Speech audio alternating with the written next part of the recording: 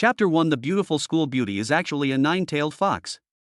Dragon Kingdom, Shanghai City Beast Taming School. The students were all filled with excitement.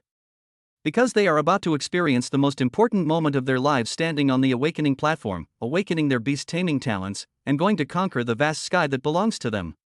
Brother Lin, how long do you think the principal's speech will last this time? A classmate asked curiously. I'd guess about 10 minutes. Lin Yi answered casually. It won't take that long. I guess it'll be about 7 minutes. Another classmate chimed in. Lin Yi, Wang Xiaoguo, stop whispering to each other while the principal is speaking. If you do that again, go back to your classroom. The homeroom teacher suddenly reprimanded him sternly. Okay, teacher. Lin Yi and Wang Xiaoguo quickly replied, and then quieted down.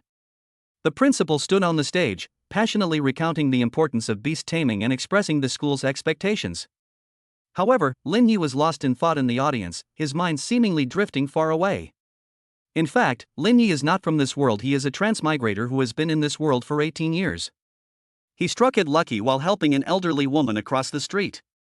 Then a person whose face he couldn't see told him that good people are rewarded, and then transported him into the body of Lin Yi in this world. In this world, everyone tames beasts.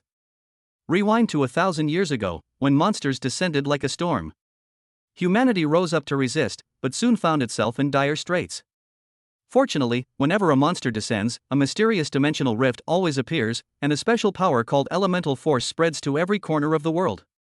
Influenced by the Yuan energy, women awaken their star beast bloodline upon reaching adulthood, transforming into powerful star beasts to participate in battles. However, as the Yuan energy continues to erode them, their physical bodies will gradually be corrupted by demonic forces, and they may eventually turn into terrifying monsters. In contrast, men will awaken the power of beast taming. By forming contracts with spirit beasts, they can not only prevent women from being corrupted by elemental energy, but also enhance their own combat power. However, just as Lin Yi transmigrated to this world, a small incident seemed to occur. He seems to have forgotten to give time travelers the essential cheat codes. However, when he transmigrated, he was given a book with him that was called the Book of the Covenant of All Spirits, but it was empty and had no words inside.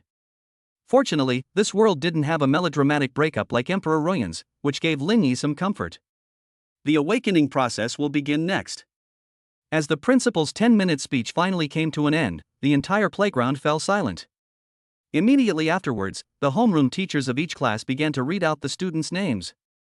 Zhang San awakens E-level talent. Li Si awakens D-level talent. Zhang Wu awakens F-level talent. One student after another stepped forward to awaken their talents. Some had F-level talents, some had E-level talents, but there were very few high-level talents above B-level. As their names were called one by one, more and more students awakened their talents. Next, Wang Xiaoguo, the homeroom teacher's voice rang out. Wang Xiaoguo, the chubby boy, was so excited that his face lit up and his little eyes widened. He patted Lin Yi's shoulder hard and said, Brother Yi, watch me awaken an SSS level talent that will shock everyone. I'll protect you from now on. After saying that, he took a deep breath and ran towards the awakening platform. Go on, fatty. Lin Yi forced a smile, watching his friend's retreating figure. His heart was completely unmoved, even somewhat numb. 18 years have passed, and the golden finger has vanished without a trace. He had already made the worst preparations for this fateful awakening. Wang Xiaoguo stood in the center of a metal disc engraved with runes. The mentor placed the awakening crystal inside. Buzz! A soft white light enveloped Wang Xiaoguo. The scale on the light screen rapidly increased. FEDCBA. Finally, it came to a steady stop in the Class A area, bursting with a bright blue light. Whoosh! A wave of envious gasps and exclamations rose from the audience. Rank A. It's Rank A talent. Wang Xiaoguo is amazing. Our class's first A grade. The principal and mentors also smiled with satisfaction. An A-level talent that's already the elite of the elite, a future pillar of society. The mentor announced, Wang Xiaoguo has awakened an A-level talent, Energy Resonance. This talent can increase the efficiency of contracted spirit beasts in absorbing the energy of heaven and earth, and slightly enhance the power of spirit beast skills. Excellent potential. Congratulations! Wang Xiaoguo excitedly waved his fist as he ran off the stage to greet his classmates. Congratulations! The ceremony continued. With Wang Shug was a grade leading the way, the subsequent C and B grade students had a lukewarm response. Lin Ye's name was listed towards the end. He watched quietly, his thoughts drifting. Finally. Next up, Lin Yi. Lin Yi calmly stepped out of the queue and onto the awakening platform. The instructor placed a crystal inside. A white light shone. The light screen scale bar jumped lazily, FEDC finally, it firmly fell back, stopping steadily in the lowest F level area, its light dim and faded. F level. The instructor's voice was calm and formulaic. The audience fell silent instantly, followed by low murmurs and a few snickers. Rank F, just as I expected. Alas, what a pity. Wang Xiaoguo was so anxious that she stomped her feet, but was stopped by the homeroom teacher's gaze.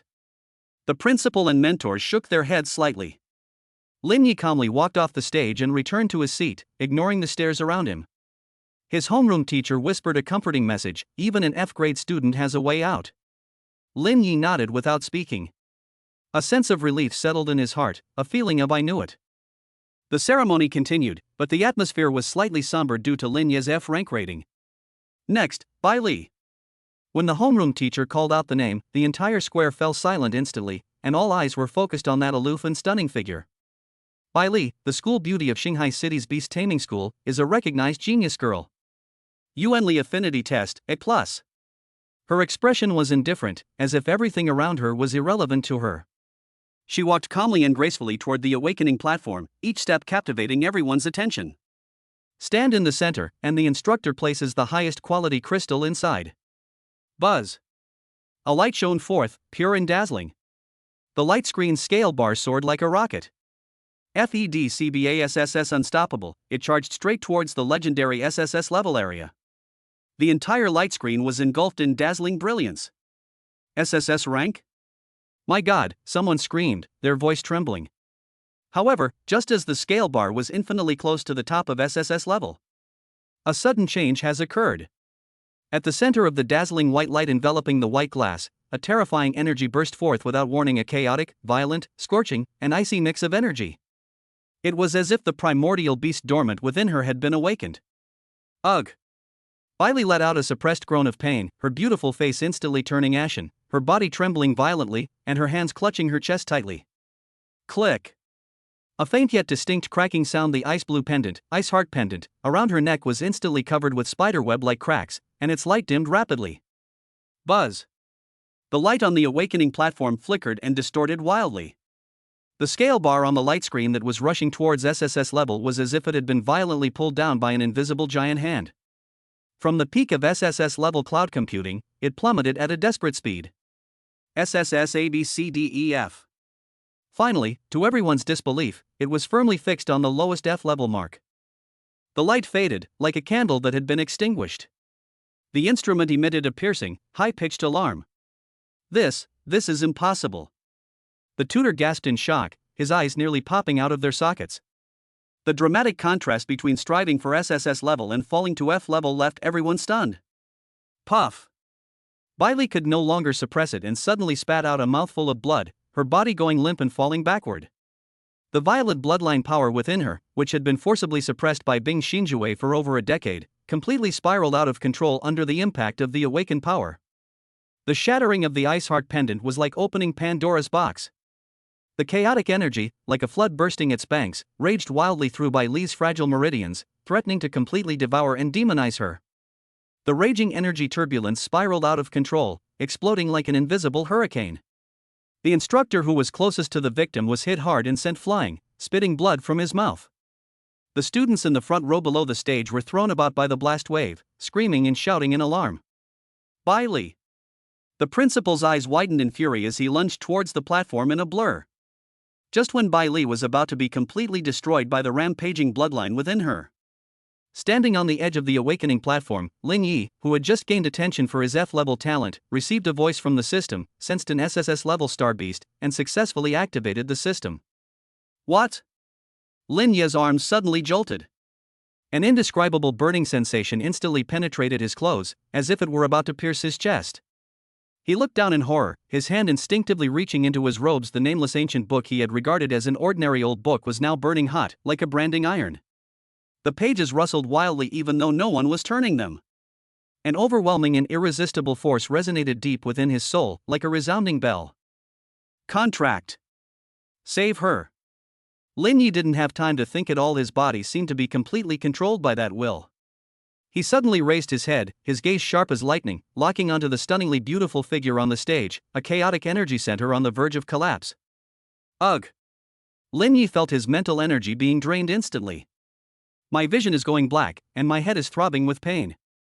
The ancient book in his arms burst forth with an unbearable golden light, broke free from his grasp, and transformed into a dazzling golden rainbow that tore through space. Ignoring the raging energy turbulence, it instantly appeared above Bai Li's head. The ancient pages flipped rapidly in the golden light, and a huge, majestic phantom of the character Qi composed of countless mysterious runes rose brilliantly above the pages, exuding an unparalleled pressure that suppressed eternity and ruled over the 8 wastelands. The oppressive force even caused the principal, who was pouncing in mid-air, to freeze in place. Buzz! A massive chain, composed entirely of golden runes, shot out from the center of the illusory character. It ignored space and chaotic energy, and with an unquestionable and irresistible will, it pierced Bai Li's brow with perfect precision. Ah! Bai Li let out a shrill scream that seemed to come from the depths of her soul, her body arched suddenly, and her silver hair danced wildly without wind. The moment the golden chain pierced Bai Li's brow, Lin Yi felt as if a part of his soul had been torn apart. Puff! His vision went completely black, his throat felt metallic and sweet, and he vomited out a mouthful of scalding hot blood from his heart. His body, like a puppet with its strings cut, fell straight forward, crashing heavily onto the edge of the cold awakening platform, and he completely lost consciousness. In his final moments before falling into a coma, he vaguely saw the golden rune chain connecting him and Bai Li burst forth with an unprecedented, dazzling SSS-level light, enough to illuminate the entire Shanghai city. This light is sacred, vast, and carries the power of creation and order. Like a warm torrent, it instantly overwhelmed the raging, violent energy within Bai Li's body, and with overwhelming force. She forcibly awakened, reshaped, and completely stabilized her SSS-level talent source, which had been suppressed and fallen into obscurity, from the chaotic ruins. At the same time, the light emanating from the chains clearly revealed a fact.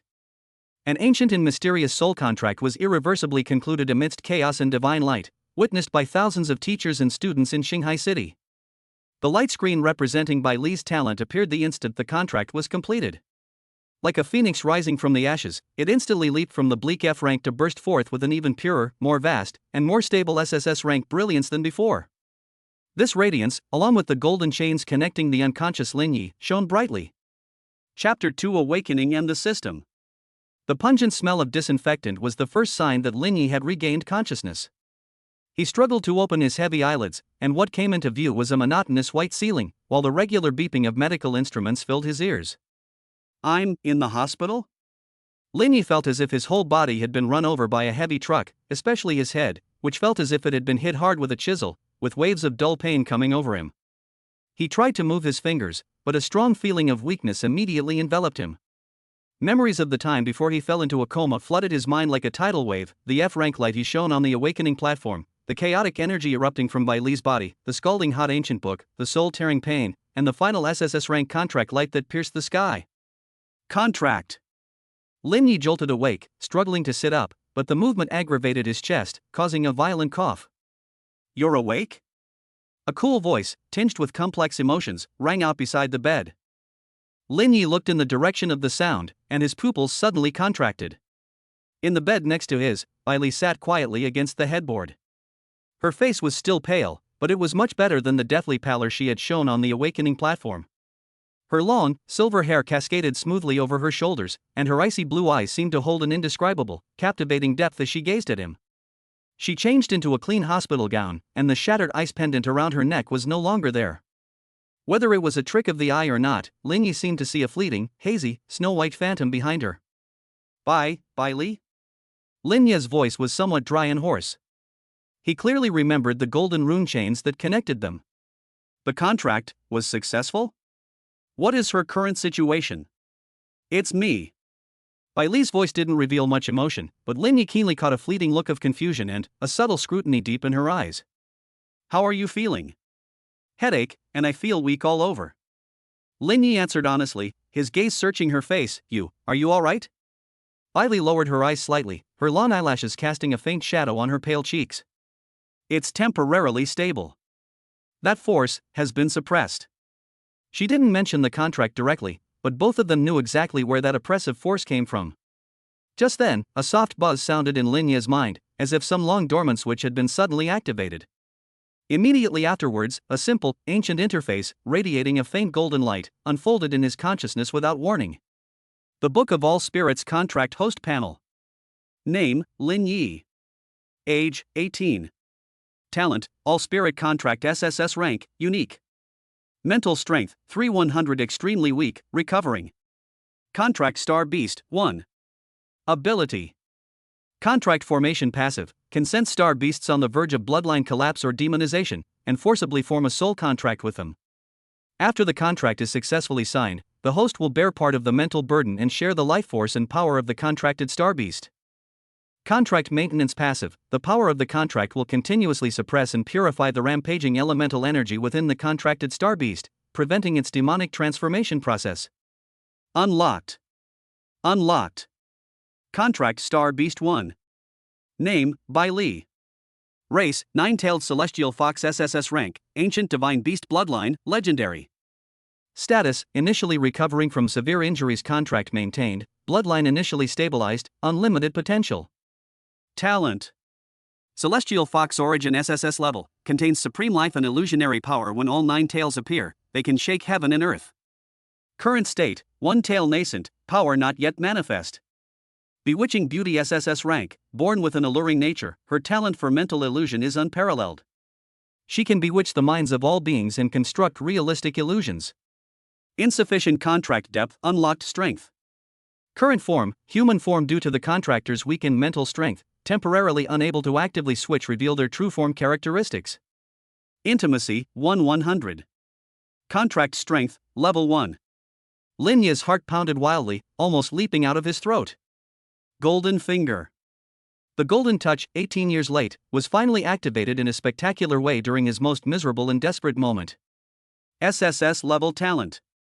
All Spirit Pact. Forced contract with endangered star beasts. Share life and give back to others.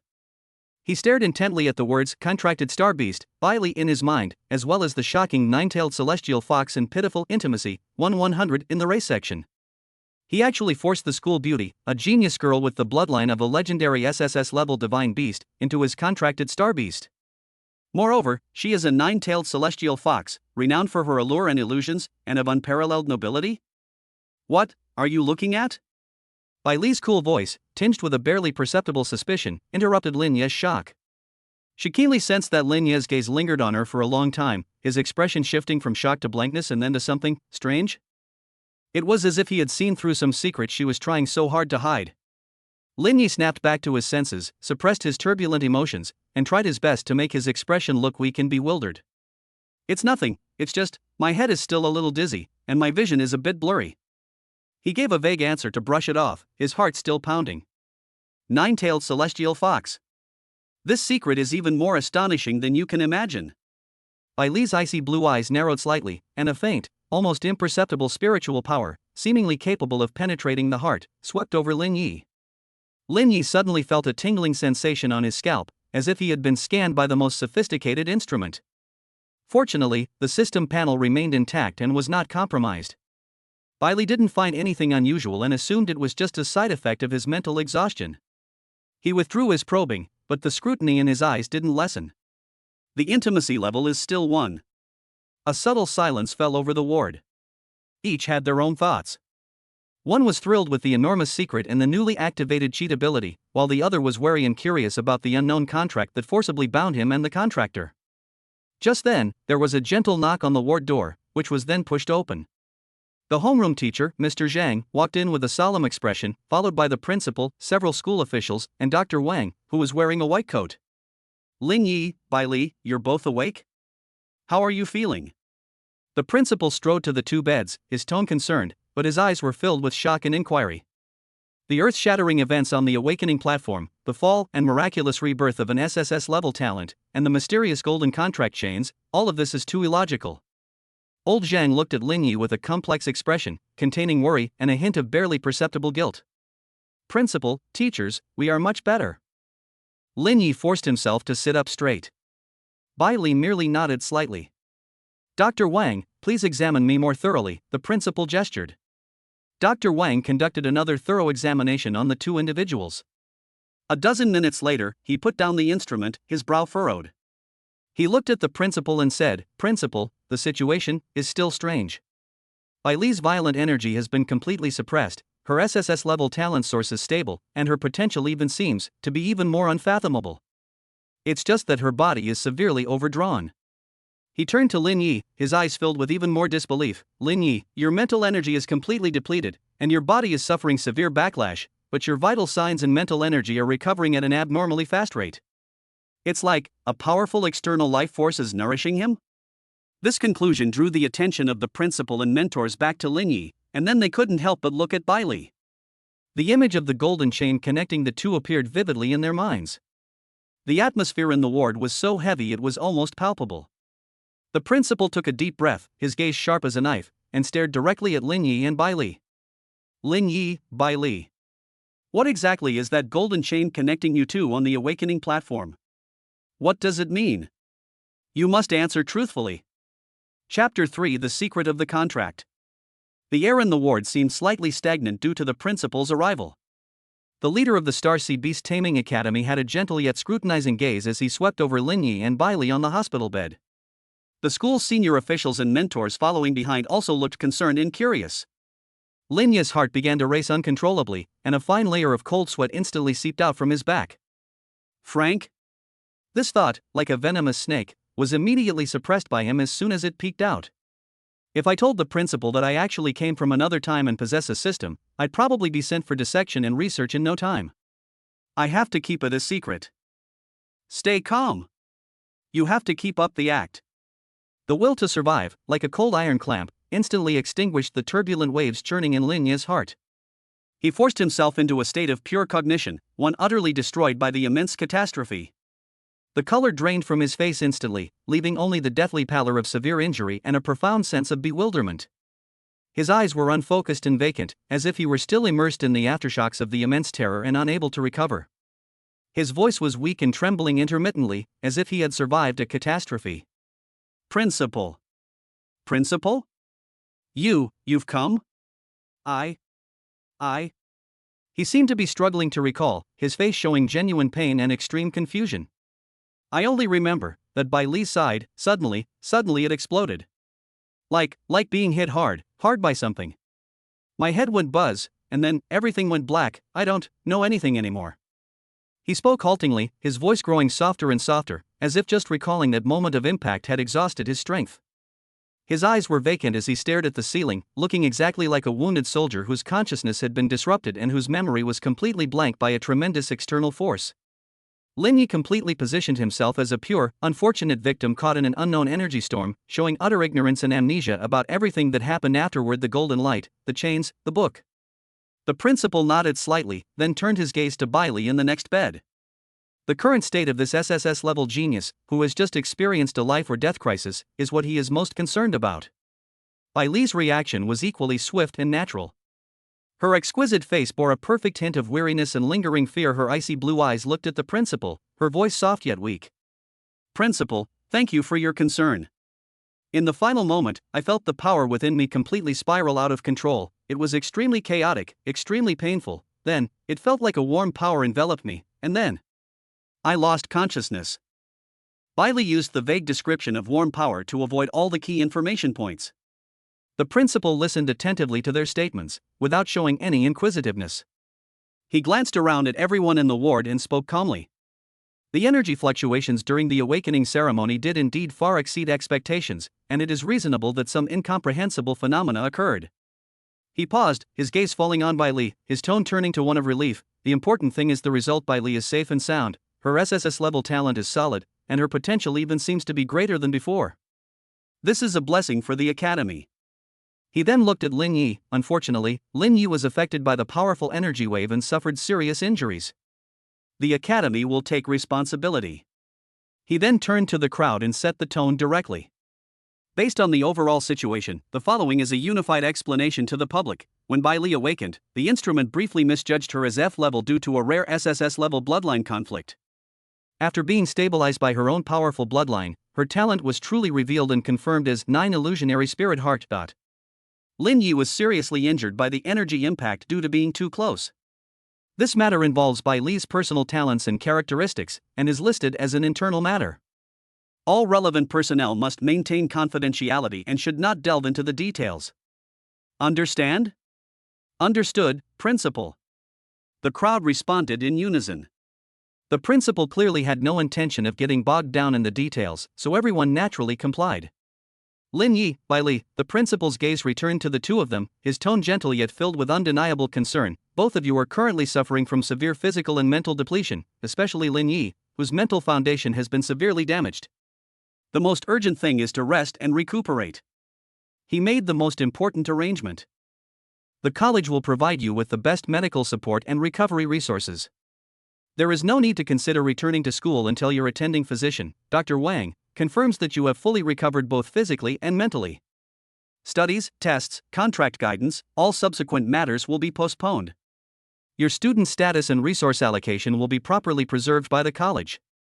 Now, your only task is to focus on recovering and heal as quickly as possible. Understand? His words were earnest and full of the care of an elder, completely relieving the two of the pressure they would face from the outside world in the short term. Understood, thank you, Principal. Lin Yi replied quickly, his voice filled with genuine gratitude and relief. The heavy weight on my heart was instantly lifted. Thank you for your concern, Principal.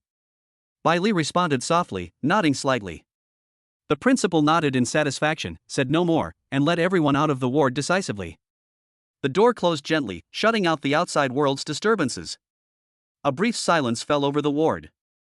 Lin Yi leaned against the headboard, exhaled a long, deep breath, and his tense nerves suddenly relaxed. Only then did he truly feel that the cold sweat on his back had soaked through his hospital gown. Although the principal was gentle, the pressure of being the focus of so many powerful figures still made him feel uneasy. Now that he was relaxed, a feeling of exhaustion immediately washed over him. He subconsciously turned his head to look at the bed next to his. Almost simultaneously, Belle turned her head, her icy blue eyes meeting his gaze precisely. The feigned weakness and fear had faded away, leaving only a deep, cold pool, carrying a hint of inquiry and an indescribable sense of amusement. Her red lips parted slightly, her voice extremely low, yet clearly reaching Lin Yi's ears. The reaction time is not slow. Lin Yi gave an awkward twitch of his lips and lowered his voice as well. Likewise, the power of warmth, very clever. He essentially acknowledged the unspoken performance between the two sides, saying, otherwise, things would be much more complicated. Belle didn't reply, but simply shifted her gaze away, turning it back to the blue sky and white clouds outside the window.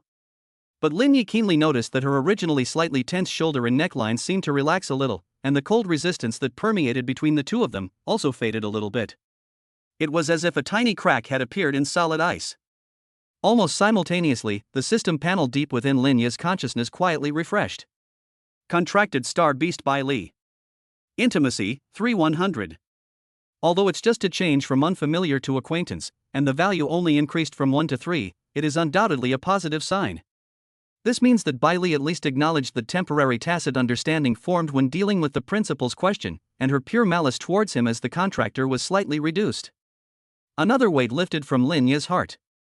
He lay back down on his pillow, closed his eyes, and felt the exhaustion of surviving the ordeal and a faint sense of relief. The principal hurdle has finally been overcome smoothly. He possessed the system, the strange book of 10,000 spirits contract, the true identity of belle, the nine-tailed celestial fox, and the mandatory soul contract. These earth-shattering secrets were temporarily preserved. His consciousness sank into his sea of consciousness, where the ancient, faintly golden book of the covenant of all spirits floated silently. The page stopped after the one displaying his personal status and contract information, clearly marked with belle's nine-tailed celestial fox, SSS rank name and race. A seemingly useless person with an F-level talent has his soul bound to a nine-tailed celestial fox, an ancient divine beast with an SSS-level bloodline. This stark contrast is absurd and bizarre, yet it is full of infinite possibilities. Although the road ahead is still full of thorns, the relationship remains cold, and the future is full of great unknowns and challenges. This has undoubtedly torn open a crack to the light for him and a hellish start. The most urgent task is to make the most of this precious rest period, which has been specially approved by the principal, and to seize every second to recover our strength. His mental strength must be improved as soon as possible, as it is related to his life, the maintenance of the contract, and the foundation for exploring more functions of this mysterious book of the covenant of all spirits. He needs to delve deeper into the system, unlock those gray question marks, and figure out the conditions and significance of contracting more star beasts. Power. He had never craved power so much.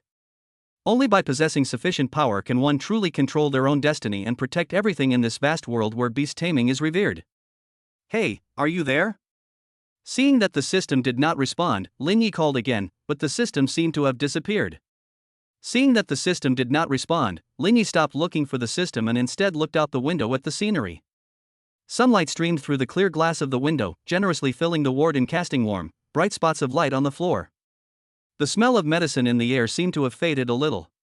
In a peaceful and serene atmosphere, between Lin Yi and the nine-tailed celestial fox belle. This strange bond and future journey, filled with concealment, testing, and endless possibilities, quietly began to recuperate and accumulate strength in the small hospital room after the external pressure was temporarily relieved. A new chapter will slowly unfold, beginning with a silent recovery and covert exploration. Chapter 4: Cultivation and Attack. Baile's voice rang out again, even lower than before, with an unprecedented hesitation, as if she were only whispering to the sunset outside the window, "Took the backlash for me." She didn't look at Lin Yi. Her voice was soft, yet carried immense weight. "If it weren't for the force of the contract suppressing it and sharing some of the impact, I would probably be a corpse by now." His words clearly conveyed the lingering fear of surviving the ordeal, as well as his sincere gratitude to the source on the other end of the contract. She vividly remembered the soul-wrenching pain of her blood going berserk, and she also sensed that it was the golden chain and the immense sacrifice at the other end that pulled her back from the brink of destruction. Lin Yi was slightly taken aback, not expecting her to bring this up on her own initiative. He shook his head, his tone sincere and frank. "Given the circumstances, we had no other choice. It's a miracle we survived." Bailey remained silent for a moment, her long eyelashes trembling slightly like butterfly wings. She didn't speak again, but simply closed her eyes again. But this time, Lin Yi immediately felt that the yuan energy that was originally slowly drifting in the ward was as if it was being drawn by an invisible and powerful magnetic force, and began to converge towards Baile's body in a smoother and more concentrated way.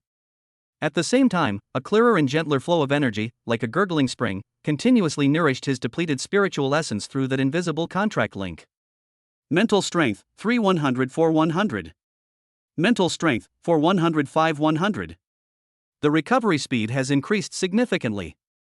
Lin Yi understood, she's actively guiding her yuan energy to accelerate her recovery, while also consciously channeling more yuan energy back to me through the contract. This is her way of expressing gratitude, silent yet powerful. The intimacy level didn't change immediately, but Lin Yi could sense that the crack on the ice wall seemed to have widened a little bit more. He stopped speaking, closed his eyes, relaxed his mind, and fully received the pure and gentle life energy feedback from the SSS level 9-tailed celestial fox. The depleted sea of consciousness, like rain after a long drought, greedily absorbed every drop of energy, and the cracked riverbed was slowly moistened and repaired. Although the process is still slow, it is full of hope. Time slipped away quietly during the peaceful recuperation. The nurse came in, changed the dressing, and brought over a specially prepared nutritional meal rich in vital energy factors.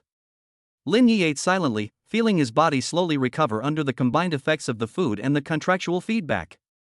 Bailey still ate very little and spent most of her time sitting in meditation.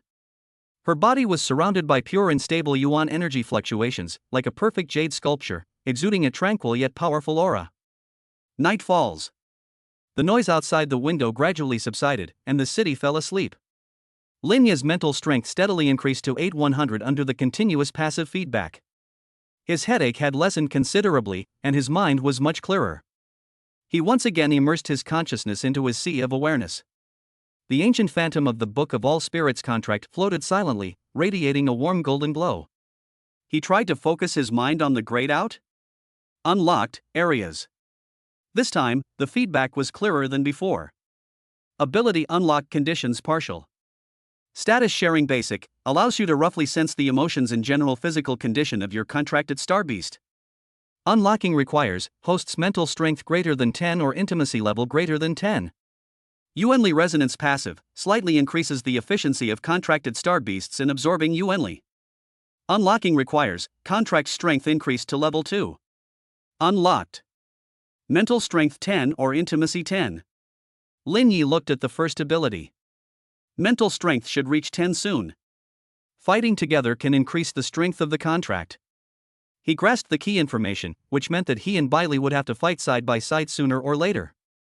The thought of fighting alongside this nine-tailed celestial fox, with whom he currently had a delicate relationship but terrifying strength, filled Lin Yi with both trepidation and a faint sense of anticipation. Just as he was pondering, a strange feeling came over him without warning. The feeling did not come from the five senses, but acted directly on the mental level like a cold, venomous snake quietly crawling up his back, bringing a chilling sensation that made one's hair stand on end. Cold, chaotic, and pure bloodlust. This aura is evil and violent, devoid of any rationality. It is the pure, textbook-described aura of a demonic beast. The source is a dark corner not far from the hospital building, where the lights cannot reach. There's something there. Lin Yi suddenly opened his eyes, his heart clenching instantly. This pure malice made his hair stand on end, and a chill ran straight to the top of his head. Almost at the same time, Bailey also suddenly opened her eyes. In the dim light, his icy blue pupils suddenly contracted into dangerous needle-like shapes. A chilling, bone-piercing cold instantly spread out, not intentionally released, but an instinctive reaction from the depths of one's blood, as if facing a natural enemy.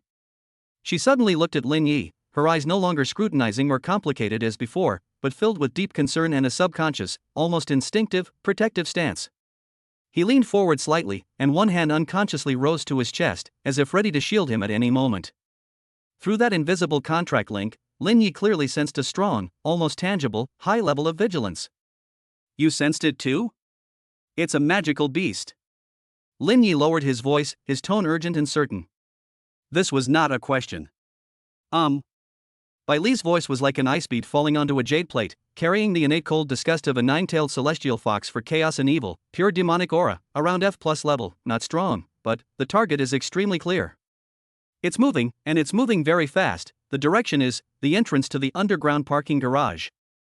Her perception far surpassed Lin Yi as she instantly locked onto the movement of that evil aura and keenly sensed the abnormality in its trajectory, heading straight for its target without hesitation. Garage? There are medical staff and support personnel on night shift there. There are also key nodes connecting to the hospital's energy system.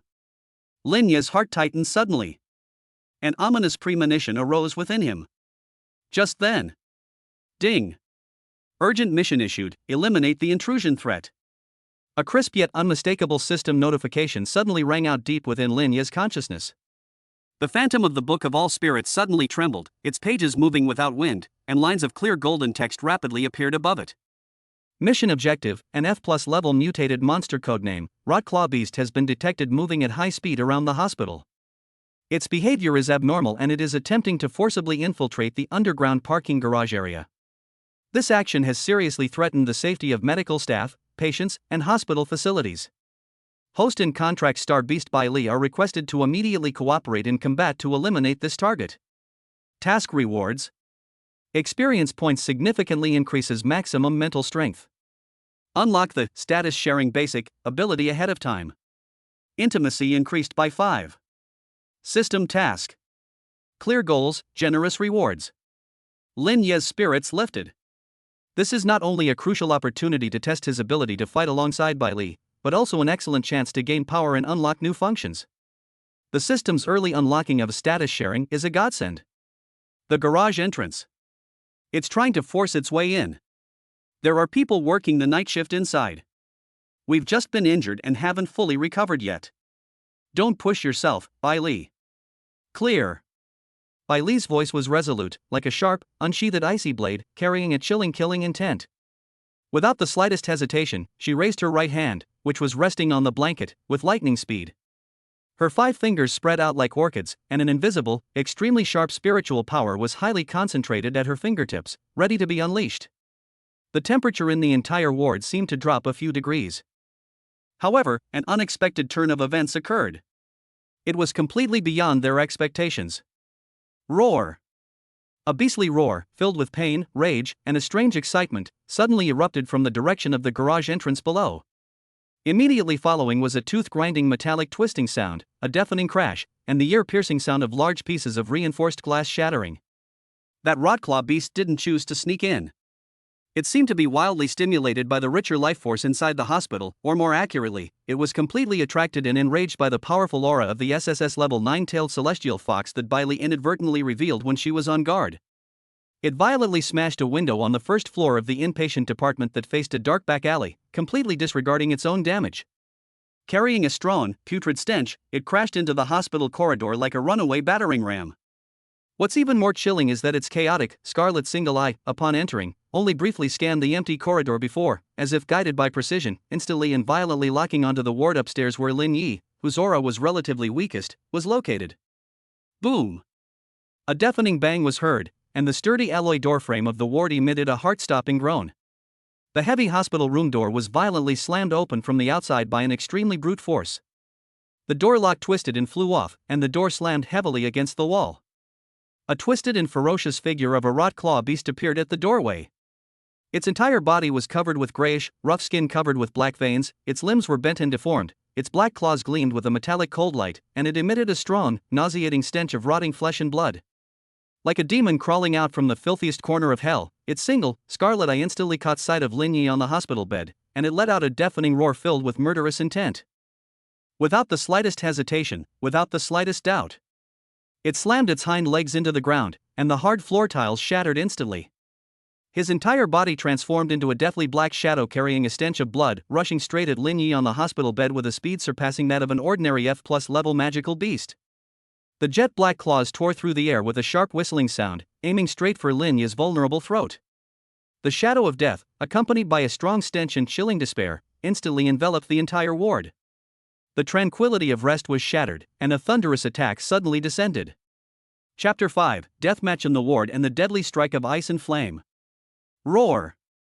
A deafening roar, accompanied by a strong, putrid stench, shattered the brief tranquility of the ward like a death knell. The twisted and ferocious wrought claw beast transformed into a black shadow carrying an aura of destruction, rushing straight towards Lin Yi on the hospital bed. The jet black claws tore through the air with a piercing shriek, their target precise the throat. The shadow of death was chilling and bone-chilling, instantly freezing Lin Yi's blood. The slight clarity brought by raising my mental strength to 8 points seemed so insignificant in the face of the berserk-killing intent of the F+ level monster. He didn't even have time to think. His body's instinct made him want to lean back and dodge, but the weakness of his recent serious injury and the terrifying speed difference made him realize with despair that he couldn't dodge.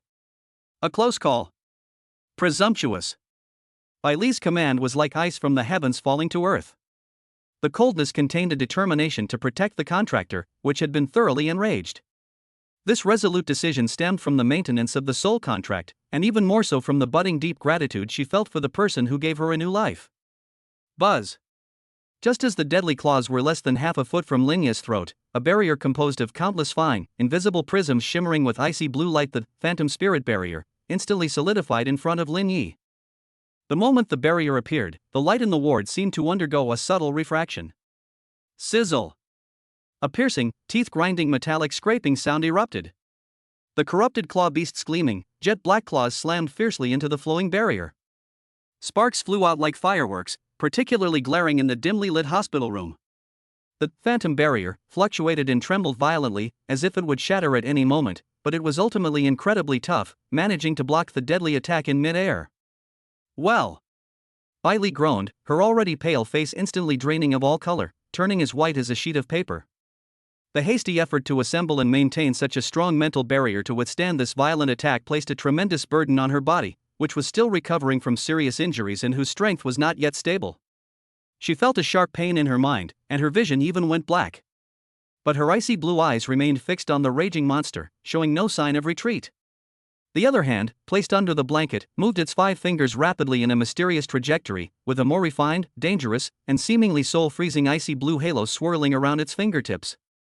The rotting claw beast's attack was thwarted, and the chaotic savagery in its crimson single eye boiled over completely. It let out an even more deafening roar, and its other claw, carrying even more force than before, tore through the air and swung down fiercely once more.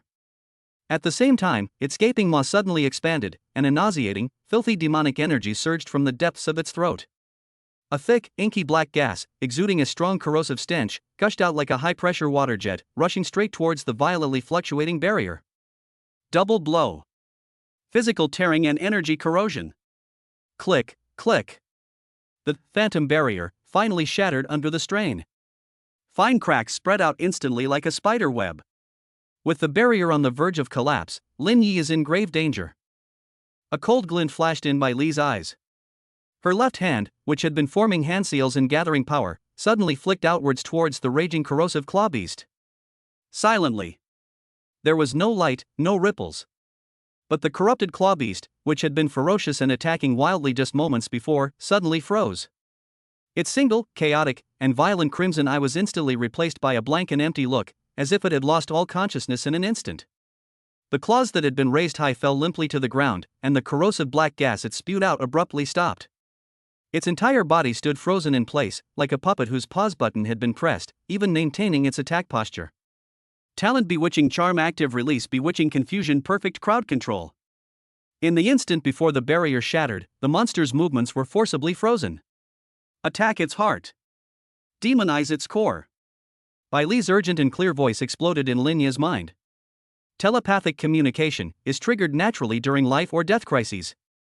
At the same time, in Lin Yi's eyes, the system instantly marked an extremely tiny, bullseye-like golden dot on the heart of the corrupted claw beast's violently heaving, grey chest covered with black blood vessels.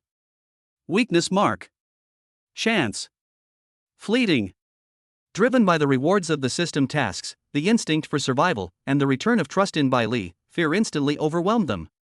An unprecedentedly fierce light erupted in Lin Yi's eyes. Die. A beast-like growl burst forth from deep within his throat. Lin Yi unleashed power beyond his limits. Completely disregarding his physical weakness and excruciating pain, he suddenly sprang up from the hospital bed and lunged at the stunned monster like an arrow released from a bow. His gaze was fixed on the golden dot marked by the system that pulsating, filthy, demonized core. Arms? His gaze instantly locked onto the heavy, metal-cased thermos on the bedside table. Without the slightest hesitation. Like a lone wolf pouncing on its prey, Lin Yi leaped into the air, his right hand already gripping the thermos, his 5 fingers clenching the cold metal casing tightly, treating it as his last and only heavy blow. All the strength in his body, his newly recovered mental energy, and the boiling will and desire for reward in his heart were poured into this strike. With a twist of the waist and the force of the fall, the thermos cup, accompanied by a whistling sound, crashed down with all its might towards the shimmering golden light. Bang! A deep, resounding thud, like a heavy hammer striking a drum, suddenly exploded in the ward. The strike, imbued with all of Lin Yi's power, landed squarely and without any frills on the heart of the corrupted claw beast. Click. Put. First came the clear sound of bone cracking, followed by the teeth-grinding cracking sound of some kind of hard crystal or core being violently smashed. Awah! The corrupted claw beast was jolted awake from its dazed state by this extremely heavy blow, letting out a shrill, painful, and distorted scream. His entire chest caved in at a speed visible to the naked eye, creating a deep crater. Dark, foul-smelling blood, mixed with fragments of internal organs, gushed out of its mouth, nose, and chest wounds like a runaway fountain. The demonized core has suffered devastating damage. However, a thermos is ultimately just made of iron.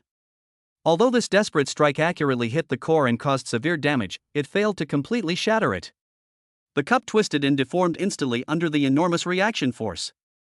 Lin Yi felt his tiger's mouth split open, his arm was in excruciating pain and numbness, and he was thrown backward by the recoil, almost falling to the ground. The excruciating pain of impending death ignited the final frenzy of the corrupted claw beast. Its single, scarlet eye instantly locked onto Lin Yi, who was unsteady on his feet due to exhaustion. Nothing else matters to them but the most primal and venomous desire for destruction to perish together with the enemy. It completely ignored the horrific, potentially fatal wound on its chest. Its remaining ferocity compelled it to squeeze out the last bit of strength from its body. With its last remaining hind limbs, it stomped on the ground, shattering the tiles. Its entire broken body, like a cannonball, charged forward with a doomed momentum. It opened its foul-smelling maw, baring its fangs, and viciously bit down at Lin Yi's neck. The speed was so fast that it left only a blood mist-covered afterimage. Lin Yi's old strength was exhausted and new strength had not yet been generated. His body was stiffened by the recoil, and he could only watch helplessly as the fangs of death rapidly enlarged in his field of vision. A chilling despair gripped his heart in an instant. In that split second, the boundary between life and death is about to be crossed. You dare! Bai Li's angry shout was filled with an unprecedentedly cold killing intent and a trace of panic that even she herself did not realize. The left hand, which had been poised to strike, finally moved. She pointed her fingers together like a sword, and the condensed, icy blue light at her fingertips suddenly shone brightly. He pointed at the decaying remains of the rotting claw beast that was about to pounce on Lin Yi and succeed. A faint, almost imperceptible, strange flame, somewhere between ice blue and pure white, like a cold star at the dawn of the universe, burst forth from her fingertips in an instant. The flame was inconspicuous, with no astonishing heat dissipation or bone-chilling cold bursting forth, as if it were just an illusion. However, the instant this minuscule flame touched the ferocious head of the corrupted claw beast, puff! A soft sound, like a drop of water falling into a pot of boiling oil, or like bubbles bursting in absolute silence. There was no earth-shattering explosion, no horrific carnage. The rotten claw beast's head, filled with fangs and brimming with extreme malice, along with its biting motion. It was as if they had been thrown into an abyss of absolute zero that annihilates everything, or as if they had been directly erased from the level of existence by an invisible dimensional force. In an instant, it transformed into a cloud of shimmering, dreamlike, icy blue starlight, sparkling dust. It drifted silently into the air of the ward. The headless, mangled body of the rotten claw beast, still in a pouncing posture, suddenly froze in mid-air. Then, like a tattered sack stripped of all its support, it fell softly and heavily to the ground with a dull thud. The cut was covered with a thin layer of translucent ice crystals that emitted a faint chill, smooth as a mirror, without a trace of blood seeping out. The violent magical energy dissipated completely, like a flame that had been extinguished. The ward fell into a deathly silence. Only Lin Yi's heavy, rapid breathing, like that of a broken bellows, and his own heart pounding wildly like a drum, almost bursting out of his chest, resounded incessantly in my ears. He stood frozen in place, his right hand still tightly gripping the severely twisted and deformed thermos cup stained with dark blood, his arm trembling slightly uncontrollably. He stared blankly at the headless, frost-sealed remains of the monster on the ground, and at the icy blue stardust slowly drifting down in the air, refracting the faint light from the window like tiny diamonds. What just happened? That tiny glimmer of light, that power that instantly annihilated the ferocious beast's head, turning it into stardust. This is the true source power of the SSS Level 9-tailed celestial fox? Ice flame? Purification of the world? The unparalleled shock and lingering fear, like ice water mixed with magma, instantly overwhelmed Lin Yi's consciousness. He slowly and somewhat laboriously turned his head to look at Bai Li on the hospital bed. Bai Li's face was deathly pale, almost transparent, her breathing was rapid like a fish out of water, her smooth forehead was covered with fine cold sweat, and her body was trembling slightly. That seemingly effortless yet incredibly powerful annihilation strike had clearly affected her still healing foundation, leaving her almost completely exhausted. But when her icy blue eyes looked over, her expression was incredibly complex. There was the chilling aftertaste of battle, the deep exhaustion from overexertion, and the instinctive loathing for demonic creatures. But more than anything, there was a lingering sense of relief after surviving a disaster, and a profound and unconcealed gratitude for Lin Yi's fearless and precise strike.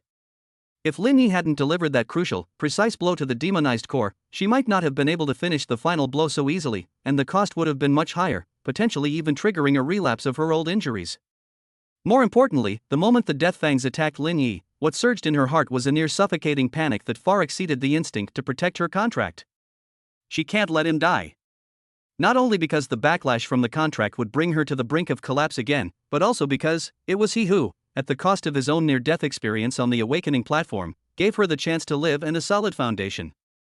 This gratitude was magnified infinitely on the edge of life and death. Just then, deep within Lin Yi's consciousness, the Book of the Covenant of All Spirits shone brightly. A solemn system notification sounded. Ding! Urgent mission, eliminate the intrusion threat. Completed.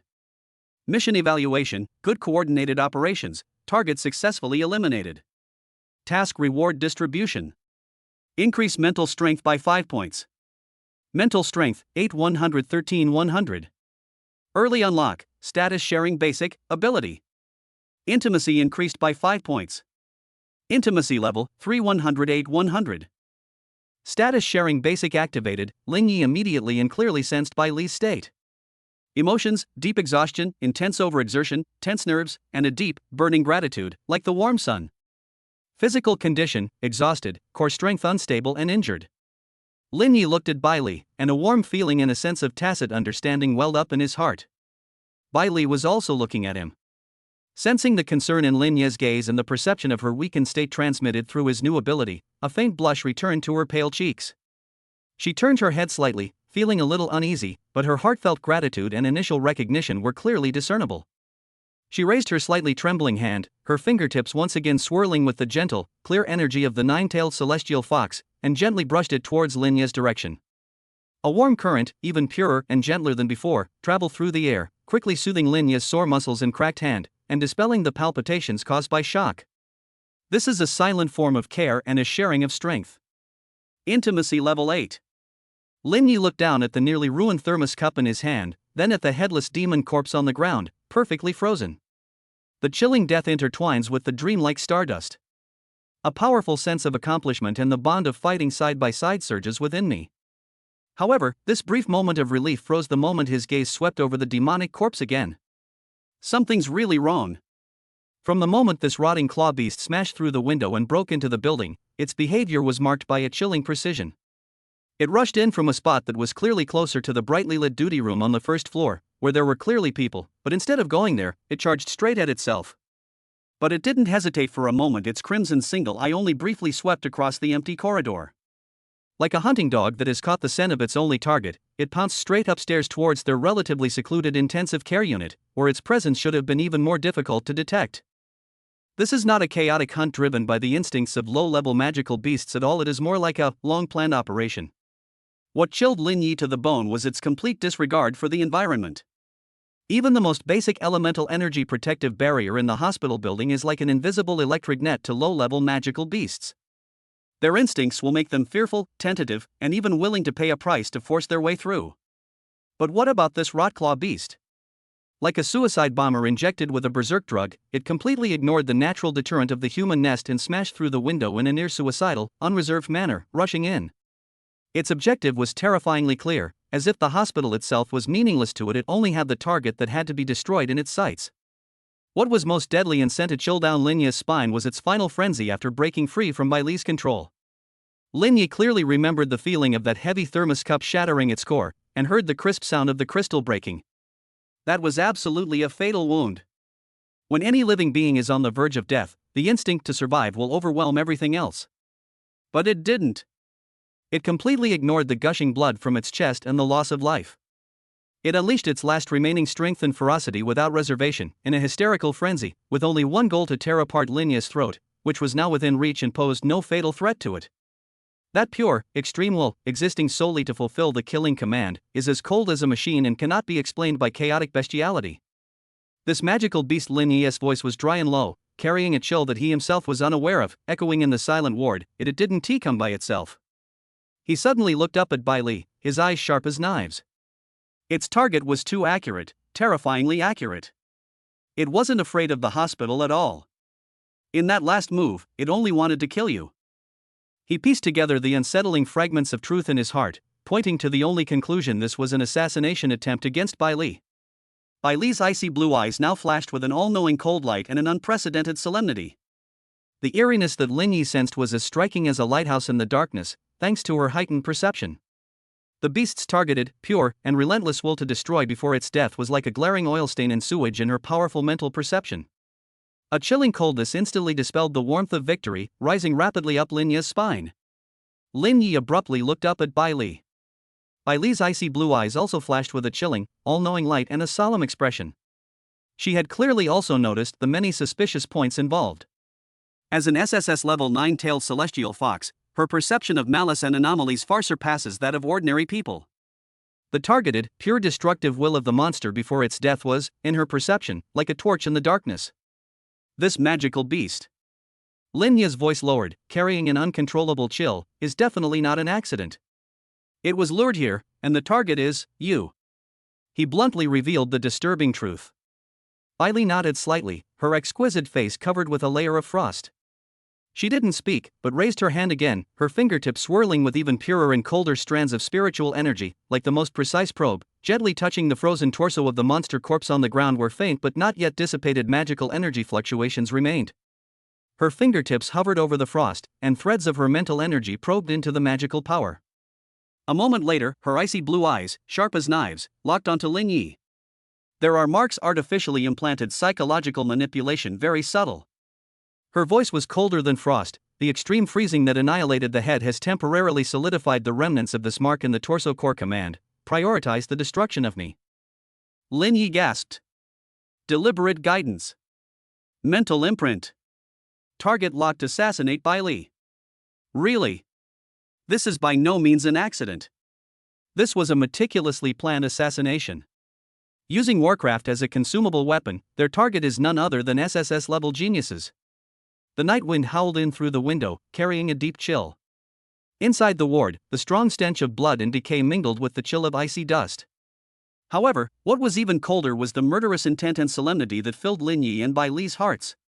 The battle ended, and a deadly enemy lurking in the shadows revealed the cold glint of its venomous fangs. Chapter 6: Dark Scale Secrets and the Night Before Tempering. The ward was deathly silent, with only Lin Yi's heavy breathing echoing in the air. The stench of blood mingled with the scent of ice dust. On the cold floor, the headless remains of the wrought claw beast were sealed with crystal and frost, resembling a bizarre ice sculpture. The throbbing pain from the reopened wound on the back of his hand was a reminder of the life or death struggle he had just experienced. The night wind howled in through the window, carrying a deep chill, making the atmosphere in the ward extremely oppressive. Bai Li leaned against the headboard, her face even paler than before. The fatigue and weakness from casting Ice Flame Annihilation lingered in her icy blue eyes. The pure spiritual energy that had been swirling around her fingertips had dissipated, leaving only a few wisps of barely perceptible icy aura. Bang! The dilapidated door of the ward was violently pushed open. A blinding beam of flashlight swept in like a sharp sword, instantly illuminating the chaotic scene in a stark white light. Don't move! Hands up! Protect the target! A jumble of shouts suddenly rang out, accompanied by the deep hum of a weapon charging with elemental energy. A team of fully armed hospital security personnel rushed in. Wearing a standard gray protective suit and holding a pulse rifle that shimmered with a ghostly blue energy, he instantly locked onto the terrifying demonic corpse on the ground, Lin Yi holding a twisted thermos cup, and Bai Li, who was lying weakly on the hospital bed. Upon seeing more than a dozen pulse rifles pointed at him, he was so frightened that he immediately threw away the thermos cup that he had just used until it was completely worn out. The leader was a burly, middle-aged man with a resolute face like a rock. The insignia on his shoulder straps indicated that he was the security captain. His gaze was like that of a hawk. A quick scan of the scene revealed shattered doors and windows, splattered dark blood, a pervasive stench, a headless, frozen demon corpse, a weakened SSS-level genius, and Lin Yi, an F-level boy holding a murder weapon with unusually sharp eyes. The stark contrast caused his brows to furrow. What happened here? Report the situation. The security captain's voice was stern and oppressive, and he subconsciously lowered his gun slightly, but his vigilant gaze never left Lin Yi and the demonic corpse on the ground. It's a monster attack. Lin Yi spoke first, his voice hoarse but exceptionally clear, carrying the fatigue of battle and an undeniable certainty. An F+ level corrupted clawbeast smashed through a window in the back alley on the first floor and forced its way in, its target extremely clear, directly targeting Bai Li. We were forced to defend ourselves and joined forces to kill it. A monster attack? A breach of the hospital's outer defenses? A young security guard gasped in disbelief, his face contorted in shock. The security captain's sharp eyes scanned back and forth between Lin Yi and Bai Li. Especially when they saw Bai Li's frail and swaying state and the cracked wound on Lin Yi's hand, their suspicion was palpable. A severely injured SSS rank monster and a universally acknowledged F rank loser teamed up to kill an F+ rank monster? This defies common sense. Lin Yi, stay where you are. The security captain's voice was unquestionable, his gaze scrutinizing Lin Yi. Explain the details in detail. Bai Li, how are you? He turned to Bai Li, his tone slightly softer, but his vigilance remained. Bai Li merely glanced at him coldly, her icy blue eyes like polar ice, carrying aloofness that kept people at arm's length and annoyance at being disturbed. She closed her eyes slightly, seemingly trying her best to suppress the discomfort and weakness churning within her body, and did not answer. Through status sharing, Lin Yi clearly sensed her extreme weakness and annoyance at this moment. What she needed was absolute quiet and recovery, not interrogation. Her internal strength was almost exhausted. Lin Yi took a deep breath, forcing himself to calm down. He knew that he had to gain the trust of the security personnel to buy time and a safe environment. Lin Yi quickly described the general course of events in concise language. About 10 minutes ago, we sensed a strong aura of a magical beast outside the hospital. It then forcibly broke through a low-rise window in the back alley and rushed in, heading straight here with unusual accuracy. Bai Li used her talent to temporarily control it, and I seized the opportunity to severely damage its core. Finally, Bai Li completely killed it. The target is unusually accurate? Heading straight here? The security captain frowned. He crouched down and carefully touched the smooth, mirror-like ice crystals at the severed end of the monster's corpse with his tactical gloved hand. A bone-chilling cold instantly pierced through the glove, making his fingers stiffen. A hint of shock flashed in his eyes, and his gaze toward Bailey became more serious. The power of an SSS-level being is indeed unfathomable. He then carefully examined the shattered doorframe and the marks on the ground, confirming the ferocity of the battle. Captain! We've found something! A team member who was carefully examining the cracked corner below the doorframe suddenly shouted in a low voice. He carefully picked something up from the gap using special metal tweezers. It was a piece the size of a fingernail, with irregular edges, and a texture that was neither gold nor stone, presenting a dark, deep black color that seemed to devour light. Most strikingly, its surface is covered with extremely fine, layered natural patterns that closely resemble the scales of some cold-blooded creature, a cold, slippery snake scale pattern. Under the stark white light of the ward, the black scale exuded an extremely unsettling, viscous, and chilling aura, completely different from the frenzied chaos of the monster, carrying a purer, abyssal malice. The security captain immediately took the tweezers, brought them close to the bright flashlight to examine them, and his face instantly turned extremely ugly. What the hell is this? It's not from the rot claw beast. He had never seen such a strange object with this material and aura before. Lin Yi and Bai Li's gazes were instantly drawn to the eerie black scales. Lin Yi felt a strong sense of filth and coldness wash over him, which instinctively made him feel disgusted and wary. Bai Li's pupils contracted slightly, and a trace of undisguised hatred and solemnity, originating from the depths of her blood, flashed in her icy blue eyes, as if she had seen the most filthy being in the world. Just as Lin Yi was intently focused on that black scale. Ding! Highly correlated foreign object detected. Contains special dark energy and traces of mental pollution. Passive scan triggered. The system notification tone suddenly sounded. Analysis complete. Item characteristics match database fragment records. Preliminary name, Dark Abyss Scale. Related events confirmed. The organization behind the assassination is pointed to, Dark Abyss. Host's mental energy is fluctuating violently. Unlock conditions met. New feature unlocked, Spiritual Vision Beginner. Spiritual Vision Beginner, the host can consume a small amount of mental energy to actively activate this ability, which briefly enhances visual perception and allows the observation of faint energy flows, residual mental imprints, some hidden traces, and the special energy essence contained in objects that are not visible under normal circumstances. However, note that the effect and duration increase with mental strength and skill level. A powerful impulse drove Lin Yi. Almost instinctively, he mobilized his newly recovered mental energy and, following the profound guidance that appeared in his mind, focused his thoughts intently on his eyes. Buzz. My vision changed miraculously in an instant. It's like putting on a pair of glasses that allow you to see the true nature of energy. The residual yuan energy fluctuations in the ward, Bai Li's icy aura like a pale blue mist, and the dissipated magic energy of the corrupted clawbeast like murky black smoke, were clearly visible. The piece of dark abyss scale held by the security captain in his tweezers suddenly became horrifying under the spiritual vision. It was no longer just a black scale.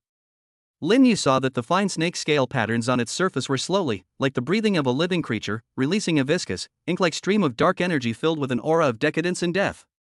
What terrified him even more was that at the core of this black scale, an extremely tiny, twisted, and evil symbol, as if branded with a hot iron, was emitting a faint purplish black glow. The shape of the symbol carried a dizzying sense of chaos, and it was of the same origin as the core command aura that he had previously sensed in the spiritual imprint left in the body of the rot claw beast. Captain! That black scale. Lin Yi's voice carried a hint of urgency and an undeniable certainty. It contains extremely strong dark energy. At its core, there's a distorted symbol glowing. Its aura is the same as the power behind the control of this monster. This was definitely not a random drop, it's a crucial clue. The security captain suddenly looked up, his sharp gaze piercing Lin Yi like a knife. You can see energy? And the symbols are glowing? His tone was filled with extreme shock and disbelief. How could an F-level student possibly possess such a legendary spiritual vision ability? Lin Yi felt a chill run down his spine, realizing he had been exposed.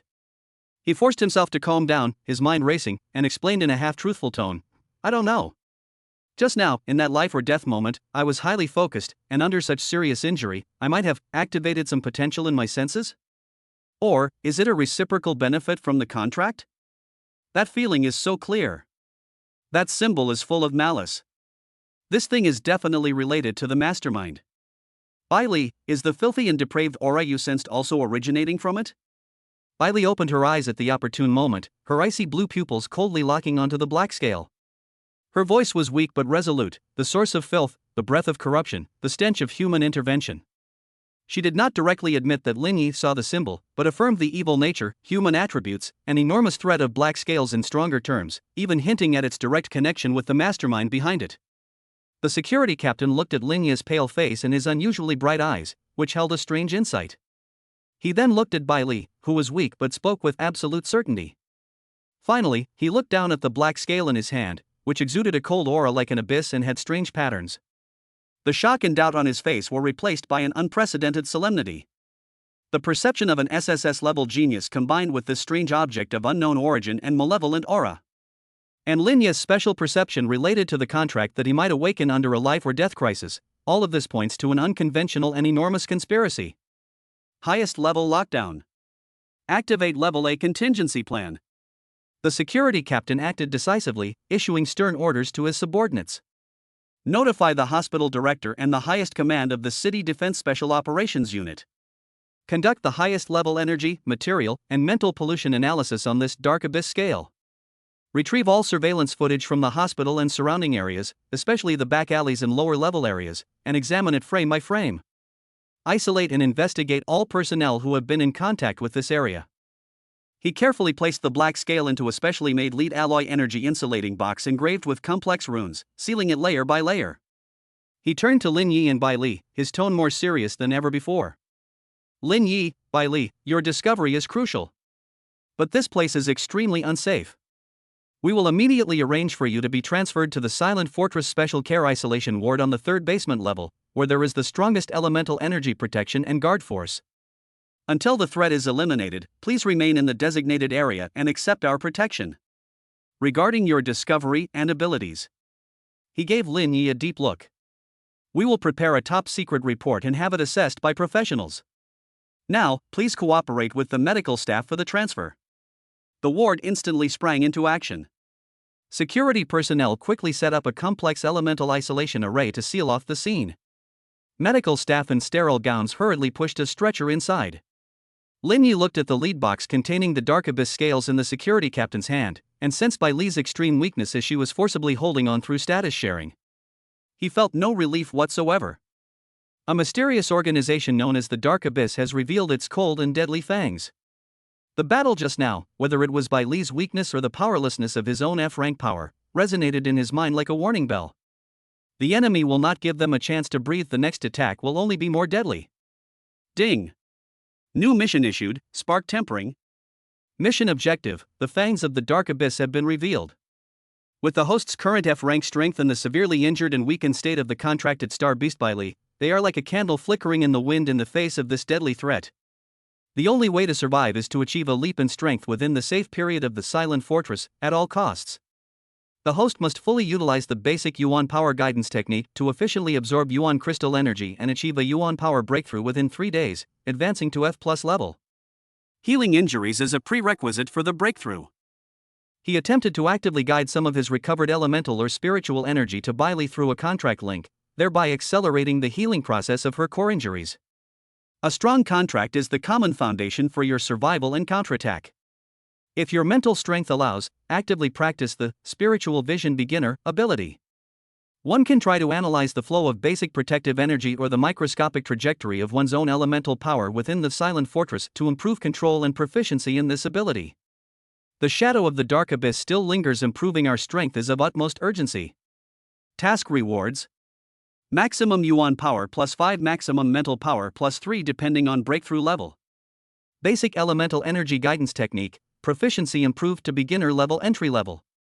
Spiritual Vision Beginner, proficiency level increased to advanced minor success.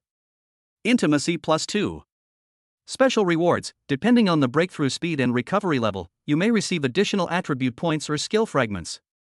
Dark Abyss. Lin Yi silently recited the ominous name in his heart, and an unprecedented sense of urgency gripped his heart. The brush with death they had just faced made them realize with absolute clarity that without strength, even survival was a luxury. The night outside the window was as thick as ink. This sudden attack was like tearing open a calm surface to reveal a turbulent undercurrent. The path to counterattack will unfold quietly amidst absolute silence and hidden crisis. Each step they take to improve their strength will become the first spark that pierces through the darkness. The proficiency level of the skill is divided into beginner entry, advanced minor success, mastery major success, pinnacle perfection, and transcendent realm. Chapter 7: The Silent Fortress and the First Spark. Cold, hard, and absolutely silent. Lin Yi lay paralyzed on the hospital bed in the silent fortress, feeling as if half of his soul had been frozen away by this place. The few stardust crystals on the bedside table, emitting a pitiful milky white glow, seemed to be silently mocking his weakness. The scarlet word's breakthrough to F+ level in 3 days on the task panel made him feel suffocated. Time? These things are even rarer than the scales of SSS-class star beasts now. He picked up a piece of stardust crystal. It was warm to the touch, and the tiny amount of energy inside felt like a firefly's tail to him. He closed his eyes and began to circulate the basic Yuan power guiding technique. The name sounded impressive, but the actual effect was, well, the pitiful wisp of Yuan power in his body moved even slower than Grandpa Wang downstairs doing his morning Tai Chi. After struggling to climb through the meridians for half a day, the energy you absorb isn't even enough to fill a tooth gap. A first glimpse into the path? That's way too high a bar. The distance between me and the minor achievement level of entering the inner sanctum feels like a galaxy apart. Damn it, 3 days? 3 days is enough for the snail to crawl to F+? Dream on. The feeling of despair hit my heart like a block of ice.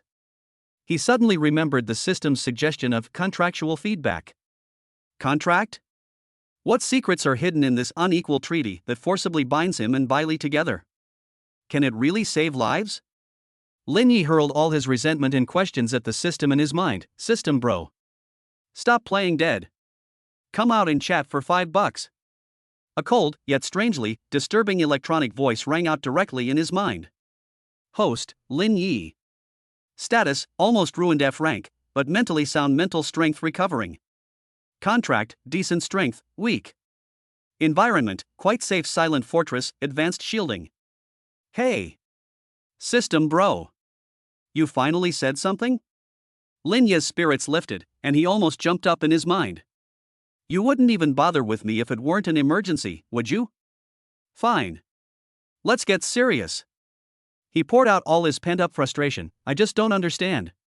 Me, a useless F rank, a piece of trash who hasn't even awakened my elemental power. What's the point of this high-class system binding me? Is it because I'm poor? Because I'm weak? Because I'm about to die? And why do you only come alive like you've woken up when you're next to that ice block? Cough, Bailey. Did she pay you to stay alive? The system seemed taken aback by his rapid-fire speech, remaining silent for 2 seconds before speaking in his mind in a tone that conveyed a sense of helplessness. Hey, that's a good question. You think I want to kidnap a newbie like you?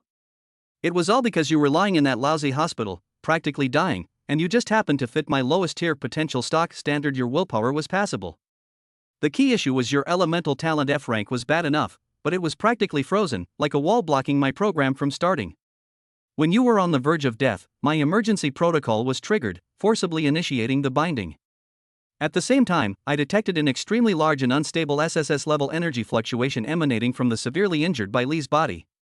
Although this energy was chaotic, it was extremely intense, like a powerful signal source. It was this powerful energy fluctuation from Bailey that unexpectedly tore a crack in the Yuan power barrier within your body, which was on the verge of collapse. This gave me an access point, allowing my core functional modules to start successfully. Contract formation, scanning analysis, the task system, and the current consciousness communication were barely activated and began to function. It could be said that the energy dissipated from the white glass unexpectedly served as the key signal source to activate me. In order to seize this hard-won opportunity, solidify this connection, and also to save your life, I immediately executed the highest priority star source symbiotic contract, forcibly binding you and Bailey together. Do you understand? This contract is now the core bond that binds the three of us together. Without Bailey as a powerful energy source, even if you bind to me, I will fall into deep hibernation due to insufficient activation energy and will be unable to provide you with any functions. Conversely, if you die, the contract collapses, and she cannot escape unscathed either. That's why I keep emphasizing increasing the strength of the contract and having you assist her in recovery. The better she is, the more stable and controllable the dissipated energy becomes, the smoother I operate, and the more support I can give you. The three of us are now in this together. Lin Yi felt like he'd been struck by lightning after hearing this, and was also a little dumbfounded. So you're just a freebie? Is Bailey the sugar daddy and super power bank who can make the system boot up and run? Without her SSS-level nuclear power plant, even if I were to bind myself to the system, it would be useless. I'd just be a living dead. This ridiculous contract is a life support system and an energy conversion power strip that the system forcibly matched and bound together in order to power on and save its life. Holy crap! System, that was pretty flashy. Lin Yi mentally scoffed, so I'm just a phone on a power strip, and Bailey is the charging head? You can't even turn on your phone without her? No wonder you keep saying the contract is the foundation and urging me to recharge her. Once she's better, your signal is stable, and only then can my phone get some Wi-Fi and charge, right? Fine. Got it. Having figured out this symbiotic relationship, the sense of frustration with the contract has lessened considerably, replaced by a more realistic sense of urgency. Only by fixing and charging the power bank can everyone survive. System bro, our biggest problem right now is those bastards from Dark Abyss. Do you have any useful information in your database? Lin Yi steered the conversation back to the main point, his tone becoming serious. The database? Don't even mention it. 92.7% damaged. I'm practically suffering from amnesia now. Using that broken scale and the internet I just connected to, I did a quick search and found out a bit. Organization name, Dark Abyss. The hallmark is a fondness for dark, sinister, and mentally polluting things, like scales, which are associated with the abyss. Method, underhanded. Sneaky. They specialize in mind control, branding low-level monsters or people with weak wills into their minds and using them as remote-controlled toys. The main objective is to carry out precise assassinations, such as killing by Li, causing damage, or stealing. Very wicked. Similar events? Online search plus encrypted file fragments. In the past 5 years, there have been 17 similar incidents worldwide of Warcraft going berserk and biting people precisely. There were 3 instances of black residue being found at the scene, and 7 eyewitnesses said that Warcraft had empty eyes like a puppet. Rumors circulate in the black market about Black Scale Society and Shadow of the Abyss, who supposedly conduct mind control experiments, modify magical beasts, and worship evil gods, and the location matches up. The scribbles on those scales look somewhat like a few forbidden runes that remain in my database, but the database is too small to be completely certain. Final conclusion: Dark Abyss is a well-organized, mind-control-based terrorist organization lurking in the shadows. They've got their eyes on you too, and it's extremely, extremely dangerous. I don't know much right now. I need to get more of their marks and member information. Lin Yi's heart sank to the bottom. Although the system's words were somewhat unconventional, the information was clear. Dark Abyss was a monstrous organization lurking in the shadows, capable of manipulating the minds of magical beasts to carry out assassinations. We and Bai Li have been targeted by this monster. There's absolutely no official record of this? Lin Yi refused to give up. Public networks? Official databases? Hunters Guild bounties? Absolutely nothing. The intelligence is all in, top secret files of various countries' militaries. Only S-level can access them, blacklists of major conglomerates, and a bunch of old cases marked unknown cause. Conclusion: these people either clean up their messes incredibly well, or they have connections. With your current small frame, forget about it. The last glimmer of hope was shattered. This is a dark organization that even sunlight cannot reach. The pressure felt like a mountain pressing down on me. Lin Yi looked at the hospital bed next to him. Bai Li kept her eyes closed, her breathing so weak it seemed it might stop at any moment. Through state sharing, that deep-seated weakness pierced him like needles. My power bank is almost out of power. No time for sentimentality, no time for fear. Lin Yi suddenly clenched the stardust crystal, his knuckles turning white. All distracting thoughts were forcibly crushed by a fierce force become stronger. Live on. He closed his eyes again, his mind more focused than ever before, like a red-hot knife, slashing fiercely at the blocked meridians. The path of the basic elemental force guiding technique shone brightly in my mind. That faint wisp of yuan energy, forcibly activated by his willpower, no longer crawled, but began to crash and tear. The energy of the stardust crystal was pulled into the body more violently. Slow? Then hurry up. Block? Then smash it open. Time passed silently within the cold fortress. The only sounds were the hum of the instruments and the faint yet fierce flow of yuan energy within Lin Ye's body. Deep within one's consciousness, the shadow of the dark abyss lurks like a venomous snake. Can that forced, somewhat roguish spark burn a path to survival before the venomous fangs fall? Chapter 8 Stardust burns out, desperate circumstances give back. The cold, lead gray alloy walls silently absorbed all sounds, leaving only the low hum of the fortress's internal temperature control system, like the breathing of some sleeping behemoth. Lin Yi sat cross-legged on the medical bed, his body taut like a fully drawn bow. 3 days. The scarlet countdown on the task panel ticked relentlessly, with less than 20 hours remaining until the deadline. In the bedside tray, the 2 remaining stardust crystals emitted an increasingly dim milky white glow, like candles flickering in the wind, reflecting the beads of sweat rolling down his pale cheeks. Having abandoned all distracting thoughts, he completely immersed himself in the operation of the basic elemental force guiding technique. That wisp of yuan energy, which had been shifting like an old ox or a broken cart within his meridians, was now transformed into a fierce and resolute torrent under the impetus of his almost self-destructive will. It's no longer about passing through, it's about colliding. Tear it apart. Each impact was accompanied by a tooth-grinding, tearing pain as the meridians were forcibly widened, as if countless red-hot steel needles were darting around inside the body. Sweat had already soaked through the thin hospital gown, clinging to the skin, and was further chilled by the constant low temperature of the fortress, bringing waves of shivers. Ugh, ho! A suppressed groan of pain squeezed out from between his clenched teeth. He could clearly see through his inner vision that fine cracks were spreading along several main paths of yuan energy circulation, which were internal injuries caused by the forced breakthrough. But Lin Yi didn't care. Time. What he lacks is time. The energy of the stardust crystals was more violently seized and refined, merging into the rampaging torrent of elemental power. The first piece of stardust crystal completely turned into grayish-white powder and fell down in a flurry.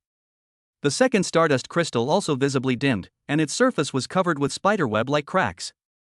Just as the second piece of stardust crystal was about to shatter completely. Buzz. A clear sound seemed to resonate from the depths of Lin Ye's soul. The torrent of yuan energy, driven by his will and raging countless times, finally broke through an invisible and incredibly strong barrier. Boom! Like a mountain torrent that has been accumulating for thousands of years finally finding an outlet. The meridians that were originally sluggish, narrow, and cracked were instantly widened and strengthened. The surging elemental energy suddenly accelerated several times, roaring and surging within the newly forged, wider, and more robust channel. The time for a complete microcosmic orbit cycle has been shortened by more than half. The efficiency of absorbing and refining elemental crystal energy from the outside world has undergone a tremendous qualitative change. The elemental particles in the air, which were several times more concentrated than those in the outside world, began to actively and gradually converge towards him, slowly but continuously. Bite. Proficiency in basic elemental force guiding techniques greatly improved. The efficiency of Yuanli circulation is increased by 120%, and the energy absorption and conversion rate is increased by 85%. Bite. The intensity of elemental power has been detected to have exceeded the critical point of the life level. Host level advancement, F+. The upper limit of Yuanli is +5. Maximum mental strength increased by 3. Basic Yuan power guiding technique minor success level. Slightly improved physical flexibility. The system notification sounded like heavenly music, exploding in Lin Ye's nearly exhausted consciousness. He suddenly opened his eyes, and a glint of light seemed to flash deep within his pupils. An unprecedented sense of power surged from the depths of his limbs and bones. Although the total amount was still small, it was a world of difference compared to his previous weak-stated F rank. F+ level. He finally achieved this almost impossible breakthrough just before the hourglass of despair was about to run out. Ha ha! Lin Yi was breathing heavily, his chest feeling like a broken bellows. The ecstasy of the breakthrough was like a sweet spring, instantly nourishing his parched heart.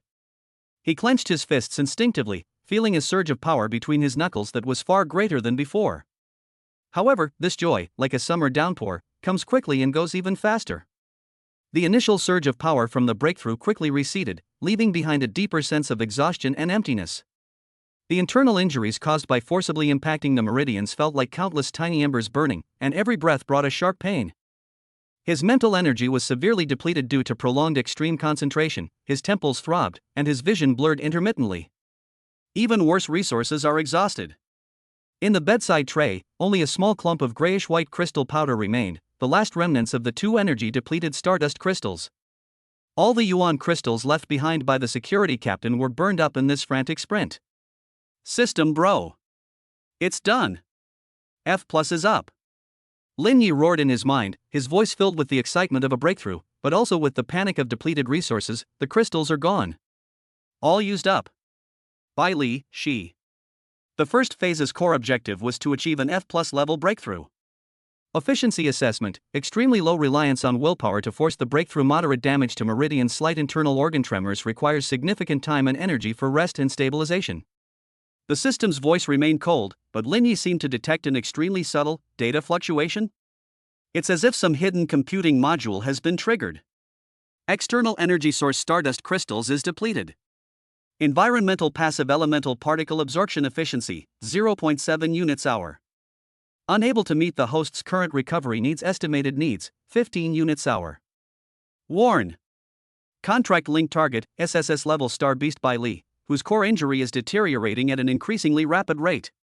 Vital signs are fluctuating beyond the safety threshold by 37%. Core starfire activity is continuously declining. It felt like a bucket of cold water had been poured over my head. Lin Yi was shocked. Almost without thinking, he immediately used status sharing to fully perceive the past. Bai Li's condition is even more shocking than before. If before it was a candle flame flickering in the wind, now it is so weak that only a few almost invisible pale embers remain, struggling in the boundless, cold darkness. A deeper, more despairing aura of desolation and annihilation, like tangible ice, surged forth along the invisible bond, instantly freezing Lin Yi's soul. Her time had truly reached the edge of a precipice. Feedback. Feedback immediately. We can't wait any longer. All of Lin Yi's hesitation and fear were crushed by the cold, dying aura. What is the power gained from this breakthrough? If it can't be used to save lives, it's nothing but a mirage. He forced himself to calm down, suppressing the excruciating physical pain and mental exhaustion, recalling the system's vague description of the contract's feedback mechanism. There were no techniques, no incantations, only a near-instinctive throbbing originating from the depths of the contractual bond, transmitting one's power through the thread connecting their souls. Taking a deep breath of the cold, pure air, Lin Yi closed his eyes again, immersing his mind in the deepest part of his soul. In the faint and blurry vision of spiritual vision, the chain of contract connecting him and Bai Li appeared as an extremely thin, dimly lit, pale golden thread that seemed to be swallowed by darkness at any moment. It extended out from the ball of primordial energy in its own sea of consciousness, which had become slightly brighter due to the breakthrough, and at the other end, it disappeared into the core of the huge, cold, desolate, yet terrifyingly cold nebula on the adjacent hospital bed. At the center of that icy blue nebula, a tiny, extremely faint point of light was the very source of Bai Li's extinguished starlight. Link, guide, deliver. Lin Yi silently recited the rudimentary instructions in his mind, gathering all his yuan power, which was still unstable and internally injured after breaking through to F+ level, as well as his remaining spiritual will. He carefully used his will to touch the pale golden chain of contracts, attempting to push his power along it. The instant his thoughts made contact with the contract link, a sudden change occurred. Buzz. An indescribable, overwhelming, and terrifying suction force, like a black hole descending from the universe, suddenly erupted from the other end of the contract link. Instead of accepting guidance, it was a frenzied plunder. Driven by an instinctive and desperate will to survive, Bai Li's star source core, which was on the verge of complete extinguishment, transformed into an abyssal maw of extreme greed, and began to recklessly and violently extract the pitiful amount of power that Lin Yi had just gathered in his body. Puff. Caught off guard, Lin Yi felt as if he had been struck by a massive hammer. He lurched forward, spitting out a mouthful of scalding blood that splashed onto the cold alloy sheets, a horrifying sight. He felt like a punctured balloon. His yuan power, which had just broken through to F+ level and was not yet stable, along with his already severely depleted mental power, was being forcibly drained away at an alarming speed. A more intense tearing pain than when I broke through the barrier before came from my meridians, as if countless red-hot blunt knives were stirring inside. My brain felt like it was being pierced by countless icicles, the excruciating pain accompanied by extreme dizziness. My vision was instantly enveloped in a thick darkness, and my consciousness was like a candle flame in a storm, teetering on the brink of collapse. This is not giving back at all. This is blatant plunder. It was Bai Li's dying core's last desperate self-preservation instinct before it perished. Stop. Stop it now. System. Cut it off. Lin Yi let out a shrill roar from the depths of his consciousness, desperately trying to break free from the binding force of the contract with his remaining will. But the pale golden thread became scalding hot, like a red-hot branding iron, firmly imprinted on his soul, conveying the cold, desperate, yet incomparably greedy thirst from the other end. The coercive power of the contract far exceeds his control as an F+ level contractor. Highest alert level. Contract link energy transfer mode, uncontrolled plunder. The host's elemental energy, spiritual energy, has been forcibly and excessively drained. Drainage intensity, destructive level. The system's electronic voice was so sharp it pierced the soul. The core defense mechanism of the contract Star Beast by Li has been fully activated. Forcibly severing the current link physically or mentally will cause its core spark to collapse instantly. Probability, 98.7%. Risk, both the host and the contracted Star Beast will be annihilated. Emergency plan, guidance. Try to intervene with willpower to control the intensity and direction of energy output. Host. Hang in there. This is the only way out. Persist in? Guide? Lin Yi forced a twisted smile that looked worse than crying, and blood kept spilling from the corner of his mouth. He felt like an insect placed in a vacuum bag, helplessly watching everything about him being rapidly drained and devoured. His body withered away at a visible speed, his skin lost its luster, and his newly stabilized F+ level realm began to collapse like a sandcastle. He could even feel the barrier of his realm loosening and regressing. His consciousness sank into boundless pain and dizziness, as darkness surged in like a tide, threatening to completely engulf his soul. We can't give up. Giving up means we'll both be swallowed up by this abyss. A fierce force, originating from the deepest part of the soul and more powerful than the fear of death, erupted like a volcano. Lin Yi bit his tongue hard, the sharp pain bringing a moment of clarity. He abandoned the futile attempt to cut off his tongue and gathered all the remaining willpower he had, which was like a candle flickering in the wind. Compression. Transformed into an invisible, incomparably resilient spiritual spear, it fiercely and resolutely pierced the out-of-control torrent of energy. It's no longer about push notifications, but rather restriction. It's about channeling. Slow down, you son of a bitch. He roared silently from the depths of his soul. With their minds firmly grasping the surging yuan energy and spiritual power, they were like boatmen going against the current in a raging torrent, using their flesh and blood to fight against the world-destroying flood. Every step felt like 1,000 pounds, and every confrontation brought excruciating pain as if the soul were being torn apart. His body convulsed violently due to the rapid loss of energy and the extreme struggle of his will. Sweat mixed with blood soaked the sheets beneath him, his teeth clenched so tightly that they crunched, and blood seeping from his gums stained his lips red. Just a second before he felt his consciousness was about to be completely torn apart and devoured by the boundless darkness and excruciating pain. That terrifying suction force, powerful enough to drain a giant beast, seemed to, extremely weakly, show a barely perceptible pause. It was as if, in the deepest part of that cold, desperate, and frantically devouring abyss, some being that had been dormant for too long, in the unconscious torrent of plunder, had very briefly and vaguely perceived something. It was an extremely weak, clumsy, and painful struggle, yet it contained a tenacious resilience that even destruction could not erase. Chapter 9. Embers of ice and flame, sparks ignite. The freeze lasted for a fraction of a second. But for Lin Yi, who was struggling on the edge of life and death, this slight pause was like the last straw a drowning person grasped at. It's not a cutoff. The opportunity lies in guiding. He seized this fleeting sliver of light, bought with the agony of his soul, and transformed his remaining will into an extremely slender yet incredibly resilient conduit of will, carefully grafting it onto the raging torrent of contractual energy. He stopped trying to stop the loss of energy, it was simply impossible. Instead, focus all your attention on controlling the speed of the loss and guiding its direction. It's like trying to carve a small channel for flood discharge with a single reed in a devastating mudslide. Difficult? Danger? The slightest misstep could lead to a breakdown of will and the annihilation of the soul. Ha, ha, ha. Lin Yi hissed like a broken bellows in his throat, and another sweet, metallic taste rose to his throat, which he forced down. Forcibly intervening and guiding the out-of-control flow of energy can have a more terrifying backlash than simply having it extracted. The feeling was like countless red-hot steel needles, piercing back along his mental pathways and deeply penetrating the core of his soul.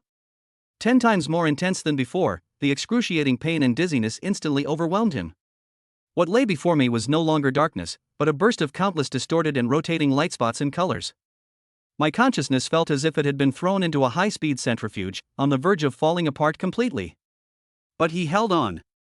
The mind channel trembled violently under the impact of the raging torrent, its light flickering, yet it never broke.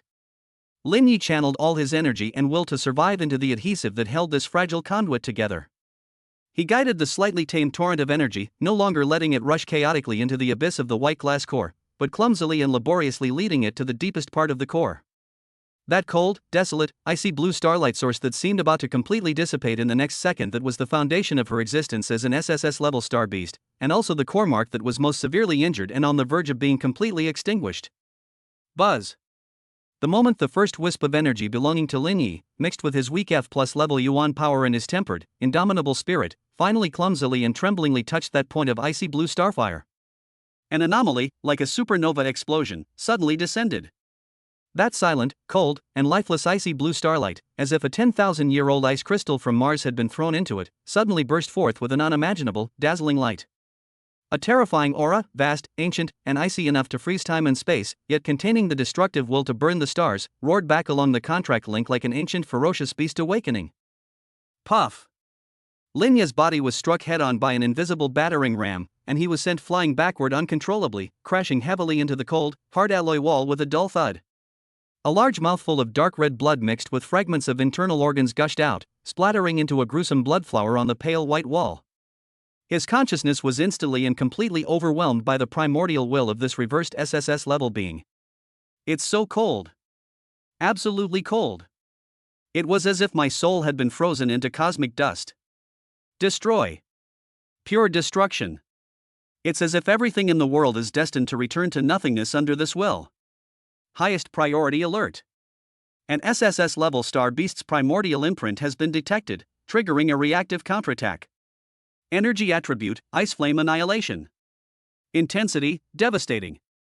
The host's mental connection has been subjected to an unprecedented shock. Soul stability has plummeted. Danger. Disconnect immediately. The system alarm had turned into a piercing, emotionless shriek, and the data stream was frantically flooding the screen, all of it a crimson red representing death. Just as Lin Yi's consciousness was in its fragile state. Just as he was about to be completely torn apart and reduced to nothingness by this terrifying torrent that was capable of freezing and annihilating stars, the icy blue torrent of destruction that surged back, upon touching the deepest barrier of his soul's core, seemed to have struck an invisible barrier that appeared fragile yet contained unimaginable resilience. That wasn't some divine skill protecting him, but rather the life force barrier he had just built after breaking through to F+ level and through repeated tempering and refinement in life and death battles, meridian tearing, and extreme pressure on his will. It is the indomitable spirit he forged through his repeated struggles to survive in desperate situations. The icy blue will to destroy collided violently with the pale gold barrier of life. The anticipated devastating victory did not occur. The destructive torrent failed to instantly destroy the seemingly weak barrier. Instead, it seemed to have stirred up some deeper, dormant response. At the core point where Lin Yi's soul barrier was struck, a faint, yet pure, pale golden light, brimming with vitality and a strange inclusive quality, suddenly lit up like a fuse ignited by a spark. The light was as faint as a candle flickering in the wind, insignificant as a speck of dust compared to the icy blue torrent of destruction. But the moment it lit up, a strange adaptability and compatibility spread out. The icy blue destructive will collided with the pale golden light, but instead of being instantly annihilated, it seemed to be absorbed, contained, and transformed by the light in an extremely weak way. That terrifying torrent of will, powerful enough to freeze and annihilate souls, was actually neutralized by this faint golden light to a very limited extent. It was still icy cold, and it still carried the power of destruction. But the power that rushed into the depths of Lin Yi's consciousness was no longer a pure torrent of destruction, but had become a weakened, filtered, and even strange resonance and information flow of icy energy. Boom! Lin Yi's consciousness seemed to have been thrown into the center of an information nuclear explosion. Countless fragments of images and information, broken, cold, violent, yet containing endless sorrow and anger. Like a nebulous storm at the dawn of the universe, it violently rushed into his mind, almost bursting his consciousness. The perspective zooms out infinitely. The cold, silent, and boundless deep space of the universe. The stars are like scattered diamonds, cold and distant. A terrifying streak of light, indescribable in color and immeasurable in speed, carrying the aura of ultimate destruction, tore through the tranquil starry sky without warning. Target, locked down. Anger. Anger so cold it's almost chilling. like the eruption of lava beneath a millennia-old glacier. A silent roar, seemingly from the ages, shook the soul. The icy blue flames suddenly ignited, not with warmth, but with extreme cold and annihilation. Wherever it passed, space was frozen and torn apart, and several passing asteroids instantly turned into the most primitive particle dust. The destructive beam of light and the wall of ice and flames collided with a deafening roar. A silent explosion. Light. Beyond devoured everything. An indescribable, soul-tearing pain emanated from the core. Space was torn open by the violent energy. An out-of-control fall. The world is spinning. Passing through the cold, chaotic stardust belt, a blue planet rapidly magnifies in the field of vision. Chaos, extreme dizziness and weakness, the feeling of impacting the cold, hard ground, the pungent smell of disinfectant flooding my senses. An extremely faint, candle-like human life forces approaching, a forced sense of connection? An unfamiliar contract? Stable? Doubt, cold. Then came an endless, chilling hunger. An insane thirst for energy. Like a dying traveler in the desert seeing a mirage. Then came a faint, clumsy, painfully trembling stream, yet containing a tenacious will that touched even her very core, attempting to touch the deepest, most painful black crack at its core. Awa. Linyi clutched his head, which felt like it was about to explode, and curled up in the cold corner of the wall, letting out a painful roar like a wild beast. These fragments of information were violent and cold, carrying the immense mental imprint of an SSS-level being, assaulting his fragile consciousness. It felt like countless icicles were churning in his brain. The intense headache almost made him faint, but he clung to that faint golden light deep within his soul, as if he had grasped a stabilizing force in the midst of a cataclysmic tsunami. He saw it. Deep within the core of the white glass, at the point of icy blue starlight, lies a massive, shocking black crack, resembling an ugly centipede coiled around it. At the edge of the crack, there remained a trace of extremely subtle black energy, yet it was filled with an ominous and destructive aura, the very essence of that terrifying stream of light from before. This is the culprit that caused her to fall with serious injury and her core to be on the verge of collapse. At this moment, he guided the faint stream of energy and spiritual power that had flowed into the past. Just like the clumsiest craftsman, slowly and laboriously trying to approach the deepest black crack, the weak strength is like a drop of water, attempting to fill the canyon-like wound. Although it is a drop in the ocean, it carries a kind of unwavering determination. Just then, the violent, black hole-like suction force emanating from the core of the white glass finally, very slowly, very reluctantly, began to weaken. Like a ferocious beast tearing at its prey, after tasting a strange and resilient flavor in the prey's blood, its movements hesitated and, a hint of incomprehensible confusion? The link remains, but the loss of energy has not stopped. But the speed has changed from a devastating flood to a relatively controllable, rapid stream. Although it was still continuously draining Linya's power, leaving him weak and his cultivation level teetering on the brink of collapse, at least it was no longer a plundering speed that could kill instantly. Cough, cough, cough, cough. Linyi collapsed onto the cold floor, utterly exhausted.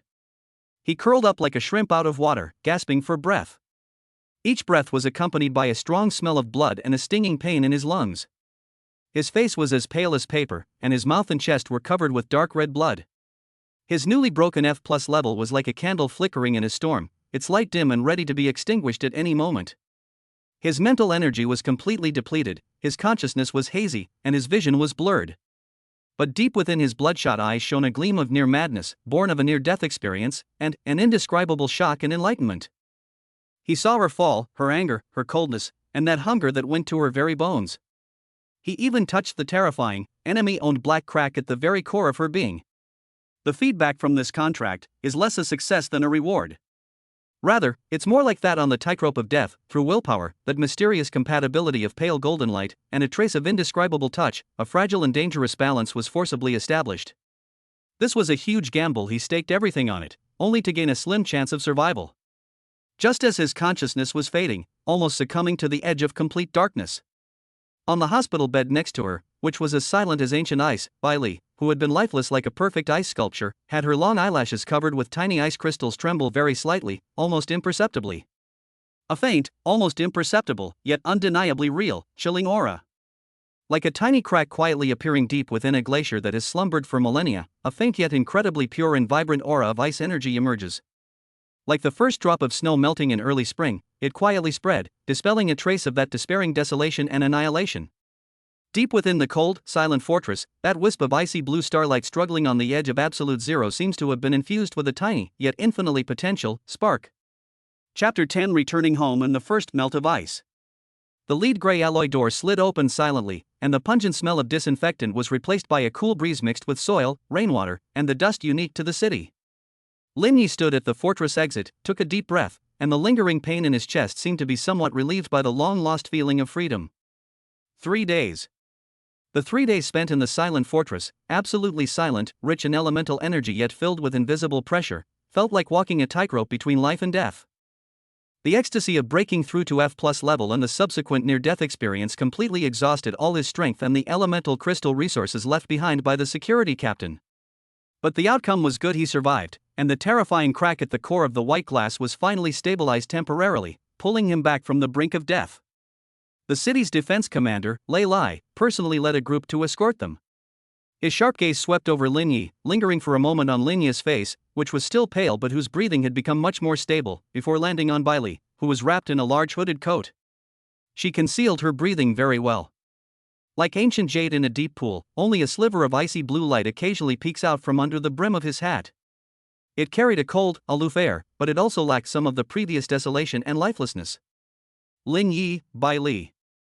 Lei Lai's voice was deep and powerful. Dark Abyss Scales analysis is still ongoing, pointing to a very ancient and secretive organization whose activities are traced throughout the Dragon Kingdom and even wider areas. You are their target, there is no doubt about that. The transfer tunnel to the Dragon Abyss base will open in 7 days. These 7 days are your final buffer period. He handed over an unassuming black metal box, engraved with intricate runes. This is an encrypted emergency communicator that is activated immediately in the event of an insurmountable danger. In addition, considering your special circumstances, the Academy has specially approved an extra quota of recovery resources, which has been converted into credits and deposited into your citizen account. Remember to stay vigilant, don't trust any strangers, and minimize going out. Lin Yi took the box. It was cold and heavy in his hand, as if he were holding a venomous snake that could devour him at any moment.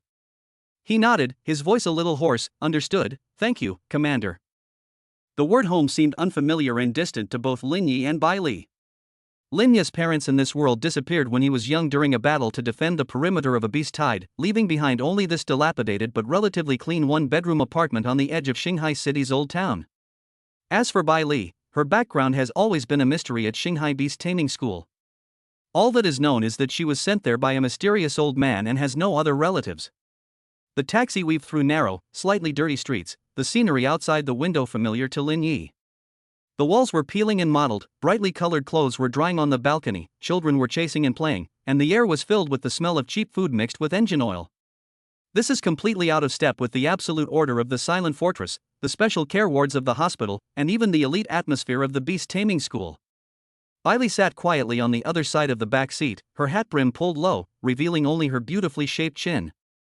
She seemed completely uninterested in the hustle and bustle of the city outside the window, radiating an aura that kept strangers at bay. However, through status sharing, Lin Yi could vaguely sense that she was not entirely indifferent, but rather had a detached, scrutinizing attitude towards unfamiliar environments. Her mental power, like invisible tentacles, swept over the streets and pedestrians she passed with an instinctive vigilance. The car stopped in front of an old apartment building whose exterior walls were covered with vines. The stairwell was narrow and dark, and the motion-activated lights were intermittent. Lin Yi took out his key and opened the iron door at the far end of the 3rd floor, painted a cheap green. Squeak! The door opened.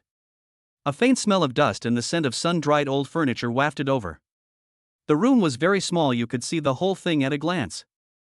The living room doubles as a bedroom, with a single bed, an old desk, and a wardrobe crammed with clutter. The kitchen was a narrow, linear space, and the bathroom was pitifully small. The only advantage was that the window faced south, and the afternoon sun generously streamed in, casting warm dappled light on the polished cement floor. The place is a bit small and a bit old. Lin Yi awkwardly stepped aside and scratched his head. Even he himself thought it was outrageous to let an SSS level 9-tailed celestial fox school beauty live in such a place. Please sit down, either on the bed or in a chair is fine, I'll tidy up. Belle didn't say anything, but simply stepped inside. Her movements were very light, and she made almost no sound. She looked around, her icy blue eyes sweeping over the simple furniture, the few old textbooks piled in the corner, and the half-dead potted green ivy on the windowsill. There was no disdain in her eyes, only an almost indifferent calm, as if none of this concerned her. She walked to the window, her back to Linyi, and quietly watched the bustling street scene below. The sunlight outlined her slender yet upright back, and a few strands of silver hair peeked out from the edge of her hood, gleaming softly in the light. Linyi breathed a sigh of relief and quickly put down his simple luggage, actually just a backpack containing a change of clothes. He rolled up his sleeves and began clumsily tidying up. He swept the floor, wiped the table, and gathered the scattered books. During the movements, faint soreness could be felt throughout the body from breaking through internal injuries and overexertion. Status sharing, Baile's emotions were transmitted, calm, aloof, and with a very faint trace of fatigue. Her physical condition, her core injuries have been forcibly stabilized at the baseline of severely injured but not yet healed, but she is extremely fragile, like glass riddled with cracks, requiring absolute rest and continuous energy replenishment. The previous acts of kindness only kept him alive, they were far from restoring him to full health. Linyi poured a glass of warm water, hesitated for a moment, and then gently placed it on the only small tea table by the window. Want some water? How are you feeling? He tried to make his voice sound natural. Baile didn't turn around, but simply gave a faint in response. After a few seconds, she reached out and picked up the glass of water. Her fingers were slender and fair, with neatly trimmed nails, a stark contrast to the simple environment. She sipped the water with the elegance of someone savoring a cup of imperial jade liquor that cost 180 yuan. Silence spread through the small room, broken only by the soft sounds of Linyi packing his things and the faint sounds of the marketplace coming from outside the window. It was awkward, yet strangely tinged with a sense of peace after surviving a catastrophe. After Linyi finished tidying up, he looked at Baile's still standing figure by the window and mustered up his courage to say, there's only one bed. You can sleep on the bed, I'll sleep on the floor. He pointed to the corner of the wall, let me see if there are any extra blankets. This time, Baile turned around. His icy blue eyes, hidden beneath the hood, looked at Linyi. Her gaze lingered for a moment on his still pale face, then swept over his room, which was now somewhat tidy but still empty. A very faint flicker seemed to cross her eyes, so fleeting as to be almost imperceptible. No need. Her voice remained clear and cold, but lacked the bone-chilling coldness she had displayed in the fortress and hospital. I don't need sleep. Meditation suffices. She walked to a relatively open area in the center of the room, sat down cross-legged, and closed her eyes.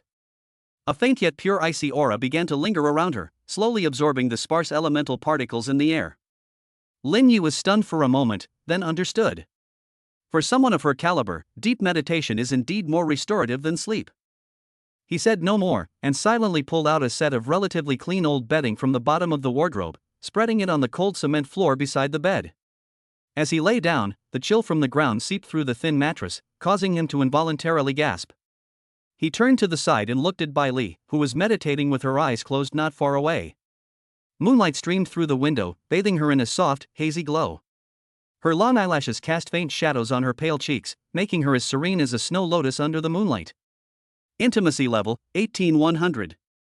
The numbers were still low, but Linyi could sense that the layer of ice seemed to have quietly melted away with a tiny crack in this simple home. At least, she didn't reject his presence, didn't reject the glass of water, and didn't reject this temporary home. This is already a huge step forward. Exhaustion washed over him like a tide, and Linyi closed his eyes, trying to circulate the basic elemental force guiding technique. The efficiency of the minor completion stage of the technique far surpasses that of before. Although the yuan energy in the air is thin, the wisps of warmth still slowly flow into the parched meridians, nourishing the internal injuries and bringing a slight sense of security. The first night outside the silent fortress passed quietly in silence, and as everyone slowly recovered. The cold home gradually gained a faint warmth because of the presence of the two people. Chapter 11: Ice and Fire in the Atmosphere of Everyday Life. The morning sunlight, carrying the unique hustle and bustle of the old town, pierced through the thin curtains and awakened Linyi. I slept on the floor and my whole body ached, but I felt much better than yesterday. He sat up and found that Baile was still in the cross-legged meditation posture, her breathing was steady and long, and the light blue halo around her seemed to have solidified a little. Status sharing, emotions are stable, core injuries show no signs of worsening, and yuan energy recovery is extremely slow. The concentration of environmental elements is too low. Linyi got up quietly, afraid of disturbing her. He slipped into the cramped kitchen and opened the old, buzzing refrigerator. There were only a few eggs, half a pack of noodles, some wilted greens, and a few packs of instant noodles inside. This was all his possessions. Previously, I relied on the school cafeteria and part-time jobs for food and clothing, and I basically never cooked at home. He scratched his head, looking somewhat troubled. I can easily eat a quick bite myself, but belle, this seriously injured SSS level expert can't just eat instant noodles, can he? Although she may not need to eat 3 meals a day like a normal person, energy replenishment is definitely necessary, especially in her current weak state. Gurgle.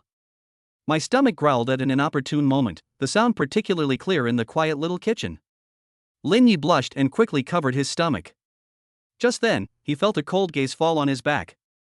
Looking back, he saw that Bai Li had finished meditating at some point and was standing at the kitchen door, quietly watching him and the meager packet of instant noodles in his hand. Cough. Good morning. Lin Yi greeted him awkwardly. We don't have much food at home, shall I go out and buy some? What would you like to eat?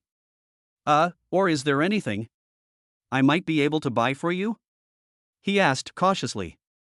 Bai Li's gaze swept over the empty refrigerator and stove, her icy blue eyes revealing no emotion. Random.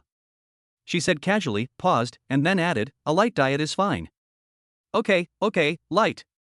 Lin Yi quickly grabbed the keys, and the huge sum that Lei Lai had just transferred, actually only a few thousand credits, a drop in the bucket for a beastmaster's resource consumption, but more than enough to cover daily expenses. I'll be back soon. The morning market in the old town is full of vibrant life. The sounds of hawking, bargaining, and the aroma of food mingled together. Lin Yi wandered through the market, buying fresh vegetables, eggs, ribs, rice, and even splurging on some mist mushrooms that looked good and contained a trace of vital energy supposedly good for restoring vitality. He weighed the heavy bag in his hand, and a strange sense of satisfaction welled up inside him. This was a purchase for her and herself. Back home, Bai Li sat back down by the window, seemingly watching the pedestrians on the street below, or perhaps just lost in thought. Lin Yi plunged headfirst into the kitchen. The sizzling sound of frying eggs, the simmering sound of rice, and the chopping sound of vegetables broke the silence of the room and brought back the long-lost warmth of home cooking. His cooking skills are average, but he puts his heart into it.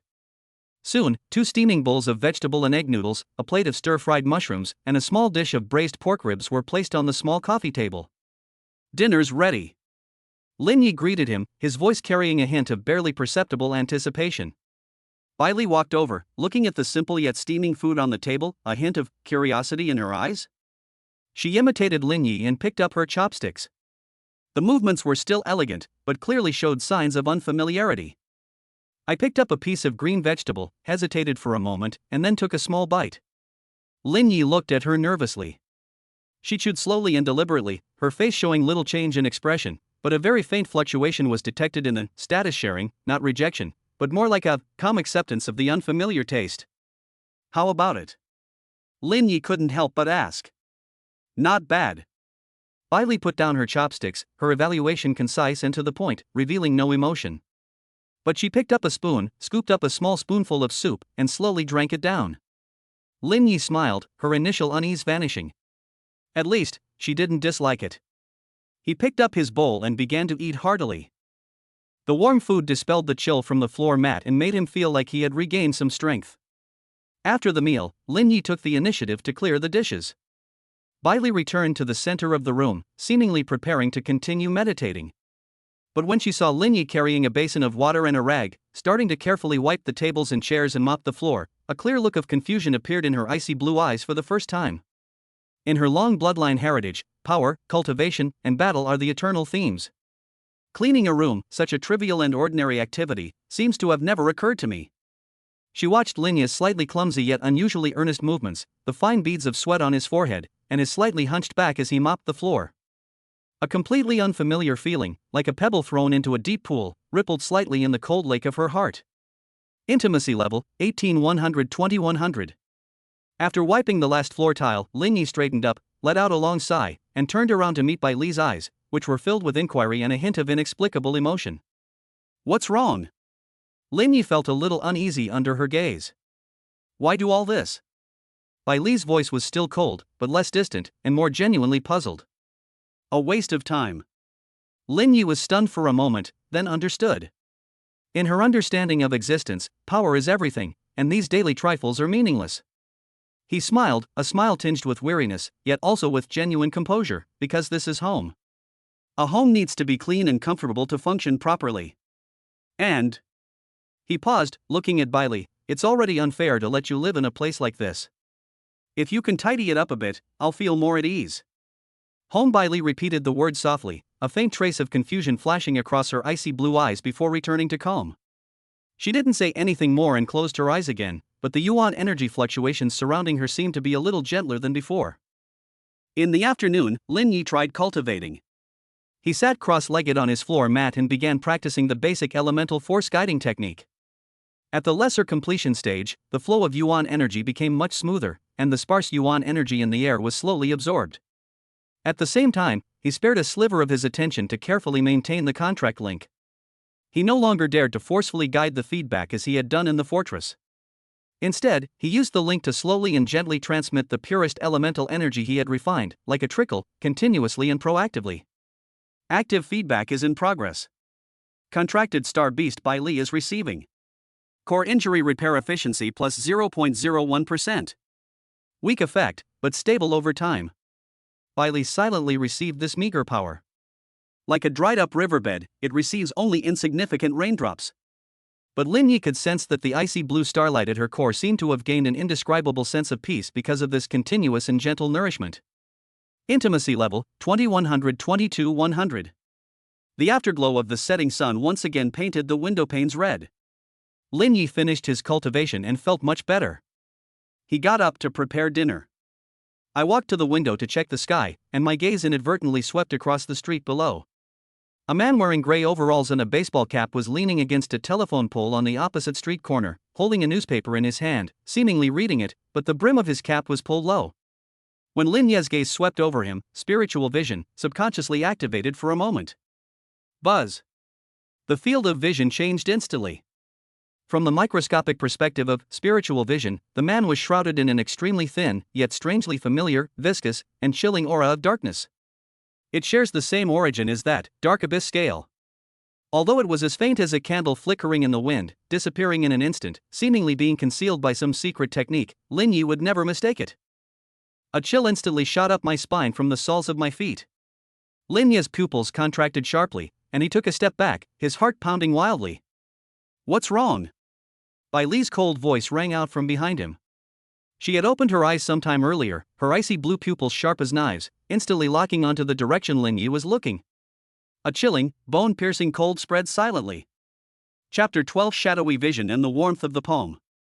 The air in the room seemed to freeze instantly. Lin Yeqiang suppressed the turmoil in his heart and quickly drew the old curtains that didn't block out much light, leaving only a crack. He lowered his voice and spoke very quickly. Downstairs, on the street corner lamppost, a man wearing a baseball cap and reading a newspaper. I saw it through clairvoyance. It has the aura of the dark abyss. Very faint, but absolutely no mistake. Bai Li's figure moved silently like a ghost towards the crack in the window, her icy blue eyes locking onto her target through the gap. Her spiritual power spread out like an invisible spider web, extremely discreetly. A few seconds later, she looked away, her beautiful face covered with a layer of frost. The residual aura is very faint.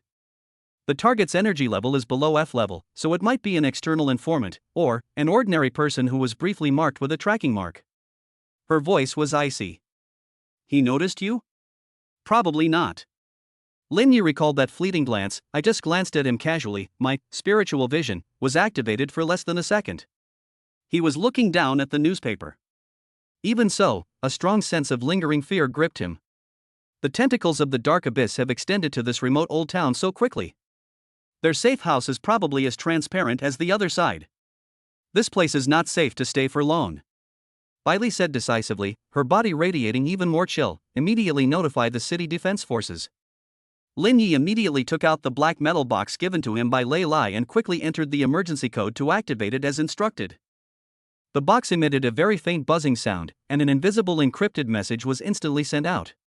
After doing all this, the two retreated to the center of the room, their backs to the window, and cautiously sensed the movements outside.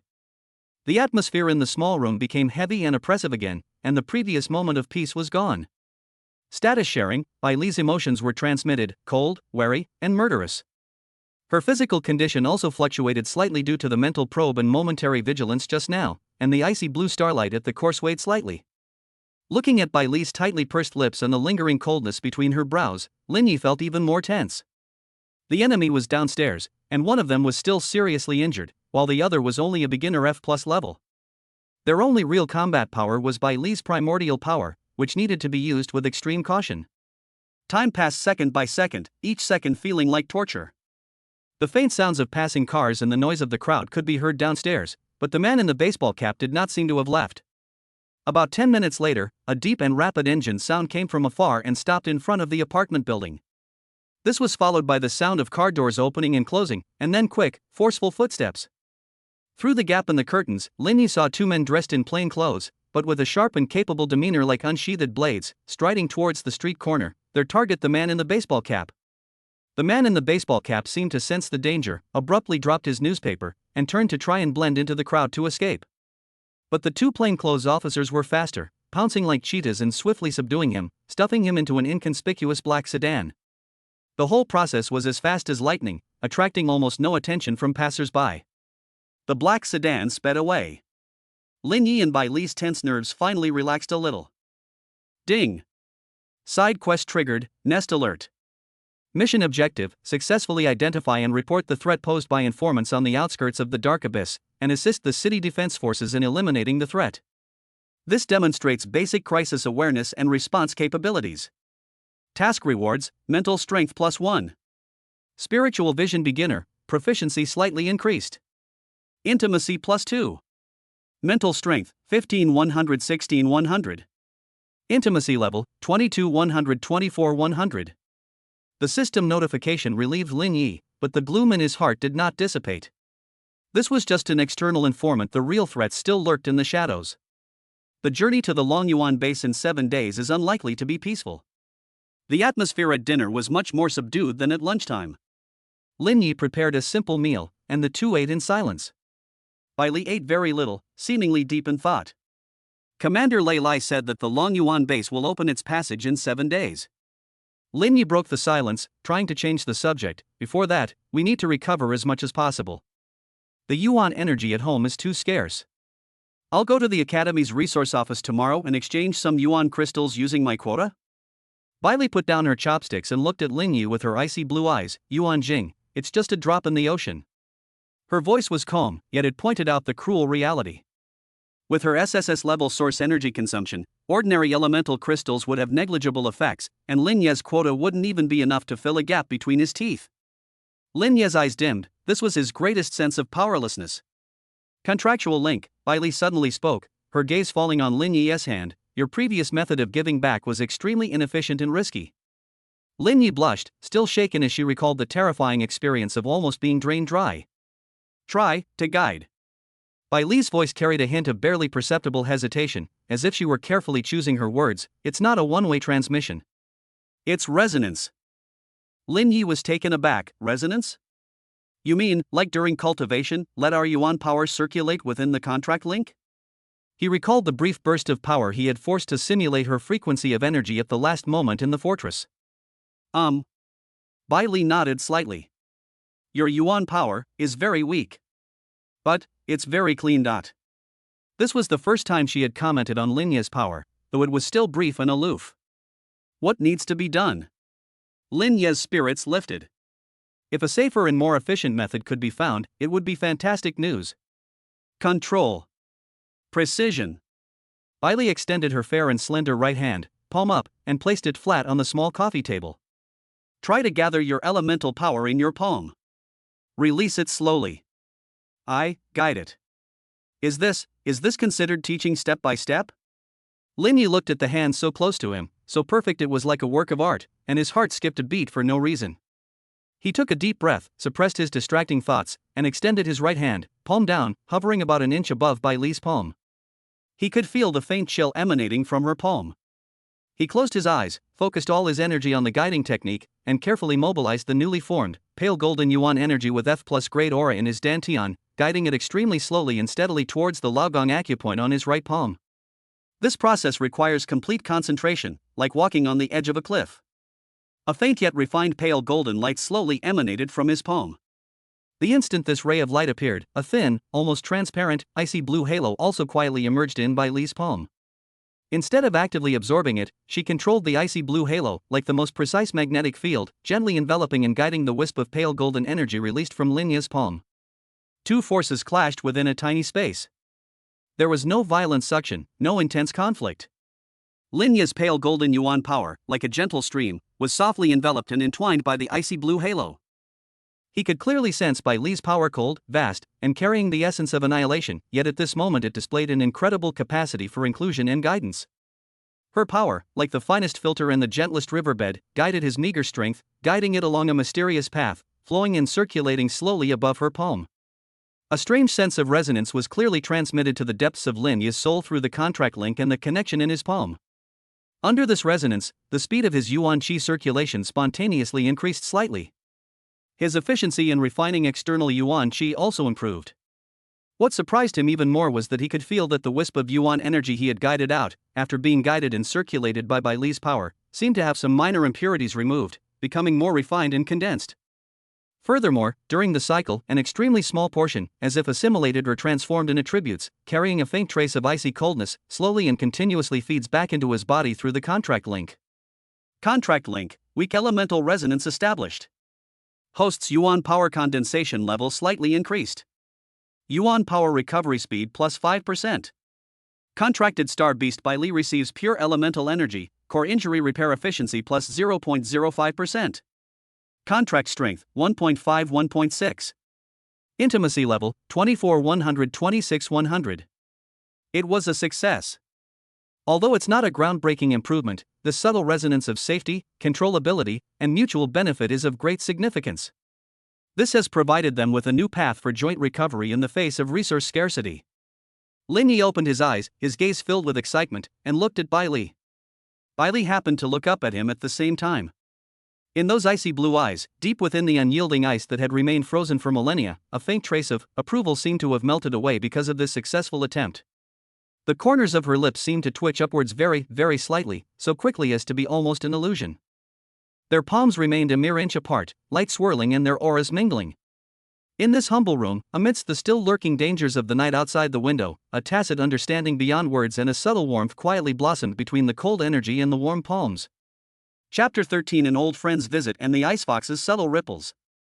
The successful attempt to establish a faint resonance of elemental energy was like a glimmer of light, temporarily dispelling the gloom brought by the dark abyss eyeliner. The next 2 days became a rare period of peace for Lin Yi and Bai Li in their simple little home. Every morning, Lin Yi would go to the morning market to buy fresh ingredients. Although Bai Li remained taciturn, Lin Yi noticed that she seemed to be interested in the special ingredients she had brought back, which contained a faint trace of elemental energy. For example, I take a second look at things like mist mushrooms and low-level elemental beast meat. When cooking, Lin Yi is no longer performing alone. Once, while he was frantically dealing with a slippery Yuanli bluefish, Bai Li appeared at the kitchen door without him noticing. "Do you need help?" Her voice was clear and cold, with a hint of uncertain hesitation. Clearly, the concept of helping was completely foreign to her. Lin Yi was flattered and quickly handed over a bunch of clean greens. Could you help me wash these? Or, break them apart?" He demonstrated. Bai Li took the vegetables, her icy blue eyes showing a hint of research.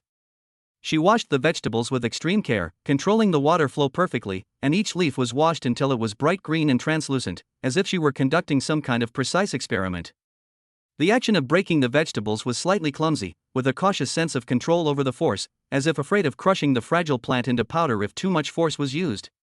Lin Yi watched as this SSS-level big shot seriously competed with the green vegetables, and the corners of his mouth couldn't help but turn up. This starkly contrasting scene inexplicably tickled his funny bone and also gave him a strange sense of warmth. Intimacy level 26-128-100.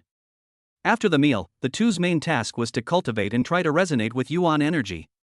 Lin Yi paved the floor to make it his exclusive training area. He circulated his guiding technique, slowly and steadily absorbing the meager Yuan energy to nourish his meridians and internal injuries, consolidating his F+ realm. After each training session, he would voluntarily come to the center of the room and extend his right hand. Bai Li would also extend her hand in unison, palms facing each other, about an inch apart. The pale golden elemental energy and the icy blue halo merged and cycled once again. Each successful resonance cycle, though bringing only a tiny boost, accumulates over time. Lin Yi could feel his yuan power being purified time and time again through resonance, making its circulation smoother. The icy blue starfire at the core of the white glass also became more stable due to the continuous, gentle, and pure nourishment from this power. At the edge of that terrifying black crack, there seemed to be extremely tiny ice crystals, invisible to the naked eye and instruments, slowly condensing and filling in. Slightly improved Yuan-Li resonance effect. Contracted star beast absorption efficiency plus 0.1%. Intimacy level, 28-129-100. On the afternoon of the third day, Lin Yi was cultivating when a loud, energetic knocking sound suddenly came from outside the door, accompanied by a familiar shout. Brother Yi! Brother Yi! Open the door! It's me! Fatty! Wang Xiaogua! Lin Yi suddenly opened his eyes, somewhat surprised and delighted. Wang Xiaogua was one of the few, and the only, friends who truly cared for him after he transmigrated. He glanced at belle, who had instantly concealed her aura and whose eyes had returned to their cold and aloof state, and said in a low voice, "She's my friend, Wang Xiaogua, who has an A-level talent. She's a very nice person." He got up to open the door. As soon as the door opened, Wang Xiaogua's round body squeezed in, carrying 2 large bags of things, and the aroma of food immediately filled the air.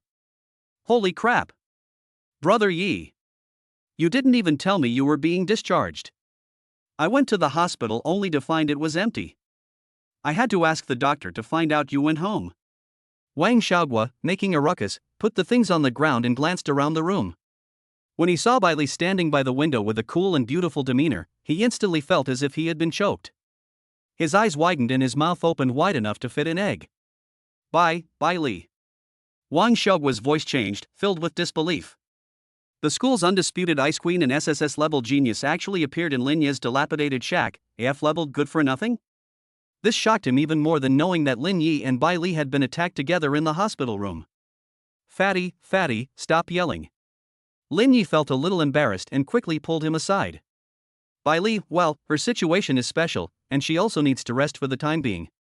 The principal has arranged, well, so that they can look after each other. He gave a vague explanation. Wang Xiaogua looked at Lin Yi, then at belle, who was expressionless and only nodded slightly as a greeting. His expression went from shock to confusion, and then to a kind of lewd admiration as if he had just realized something.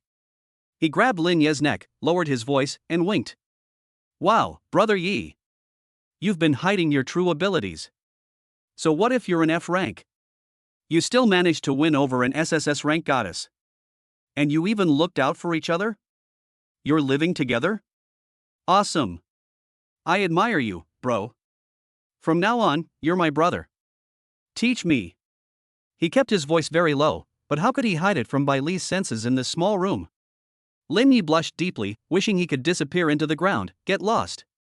What nonsense are you talking about? It's not what you think. Although belle remained expressionless, Lin Yi, through status sharing, keenly detected an extremely faint emotional fluctuation, not anger. More like a cold, displeased feeling of being offended? And a hint of embarrassment? Her gaze, sharp as an icicle, swept over Wang Xiaogua and Lin Yi, who were arm in arm. Wang Xiaogua suddenly felt a chill on the back of his neck, awkwardly released Lin Yi, and coughed twice. Ahem. Well, belle, excuse me. I brought some tonics for Brother Yi, and some freshly roasted spirit chicken from Juyuan's High. It smells amazing. You guys enjoy your meal. I'm off. He shoved the things into Lin Yi's hands and fled as if he were escaping, giving Lin Yi a take care, brother look before leaving. The door closed, leaving only an awkward silence in the room. Lin Yi, carrying the still steaming roast chicken, stared at the doorway where Wang Xiaogua had disappeared, feeling both amused and exasperated. He turned to belle, scratching his head. Fatty's just a bit outspoken, but he doesn't mean any harm, don't mind him. Belle didn't look at him, her gaze returned to the window, leaving him only with a cold, aloof profile.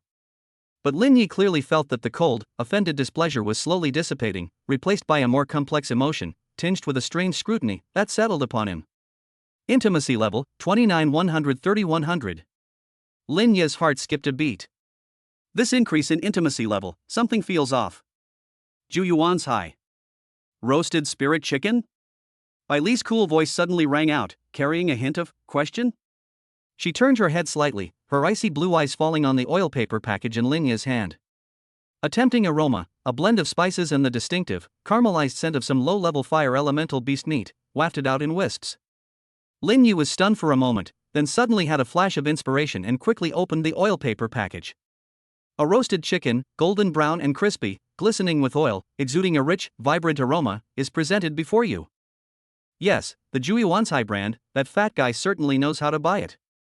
Lin Yi tore off the most fragrant chicken leg and tentatively handed it over. The taste should be pretty good. The amount of yuan energy it contains isn't much, but it's better than nothing. Would you like to try some? Bailey looked at the sizzling, oily chicken leg being offered to her.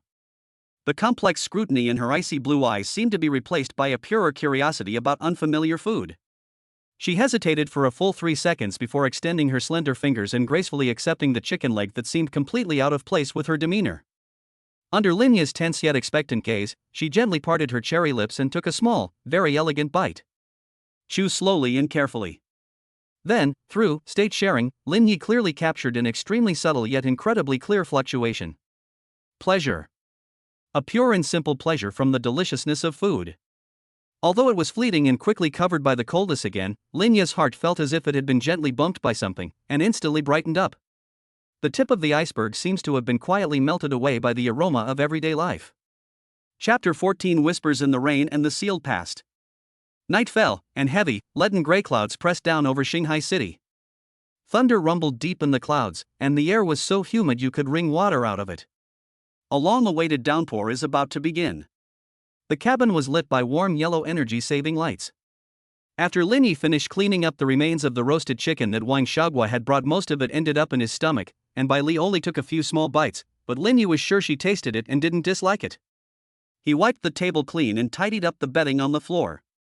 Bai Li remained seated in the chair by the window, not meditating, but simply watching the sky outside grow darker and the occasional flash of lightning streaking across the night. Status sharing, the mood seems calmer than usual, with a hint of stagnation. As if waiting for something. It's going to rain heavily. Lin Yi walked to the window and looked at the trees outside that were being blown about by the wind. It's an old house, the windows are a bit drafty, but it should be fine. He reached out to close the window tightly. The instant his fingers touched the cold window frame. Boom! A massive, blindingly white bolt of lightning tore through the sky, followed by a deafening clap of thunder that seemed to explode right overhead. The entire old apartment building seemed to shake. The motion-activated lights were jolted out and the small apartment was plunged into darkness, with only a brief, pale flash of light from the lightning outside the window. Ah! Caught off guard, Lin Yi was so frightened by the loud noise that was so close at hand that he trembled all over and his heart almost jumped out of his throat. And at that very moment... A muffled groan, extremely suppressed and trembling with pain, came from behind. Lin Yi suddenly turned around. In the flash of lightning that lit up the window again, he saw a scene that made his heart clench. Bai Li was curled up in a chair, her hands tightly covering her ears. My body is trembling violently. She lowered her head, her long silver hair falling down and obscuring most of her face. But Lin Yi could clearly feel a cold fear and pain originating from the depths of his soul, like a flood bursting its banks, surging along the contract link. It was far more intense and profound than what I felt when I was attacked by monsters in the Silent Fortress. Status sharing, emotions, intense fear. Pain. Violent fluctuations in the core spark. The original imprint experiences a stress-induced oscillation. Triggering deep-seated traumatic memories. Physical condition, the risk of energy runaway is rising sharply. Thunder. It's thunder. This ordinary thunderclap triggered a terrible traumatic memory deep within her heart. Lin Yi understood instantly. He recalled the shattered scene he witnessed during that feeding, the cold, deep space of the universe, and the terrifying streak of light that tore through the stars and brought destruction. When that streak of light tears through space, is it accompanied by such destructive thunder? Was the dizzying fall accompanied by a deafening roar? Bai Li. Ignoring the darkness, Lin Yi rushed to Bai Li's side and knelt down. He could feel her body trembling uncontrollably, her icy breath escaping erratically, and the surrounding temperature dropping rapidly. Don't be afraid. It's just thunder. It's just thunder. Lin Yi's voice carried an urgency and reassurance he himself didn't realize. It's safe here. The house is sturdy. I'm here. He instinctively reached out, wanting to hold her cold, trembling hand and give her some support and warmth. Just as his fingertips were about to touch the back of Bailee's hand, Bailee suddenly raised her head. The lightning flashed again, illuminating her pale, bloodless face. Those blue eyes, which were always as cold as ice, were now filled with a bottomless fear and helplessness that Lin Yi had never seen before. Like a frightened young animal, it has shed all its powerful and cold shell, leaving only its most primal vulnerability. Tears, like ice crystals with broken strings, slid down her cheeks without warning, refracting shattered light in the flash of lightning. Lin Yi's hand froze in mid-air, his heart feeling as if it were being gripped tightly by an icy hand. He never imagined that someone as powerful as her would show such an expression. Those tears shocked him and, heartbroken him more than any attack. "Don't touch me." Bailee's voice was broken and tearful, and she tried her best to maintain a cold demeanor. She shrank back as if Lin Yi's hand was a red-hot iron. Lin Yi immediately withdrew his hand, not daring to move again, and anxiously looked at her. "Okay, I won't touch it. I won't touch it. Look at me.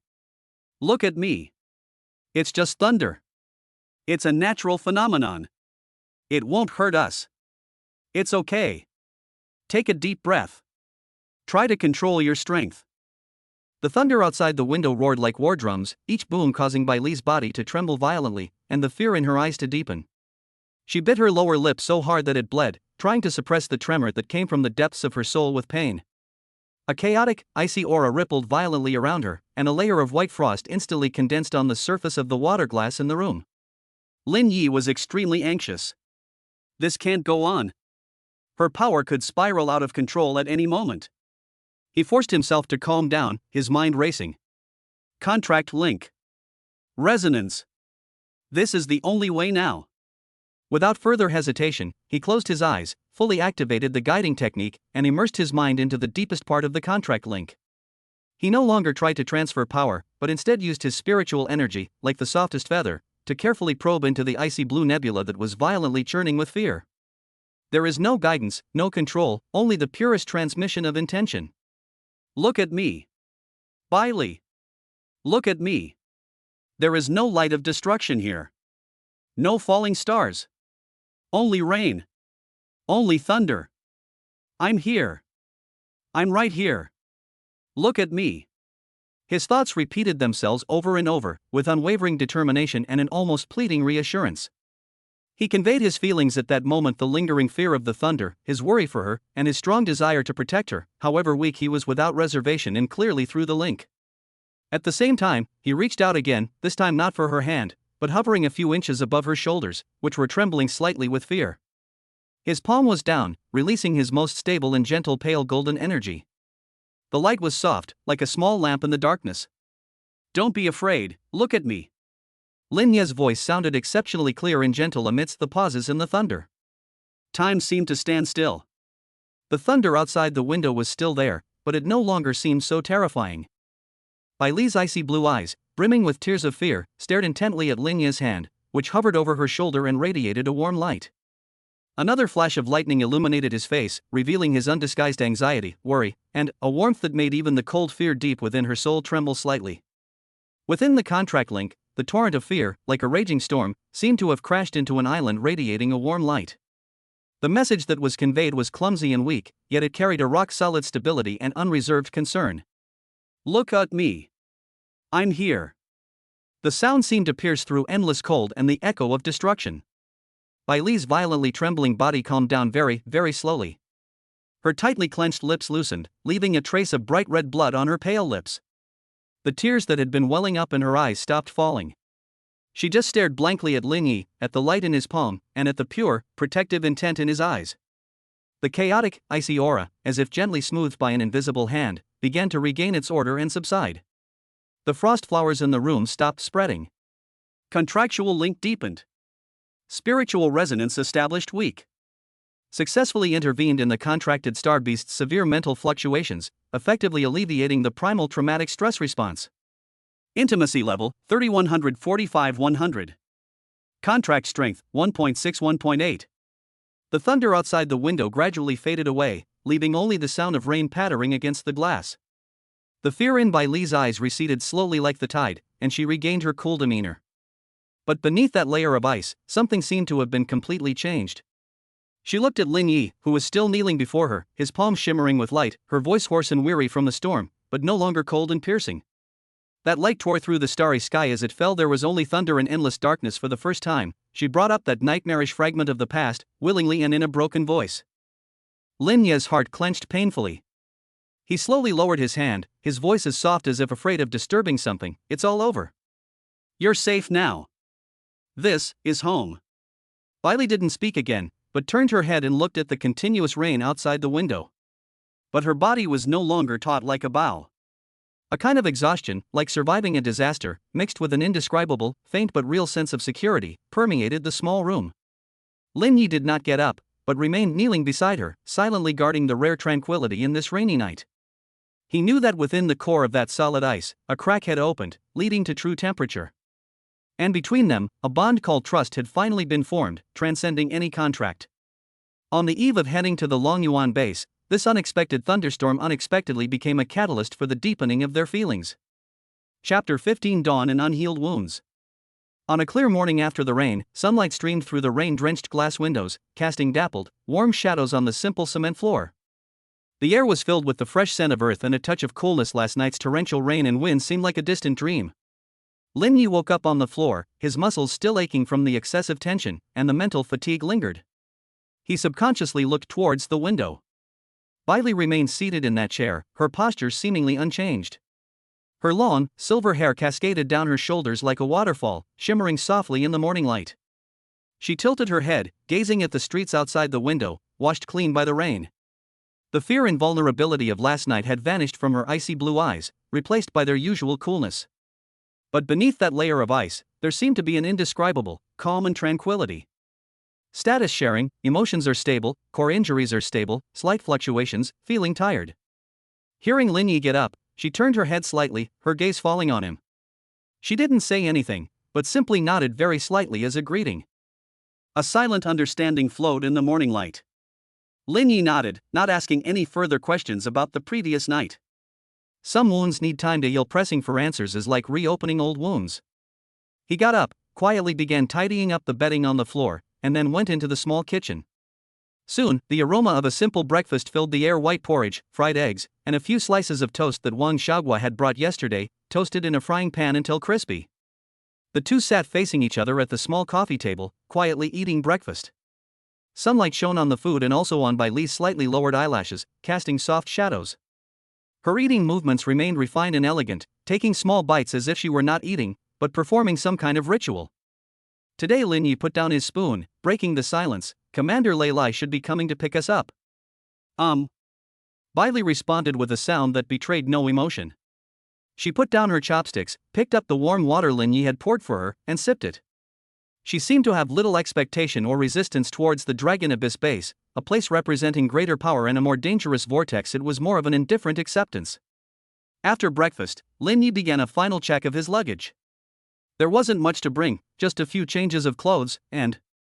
He glanced at the half-dead potted green plant on the windowsill, thought for a moment, and then carefully put it in a small plastic bag, soil and all. It brought a tiny bit of life to that cold base dormitory. Bailey watched his movements quietly, her gaze lingering on the potted green ivy for a few seconds, a faint, elusive light flashing in her icy blue eyes. At exactly 9 o'clock in the morning, the familiar deep engine sound rose from downstairs. Lin Yi took a deep breath and picked up his simple luggage bag. Bailey also stood up, pulling up her large hood to cover most of her face, revealing only her beautifully shaped jawline and tightly pursed lips. The two walked down the dimly lit stairwell one after the other. The old apartment building seemed to have returned to the quiet of the past, when only Lin Yi was there. Downstairs, that familiar black SUV was parked on the side of the road. Lei Lai was still dressed in a crisp uniform, standing by the car with the posture of a pine tree. His sharp gaze swept over the two people who came out of the building, especially lingering on Bailey for a moment before giving a slight nod. Ready? His voice remained as steady as ever. All right, Commander. Lin Yi nodded. Bailey simply nodded slightly in response. Without further ado, the three got into the car. With a low growl from the engine, the SUV smoothly drove away from the old street that had witnessed a brief, thrilling yet inexplicably heartwarming moment. Looking out the car window, Lin Yi watched the familiar street scenes rush past, a complex mix of emotions welling up inside him. There was trepidation about the unknown road ahead, a yearning for power, and a touch of reluctance to leave the little house behind. He subconsciously turned his head to look at the girl beside him. She leaned back in her chair, her hat brim hanging low, seemingly resting with her eyes closed, radiating an aura of coldness that kept strangers at bay. But through status sharing, Lin Yi could vaguely sense that she was not truly calm. Beneath that frozen heart, there seemed to be undercurrents surging, a kind of scrutiny of the base. Is it a calculation of the future? Or is it a lingering fear from last night's brief loss of control? The vehicle drove through the bustling city center, heading towards the suburbs, and finally entered a heavily guarded military control zone. Layer upon layer of checkpoints, identity verification, pupil scans, the atmosphere grew increasingly heavy and oppressive. Finally, the off-road vehicle entered a huge mountain tunnel, and the light suddenly dimmed. After driving for about 10 more minutes, the view suddenly opened up. A huge, futuristic underground space unfolds before your eyes. The dome soars high, and simulated natural light shines down softly. Countless alloy buildings stand side by side, with various hover vehicles and uniformed personnel moving back and forth. The concentration of free elemental energy in the air made Lin Yi feel refreshed with every breath. This is the Long Yuan base. The Dragon Kingdom's strongest shield and sword against the abyss. The vehicle stopped in front of a silver-gray building marked A7 Zone. Come with me. Lei Lai got out of the car first and led the two into the building. After passing through several identity verification checks, they arrived at an alloy door engraved with runes. This is your temporary dormitory. It contains base regulations and a preliminary training schedule. Remember, private fights are prohibited within the base, but competition is encouraged. Your access is currently limited, so don't wander off. Meet at Training Ground C3 at 8 a.m. tomorrow for an acclimatization assessment. The room was a standard double room, simple, cold, and lifeless. 2 beds, 2 tables, and a separate miniature meditation room. Compared to the lively little house in the old town, this place is more like a high-class prison. After Lei Lai left, a heavy silence enveloped the room. Bai Li walked to the window. It was a huge one-way window, outside which was a simulated forest and canyon scene, realistic yet unreal. She stretched out her finger, a faint, almost imperceptible icy blue halo swirling around its tip, and gently touched the glass. A buzzing sound. Countless fine energy circuits instantly appeared on the glass surface, then quickly disappeared. Basic protection, capable of withstanding level B attacks. She withdrew her hand, her voice cold and unreadable. She walked to her own bed, but instead of sitting down, she sat cross-legged on the floor and closed her eyes. A faint yet pure icy aura began to linger around him, actively absorbing the rich elemental energy particles in the room. For her, there was no need to adapt to the unfamiliar environment. Restoring her strength was the only priority. Seeing Bai Li quickly get into the zone, Lin Yi also calmed his mind, walked to his bedside, sat down, and tried to circulate the basic Yuan power guiding technique. In such a rich environment of Yuan energy, the efficiency of a minor stage cultivation technique far surpasses that of before. Strands of pure Yuan energy flowed into the body, nourishing the meridians and stabilizing the cultivation level. Cultivation efficiency increased by 300%. Yuan energy is recovering. Contract link stable, weak elemental resonance continuing. Contract star beast by Li's core injury repair efficiency plus 0.08%. The most direct benefit of environmental changes is a surge in recovery speed. However, Lin Yi did not feel much joy. The coldness of the base, the strictness of the regulations, and the upcoming unknown assessment all weighed heavily on him like invisible pressure. An F-rank strength is like a firefly in the dark, exceptionally conspicuous, yet exceptionally fragile. He glanced at Bai Li, who was immersed in cultivation. Her aloof and beautiful profile looked like an ice sculpture under the simulated light. The slight distance that had just been shortened by the rainy night between them seemed to have quietly frozen back in this cold environment. The first day at the Dragon Abyss base was spent in silence and in everyone's own cultivation. The simulated scenery outside the window was always sunny and bright, but the two people inside the room each harbored different turmoil in their hearts. Chapter 16 Assessment and the Cold Edge. The following morning, at the C3 Tactical Training Ground. Inside the enormous dome space, the floor is made of a special shape memory alloy, and the walls shimmer with the glow of energy-absorbing runes. Dozens of trainees had already gathered on the sidelines, most of them between the ages of 18 and 20. They were sharp-eyed and exuded a strong aura, with sparks of scrutiny and competition between them. These are all elites selected from various places, with the lowest level being B-grade talent. When Lin Yi and Bai Li entered the venue led by Lei Lai, almost all eyes were instantly focused on them.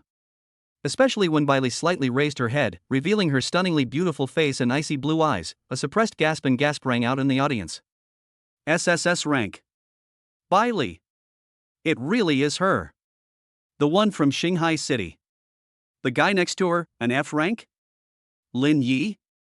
How did he get in? It must be through connections, right? I heard they were in Shanghai City. An F rank infiltrated Dragon Abyss? Are you kidding me? Whispers, undisguised doubts, and disdainful glances pierced Lin Yi like needles. He straightened his back and his face was calm, but his clenched fists betrayed the turmoil in his heart. The F-rated label is like original sin here. Bailey seemed oblivious to the stares and whispers, like a statue sculpted from ice and snow, only her eyes grew even colder. Lei Lai walked to the center of the field, his voice booming through the loudspeaker. Silence. I am Lei Lai, your head instructor for this hidden dragon training camp. Dragon Abyss doesn't tolerate useless people, only warriors are here. For the next 3 months, you will undergo the most rigorous training, with a 50% elimination rate. Now, we will begin the first adaptation assessment team simulated combat. With a wave of his hand, several huge holographic projection screens rose in the center of the venue, displaying complex jungle canyon maps and group information. Lin Yi and Bailey were assigned to the 7th squad. There are 3 other people on the same team. A tall, muscular boy with dark skin, carrying a huge alloy tower shield, named Shirley, possesses the B-level defensive talent, Immovable Barrier. Yiling, a petite and agile girl with 2 short blades hanging from her waist, possesses the B-rank agility talent, Wind Shadow. There was also a pale-faced, somewhat gloomy-looking boy named Chen Mo, with the B-level support talent, Mental Link. Upon seeing the team roster, Shirley and Yiling's faces immediately fell. A Class F burden? How can we fight like this? Chen Mo pushed up his glasses, his gaze sweeping over Lin Yi and Bailey behind the lenses, his expression unreadable. 7th Squad, Objective, Blue Team Resource Point 3. Encounter, Red Team 5th Squad, all members B+. Terrain, Misty Canyon. 5 minutes countdown, prepare. A cold electronic voice announced. It's over. Yiling sighed, glaring at Lin Yi. What terrible luck. Hey, F rank. Stay far away later, don't drag us down. Don't blame us if you die. Shirley patted the heavy tower shield and said in a deep voice, I'll try my best to protect it, but good luck to you. Chen Mo didn't speak, but silently adjusted a device similar to a wristwatch on his wrist. Lin Yi pursed his lips, offering no argument. The difference in strength was an objective fact. Bailey remained silent, but her icy blue eyes swept across the misty canyon on the map, and her fingertips twitched almost imperceptibly. Countdown complete. Scene loading. In an instant, the scene before them changed. A damp, cold mist rushed in, and jagged rocks and twisted, withered trees formed a complex labyrinth. Visibility was less than 20 meters. Follow me. Maintain formation. Shirley, push forward. Yiling, scout the flanks. Chen Mo, provide central support. Lin, you and Bailey, cover the rear. Chen Mo's voice rang out in the mental link, calm and swift. The team immediately acted according to the instructions. Shirley let out a low roar, and the tower shield glowed with an earthy yellow light, standing at the forefront like a moving fortress. Yiling's figure flickered, as if merging into the wind, disappearing into the mist on the left. Chen Mo, in the center, spread his mental energy like a spider web, sensing the surrounding environment. Lin Yi and Bailey walked at the back. Lin Yi was on high alert, activating his spiritual vision to its limit. He could see the faint flow of elemental energy in the air and the outline of energy traps, although they were still very blurry. Bailey strolled leisurely, her icy blue eyes sweeping across the mist as if she could see through all illusions. Sudden. Watch out on your right. Chen Mo's urgent voice rang out in the link. Almost simultaneously, 3 blazing fireballs tore through the mist, accompanied by piercing shrieks, and hurtled toward Chen Mo in the middle of the group in a triangular formation. Shirley roared, and the tower shield suddenly turned, its earth and yellow light surging. Boom! Boom! 2 loud bangs, and the fireball exploded on the shield, scattering flames everywhere. But the 3rd fireball was angled trickily, bypassing the shield and heading straight for Chen Mo. Chen Mo's face paled. His mental link excelled at perception and support, but defense was not its strong suit. At this critical moment, a figure moved even faster than the fireball. Bailey. She didn't even move her feet, but simply pointed her fingers like a sword at the oncoming fireball and pointed it in mid-air. Laugh. A tiny, almost invisible icy blue flame shot out instantly, hitting the core of the fireball precisely. There was no explosion, no loud noise. The fireball, as big as a wash basin and containing B+ level destructive power, was instantly frozen and solidified as if it had been thrown into an abyss of absolute zero. Then it turned into a cloud of dust shimmering with icy blue starlight and silently drifted away in the mist. The whole process was lightning fast, and it was all done with effortless ease. Shirley, who was about to rush over to help, and Yiling, who had just revealed herself, were both stunned, staring incredulously at the dissipating ice dust, and belle, who was still standing in the same spot as if she hadn't done anything. Hiss! The members of the red team's 5th squad, who were launching a sneak attack, gasped in shock, clearly stunned by this bizarre and powerful tactic. Don't stand still. 2 at 3 o'clock. 1 at 10 o'clock. Belle's clear, cold voice rang out during the battle, precise and icy, carrying an unquestionable tone of command. Shirley and Yiling snapped back to reality, their fighting instincts ignited. Shirley roared and charged toward 3 o'clock, shield in hand. Yiling's figure pounced towards 10 o'clock like a ghost. Chen Mo activated his mental link to provide precise guidance for his teammates. Lin Yi wasn't idle either. His spiritual vision was operating at full power, locking onto the yuan energy fluctuations of the red team members within the mist, and continuously reporting via the link energy trap fluctuations at 9 o'clock. Watch out for the vines. Ranged units are moving, coordinates updated. The battle erupted instantly. Shirley was like a human tank, braving the opponent's attacks head-on. Yiling moved swiftly, her short blade flashing with cold light, aiming for vital points. Chen Mo's mental interference caused the opponent to make frequent mistakes in casting spells. Belle, on the other hand, is like a pillar of strength and a deadly assassin on the battlefield. She did not use that terrifying ice flame annihilation again, but every move she made was extremely precise. It can instantly freeze the ground beneath the opponent's feet, causing them to lose their balance, or interrupt a crucial spellcasting with a mental shock of unparalleled precision. It can even anticipate the opponent's intentions and give concise and deadly commands during battle. Her presence brought about a qualitative change in the combat power of the entire 7th squad. Although Lin Yi's F-rank strength contributed little in direct combat, his enhanced reconnaissance and early warning capabilities through spiritual vision, as well as the subtle dual-core perception formed with belle through the contract link, provided extremely valuable information support for the team. The red team's 5th squad was stunned. Their prized teamwork and B+ level strength appeared full of flaws under the cold command and bizarre methods of the mysterious SSS level opponent. Especially that F-rank kid, he always manages to point out their traps and intentions in advance. In less than 10 minutes, the death indicator lights of 3 red team members lit up, and they were eliminated. 7th squad, objective achieved. Evaluation, excellent. A cold electronic voice rang out, the fog dissipated, and the scene returned to normal. The 4 members of the 7th squad stood in the center of the field.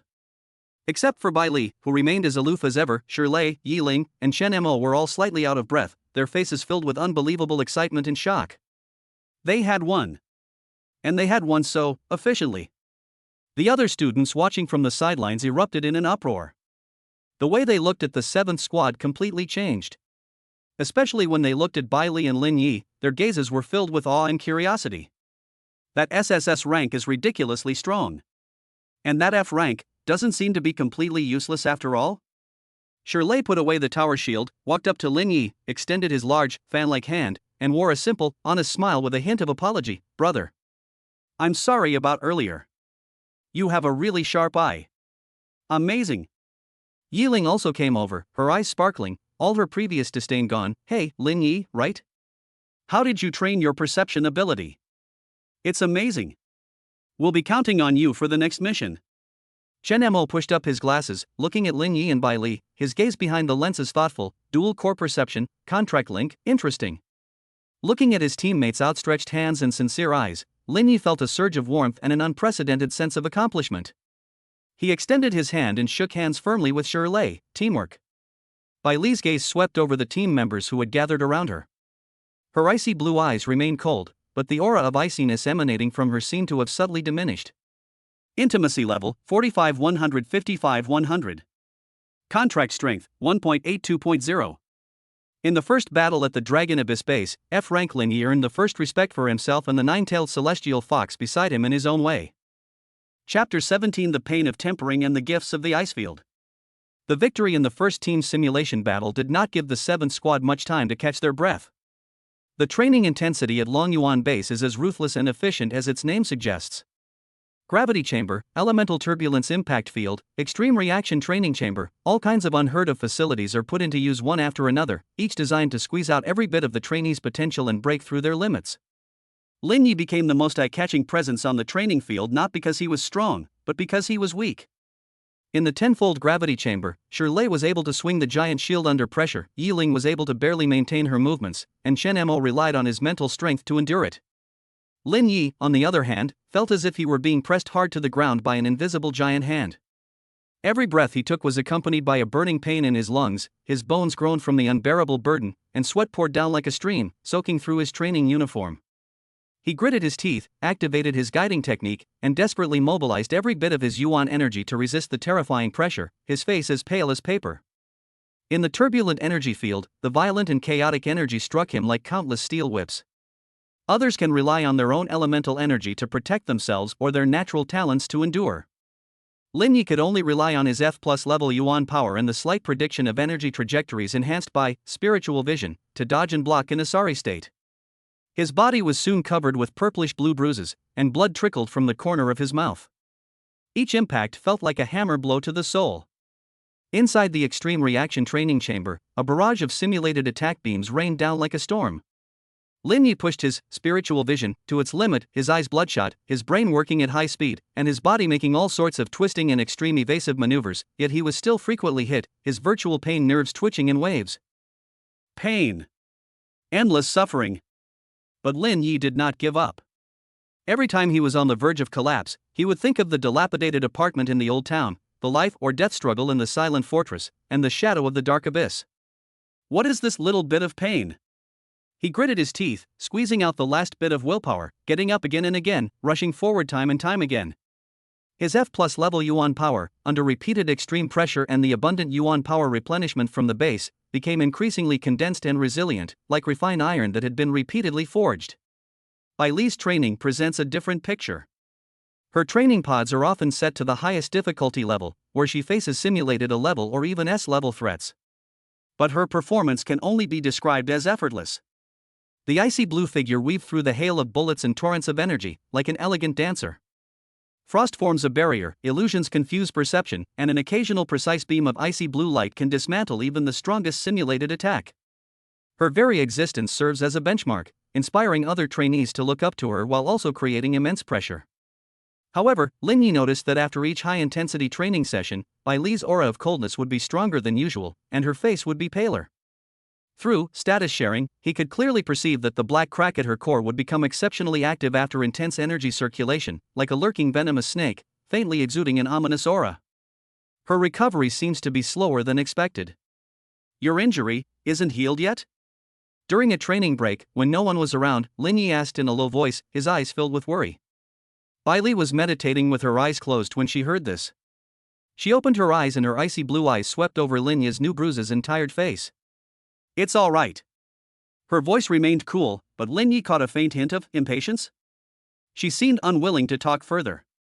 Yuan Jing. Bai Li suddenly spoke, tossing Lin Yi a small, cold bag. Use it. Lin Yi opened the package and found several high-quality, ice blue elemental crystals inside, radiating pure and rich icy elemental energy, far superior to ordinary crystals circulating in the market. These were resources specially approved by the Dragon Abyss base based on her SSS level talent. Give me? Lin Yi was taken aback. Resonance. Bai Li succinctly closed her eyes again. Efficiency. Lin Yi understood. She wanted to use the faint resonance of their elemental energies to allow Lin Yi to absorb the power of these high-quality ice elemental crystals, so that while improving himself, he could also nourish her core injuries more efficiently through the resonance feedback. This is much more efficient and safer than her absorbing it directly, or Lin Yi absorbing ordinary elemental energy and then feeding it back. Without further hesitation, Lin Yi immediately sat down cross-legged and took out a piece of icy blue elemental crystal, holding it in his palm. A bone-chilling cold instantly spread up his arm. He quickly activated his guiding technique, carefully directing this pure and domineering icy energy into his body. Hiss! Like an ice blade scraping bone. A sharp pain struck instantly. This force is too strong and too domineering. His F+ level meridians could barely withstand it. Just then, a gentle yet resilient will came through the contract link, carrying a clear guiding trajectory. It's belle.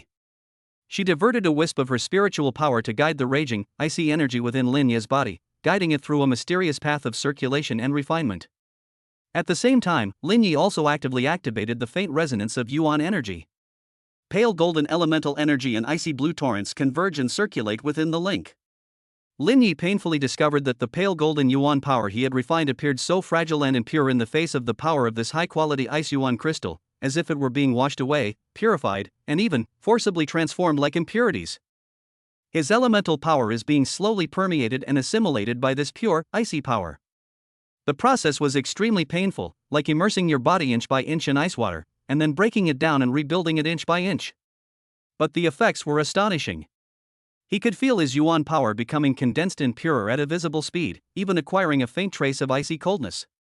His meridians were widened and strengthened amidst the intense pain.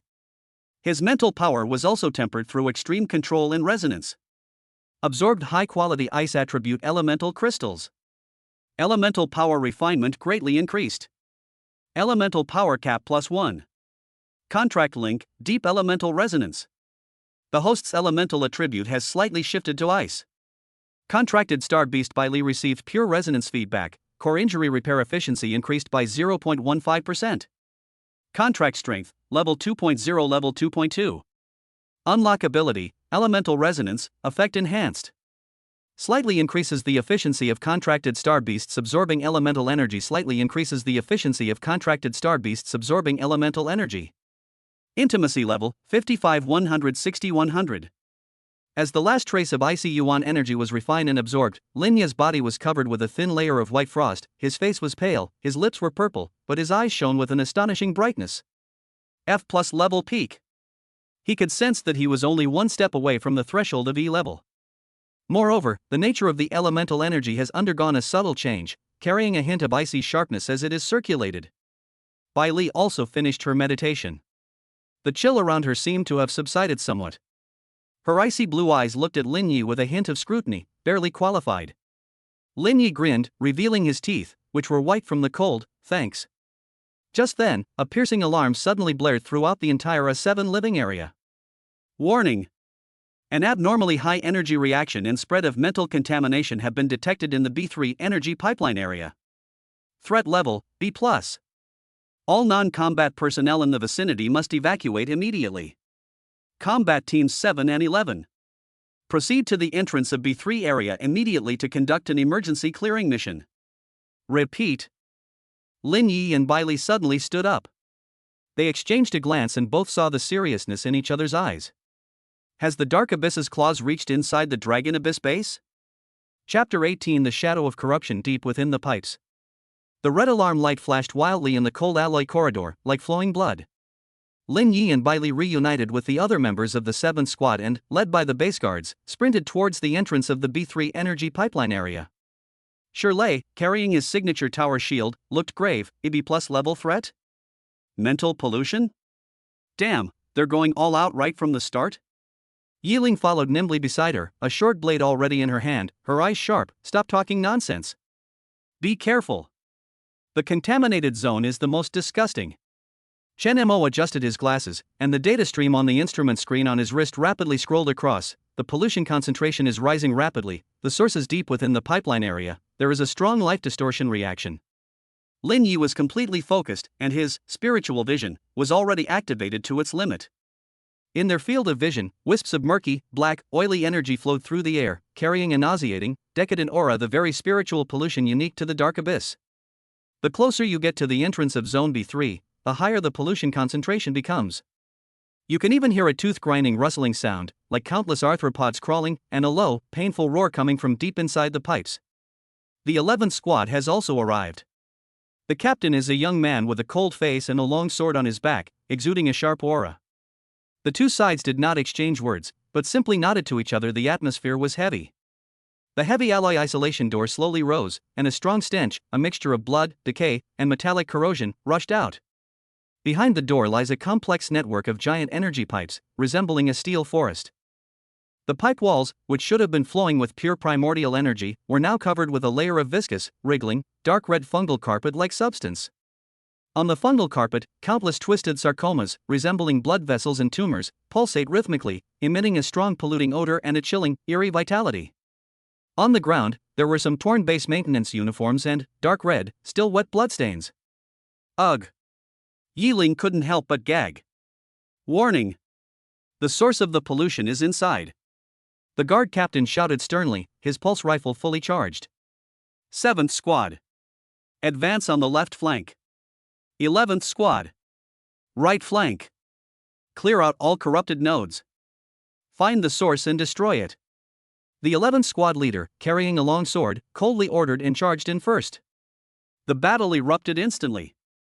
Puff. Puff. Puff. The lumps on the walls and pipes seemed to come alive, suddenly splitting open and spurting out large amounts of thick, foul-smelling, dark red acid. Like a barrage of cannonballs. Barrier! Shirley roared, and the tower shield slammed heavily into the ground. The earthen yellow light surged, transforming into a huge energy barrier that blocked the 7th Squad's path. Hiss! Hiss! Hiss! The acid was poured onto the protective wall, producing a violent corrosive sound, and the yellowish-brown light fluctuated violently. Shirley's face turned pale, clearly under immense pressure. Yiling! Clear the spray points! Shenmo's voice rang out during the battle, and at the same time, his mental interference spread like ripples, causing the spraying action of several nearby tumors to be momentarily slowed down. Clear! Yiling's figure transformed into a blur, her short blade flashing with a chilling light as it precisely pierced the core of those writhing tumors. Put! Green pus burst open, and the tumor quickly withered away. Lin Ye's spiritual vision played a huge role at this moment. He could clearly see the nodes where the pollution energy flow was most concentrated, as well as the location of the tumors hidden deep in the fungal carpet, about to launch an attack. 3 lurking tumors above the pipe on the right front. An anomaly in the ground cover on the lower left. Something is trying to emerge. Watch out above. A swarm of corrosive acid. His urgent voice rang out repeatedly, like the most accurate radar. The 7th Squad's advance efficiency is extremely high. Shirley provided shield defense, Yiling eliminated threat points like a ghost, and Shenmo provided control and information support. Their teamwork was perfect. Bai Li walked at the back of the group, like an ice queen surveying her territory. She didn't act rashly, her icy blue eyes scanned the filthy pipe area, as if searching for something. Occasionally, any acid that slips through the net in attacks from tricky angles, or tentacles with sharp mouthparts that suddenly pop out from the fungal carpet, are instantly frozen and shattered by frost that congeals out of thin air before they even get within 3 meters of her.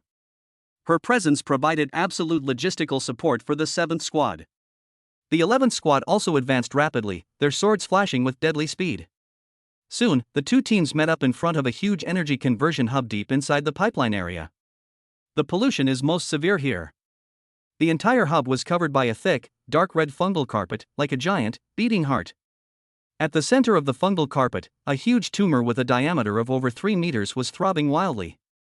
Countless thick, blood vessel-like tentacles connected to the surrounding channels, greedily absorbing energy while emitting strong mental pollution fluctuations.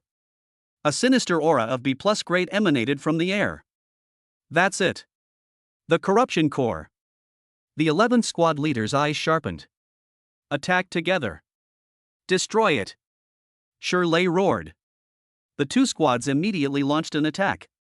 Swordlight, energy pulses, Yiling's flying blades, and Shenmo's mental impact bombarded the core of the huge tumor like a storm. However, a viscous, dark red energy shield appeared on the surface of the tumor, blocking and absorbing most of the attacks. At the same time, the tumor suddenly shuddered. Buzz.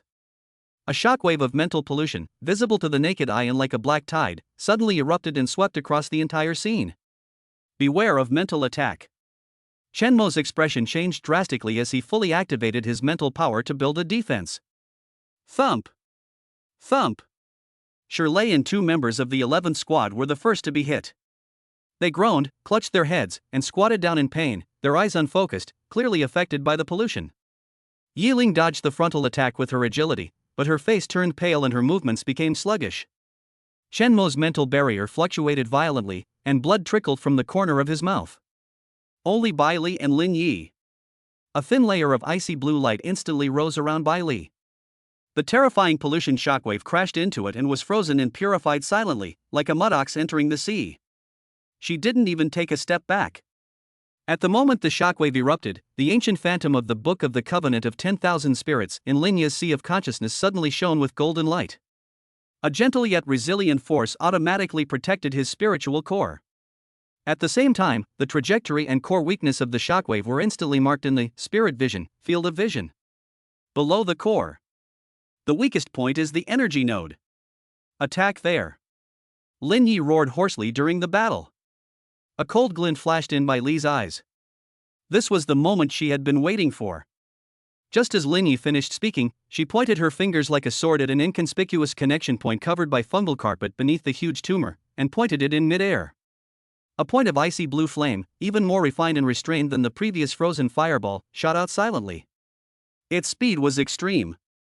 Put. The flames precisely penetrated the weakness that Lin Yi had pointed out. There was no earth-shattering explosion. The massive, throbbing tumor suddenly froze. Then, centered on the point of impact, blinding, icy blue cracks spread like a spider web across the entire tumor. The viscous, dark red fungal carpet quickly loses its activity, turning gray and dry. Boom! The entire massive corrupted core, along with the fungal carpet enveloping the hub, collapsed like a sandcastle drained of all life, turning into a pile of frozen, foul-smelling black ice shards. Source of pollution destroy. The foul odor and nauseating roars that filled the pipe area came to an abrupt halt. The survivors looked at the mess on the ground and stood in the middle of black ice shards. Bai Li, who was like an ice goddess, and Lin Yi, who pointed out the fatal weakness at the crucial moment, were filled with shock and gratitude in their eyes. Ding! Urgent mission, eliminate the corrupted core completed. Task evaluation, excellent accurately located weaknesses and coordinated destruction of the target. Task rewards, spiritual power +2. Spiritual vision beginner, proficiency upgraded to mastery great perfection.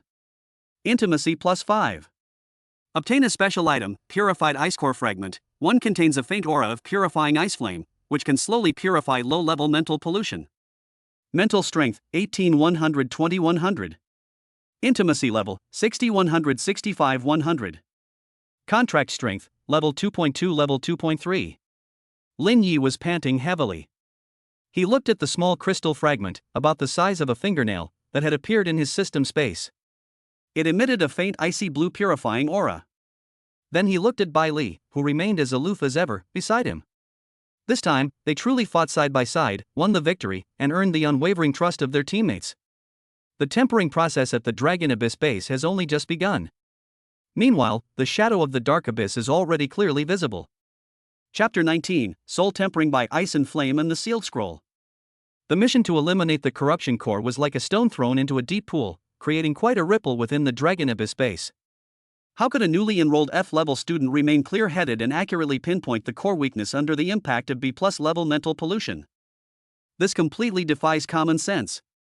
Combined with his mysterious connection with SSS level Bai Li, the name Lin Yi has quietly acquired a mysterious aura among the base's students. The status of the 7th squad also rose accordingly. Shirley patted Lin Yi on the shoulder and insisted on treating him to a special energy meal provided by the base. Yi Ling looked at Lin Yi with a mixture of curiosity and admiration. Even the gloomy Chen Mo would proactively ask Lin Yi for his opinion during tactical discussions. After being tested by blood and fire, the team atmosphere became more harmonious than ever before. However, for Lin Yi and Bai Li, the real challenge has only just begun. The base's higher-ups clearly wouldn't waste Bai Li's unparalleled talent, and the intensity of her special training was suddenly increased. Lin Yi was granted special permission to observe Bai Li's special training in the extreme cold spirit realm, a special training ground that simulates an absolute zero environment. He was wearing a heavy thermal suit and looked at the ice blue figure in the arena through a specially made observation window. It's no longer about elegant dodging and precise point-and-click kills. Bai Li is roaring. Fighting. Her opponents are 3 polar ice demons simulated by high-density ice energy in the base's cutting-edge technology, each radiating terrifying coldness close to grade A.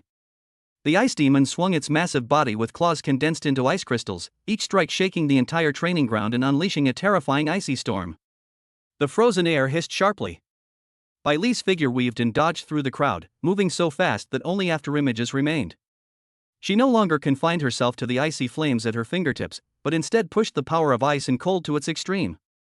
The ground instantly froze into a smooth ice surface, causing the ice demon to lose its balance. Countless sharp ice spikes suddenly condensed in the air and shot out like a rainstorm. They could even instantly condense into a huge ice crystal shield in front of it to block the heavy blows. Her attack methods became ferocious and direct. With a single palm strike, carrying a chilling aura that could freeze the soul, it could instantly turn an ice demon's arm into ice powder. With a stomp, a terrifying ice ring exploded, violently blasting away the attacking ice demon. Roar! An ice demon seized the opportunity and slammed down its giant claws, which carried a chilling aura that seemed to tear through space.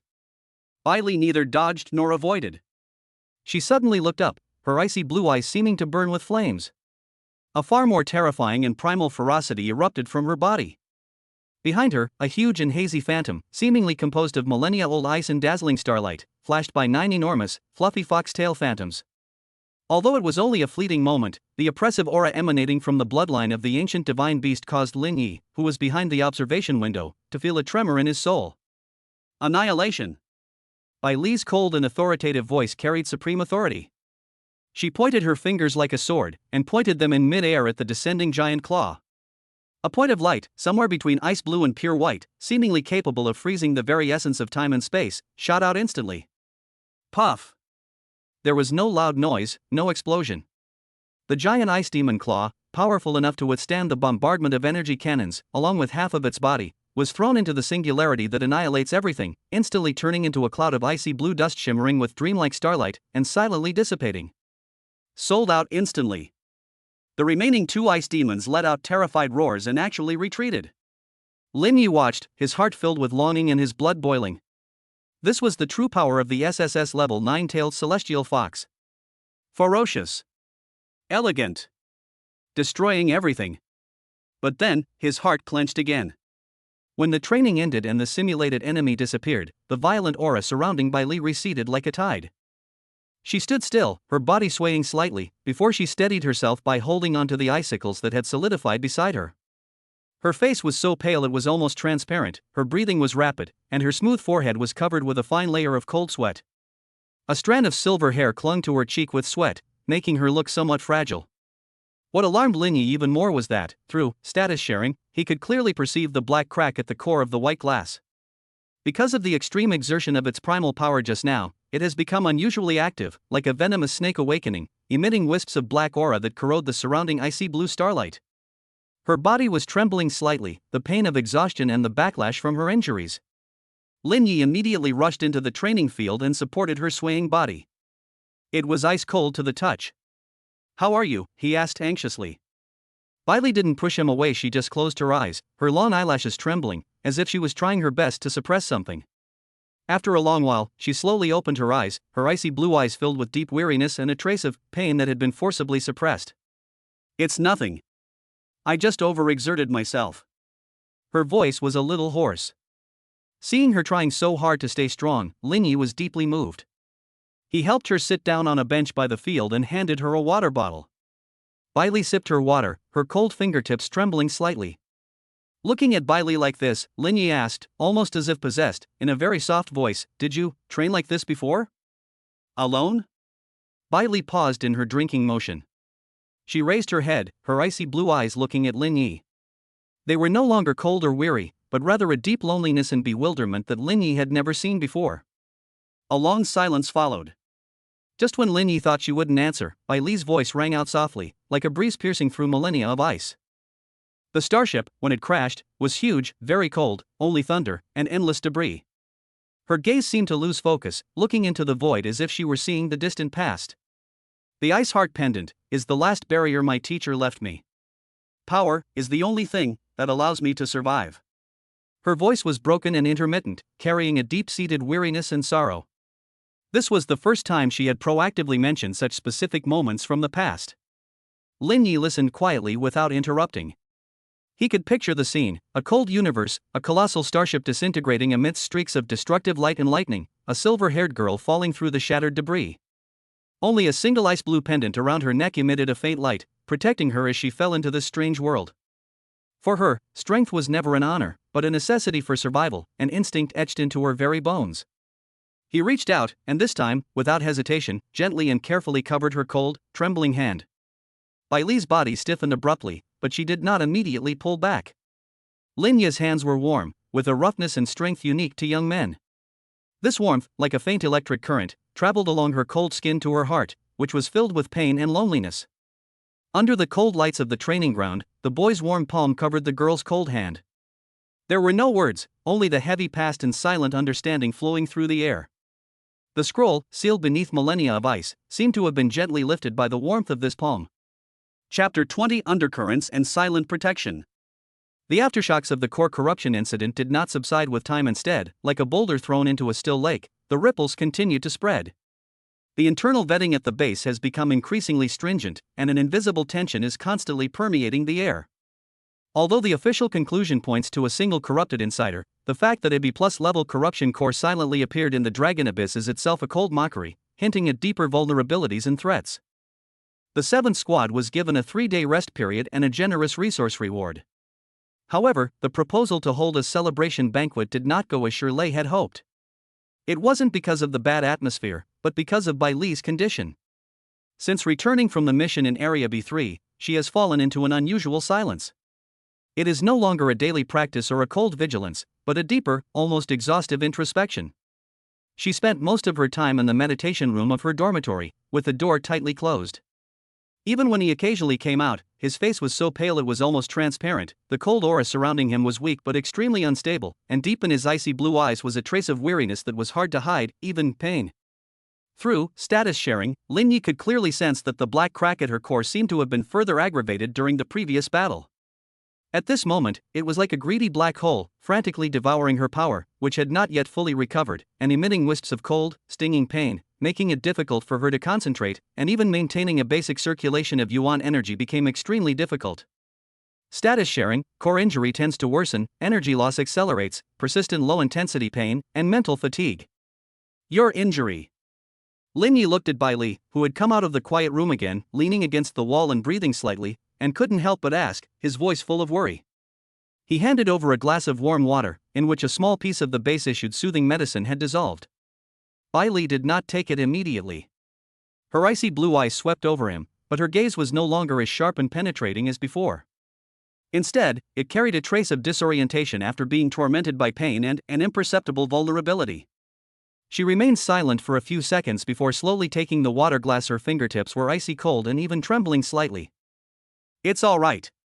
Her voice was lower and hoarser than usual, with a noticeable sense of weakness. She sipped her water, but her brow furrowed slightly due to the persistent pain inside her body. This is by no means unimpeded. Lin Yi's heart clenched. He recalled the icy flame power she unleashed in the pipeline area, far exceeding her usual strength, in order to precisely destroy the core. That was by no means without a price. It's because of what happened before. It's none of your business. Bai Li interrupted him, her tone habitually cold, but the last syllable betrayed a hint of helplessness. She seemed unwilling to talk more and turned to return to the quiet room. But just as she turned around, her body suddenly swayed, and the water glass in her hand almost slipped from her grasp. Lin Yi reacted quickly, grabbing her arm. His hand touched it, finding it icy cold, and he could feel the muscles in her arm spasming slightly from suppressed pain. Exclamation point. Bai Li's body stiffened abruptly, and she almost instinctively tried to break free. But the momentary dizziness and weakness caused her to lose her balance and lean back slightly, her back gently bumping against Lin Yi's chest. For a moment, both of them were stunned. Extremely brief physical contact. Lin Yi could smell the faint, icy scent emanating from her hair, and he could also feel the subtle trembling and icy temperature emanating from her body more clearly. Bai Li's body was as stiff as ice, her icy blue pupils slightly contracted, as if she was extremely unaccustomed to this level of closeness.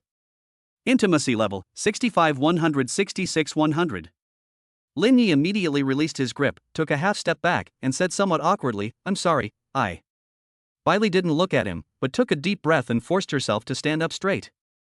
A faint, almost imperceptible blush seemed to flit across her pale cheeks, but it was quickly covered by a deeper chill. No need. Her voice regained some of its coolness, but her breathing was still unsteady. I need quiet. After saying that, she didn't linger, quickly walked back to the quiet room, and closed the door. Lin Yi stood there, staring at the tightly closed door of the quiet room, his brows furrowed. He realized that Bai Li's injuries were far more complicated than he had imagined. The previous recovery was only superficially stable. That battle was like tearing a hole in a fragile dam, and undercurrents were already surging within. But she chose to bear it alone, isolating herself with cold silence. This realization made Lin Yi feel powerless and, inexplicably anxious. He was no longer that F-rank loser who could only passively accept protection. He was her contractor, and they were one. He returned to his bedside, but had no mood for cultivation. His mind sank into his sea of consciousness, looking at the quietly floating book of the Covenant of All Spirits. On the panel, Bai Li's status was clearly displayed as severely injured and not yet healed. System, is there any way to help her? Lin Yi asked anxiously in his mind. Analysis in progress. The core injury of the contract star beast Bai Li consists of regular cracks, accompanied by high-intensity energy erosion and residual mental pollution. Conventional treatment methods are extremely ineffective. Option 1, find a high-level ice life-type treasure of the same origin to perform fundamental repair. Required item rarity, legendary or higher. Option 2, enhance the contract, strengthen the host's power, strengthen the passive effect of contract maintenance, and attempt to activate deeper contract abilities. Current efficiency, slight. Option 3, the host acquires advanced healing purification skills to provide targeted assistance. The host currently does not meet this requirement. A legendary treasure? A high-level skill? A bitter smile appeared on Lin Yi's lips. These things are all too far away for him now. Only option 2 seems to offer a glimmer of hope. Increase contract strength. Increase power. His gaze hardened. This can't go on. He has to do something. For the next 2 days, Lin Yi seemed to return to the time when he was frantically cultivating after his awakening, and he worked even harder. He was no longer satisfied with absorbing the free-floating elemental energy in the room, and instead invested most of the rewarded elemental crystals into cultivation. Pieces of Yuan crystal turned into powder in his hands, and the pure Yuan power was frantically refined by the basic Yuan power guiding technique and injected into his dantian. He felt a throbbing pain in his meridians with each filling and compression, but he paid no attention to it. More importantly, he began to delve deeper into the concept of spiritual vision. He no longer used it merely to observe energy flow and weaknesses, but attempted to link it with contracts. Shift your gaze to the soul channel that connects you, to perceive more precisely the state of the crack at the core of the white glass, to understand the nature of the black energy, and to capture the pattern of her painful fluctuations. This process is extremely mentally taxing and often yields nothing. In fact, one may even suffer a backlash from the cold, deathly aura emanating from the crack, causing a splitting headache. But he persisted, trying again and again, failing again and again, and starting over each time. Mental strength, 2119-100. Proficiency in basic elemental energy guidance technique increased. My vision beginner proficiency has increased. My insight into the nature of energy has slightly improved. Occasionally, when Bai Li's condition stabilizes slightly, he will try to resonate with that faint elemental energy again. This time, he no longer pursued how much power to transfer, but focused all his attention on guiding and appeasing. He carefully mobilized his Yuan power, which had been imbued with a chill after being soaked in the ice Yuan crystal.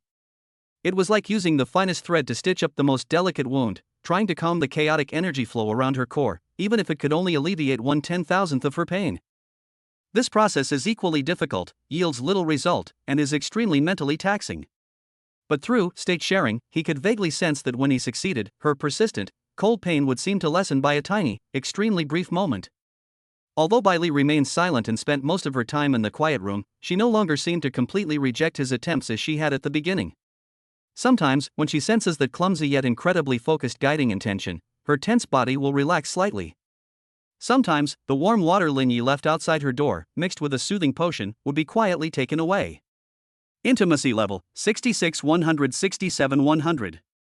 Contract strength, level 2.3, level 2.31. It is a silent communication, a faint trust slowly built in a cold and desperate environment, based on the instinct for survival. Lin Yi didn't know how significant this was, but he knew he couldn't stop. He relentlessly pushed himself, cultivating, practicing spiritual vision, and attempting resonance, pushing himself to the limit every day until his mental energy was exhausted, at which point he collapsed, utterly worn out. He had only one thought in his mind. Get stronger. Find a way to truly help her before she is completely consumed by that pain. However, the undercurrents within the Long Yuan base did not give them much time to catch their breath. On the evening of the third day, Lin Yi had just finished a round of mentally exhausting spiritual vision practice and was rubbing his temples with a splitting headache when there was a knock on the dormitory door. Standing outside the door was Chun Mo. His face was still pale, but his eyes were unusually solemn. Lin Yi. He adjusted his glasses and lowered his voice. I analyzed the residual contamination data in Zone B3 and some information from other sources. That corrupted core, its energy burst pattern, and a certain abnormal access node in the base S internal network have a high degree of temporal correlation and weak energy resonance. Lin Yi's heart sank suddenly. What's the meaning? It means. Chen Mo's gaze sharpened. That attack might not be as simple as just a low-level maintenance worker being controlled. The base's internal network might have been infiltrated as well. And the level of infiltration wasn't low. A chilling coldness instantly crept up Lin Yi's spine. Chapter 21 Clues and Echoes from the Frozen Ground. The news brought by Chen Mo was like a cold dagger, piercing through the brief, false calm. Internal network compromised? This means that the tentacles of the dark abyss may be deeper and more hidden than imagined. That corrupted core might not just be a destruction, but more likely a test, a probe into the depths of the Dragon Abyss defense system, or, to cover up a deeper purpose. Lin Yi immediately realized the seriousness of the situation. Do you have any evidence? Have you reported it to Instructor Lei Lai? Chen Mo shook his head. His gaze behind the glasses flashed with a calm yet cautious light. Indirect data correlation and probability models are not conclusive evidence. Reporting it rashly is more likely to alert the enemy. Moreover, he paused, I'm not sure which channels within the base are absolutely secure. Even internal communications could be monitored? Lin Yi felt a chill run down his spine. Has the Longyuan base, a place that seemed impregnable, become so riddled with holes? You told me all this. Lin Yi looked at Chen Mo. We need to be more careful. Chen Mo said in a low voice, the 7th squad performed outstandingly this time, especially Belle, and you, who may have become the focus of attention for certain entities. The next mission, or at any time, could face even more precise strikes. His gaze swept over the tightly closed door of Baile's quiet room, the meaning of which was self-evident. Baile is currently in a state where she is completely unable to cope with any unexpected situations. I see. Lin Yi took a deep breath, suppressing the shock in his heart, and said, thank you. Chen Mo nodded, said no more, and quietly left. The dormitory fell silent again, but Lin Yi's heart could no longer find peace. A sense of crisis descended like a tangible shadow. He walked to the outside of Baile's quiet room, and through the door, he could vaguely sense the extremely unstable, sometimes faint, sometimes restless, icy aura inside. She was struggling with the pain inside her body and was almost completely unprepared for the undercurrents in the outside world. He has to do something. It's not just about improving ourselves, but also about figuring out the Dark Abyss's intentions as soon as possible and identifying potential threats. How to get started? Chen Mo's data analysis skills far surpass his, but he lacks direct evidence. What about him? Spiritual vision, can you see things that cannot be perceived by common sense? A thought flashed through his mind. He immediately sat down cross-legged, ignoring the exhaustion of his mental energy, and activated spiritual vision again. This time, he wasn't observing the energy flow or Baile's injuries, but rather, the dormitory itself. The perspective shifted, and the world before my eyes transformed into a complex map composed of countless minute energy flows. The protective runes inside the walls flowed steadily with pale golden energy, and the elemental particles in the air drifted slowly like colorful dust. Everything seemed normal. Lin Yi held his breath and concentrated. The focusing range of spirit vision is narrowed, and its precision is increased to the limit. They carefully scanned every corner of the room, the walls, the floor, the ceiling, even the inconspicuous joints and gaps. Time passed second by second, and the throbbing in his temples became more and more intense. His mental energy was being rapidly depleted. Just when he was about to give up, in his spiritual vision, field of vision, he saw an extremely inconspicuous nanoscale filter interface in the corner of the ceiling, used for ventilation. He keenly detected an extremely faint abnormal fluctuation that was almost integrated with the background energy flow. The fluctuation was very peculiar. It was not pure dark energy, but rather carried a very subtle, artificially implanted eavesdropping and energy sensing characteristic. It lurks silently like a transparent venomous snake, occasionally awakening for a very brief moment to collect data on sound and energy fluctuations in the room, before falling silent again, leaving almost no trace. If it weren't for Lin Ye's spiritual vision, being subtly enhanced through repeated extreme applications and contractual connections, resulting in a slight improvement in his insight into the essence of energy, he would never have been able to discover it. Someone is monitoring them. Monitor this room. Lin Ye's back was instantly soaked with cold sweat. He forced himself to remain calm, not immediately looking up at that corner, but slowly withdrawing his spiritual vision, pretending to be nonchalant, but his heart was pounding wildly. Who is it? People from the dark abyss? A traitor within the base? What is the purpose? To monitor Bai Li's condition? Or should we eavesdrop on their conversation? Countless questions churned in my mind. He dared not act rashly, for the consequences of alerting the enemy would be unimaginable. The fact that the other party could plant surveillance cameras so secretly shows that their strength and technical level are far beyond imagination. He took a few deep breaths to suppress his turbulent emotions and turned his gaze back to Bai Li's quiet room. I have to tell her. But how can I tell her? Saying it directly will definitely lead to being monitored. Got it. Lin Yi walked to his desk, picked up the electronic tablet and the sensor pen, and pretended to organize his training notes. At the same time, he spared a sliver of his attention and immersed himself in the contract link. This time, he no longer transmitted energy nor vague emotions, but attempted to condense an extremely clear and firm mental image, as if drawing a picture in his mind, and then transmitting it to Bai Li through the link. It was a clear image, a close-up of the filter interface in the corner of the ceiling, and a faintly visible transparent energy thread with an eavesdropping symbol on the interface. Next to it was a huge, bright red sign that read danger. Warning symbol. This process is more difficult than energy guidance, and it requires an extremely high degree of concentration and control over mental energy. Lin Yi felt like his head was about to explode, but he gritted his teeth and repeated and reinforced the mental warning image in the link over and over again. Quiet room. Bai Li sat cross-legged in the center, her forehead beaded with cold sweat, and her body trembling slightly. The crack at its core was like a red-hot iron, constantly searing her soul, the pain making it almost impossible for her to stay conscious. She was using all her remaining strength to try to suppress the restless black energy.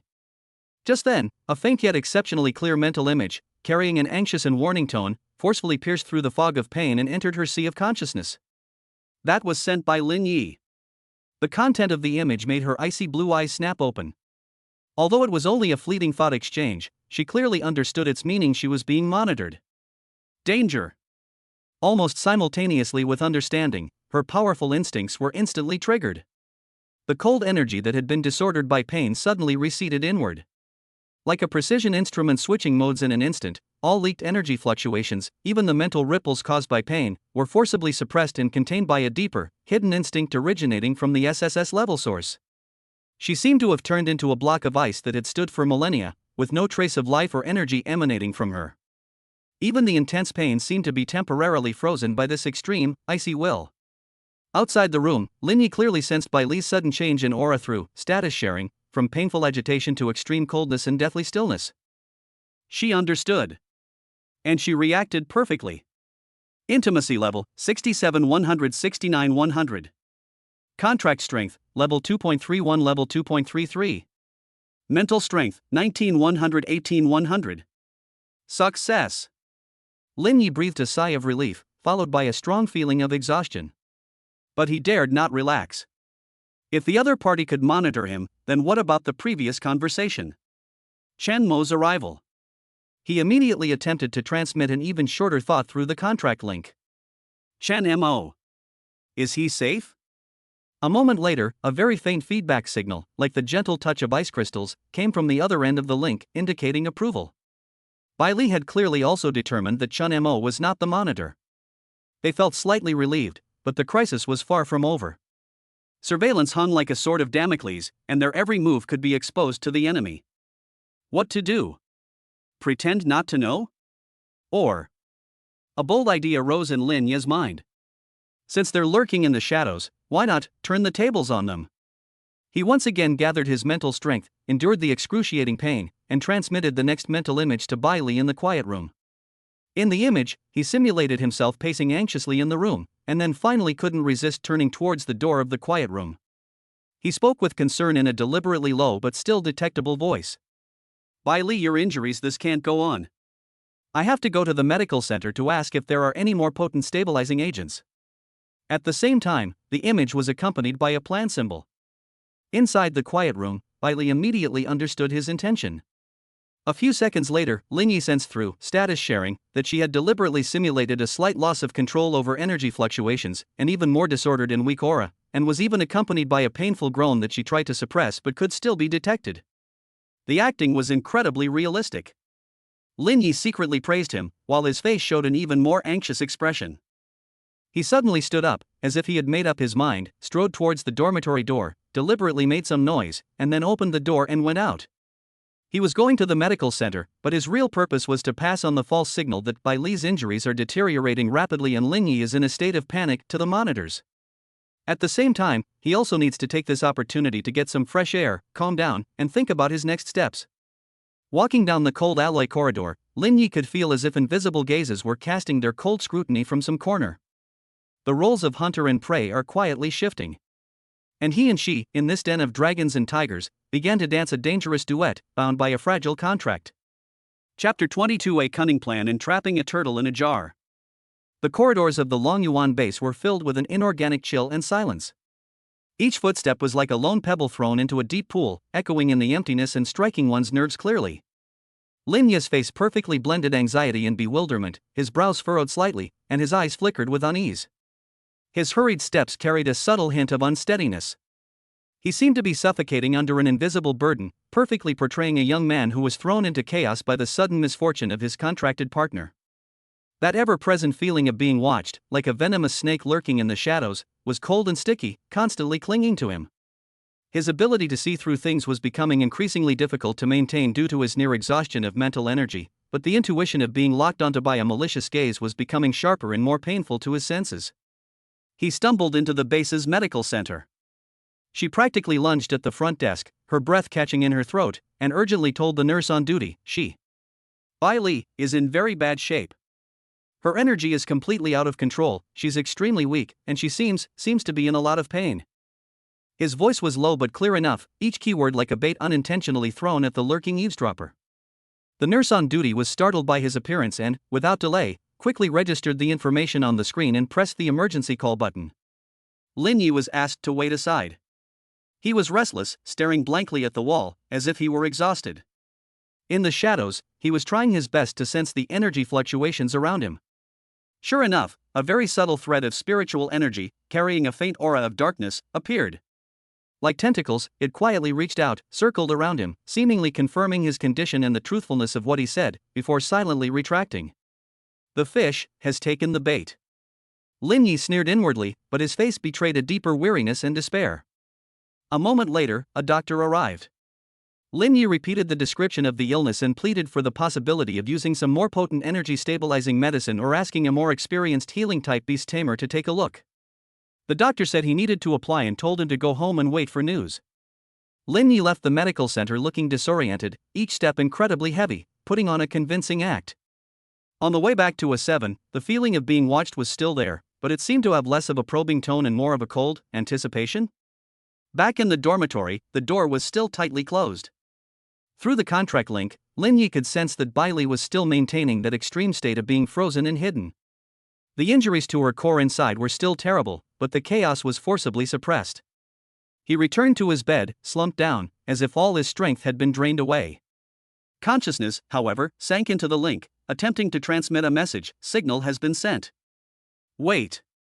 A barely perceptible fluctuation came from the other end of the link, indicating that the other party was aware of it. The long wait begins. Time ticked by, and the dormitory was eerily quiet. While silently circulating the guiding technique to restore his almost depleted mental energy, Linyi narrowed the perception range of his spiritual vision to his own surroundings, like a sophisticated radar, capturing any anomaly. As night deepened, the lighting inside the base dimmed, simulating nighttime mode. Just as Linyi began to doubt whether the other party would make a move tonight. Buzz. A faint energy fluctuation, almost imperceptible to normal perception, came from outside the dormitory door, like a drop of water falling into a calm lake. It's not the door lock, but the gap between the door and the doorframe. It's here. Linya's heart clenched, and he instantly suppressed his aura to the lowest level, his breathing becoming long and shallow, as if he had fallen into a deep sleep. Spiritual vision is activated to its limit, staring intently at the doorway. A thin, almost transparent black liquid, like a living shadow, slowly flowed into the room from under the door crack. After it entered, it did not spread immediately, but instead condensed like slime, trembling slightly, with two tiny sensory points growing from its top, scanning the room. Its energy aura was compressed to an extremely low level. If Lin Yi hadn't been prepared and his spiritual vision wasn't extremely sensitive to dark energy, he wouldn't have been able to detect it at all. This is by no means an ordinary infiltration method, but rather the product of a combination of some kind of high technology and dark energy. The shadowy, sensor-like head first swept over Lin Yi's direction, paused for a moment, and after confirming that he was asleep, turned towards Bai Li's quiet room door. It seemed satisfied with the deathly stillness of the room, and slowly crawled toward the crack in the door. Its goal is clear: to confirm Bai Li's weakened state, and perhaps even to finish her off or to implant deeper control. Just as the black liquid was about to touch the crack in the quiet room door, a sudden change has occurred. Click. The door to the quiet room did not open inward or outward. Instead, the entire door, along with the surrounding walls, was instantly and completely sealed off by a layer of ice half a meter thick, crystal clear, and radiating absolute zero cold.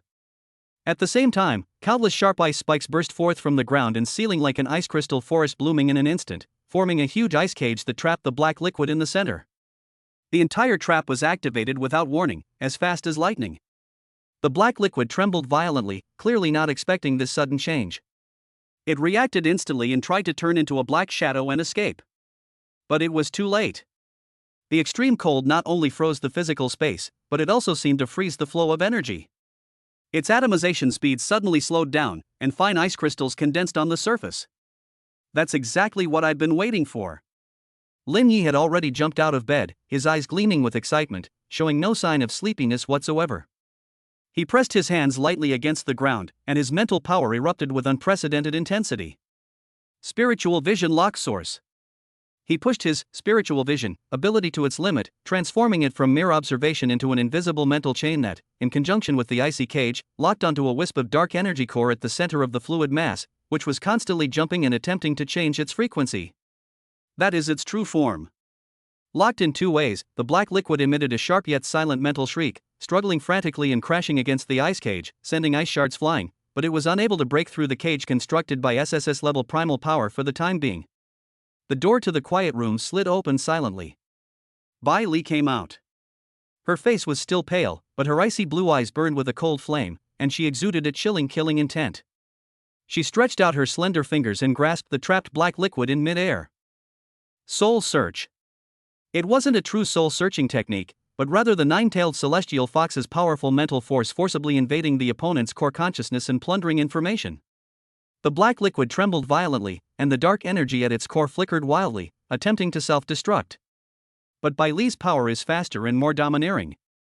The icy mental energy pierced in instantly, forcibly reading the fragmented information. However, at the very moment the crucial information was read. Puff! At the core of that black liquid, an extremely complex dark rune suddenly lit up and exploded. It's not an energy explosion, but a vicious annihilation program targeting information structures. Boom! The ice cage shook violently, and black smoke billowed out. Bai Li groaned, her mental energy was countered by the annihilation program, her body swayed, and her face paled even more. Lin Yi quickly stepped forward to support her. As the black smoke dissipated, only a small clump of ashes and a few strange, metallic fragments that could not be completely annihilated remained in the ice cage. How is it? Lin Yi asked anxiously. Bai Li closed her eyes and regulated her breathing for a moment, suppressing the shock of her mental energy. She slowly opened her eyes, her gaze icy and chilling. The core information was destroyed, but fragments were captured. 7th seat of the Dark Abyss. Bait. Outside the city. Western suburbs. Abandoned mine area number 7 foot. Although the clues are incomplete, they are crucial. The 7th seat of the Dark Abyss. He is very likely the commander of this operation. Does bait refer to Bai Li's state as bait, or does it imply another plan? Abandoned mine area number 7. A clearly defined location. The other side fell for it. Their actions exposed their next potential target or stronghold. We must notify Lei Lai immediately, Lin Yi said in a deep voice. This time, they caught each other by the skin of their teeth. Chapter 23: Thunderous Sweep and the Fog of the Mining Area. Lei Lai received Lin Yi's urgent communication within 3 minutes. He then led a team of well-equipped Longyuan Special Forces members, exuding an aura of steely resolve, to the dormitory in Zone S7. Seeing the traces of ice remaining in the room, the few strange fragments, and Lin Yi and Bai Li's descriptions, the head instructor's face was so gloomy it could drip water. Dark Abyss, 7th seat, good, very good. Lei Lai's voice was like ice shards rubbing together, carrying suppressed anger. They actually dared to extend their reach into the Dragon Abyss and even use shadow worms. They're truly unscrupulous. He carefully collected the fragments. These are the remains of the shadow worm, a high-level spy device combining biotechnology and dark energy, worth a fortune. Looks like you've caught a big fish. Without the slightest hesitation, he immediately issued a series of orders. Immediately seal off Area A7. Highest alert. Information Department to conduct a full screening of the internal network, focusing on tracking all abnormal data flows and energy fluctuations within the past 3 hours. Security Department to thoroughly investigate all recent personnel movement records. Special Operations Team 1 and 2. Follow me. Target, abandoned mine area number 7 in the western suburbs. Lin Yi, Bai Li, you two also need to prepare and join the team. You are the parties involved and the ones who know the other side's methods best. Lei Lai's decision was decisive and swift. Lin Yi and Bai Li exchanged a glance and nodded. They needed to personally resolve the crisis they had brought about. 10 minutes later, several disguised armored hovercrafts, like ghosts in the night, silently drove out of the Longyuan base and sped towards the western outskirts of Shanghai City. The atmosphere in the car was heavy. Lei Lai is giving a pre-battle briefing. Abandoned mine area number 7, the site of an old era Yuanjing mine, has been abandoned for over 20 years. Its underground structure is complex, with crisscrossing tunnels, making it extremely easy to ambush. According to the fragmented information obtained by Lin Yi and his team, it is very likely that it was a temporary base or experimental field of the Dark Abyss.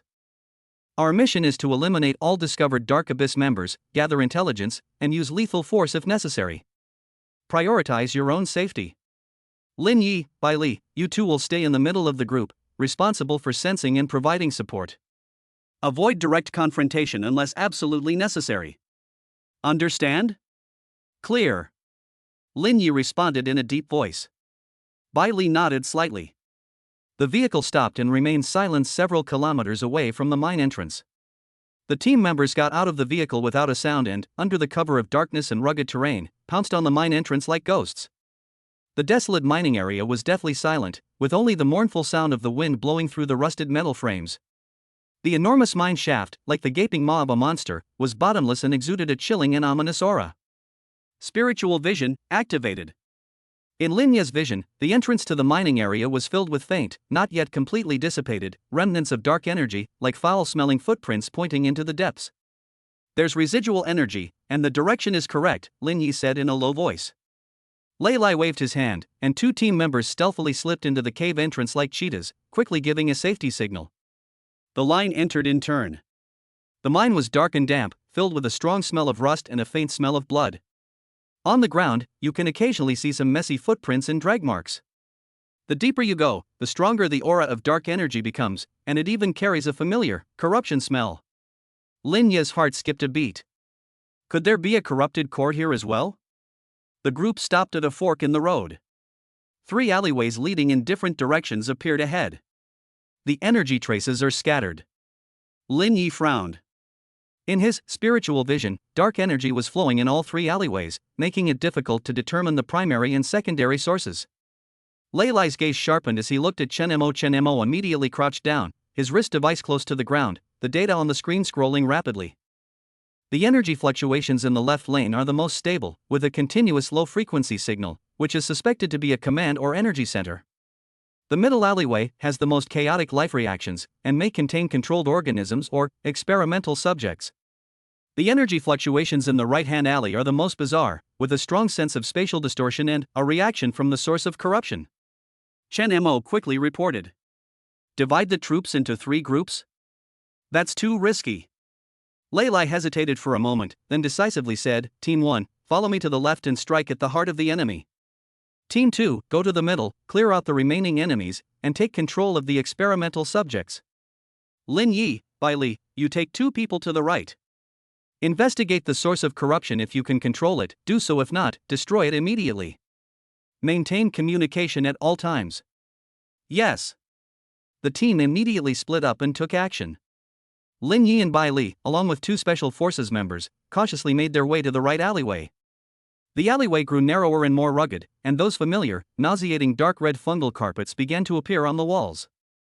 The air became even more stale, and the stench of decay filled the air. Be careful, it looks a lot like B3, Lin Yi whispered, his spiritual vision fully activated, alerting him to any potential attacks. Sudden. Hiss. Hiss. Hiss. From the darkness ahead, countless black vines covered in slime and resembling octopus tentacles suddenly shot out, lashing and coiling wildly towards the 4 of them. The top of the vine split open, revealing a dense array of sharp teeth, dripping with saliva. Fire, a Special Forces soldier roared, his pulse rifle spitting out a scorching energy beam. Another team member threw 2 high-explosive grenades. Boom! Boom! The explosion temporarily pushed back the vines, but more vines surged out from the depths of the alley. Bai Li's eyes turned cold. She stepped forward, her fingertips flashing with icy blue light, ready to make a move. Lin Yi pulled her back and whispered, "Conserve your strength and deal with the source. I'll handle this." He took a deep breath and used his spiritual vision to lock onto the energy nodes of those vines. They were not in their complete form, but rather more like a defensive mechanism that had been induced, with clearly visible nodes. He suddenly raised his hand, condensing his mental energy to simulate a trace of the chilling properties of the white glass ice flame. Mixing it with his own pale golden yuan power, he transformed it into several extremely condensed energy rays, which were precisely shot towards those energy nodes. Puff! Puff! Puff! The vines that were hit stiffened instantly, then collapsed as if their bones had been removed, and withered quickly. This is a simplified version of weak point attack that he developed on his own after observing Bai Li's attacks and the resonance of yuan power many times. Although the power is vastly different, it is remarkably effective against these kinds of grunts. The 2 Special Forces members looked at Lin Yi in surprise, not expecting that this F-level boy had this skill. The 4 quickly broke through the vine-covered area, and a clear view suddenly appeared before them. A huge underground cavity appeared before our eyes. At the center of the cavity, instead of an energy hub, there was a massive altar, twisted and intertwined with countless pieces of flesh, metal, and dark energy. Above the altar, a dark red fleshy tumor about 1 meter in diameter was constantly throbbing. It is the source of corruption. Below the tumor, around the altar, knelt a dozen or so people dressed in black robes, their eyes empty and numb. They seemed to have been drained of their life force, sending a meager amount of energy to the altar like batteries to keep the tumor throbbing. Directly in front of the altar, a man wearing a white lab coat, yet exuding a strong aura of darkness, was frantically recording something with his back to them. Sensing someone intruding, he whirled around, revealing a distorted yet excited face. Ha ha ha! It's here! It's finally here! The perfect bait has indeed attracted the perfect catalyst. The 7 seats plan is truly flawless. His gaze swept greedily over Bai Li and Lin Yi, finally settling on Bai Li. An SSS grade star beast origin. Though severely injured, it is still an excellent sacrifice. As long as you fuse with this corrupted core, a stable passage to the dark abyss can be opened. We will welcome the arrival of our Lord. He suddenly pressed a button on the altar. Buzz. The entire altar began to shake violently. The dark red tumor throbbed wildly, unleashing a terrifying suction force. The black-robed men kneeling on the ground instantly withered and turned to ashes at a visible speed. A powerful pulling force, targeting the essence of the star beast, instantly acted on Bai Li. At the same time, from the shadows surrounding the cavity, several powerful auras, at least at the peak of B level, suddenly erupted, locking onto Lin Yi and the 2 Special Forces members. This is a trap. A trap set for Bai Li. Bait refers to Bai Li, while catalyst likely refers to Lin Yi, the contractor. Their target has always been Bai Li. Protect Bai Li. Lin Yi roared and instantly pushed his spiritual vision and his own yuan power to the limit, blocking in front of Bai Li. The 2 Special Forces soldiers also opened fire without hesitation, blocking the enemy who pounced from the shadows. Ice flames burned in Bai Li's eyes as she forcefully resisted the terrifying suction force, causing the chill around her to fluctuate violently and uncontrollably once again. The black crack at its core groaned under the strain of the external dark pull and her own forced exertion. A crisis erupted instantly. Chapter 24 Deathmatch and Shattered Icemark. The cavity was filled with murderous intent. The terrifying suction force emanating from the corrupted altar was like an invisible giant hand, gripping Bailey tightly and trying to drag her toward the throbbing, dark red tumor. Four figures emerged from the shadows, their auras fierce and menacing. All of them were top-tier B-rank experts, heading straight for Lin Yi and the two Special Forces members. The offensive was ruthless, aiming to eliminate any interference in an instant. Hold the line. Protect the target. A Special Forces soldier roared, his pulse rifle spitting fire, creating a dense barrage of bullets in an attempt to stop the incoming enemy. Another team member quickly threw smoke grenades and stun grenades to disrupt the opponent's vision and perception. However, the attackers from the dark abyss were clearly well prepared. Two of them twisted their bodies strangely and managed to pass through the gaps in the barrage of bullets. Their arms turned into black blades and slashed at the Special Forces soldiers' necks with a piercing sound. The other two had a clear objective. One rushed straight at Lin Yi, while the other circled around to try and cut off their escape route. Get out of my way. Lin Yi's eyes were bloodshot, and he activated his spiritual vision to its limit. The smooth yet deadly energy flow trajectory of the attacker was crystal clear to him. Knowing he was far weaker, he dared not confront him head-on, and his body rolled violently to the left as if he had foreseen the future. Sizzle! The black blade grazed almost his back, carving a deep gash in the ground. At the same time, the pale golden yuan power that he had already gathered in his hand, containing a trace of icy coldness, suddenly erupted. Instead of attacking the enemy's body, it was aimed precisely at the ground beneath the feet of the attacker who was lunging at the Special Forces member. There was a patch of loose rock that was barely noticeable and slightly eroded by corrupting energy. Bang! The impact of the elemental force caused the rock strata to shatter and collapse instantly. The attacker, who was about to deliver the fatal blow, was caught off guard, lost his balance, and suddenly stopped moving. Great opportunity! Another special operations soldier, with rich combat experience, seized the fleeting opportunity and fired a precise burst from his pulse rifle. Put! The energy beam pierced the attacker's shoulder in an instant, drawing out a pool of black blood. The attacker let out a muffled groan. His attack had been thwarted. However, this also exposed Lin Yi to the attack range of another attacker. A chilling killing intent instantly locked onto him. I'll kill you first, you annoying bug, the attacker grinned, his blade aimed straight for Lin Yi's heart. Too fast, there was no way to avoid it. The shadow of death looms once again.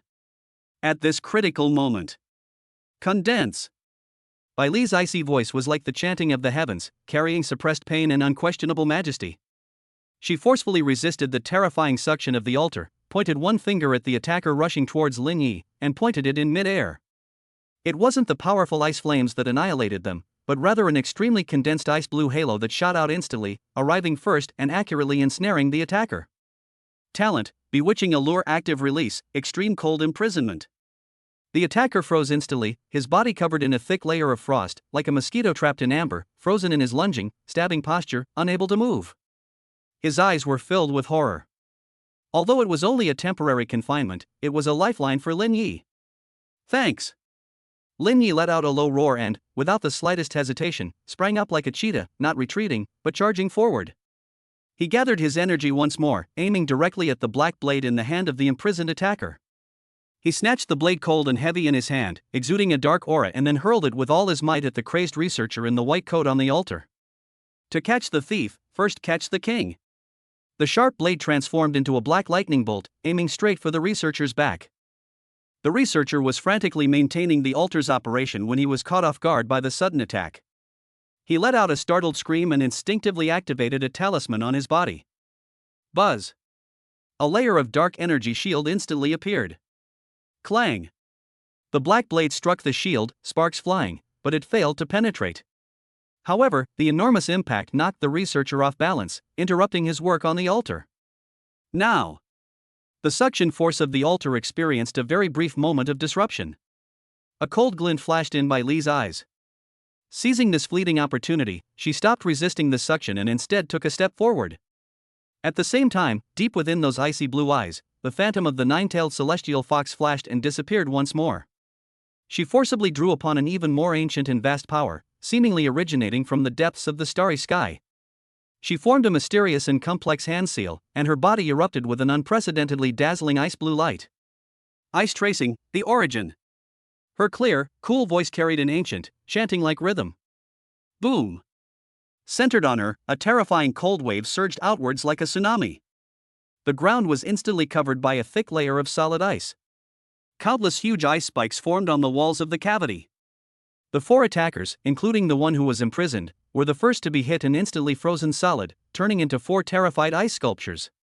Even the roaring, corrupted core tumor suddenly stopped throbbing, and its surface was covered with a layer of ice. The 2 Special Forces soldiers were also forced to retreat repeatedly by this indiscriminate and terrifying cold wave, staring in horror at this miraculous power. However, Bai Li, who unleashed this attack, swayed violently and spat out a mouthful of blood tinged with black smoke.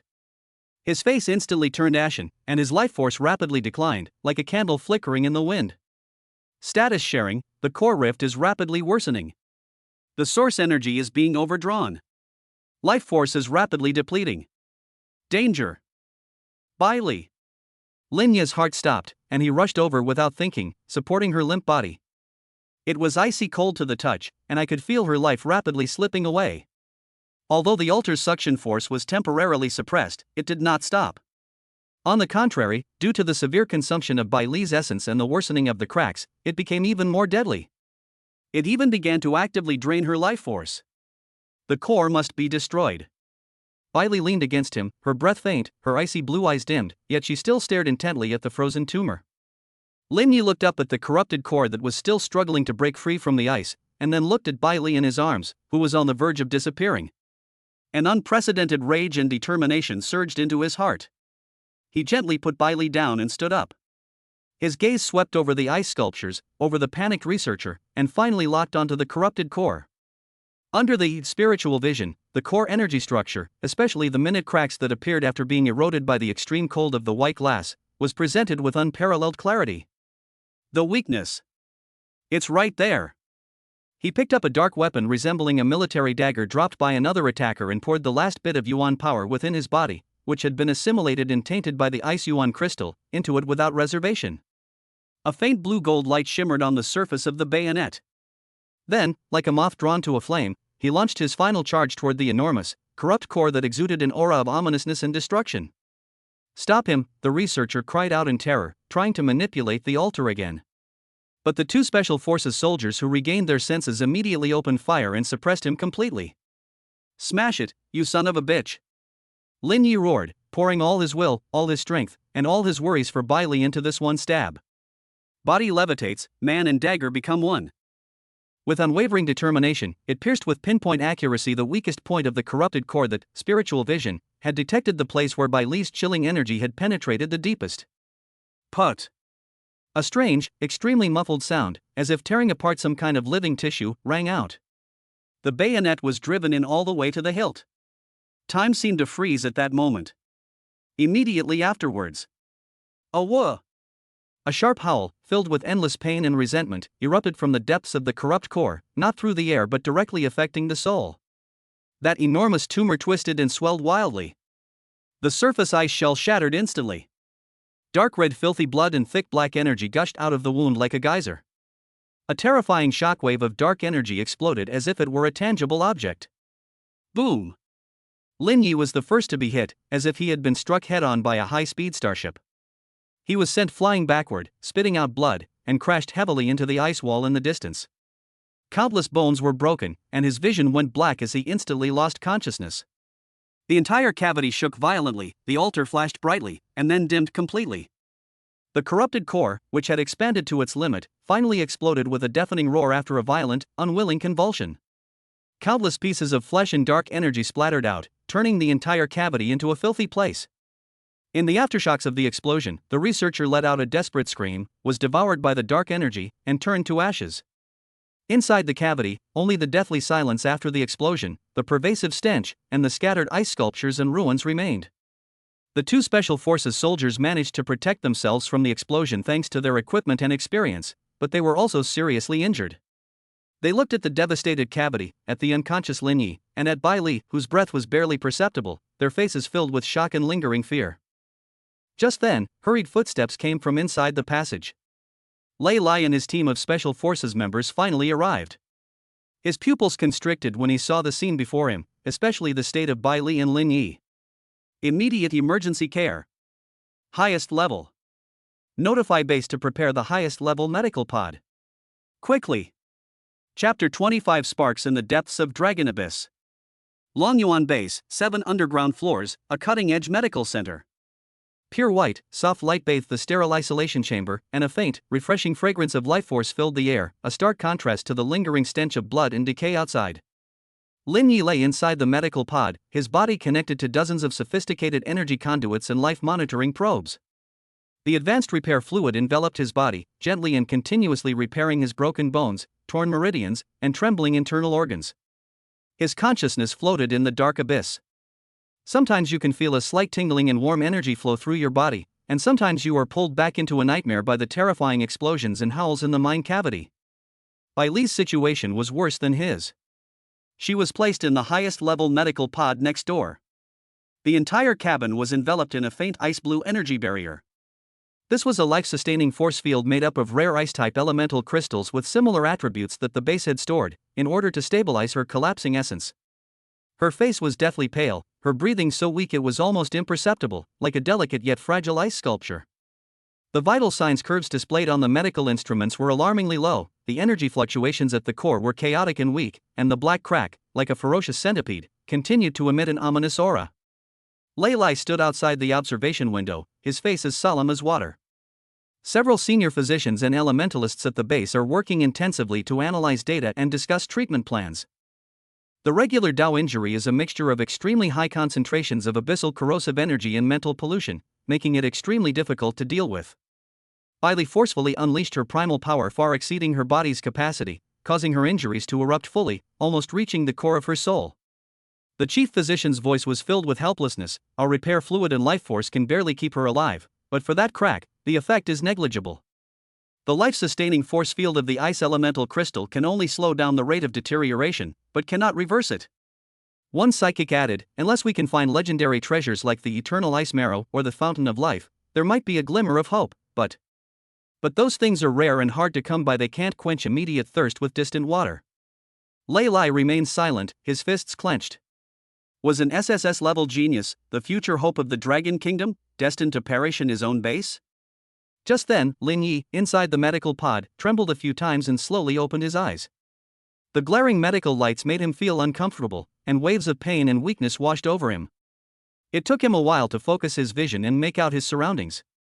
"You're awake." Lei Lai's voice came through the communicator, carrying a hint of barely perceptible fatigue. Lin Yi turned his stiff neck to look at Lei Lai outside the observation window and asked in a hoarse voice, "Commander Bai Li, how is she?" His first question was about her. Lei Lai paused for a moment, then told the truth without hiding anything. Lin Yi's heart sank with each of Lei Lai's words, eventually sinking into an ice cellar. Even the Longyuan base was helpless. Despair, like cold vines, coiled around his heart, almost suffocating him. He subconsciously looked into his mind and gazed at the book of the Covenant of All Spirits. On the host panel, his condition was equally bad: multiple fractures, internal organ tremors, damaged meridians, and depleted mental energy. On the contracted Star Beast panel, Bai Li's condition was a shocking crimson, near death, origin collapse, rule Dao injury worsens. Intimacy, 69-100. Contract strength, level 2.33. Looking at the still existing contract link, and at the faint but still undying intimacy number, a crazy thought flashed through Lin Yi's consciousness, which was almost overwhelmed by despair. Contract. The Book of All Spirits Covenant. The system stated that increasing the strength of the contract and the host's power can enhance the effect of contract maintenance. Contract maintenance: the power of the contract will continuously suppress and purify the rampant elemental energy eroding the contracted star beast's body, preventing its demonic transformation. Although its main purpose is to prevent demonization, since it can purify and erode, is it also effective against the dark energy remaining in the cracks? Even if it has only the slightest effect. Now, both he and Bai Li are in a state of extreme weakness, and the medical pod is full of energy. Is this an opportunity to try deep resonance again, or even to activate deeper levels of the contract with the help of external forces? An extremely risky plan quickly took shape in his mind. "Commander." Lin Yi's voice was somewhat shrill with urgency. I have a way. It might save her. But I need your authorization and help." Lei Lai's sharp gaze instantly locked onto Lin Yi. What method? He didn't think an F-level student could have any way to turn the tide, but Lin Yi's previous performance made him unable to regard him as an ordinary student. "A contract. A soul contract between me and Bai Li." Lin Yi explained hastily. It possesses the power of purification and sustaining. I need to enter Bai Li's medical pod to achieve the deepest level of elemental and spiritual resonance with her, and to try to guide the energy of the medical pod to purify the dark energy at her core through the contract link. This may require the support of the base's energy system, and there might even be risks. Lei Lai frowned. Deep resonance? Guiding external energy? Do you know how dangerous this is? If you're not careful, you won't be able to save her, and you yourself will be torn apart by the violent energy. It could even cause an energy backflow and an explosion. I know. Lin Ye's eyes were firm, even carrying a hint of fanatical stubbornness, but this is the only chance. Commander, please believe me. And please believe in the contract between her and me. Lei Lai stared intently into Lin Ye's eyes. In those eyes, there was fear and weakness, but even more so, an unquestionable resolve and an almost religious steadfastness. He then looked at Bai Li, who was on the verge of death inside the medical pod. Time is running out. After a long silence, Lei Lai gritted his teeth and said in a deep voice, "Fine. I'll trust you this once. The base will provide full support. What do you need me to do? Connect our medical pod's energy output ports in parallel. Adjust the energy output mode to a gentle mix of life force and attribute-free energy, and tune the frequency to tune it to this band." Based on the faint connection between the contract and the operating rules of the basic elemental force guiding technique, Lin Yi reported a series of complex parameters. Furthermore, I need the highest quality tranquilizing flower powder and heart-clearing herb extract to be injected into my medical pod immediately, to stabilize my mind and improve my sensory accuracy. This was the only medicine he could think of that could help him control the situation. Without the slightest hesitation, Lei Lai immediately ordered, "Do as he says." Immediately. Top priority. The entire cutting-edge medical center immediately began operating efficiently. Engineers quickly modified the medical module interfaces, physicians prepared medications, and energy masters adjusted output parameters. Soon, everything was ready. The medical pod where Lin Yi was located was moved by a robotic arm and connected side by side with Bai Li's medical pod, and the top cover opened. With the medicinal power of the tranquilizing flower and the heart-clearing grass infused into him, Lin Yi felt as if his brain, which had been throbbing with intense pain, had been cleansed by a clear spring, becoming exceptionally clear and calm. Although his body was still weak, his mental perception was amplified to its limit. He took a deep breath, looked at the lifeless Bai Li inside the cabin next to him, and said softly, "Don't be afraid, this time, let me help you." He closed his eyes, his consciousness sinking completely into a sea of knowledge, into the book of the covenant of all spirits. This time, he held nothing back, pouring all his will and all his hope into the soul contract that connected them. Connect, deeply resonate, guide.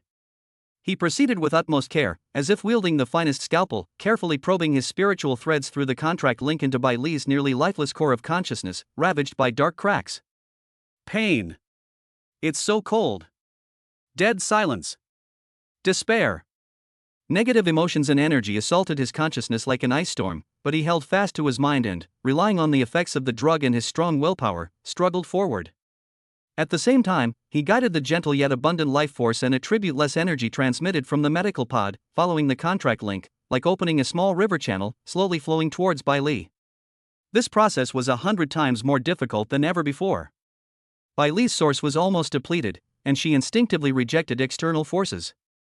The dark rift was frantically devouring all energy. Lin Yi felt as if he were navigating a small boat on a raging ocean full of reefs and whirlpools, where the boat could be destroyed and he could die at any moment. But he didn't give up. He recalled the feeling of resonance with Yuan power, the unique frequency of Bai Li's power, and tried his best to adjust the fluctuations of his own Yuan power and the external energy, attempting to simulate and get closer to it. 1 failure, 2 failures. His mental energy was rapidly depleted, and his body was once again experiencing tearing pain due to overload. Just as he was about to faint again. Buzz. A faint yet incredibly clear resonance finally emanated from the deepest part of the contract link. It was a success. He successfully channeled an extremely pure and gentle wisp of life force, bypassing the most violent area of the dark rift, into the very core of Bai Li's nearly extinguished icy blue starfire. Like rain after a long drought. The tiny spark flickered, as if grasping at a straw, and began to absorb this power very slowly and greedily. Contract link, establishing a deep life resonance. Contract maintenance effect weakly activated.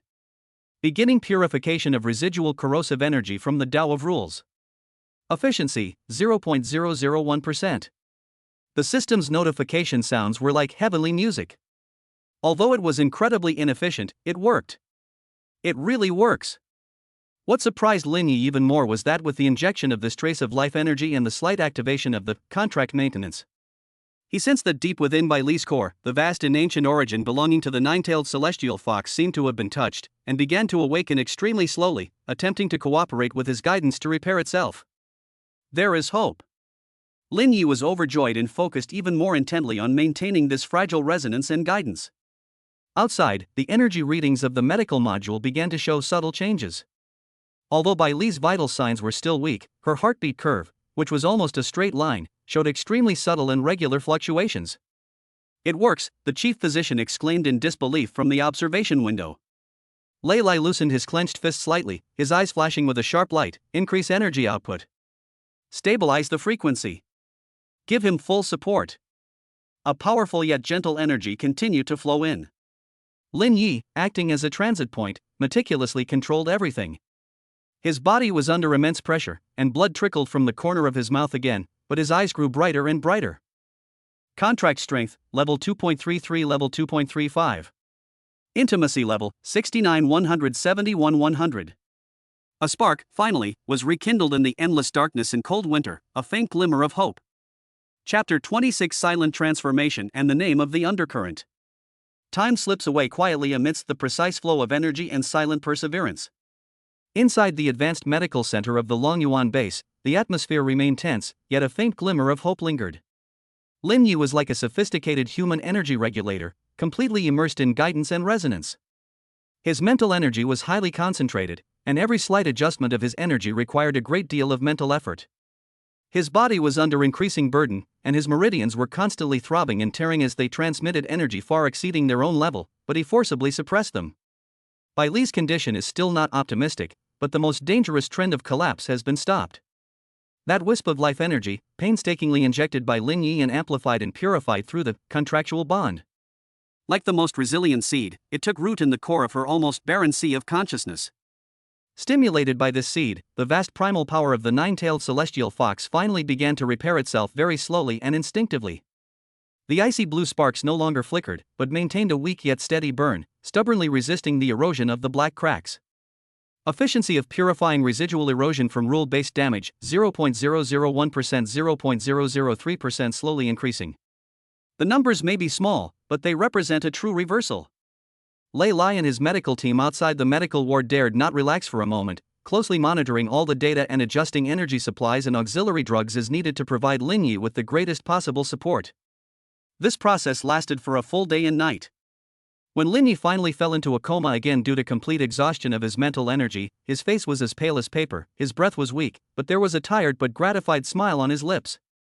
He has done the best he can. Inside Bai Li's medical pod, her vital signs had stabilized at a low but safe level. Although still unconscious, extremely fine, almost invisible ice crystals seemed to be slowly condensing at the edge of the black crack, attempting to seal the horrific wound. Contract strength, 2.35, 2.4. Intimacy level, 71 175 100.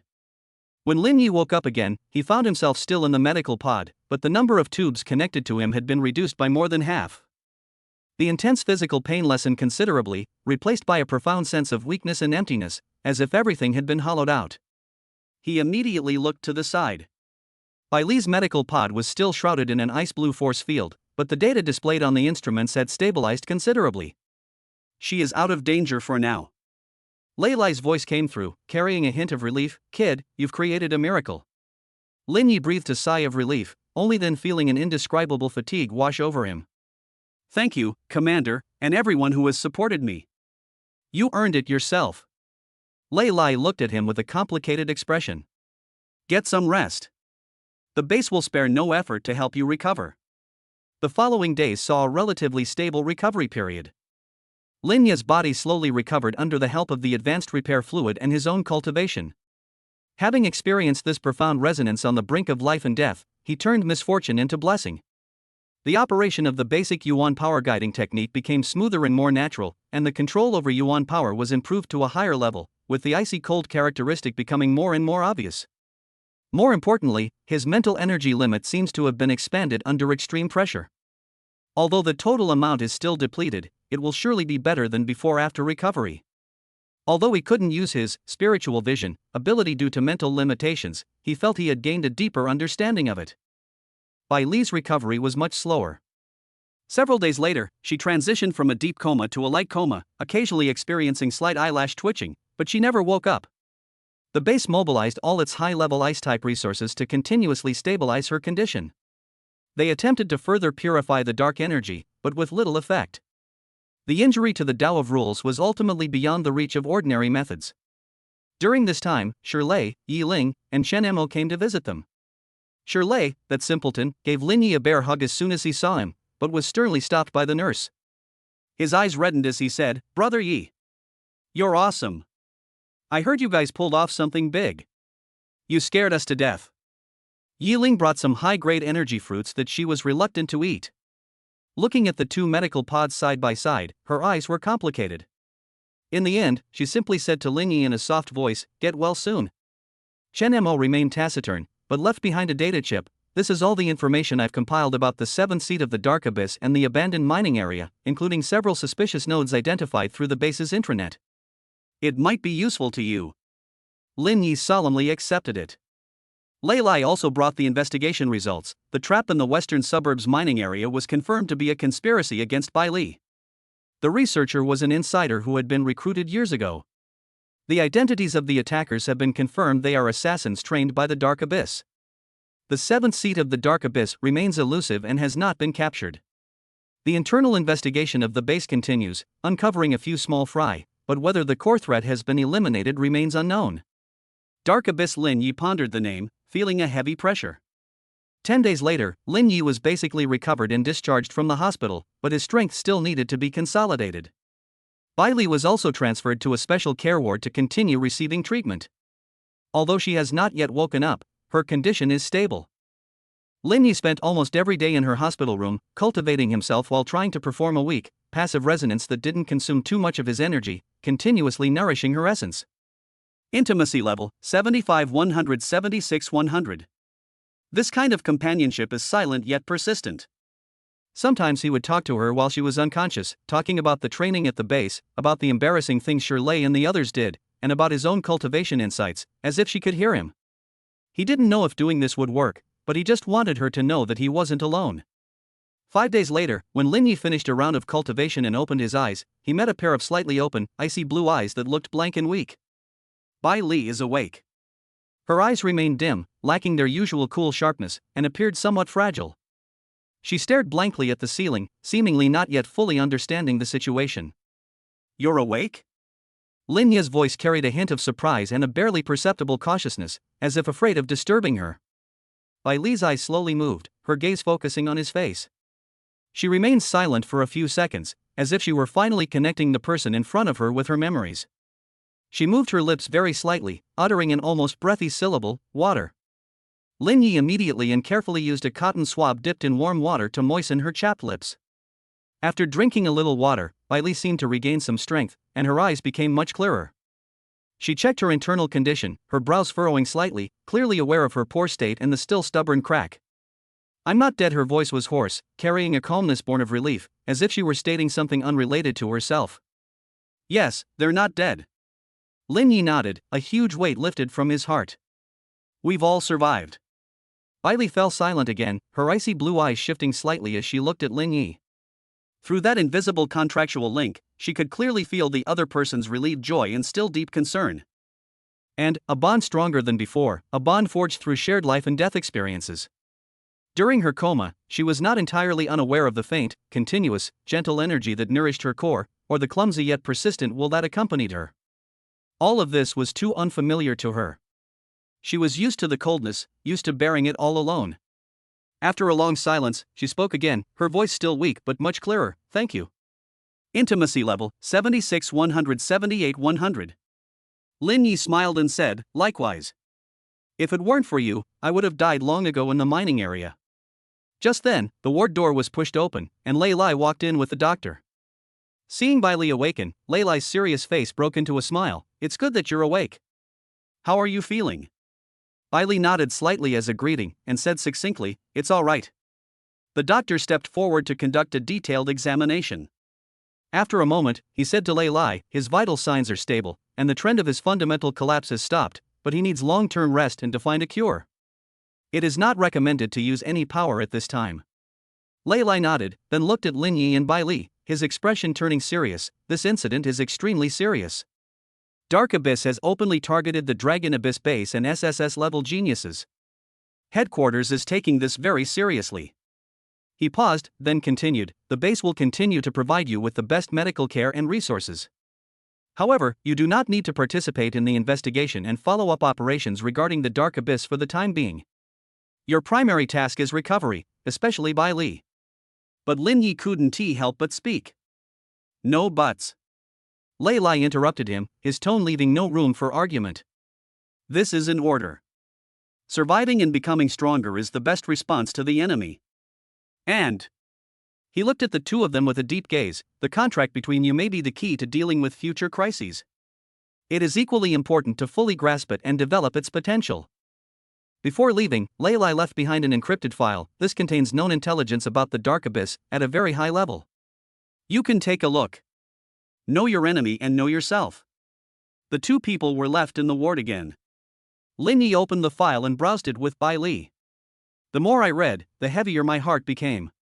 The Dark Abyss, also known as Abyssal Sanctum, is an ancient, tightly structured, and extremist organization that worships a so-called Lord of the Abyss. Its presence is felt across the globe, infiltrating various countries, dedicated to creating chaos, spreading pollution, and finding, controlling, or destroying powerful star beasts and beast tamers. Its behavior is insane and unpredictable. The organization is divided into ranks based on seats, and at least 13 seats are currently known. The 7th seat already possesses the ability to plan an attack on the Longyuan base, and the strength of the higher seats is unimaginable. Its purpose seems to be to open the so-called Abyss Passage to welcome the gods to descend. The document was accompanied by several extremely blurry images, which were murals and records from some ancient ruins depicting the abyss in terrifying existence, filled with an ominous and destructive atmosphere. After closing the file, a long silence fell over the ward. The enemy is larger, more terrifying, and more insane than we imagined. I must become stronger faster. Bai Li's voice broke the silence, and the familiar coldness and determination in her icy blue eyes were slowly returning. Lin Yi nodded emphatically, that's right. The road ahead is destined to be full of thorns, but the bond of the contract, having withstood the test of life and death, has become even more resilient. Rest and dormancy are for the sake of a stronger outburst next time. Chapter 27 Concentration and the Invisible Barrier. After waking up, Bai Li's recovery speed far exceeded the doctor's most optimistic prediction. The true potential of the nine-tailed celestial fox's SSS-level bloodline began to manifest. Although the damage remains like a deep-seated wound, difficult to remove, her physical functions and mental strength are recovering at an astonishing rate. A few days later, she was able to sit up on her own and do simple meditation, absorbing the rich energy in the ward. But every time she meditated, her brows furrowed slightly. Most of the absorbed elemental energy was greedily devoured by the black crack to maintain its own existence. Only a very small portion can flow into her depleted source, and the repair process is so slow it's almost despairing. She tried to mobilize a trace of her primordial power. Just as a faint icy blue aura began to gather at her fingertips, the crack at its core trembled violently, like a startled venomous snake, emitting a chilling pain that instantly turned her face pale, forcing her to immediately dissipate her power. Invisible shackles firmly bound this heavily wounded cosmic behemoth. Lin Yi witnessed all of this, feeling anxious but powerless to do anything about it. All he could do was cultivate even more desperately, while maintaining that faint resonance of Yuan energy, hoping to provide her with a little more help. Intimacy level 78 179 100. Lei Lai granted them permission to use the base's advanced training room, but strictly limited the intensity and required that medical personnel monitor Bai Li's condition at all times. Inside the training room, the contrasting scenes were striking. Lin Yi toiled amidst the various machines, sweating profusely as he consolidated his peak F+ level strength, honed his combat skills, and repeatedly challenged the E-level barrier. His basic elemental force guiding technique became increasingly proficient, and he was able to use that icy cold characteristic with greater ease. With the recovery of his mental strength and the profound understanding gained from that in-depth application, his spiritual vision ability became even more refined and subtle. Belle, on the other hand, mostly sat quietly to the side. She wasn't idle. Instead, she used her powerful spiritual perception and primal understanding to observe Lin Yi's training, occasionally uttering a few cold and precise words. Use your core muscles, not your shoulders and arms. The yuan energy flows, but returns only 3 inches from the fingertips, which is a waste. Predict the left side. Her guidance was often incisive and to the point, saving Lin Yi from many detours and greatly increasing his efficiency. Sometimes, she would practice seemingly simple movements very slowly, the swiping of her fingertips, the subtle changes in her steps, the frequency of her mental focus. These movements contain a certain indescribable rhythm, representing only the tip of the iceberg of the 9-tailed celestial fox's understanding of the essence of power. Lin Yi watched intently from the side, trying hard to memorize and imitate. Although he only grasped the form but not the spirit, he still benefited greatly. He could feel that his understanding of elemental power in combat was gradually improving. This teaching method is not one way. When Lin Yi tried to share some of the subtle changes in energy flow observed by his spiritual vision, a hint of surprise and contemplation would occasionally flash in Baile's icy blue eyes. This insight, which stems from the system and transcends conventions, sometimes provides her with another perspective to examine her own strength and that crack. Although they still didn't communicate much, they developed a unique, silent understanding. Aside from cultivation, Lin Yi spent most of his time in the base's library and database. He frantically searched for all information about Dao injury, abyssal energy, ancient star beasts, soul contracts, and rare healing materials. A massive amount of information flooded his mind, and although most of it was obscure or out of reach, he still absorbed it with great eagerness. He knew that relying on the base to find the eternal ice marrow or the fountain of life would take an unknown amount of time, so he had to find clues and methods himself. The data chip that Chen Mo provided also proved to be of great help to him. Through reverse tracing and pattern analysis of those suspicious nodes, combined with database information, Lin Yi gained a deeper understanding of Dark Abyss's modus operandi, possible activity areas, and energy characteristics. He even tried to use his spiritual vision to analyze the residual energy on the metal fragments that had not been completely annihilated and brought back from the mining area, hoping to find more clues. The days flew by amidst the intense training and study. The Long Yuan base seemed to have returned to its former order. The internal investigation appeared to have come to an end, and training and missions continued as usual. But Lin Yi could sense that the undercurrents beneath the calm surface never ceased. That feeling of being watched still occasionally reappears, though extremely faint and fleeting, proving that the tentacles of the Dark Abyss have not been completely severed. The base's security level has always been maintained at the highest level. During this period, Shirley and Yiling successfully broke through the A-level threshold, greatly increasing their strength, and were assigned to a higher-level action team. Chen Mo, on the other hand, seemed more interested in information analysis and behind-the-scenes work, spending all his time in the information processing center. They visited Lin Yi and Bile less often, but each time they came, they brought news from the outside world and were always amazed by the speed of Baile's recovery. 1 month later. Lin Yi sat cross-legged in the center of the training room, his yuan power surging around him. His aura had reached the limit of F+ level, only a step away from E level. He tried to guide his elemental energy to break through that barrier, but each attempt ended in failure, as he always felt that something crucial was missing. It's not that I haven't accumulated enough energy, but rather, my understanding and control of power seems to lack a bit of refinement. Bile sat not far away, quietly watching him, and suddenly said, "Power is not only about breaking, but also about condensing. Will is not only about scattering, but also about gathering." Lin Yi paused, seemingly lost in thought. He closed his eyes again, no longer pursuing the violent impact of yuan energy, but trying to concentrate his mental energy. With highly concentrated intention, one can meticulously control every wisp of yuan energy, transforming it from scattered individuals into an incomparably condensed momentum directed by the mind. He recalled Baile's seemingly casual yet all-consuming ice flames, which were not a pure outpouring of energy, but a combination of ultimate concentration of intention and power. Gradually, the restless energy around him calmed down and receded inward, like the calm before a storm. The next moment, he suddenly opened his eyes, pointed his fingers like a sword, and gently pointed forward. There was no earth-shattering sound, only an extremely condensed, almost invisible pale gold-blue stream of air shot out and silently disappeared into the specially made target in front. Laugh. The target paused slightly, and an extremely fine and deep hole appeared in the center, with smooth edges and no energy dissipation whatsoever. The E-level barrier was shattered by this extremely concentrated attack. The immense yuan energy instantly surged into a wider world, flowing throughout the body and nourishing every inch of the meridians. Level up, E rank. The upper limit of Yuanli is +10. The upper limit of mental power is +5. Proficiency in basic elemental energy guidance technique has greatly improved. Current level, mastery, great success. Significantly enhanced control over elemental energy. It was a success. Lin Yi felt the powerful energy surging within him, and an overwhelming excitement welled up inside him. Just then, the long-absent system notification sounded again. Ding! Host strength has reached rank E, and contract strength exceeds 2.4, meeting the requirements. New feature unlocked, Contract Skill Sharing Beginner. Contract Skill Sharing Beginner. The host can attempt to perceive and borrow certain non-original skills of the contracted star beast to a limited extent through deep resonance. Requires intimacy and contract strength. Success rate and effect are affected by the status of both parties. Chapter 28 Ice Shadow's First Trial and Outside Rumors. Contract Skill Sharing Beginner. Lin Yi's heart pounded as he looked at the golden characters that appeared in his mind.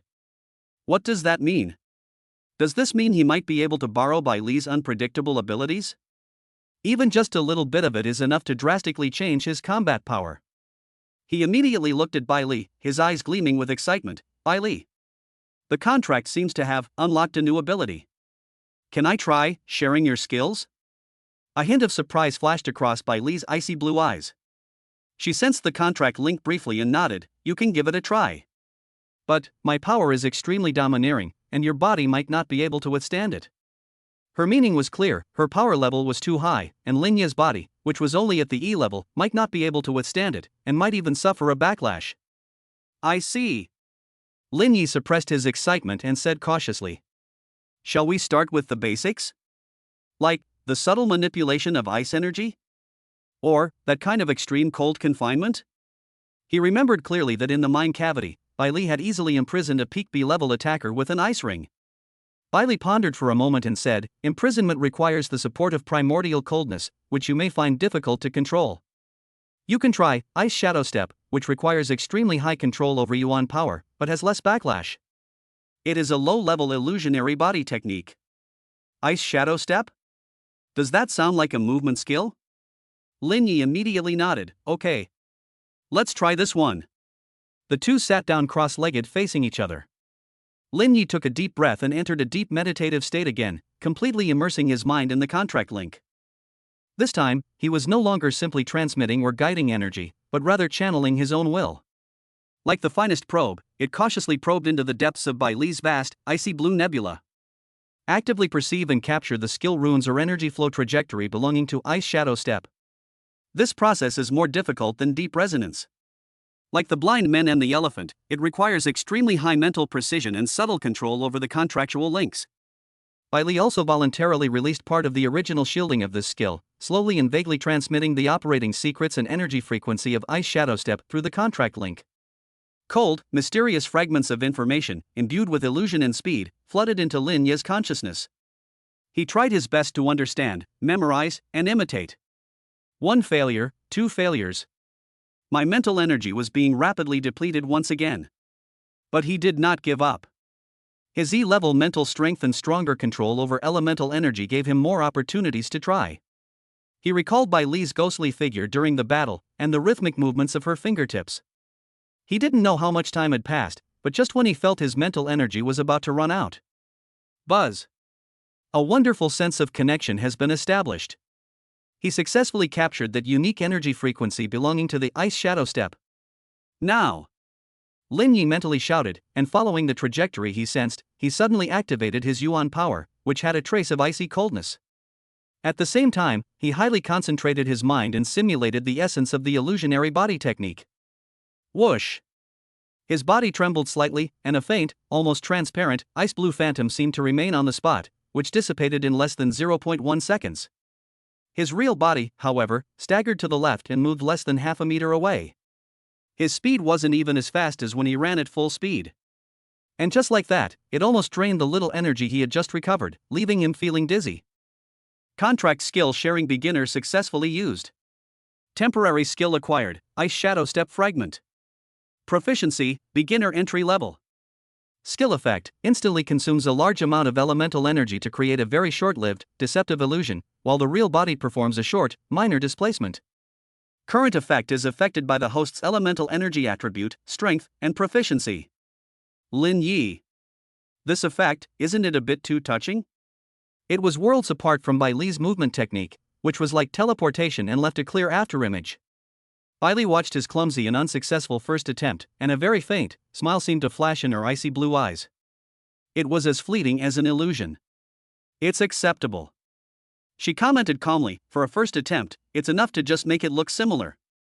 With diligent practice, your yuan power will increase, and the effects will become apparent. Lin Yi blushed, realizing that he shouldn't try to do too much at once. After all, this was a skill of an SSS-level expert, and it was already a miracle that he could barely use it. I will practice more.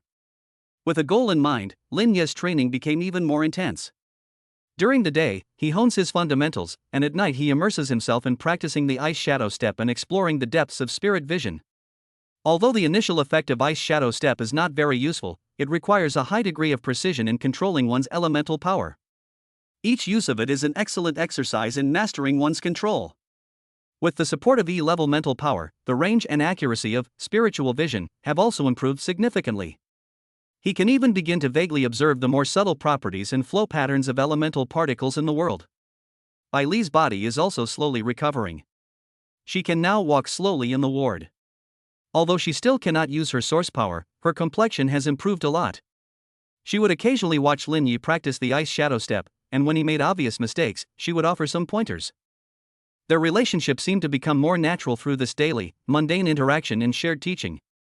Although Bai Li remained aloof and taciturn, the coldness that kept people at a distance had faded considerably. Intimacy level, 79 181 100. During this time, Shirlei and Yi Ling returned from their mission and excitedly ran over to tell them the news from outside. Brother Yi. Boss Bai Li. Guess what? A legendary Ice Shadow hero has recently appeared in Shanghai City. Shirlei exclaimed excitedly. Ice Shadow Warrior? Lin Yi was taken aback. Yes. Yi Ling chimed in, her eyes gleaming with gossip. They say he's a mysterious beast tamer, incredibly fast, moving like an ice blue shadow. He only appears at night to teach street bullies and low-level demonic creatures a lesson, and he's swift and decisive. Many people have seen him, but no one has seen his face clearly. It's all over the internet now. Lin Yi's lips twitched slightly. An icy blue shadow. This description sounds so much like the afterimage I left behind when I failed to practice the Ice Shadow Step. A few nights ago, he did sneak out of the base to test the effects a few times in the nearby suburbs of Shanghai City, and took the opportunity to teach a few clueless thugs a lesson. Bai Li's gaze swept over as well, carrying a meaningful look. Lin Yi suddenly felt a pang of guilt and quickly coughed twice. Cough cough, maybe it's some kind of expert. Shirlei and Yi Ling didn't think much of it and started chatting about other interesting anecdotes. After they left, Lin Yi looked at Bai Li and awkwardly touched his nose. I think I accidentally created an urban legend. Bai Li glanced at him indifferently. Clumsy. Lin Yi. Although he was looked down upon, Lin Yi felt a little smug. After all, it proved that his practice had some effect. However, the relaxed atmosphere was quickly broken. Chen Mo came to visit again, his expression even more serious than before. He brought bad news. The base made discoveries during subsequent exploration of the western suburban mining area. That altar was not an isolated case. Based on the analysis of residual energy signals and structure, its energy patterns are highly similar to those of several other suspected Dark Abyss activity sites within the Dragon Kingdom, suggesting that they belong to a larger network. Chen Mo brought up the screen and displayed a map of the Dragon Kingdom, marked with several flashing red dots, one of which was the western suburban mining area. More importantly, the information department intercepted a highly secretive, multi-layered encrypted remnant of external communication, the source of which is suspected to be a deep node within the base that has not yet been eliminated. Deciphering it is extremely difficult, but one frequently occurring affix has been identified. He took a deep breath and slowly uttered two words. Star Hub.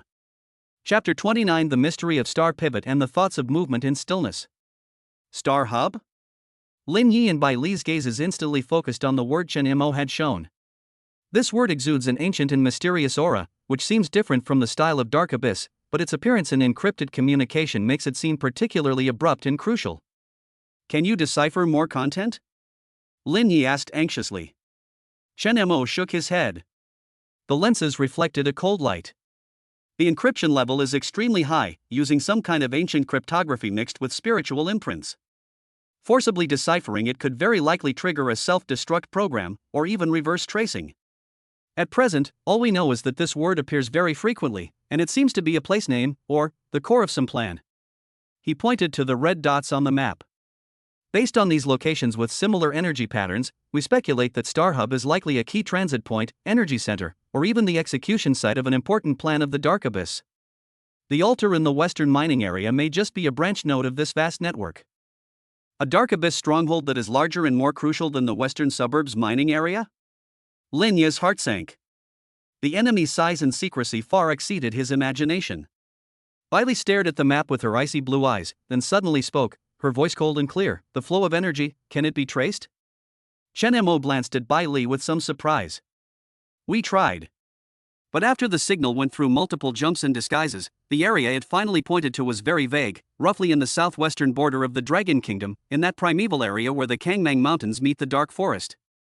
The terrain there is complex, the energy field is chaotic, and it is shrouded in mist all year round, making satellite reconnaissance very difficult. Moreover, it is the nest of many high-risk demonized creatures. He paused, then added. The military and the Explorers Association have always had very limited exploration of the area, which is considered a C+ level danger zone. It wouldn't be surprising if Nexus is really hidden there. Southwestern border? Kangmang Mountain Range? A dark forest? Lin Yi immediately retrieved the relevant information from the base's database.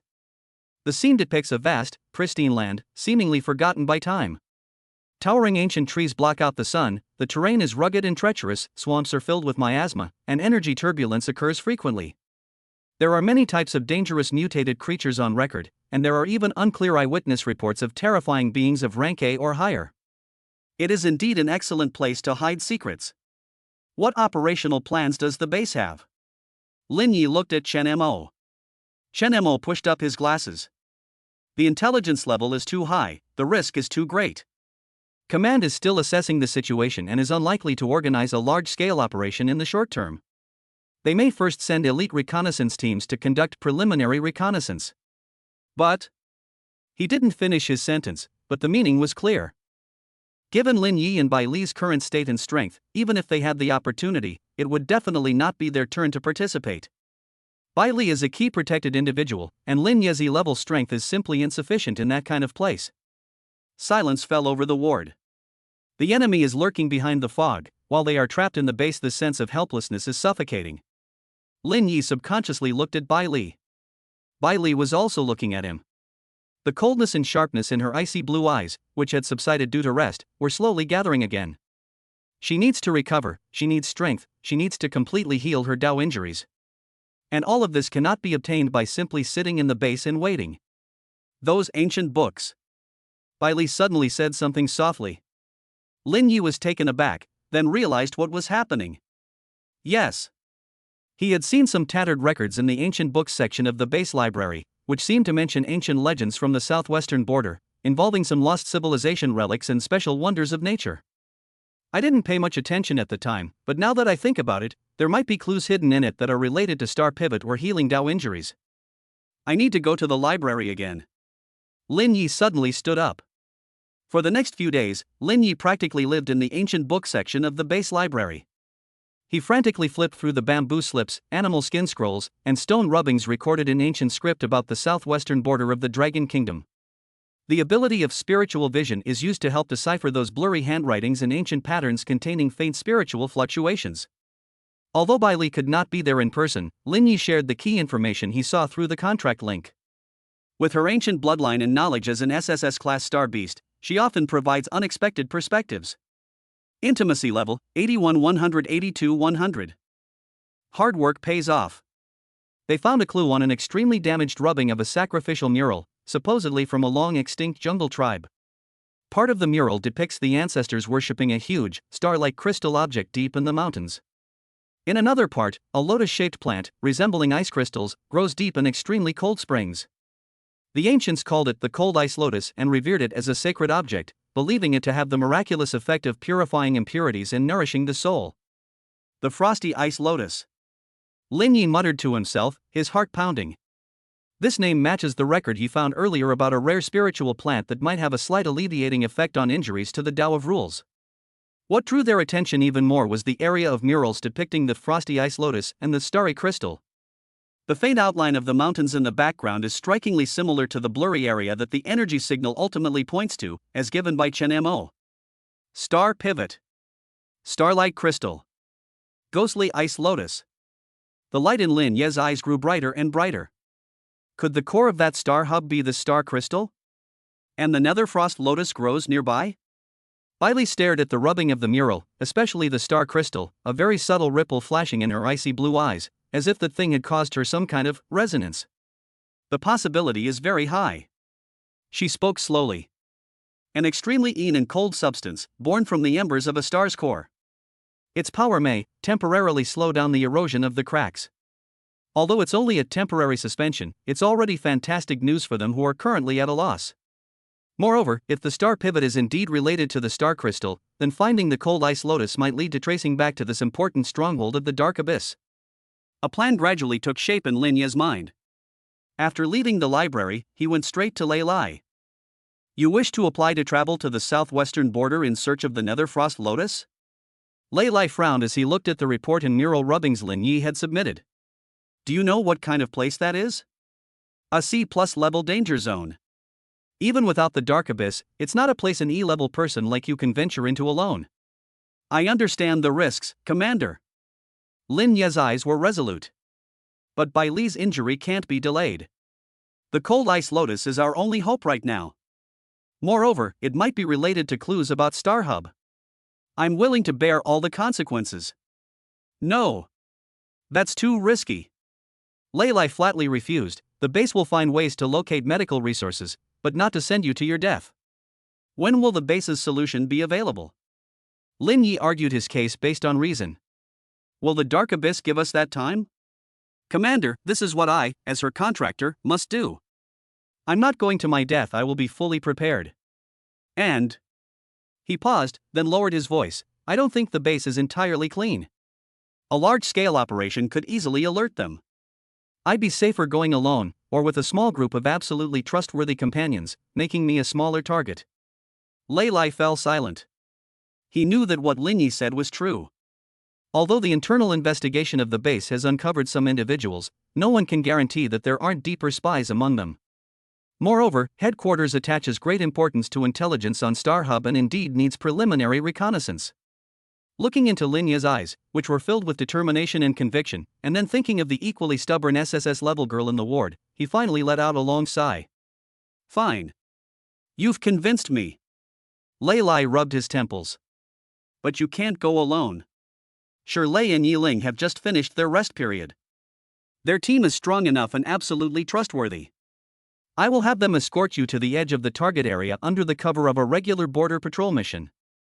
But once you enter the core area, you will have to rely on yourselves. Remember, your primary task is to find the Frosty Lotus, and confirming the Star Hub clues is secondary. If you discover any danger, retreat immediately. I will grant you access to the highest level emergency assistance channel. Thank you, Commander. Lin Yi was overjoyed. Don't be too happy yet. Lei Lai glared at him. Go back and make full preparations. I'll handle the mission report.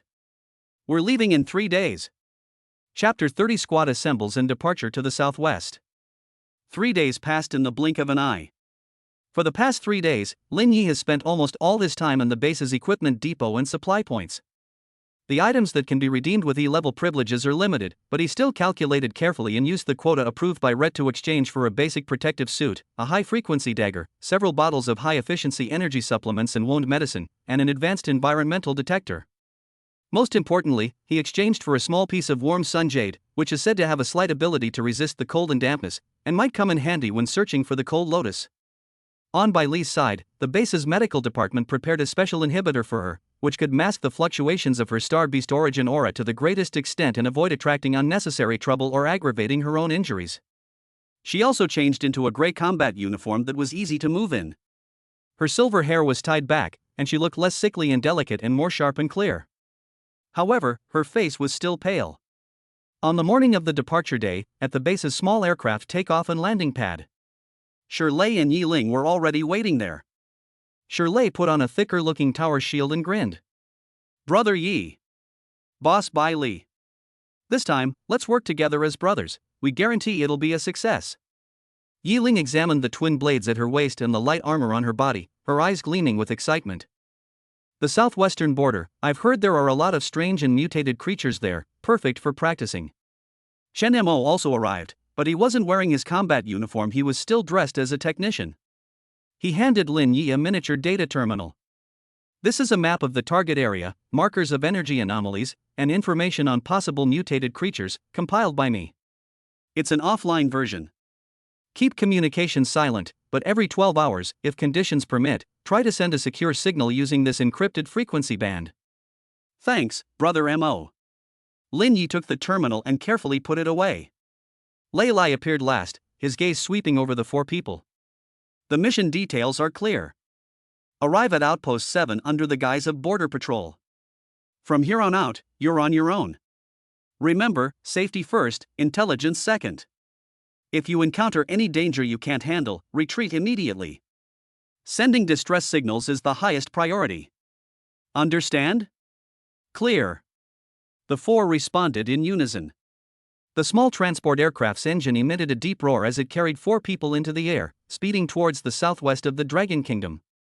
Inside the cabin, Shirley and Yi Ling were still excitedly discussing their possible encounters. Lin Yi then unfolded the map Chen Mo had given him and studied the target area again with Bai Li.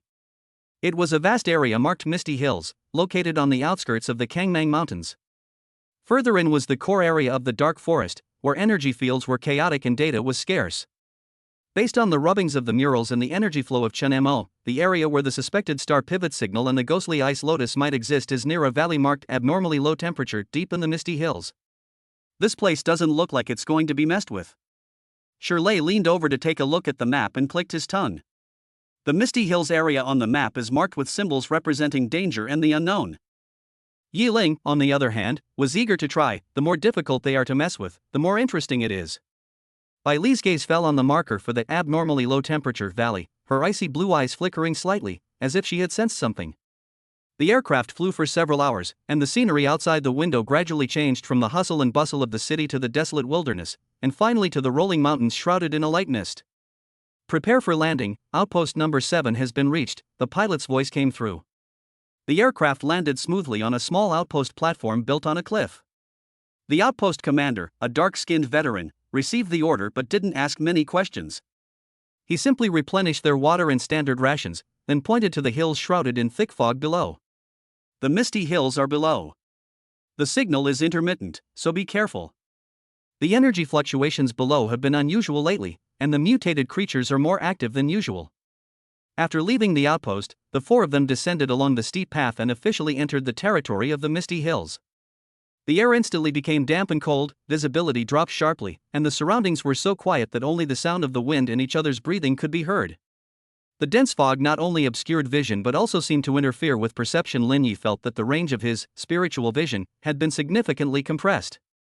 "Maintain formation," Lin Yi said in a low voice. "Shirley will lead the vanguard, Yi Ling will scout on the left, I will provide support in the center. Bai Li, you stay by my side." He was worried about Bai Li's health. Bai Li glanced at him, said nothing, and silently walked to his side. Shirley raised the tower shield, its yellowish-brown glow shimmering, and carefully led the way. Yi Ling's figure flickered, disappearing silently into the mist on the left like a nimble cat, to keep watch. Lin Yi held the detector in his hand, and the data on the screen kept changing, showing the surrounding energy concentration and biological signals. Bai Li closed her eyes slightly, seemingly sensing her surroundings in her unique way.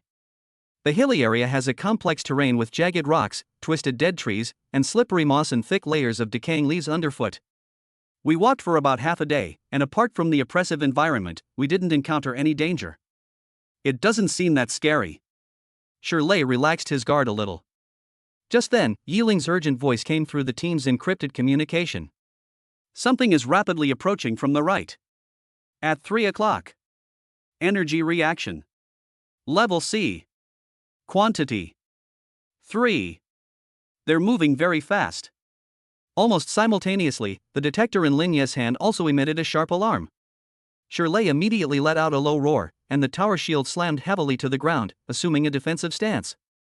Lin Yi instantly activated spiritual vision and saw 3 gray figures rushing towards him like lightning from the mist, carrying a strong fishy wind and a chaotic demonic aura.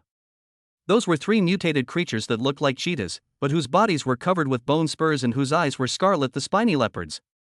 They launched a surprise attack under the cover of fog and complex terrain. You're asking for death. Shirley roared, his tower shield shining brightly as he prepared to take the hit head-on. Yiling's figure also flashed out from the mist, her twin blades aimed straight for the nape of one of them. Lin Yi remained calm, and his spirit vision instantly locked onto the energy cores of the 3 spiny leopards. He suddenly raised his hand, and the icy yuan energy within his body surged forth, his fingers forming a sword. Whoosh! Whoosh! Whoosh! 3 condensed, pale blue gold energy rays were precisely fired, not to attack their bodies, but to strike the ground rocks in their path. Bang! Bang! Bang! Rocks shattered, and debris flew everywhere. The 3 leopards' attack routes were instantly disrupted, and one of them was even hit in the eye by a piece of rock, letting out a painful roar, and its movements were distorted. A great opportunity! Yiling shouted, and the short blade flashed with cold light, accurately slicing open the throat of the wounded spiky leopard. Shirley seized the opportunity, and with a sudden charge, his tower shield sent another spiky leopard flying, crashing into the rocks with a clear sound of bones cracking. Seeing this, the third one's scarlet eyes flashed with fear.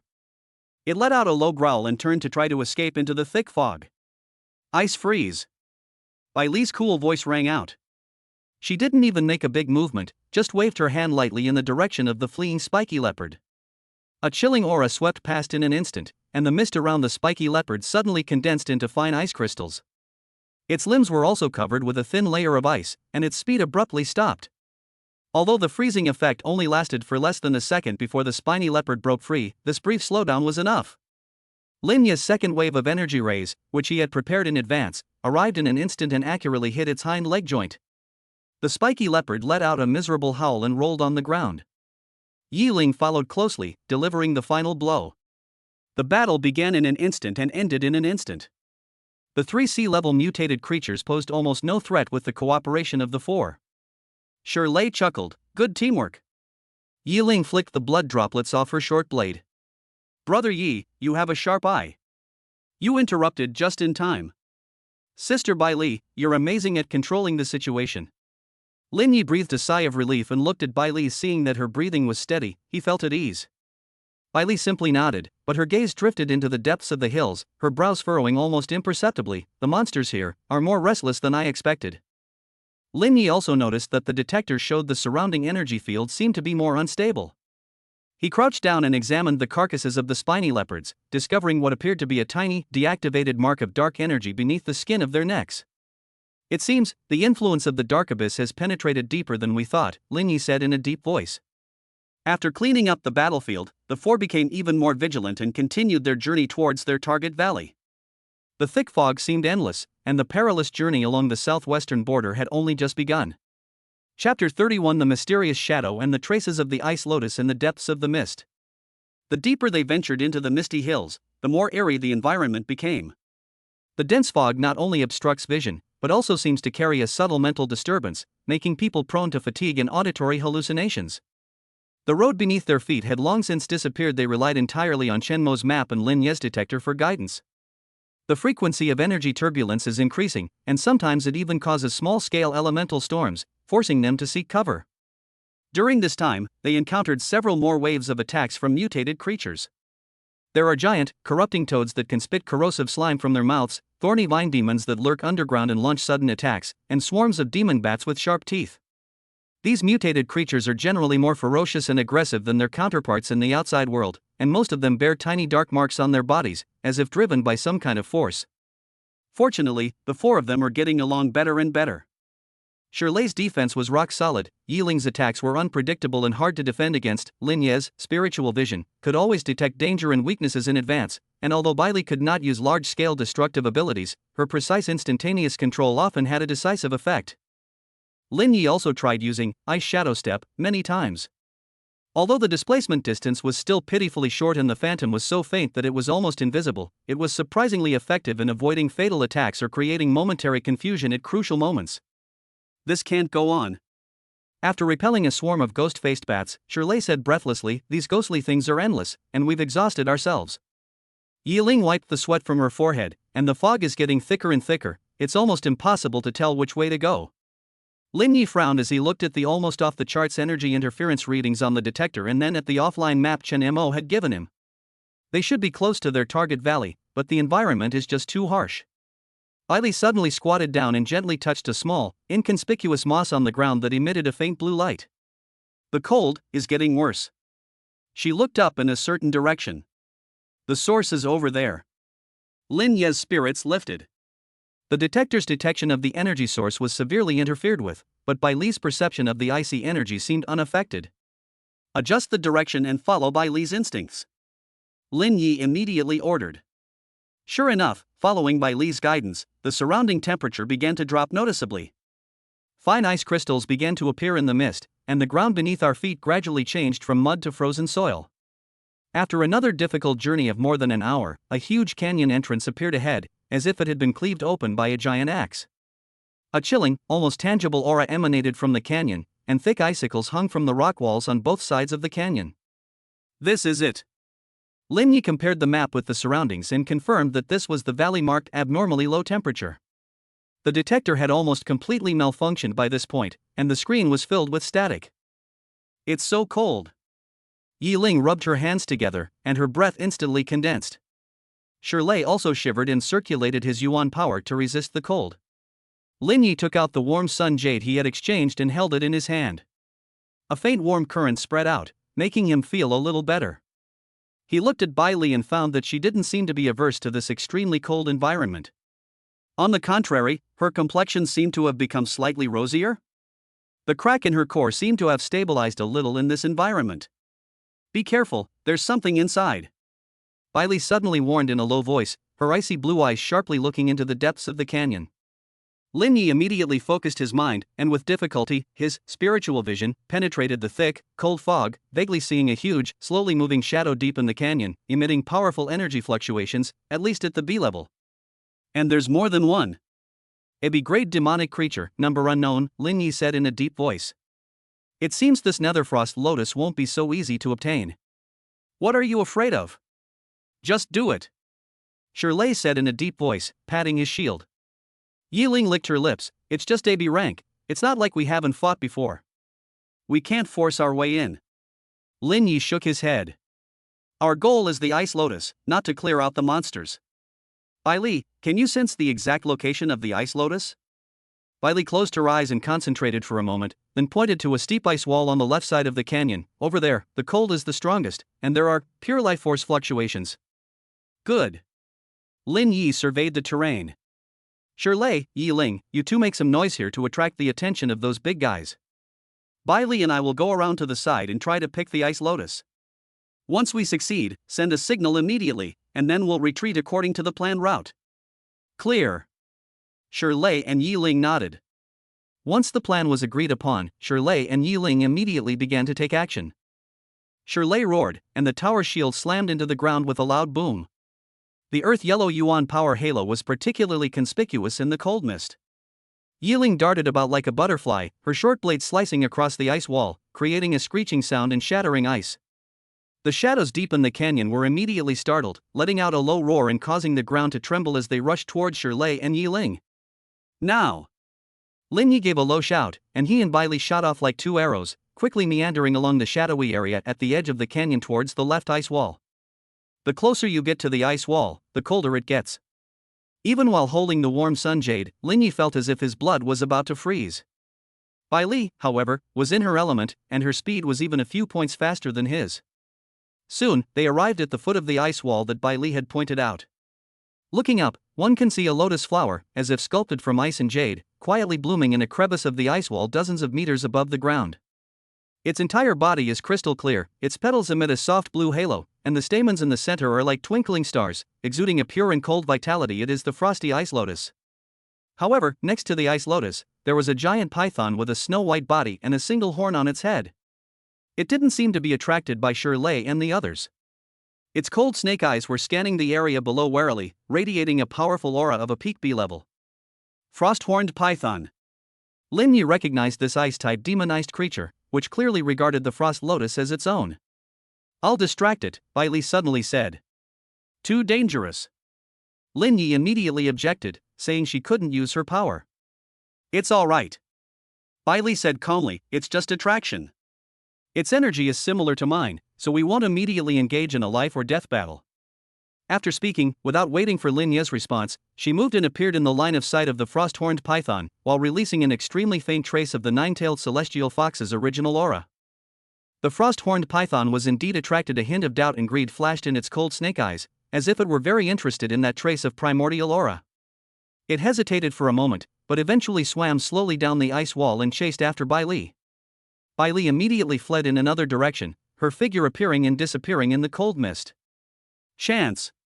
Without hesitation, Lin Yi immediately activated Ice Shadow Step. Whoosh! His body left a faint afterimage in place, and his true form instantly shifted upwards, 5 meters. Still far from the ice lotus on the ice wall. But this time the results were much better than before. It seems that the extreme cold environment gives him an advantage in ice-type skills. He dared not delay, and immediately used both his hands and feet to chisel at the ice wall with his dagger, struggling to climb upwards. The frost-horned python realized it had been tricked and let out an angry hiss, trying to defend itself, but belle cleverly used the terrain and mist to block it, making it unable to escape for the time being. Lin Yi climbed with all his might and finally got close to the ice lotus. The closer he got, the more he could feel the pure, icy life energy, which invigorated him. He carefully used a specially made jade knife to dig out the ice lotus along with a small piece of ancient ice at its root, and placed it into a pre-prepared insulated jade box. Succeed! He immediately sent a short signal into the communicator. Below, belle, who was dealing with the frost-horned python, received the signal, immediately broke free from the entanglement, and retreated towards the rendezvous point. Lin Yi also slid down rapidly. However, just as he was about to land, a sudden change occurred. The ice beneath our feet suddenly cracked without warning. A huge, pale tentacle covered in suckers suddenly emerged from the ice crevice, bringing with it a chilling cold and a powerful suction, and coiled towards his ankle. Beneath this layer of ice, another B-grade demonic creature was lurking. Chapter 32: The Surprise Attack Under the Ice and the Difficult Reunion. The tentacles moved with lightning speed, carrying an irresistible force and a bone-chilling cold. Before Lin Yi could react, his ankle was tightly wrapped by those slippery, cold tentacles. A terrifying suction force came, not only pulling at his body, but also devouring his yuan power and life force. Not good. Lin Yi was terrified. He kicked the ice wall with his other foot, trying to break free, while simultaneously slashing the tentacles with his high-frequency dagger. Sizzle! The dagger slashed across, leaving only a shallow white mark on the tentacle, producing a teeth-grinding scraping sound. These tentacles have incredibly high defensive capabilities. And with this delay, even more tentacles swarmed out from the ice cracks, like a chaotic dance of demons, and rolled towards him. The ice below cracked under the strain, and a massive, pale, and twisted figure slowly rose from the icy abyss. Lin Yi. Shirley and Yi Ling, who had arrived near the rendezvous point, saw the danger and cried out in alarm. Shirley wanted to rush over to help, but the B-level icefield giant bears and the frost-horned python that they had lured away earlier were roaring and charging towards him, tightly binding him. Yi Ling was also entangled by several extremely fast ice spirits and was unable to break free. Belle was closest to him, and when she saw Lin Yi in danger, her icy blue eyes flashed with a cold light.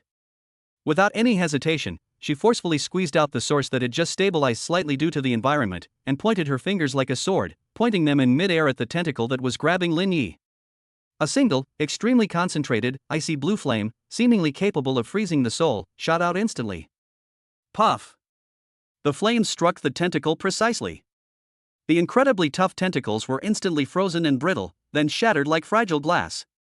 Lin Yi felt his ankle loosen, and the terrifying suction force suddenly disappeared. He seized the opportunity to exert force, broke free of the remaining broken whiskers, rolled backwards and landed on the ground, breaking out in a cold sweat. Roar! The monster beneath the ice let out a silent roar of pain and rage, mental shock, shaking the entire canyon. More tentacles lashed out wildly, slapping against the ice surface and sending up a shower of ice shards. Bai Li's face turned deathly pale as paper from the forceful attack, her body swayed, a trickle of blood spilled from the corner of her mouth, and the cracks at her core began to stir again. Walk! Lin Yi rushed to Bai Li's side, supported her, and retreated without hesitation. Shirley and Yi Ling fought their way back, running wildly towards their planned retreat route. The canyon behind them erupted into chaos, with the icefield giant bear, the frost-horned python, and the unknown ice monster all going berserk and chasing after them relentlessly. The cold air raged, and icicles rained down, causing the ground to crack continuously. The four pushed their speed to the limit, fleeing for their lives across the rugged, frozen terrain. Lin Yi would occasionally turn back to use energy rays to disrupt the pursuers, while Yi Ling set up simple traps to slow down the enemy. Shirley was responsible for covering the rear and using the tower's shield to withstand the attacks. Supported by Lin Yi, Bai Li tried her best to suppress her injuries. Occasionally, she would raise her hand to release a faint mist device to interfere with the closest pursuers. Having finally broken out of the canyon and entered the misty hills outside, the enraged ice monsters seemed to be wary of the surrounding environment and slowed their pursuit. In the end, they gradually retreated back into the canyon amidst their unwilling roars. The four ran until they could no longer hear any sound behind them before they dared to stop, collapsing to the ground, panting heavily, each one injured and in a sorry state. Damn, that was close. Shirley's shield was covered in frost and claw marks. Yi Ling had a cut on her arm from an ice pick, and it was bleeding. Lin Yi checked Bai Li's condition. Her breathing was very unstable, clearly indicating that forcing herself to act earlier had increased her burden. He immediately took out medicine to distribute to everyone, and then took out the jade box containing the cold lotus. As the jade box was opened, a pure and icy life force wafted out, invigorating everyone's spirits. The ice lotus was intact, radiating a dreamlike blue light. Finally! I got it. Lin Yi breathed a long sigh of relief. It was worth the price. He carefully put the jade box away and looked at Bai Li. How are you feeling? Are you able to absorb it? Bai Li shook her head slightly. This place is not suitable for lingering. Let's leave first. The commotion just now was too loud. It might have alerted something else, or the people of the dark abyss. After a short rest in treating their wounds, the four immediately got up and moved quickly along the planned retreat route. Along the way, everyone fell silent. The danger on the southwestern border far exceeded their expectations. However, they didn't notice that behind a rock in the distant, thick fog, a blurry black figure, almost blending into the mist, was using some kind of instrument to record something in the direction they had left, especially Bai Li and Lin Yi. A cold smile seemed to curl at the corner of the shadowy figure's mouth. Chapter 33: The Tale of the Dark Abyss and Lin Yi's Decision. The retreat was no easier than the advance. After the fierce battle in the valley, everyone was exhausted, injured, and much slower.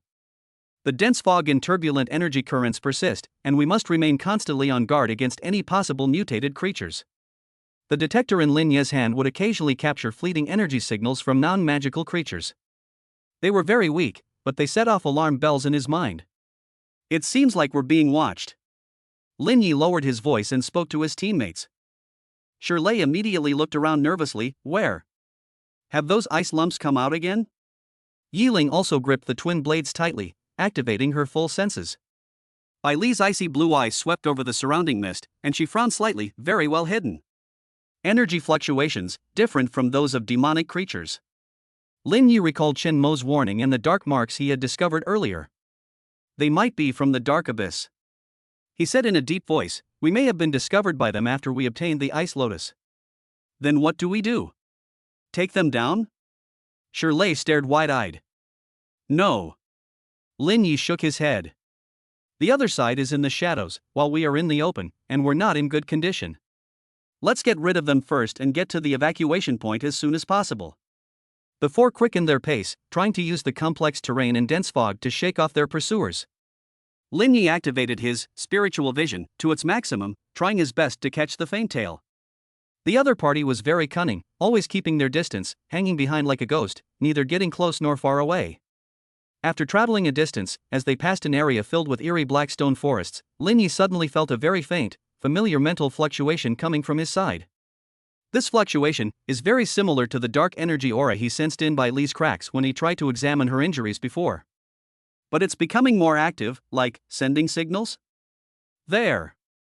Lin Yi immediately pointed in the direction from which the fluctuations came. There might be a temporary base of dark abyss, or they're carrying out some kind of activity. Bai Li also sensed it, her eyes narrowing. That nauseating smell, there's no mistake. Should we go around it, or go and take a look? Bypassing it might mean missing out on important intelligence. Go and see them, it's extremely risky. They're in very poor condition, and there are tails following them. Lin Yi hesitated for less than 3 seconds. Shirley, Yi Ling, you take Bing Lian and continue along the original route to evacuation point number 3 to await rendezvous. Lin Yi made a quick decision. Bai Li and I will go scout ahead.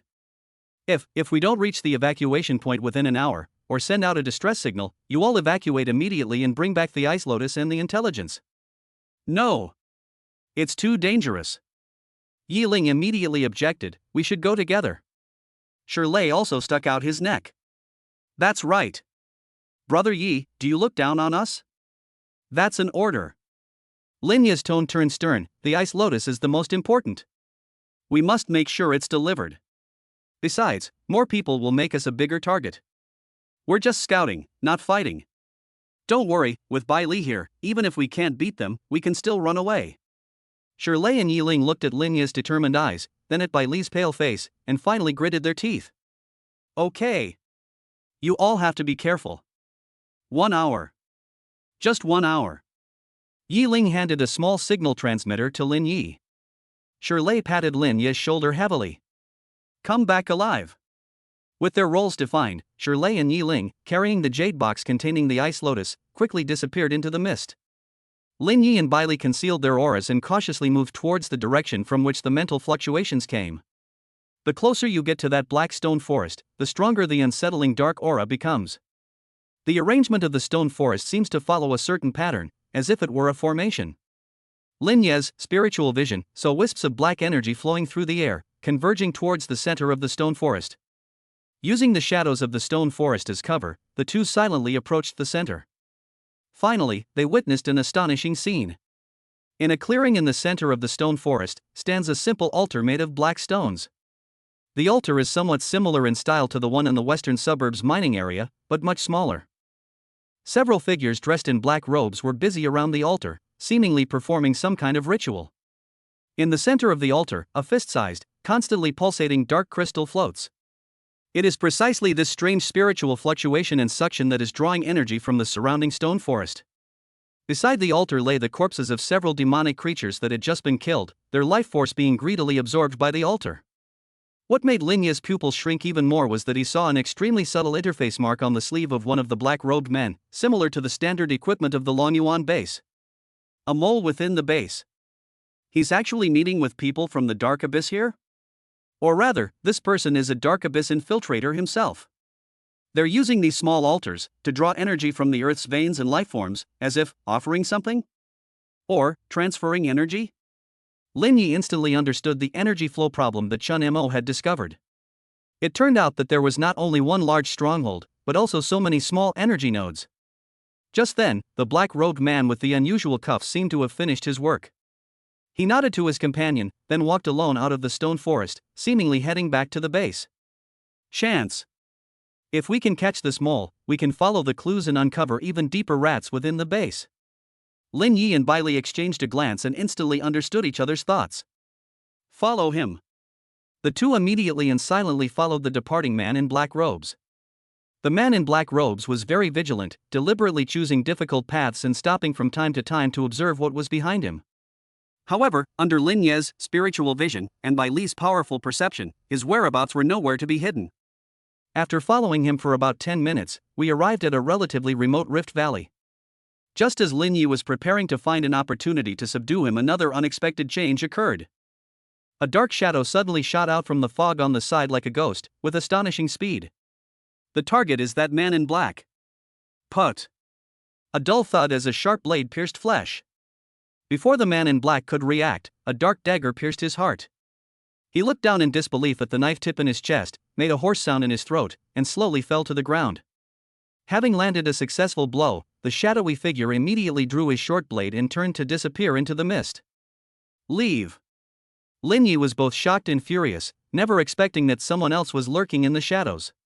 He instantly activated Ice Shadow Step, leaving a trail of afterimages as he blocked the shadowy figure's retreat, while several energy rays simultaneously sealed off its escape route. Bailey also made a move at the same time, and a chill instantly spread out, slowing down the speed of the black shadow. The dark figure clearly hadn't expected anyone else to be lying in ambush nearby, and its movements faltered. Although it was only a very brief moment, it was enough. Lin Ye's spiritual vision instantly detected the other party's energy characteristics exactly the same as the faint signal that had been tracking them before. Moreover, in the instant the other party paused, he clearly saw that the other party was wearing a familiar black mask with snake patterns engraved on it, the standard equipment of a Dark Abyss assassin. This assassin had been following them, and then killed the mole before they could silence him. "It's you!" Lin Yi roared, his attacks becoming even more ferocious.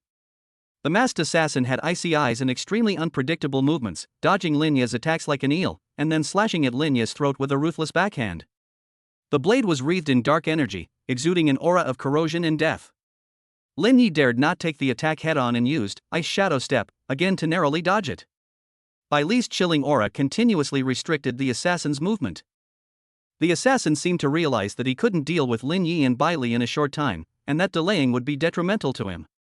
He suddenly threw out several small black balls, which exploded upon landing, releasing thick black smoke that interfered with perception. At the same time, his figure blurred, as if merging into the black smoke, and he instantly fled into the distance at an unbelievable speed. Lin Yi and Bai Li were blocked by the black smoke and unable to pursue. When the black smoke dissipated, there was no trace of the assassin. Only the gradually cooling corpse of the black-robed traitor remained on the ground. Lin Yi examined the corpse with a grim expression. Apart from the deadly dagger, there was nothing on the body that could identify him. Silencing them, what a ruthless method! Lin Yi gritted his teeth. Dark Abyss's style of doing things is indeed meticulous and ruthless. Bai Li stared in the direction the assassin had disappeared, a cold glint in her icy blue eyes. He is very strong. Peak B rank, skilled in stealthy assassination. The trail went cold again. But it wasn't all without gain. At least the existence of the mole within the base was confirmed, and it was learned that the Dark Abyss was using these small altar nodes to extract energy. Furthermore, they seemed very afraid of the mole being exposed. And that assassin, why was he following them the whole time? Just to silence them? Or is there another purpose? We can't stay here any longer. Lin Yi suppressed his thoughts. We need to meet up with Shirley and the others as soon as possible. He and Bai Li immediately turned around and rushed towards the evacuation point. We must send the intelligence and the Ice Lotus back as soon as possible. The shadow of the abyss has firmly locked onto them. Chapter 34: Traps at the evacuation point and the power of the Ice Lotus. On their way to evacuation point number 3, Lin Yi and Bai Li were both extra vigilant. That mysterious Dark Abyss assassin hangs like the sword of Damocles over our heads. We don't know if he will ever reappear. Both of them were in poor condition. Lin Yi had exhausted most of his yuan energy, while Bai Li's face was even paler than before due to her forced attack, and she needed Lin Yi to support her from time to time. Hang in there, we're almost at the evacuation point, Lin Yi encouraged, also encouraging himself. Bai Li nodded slightly, gritted her teeth, and tried her best to suppress the churning injuries within her body. Finally, after passing through the last dense forest, a small, relatively flat clearing appeared ahead. That was the agreed-upon evacuation point number 3. However, when Lin Yi and Bai Li approached, his heart sank. There were signs of a fight in the open space. Several trees were cut in half, and there were charred pits and scattered ice shards on the ground, clearly marks left by Yi Ling's twin blades. Shirley's tower shield was even torn open and tilted to one side. The scene was a mess, but Shirley and Yi Ling were nowhere to be seen. Shirley! Yi Ling! Lin Yi called out in a low voice, but only the echo of the empty valley and the whistling of the wind blowing through the trees answered him. There were no signs of life on the detector screen. Something's happened. Lin Yi's heart jumped into his throat. He forced himself to calm down and carefully examined the scene. The signs of a fight were very recent, indicating that it had just happened not long ago. Judging from the traces, the enemy was small in number but extremely strong and ruthless. Shirley and Yi Ling put up a fierce resistance, but seemed to be subdued quickly. The absence of a large amount of blood at the scene was a stroke of luck, suggesting that they were likely just prisoners. Who did it? That assassin from Dark Abyss? Could he alone subdue the well-coordinated Shirley and Yi Ling so quickly?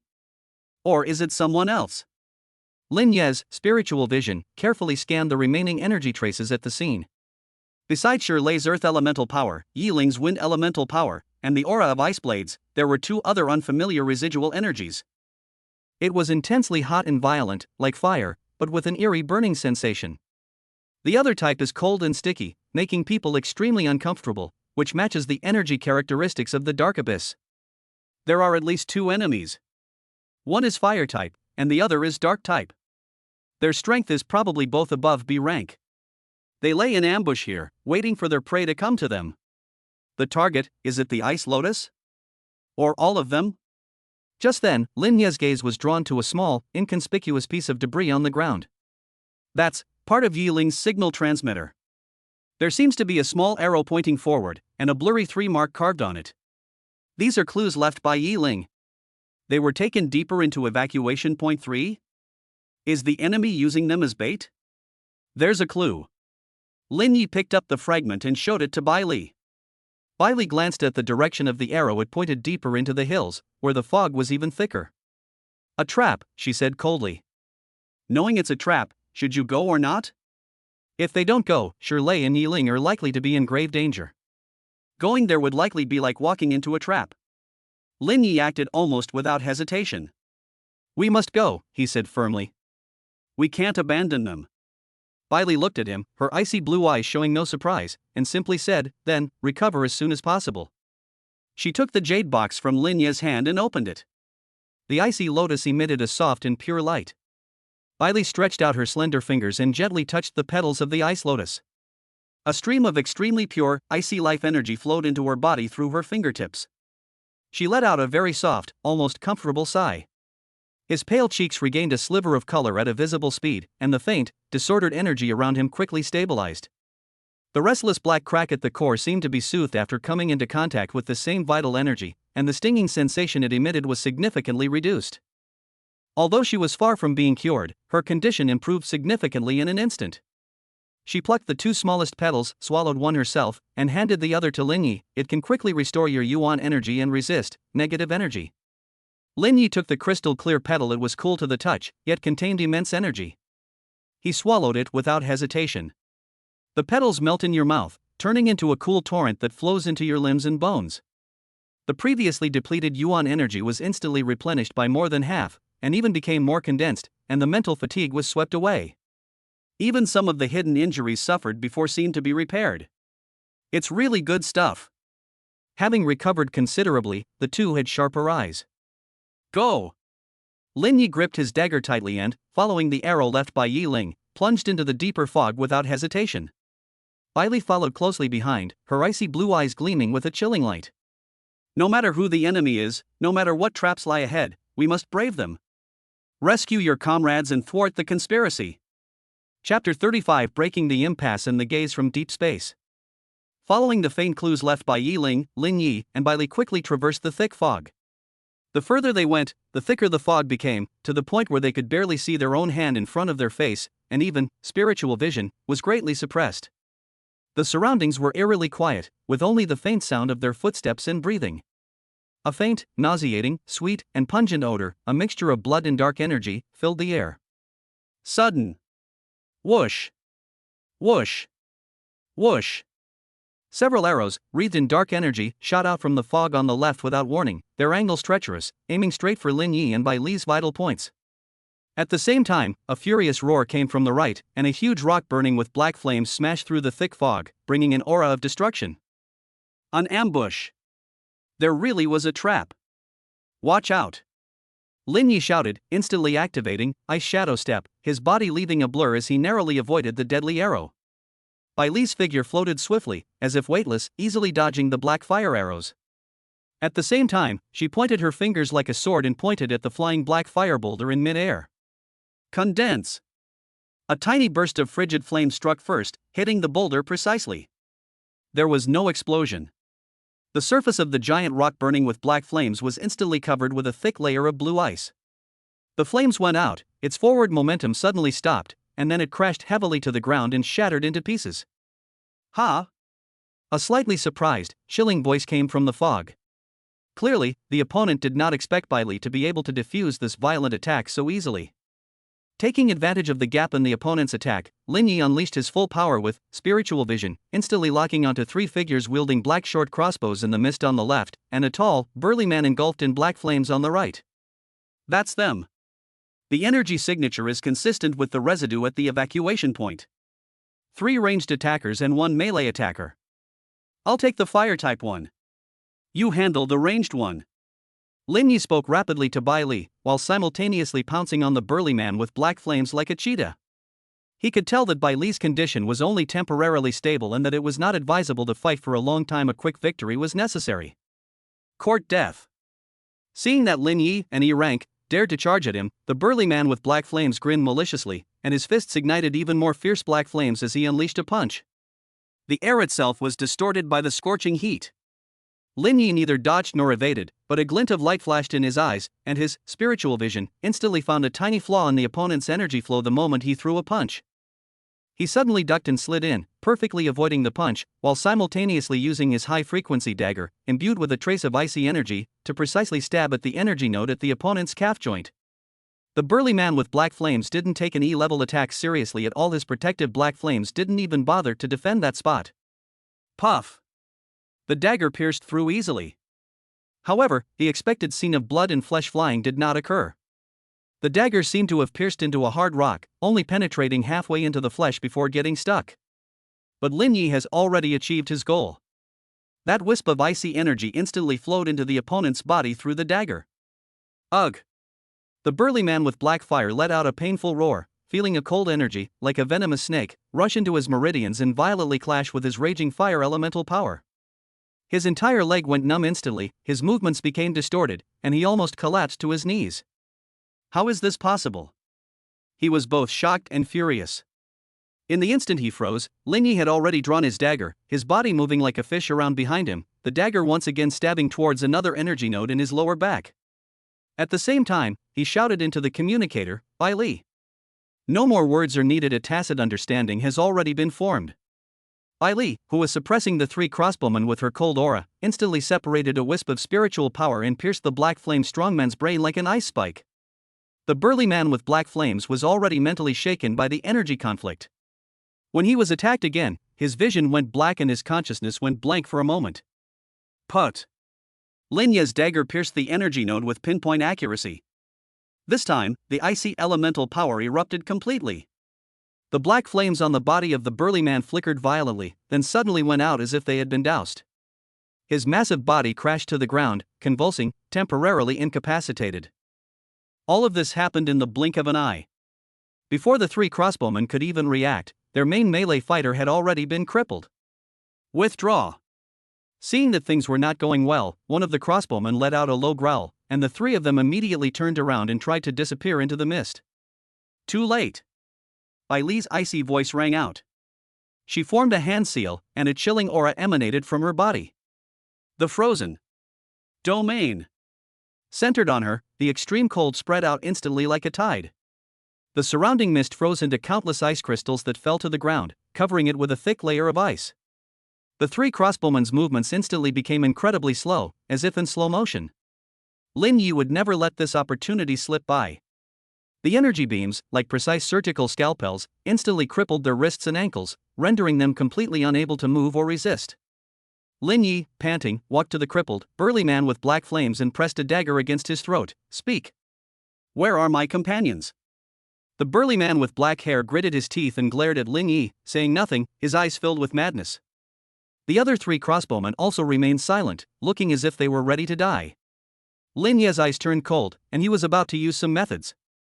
Bai Li walked over, her icy blue eyes fixed on the lead crossbowman. Her eyes seemed to swirl with vortexes, and her voice carried a strange, magical power. Look into my eyes, tell me, where is he? Talent, bewitching allure, active release, mind captivation. The crossbowman's eyes widened in confusion, and he instinctively stammered, in the black stone cave ahead. After saying that, he suddenly woke up with a start, and a look of horror appeared on his face.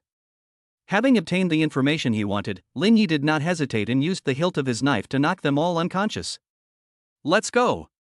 Black Stone Cave. The 2 quickly found the hidden Black Stone Cave. There were 2 people wearing similar equipment guarding the cave entrance, but their strength was only sea level, and they were easily dealt with by Lin Yi and Bai Li. Rushing into the cave, they indeed saw Shirley and Yi Ling, who were bound by special metal shackles and covered in wounds. There was also a person wearing a white coat, who looked like a researcher, adjusting some kind of instrument. The researcher was startled when he saw Lin Yi and Bai Li rush in and turned to run away. Lin Yi shattered the instrument in his hand with an energy beam and subdued him. Bai Li then waved her hand, conjuring an ice blade that severed the shackles binding Shirley and Yi Ling. "Brother Yi! Boss! You finally arrived!" Shirley was so excited he almost cried. Yi Ling smiled weakly. "I knew you would come." It turned out that they were ambushed by this group as soon as they arrived at the evacuation point. The enemy was very strong and well coordinated. Despite their desperate resistance, they were captured. These people seemed very interested in the ice lotus, constantly pressing for its whereabouts and even trying to use them as bait. The researcher was a technician from the dark abyss, and he was preparing to inject them with some kind of control agent. "They're all right." Lin Yi checked their injuries. They were mainly suffering from excessive yuan energy depletion and superficial wounds, but there was no danger to their lives.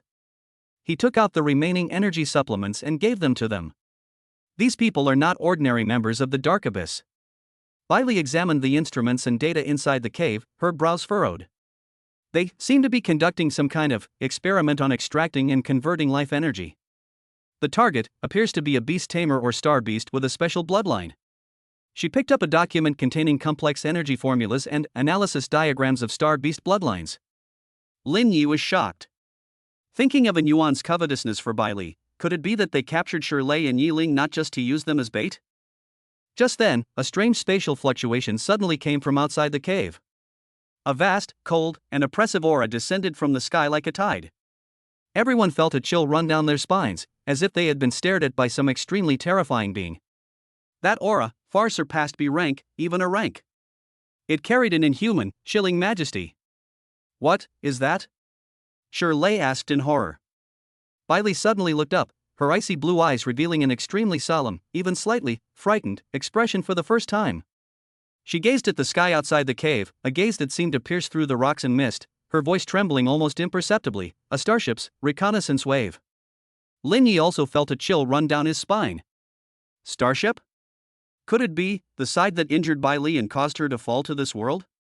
Have they tracked her down? Or is it the power of the so-called Lord of the Abyss behind the dark abyss?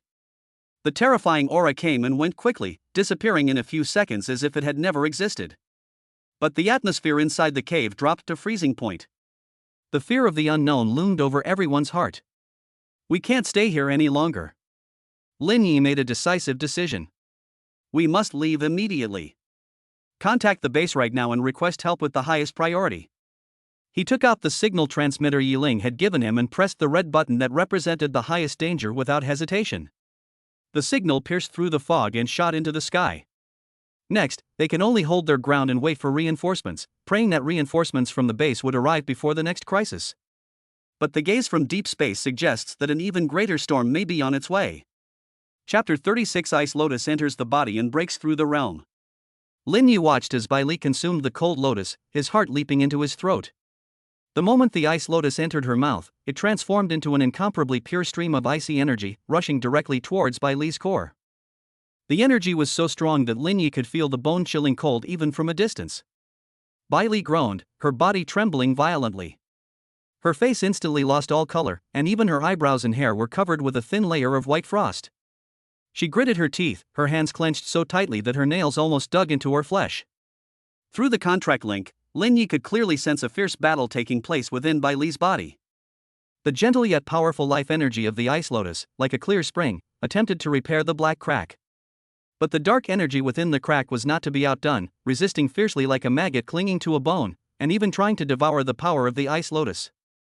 The two forces clashed within Bai Li's fragile meridians, causing unimaginable pain. Bai Li's body was sometimes as cold as ice, and sometimes slightly hot due to energy conflict. Blood with black streaks kept spilling from the corner of her mouth, and her breathing became extremely erratic. Lin Yi was extremely anxious, but he knew he couldn't help at the moment, and intervening rashly would only make things worse. He could only stand by and do his best to activate his guiding techniques to improve his condition. At the same time, the contract link conveys a subtle message of encouragement and support, hoping she can feel it. Time passed little by little, and every second felt like a year. Just when Lin Yi was about to despair, the situation finally changed. The energy of the ice lotus seemed to be slowly gaining the upper hand. That pure chill began to envelop the black cracks, gradually extinguishing the restless dark energy. Although the crack itself did not shrink much, the edges seemed to be clearer and no longer emitted black energy that corroded the surrounding area as before. Bai Li's trembling gradually subsided, and although her breathing was still very weak, it became more steady. The frost on her face slowly melted, and although she was still pale, the lifeless, ashen feeling lessened. Most noticeably, the bone-chilling cold that emanated from her body due to the loss of control over her power has now become much gentler, as if it has been tamed. Lin Yi let out a long sigh of relief and plopped down on the ground, only then realizing that his back was soaked with cold sweat. Status sharing, new information has been received. The core injury rules of Dao injury deterioration status has disappeared and changed to rules of Dao injury stable. Energy loss ceases, and the activity of the source is slightly enhanced. It was a success. The frosty lotus really works. Although the injury wasn't fully healed, at least the worsening trend was stopped, and Bai Li's condition stabilized. This buys valuable time. Lin Yi was so happy he almost jumped for joy. He looked at Bai Li and found that she was also looking at him. Although her icy blue eyes still showed fatigue, there was a hint of relief in them. "How are you feeling?" Lin Yi quickly asked. "Much better." Bai Li's voice was still soft, but a little stronger than before. The cracks have been temporarily suppressed, the erosion of dark energy has stopped. This ice lotus is very useful. She tried moving her fingers, and a faint ray of icy blue light flashed at her fingertips. Although it quickly went out, this time she did not show any signs of pain. "Very good." Lin Yi was genuinely happy. "Now we have more time to find a way to completely cure you." Bai Li nodded, said nothing more, closed her eyes, and began to guide the remaining ice lotus energy within her body to consolidate this hard-won stable state. Lin Yi felt relieved and prepared to continue practicing his internal energy to recover. "I was under a lot of mental stress just now, and it was very taxing." But as soon as he closed his eyes, he realized that something was wrong with the energy within his body. Previously, in order to help Bai Li share the pressure of resonance, he had incorporated a trace of her icy nature into his yuan power. Now that Bai Li has absorbed the entire ice lotus, her strength has recovered to a small extent. The pure ice-type source power, through the contract link, naturally feeds back to Lin Yi. This force of feedback is not intense, but it is very pure. Lin Yi felt a cool sensation flowing into his limbs and bones through the contract link. When his E-level yuan power encountered this aura, it was like parched land meeting sweet rain. He began to greedily absorb and assimilate it. The speed at which the yuan qi vortex in his dantian rotated suddenly increased. The previously somewhat blurry pale golden cyclone seemed to have become more solid, with a clear icy blue edge around its perimeter. Nourished by this pure energy, the meridians felt a slight swelling and pain, but more than that, they felt a comfortable sensation of being expanded and strengthened. He was stuck at the bottleneck of the early stage of E-level, but under the push of this external force, it actually began to loosen. Lin Yi was taken aback at first, then overjoyed. He immediately focused his mind and used the basic yuan power guiding technique to guide the power to break through the barrier. This time, the attack went exceptionally smoothly. The previously impenetrable barrier seemed to become fragile in the face of this icy elemental power carrying the essence of an SSS-level star beast. Boom! It sounded as if something was breaking inside my body. Lin Yi felt a sudden lightness throughout his body, and the vortex of energy in his dantian expanded dramatically, rotating faster and almost doubling the total amount of yuan energy it could hold. The surging yuan energy flows joyfully through the wider and stronger meridians, bringing an unprecedented sense of power. Mid-level E-grade. We've made a breakthrough. Moreover, he could feel that the nature of his yuan power had changed significantly, with its icy coldness becoming more pronounced, and its operation was as easy as controlling his own arm. Level up, mid-rank E. The upper limit of Yuanli is plus 15. The upper limit of mental power is plus 8. Elemental attribute deflection ice enhanced. Increased affinity for ice-type energy. Proficiency in basic elemental energy guidance technique increased. Contract strength, 2.4-2.5. Intimacy level, 82 185 100.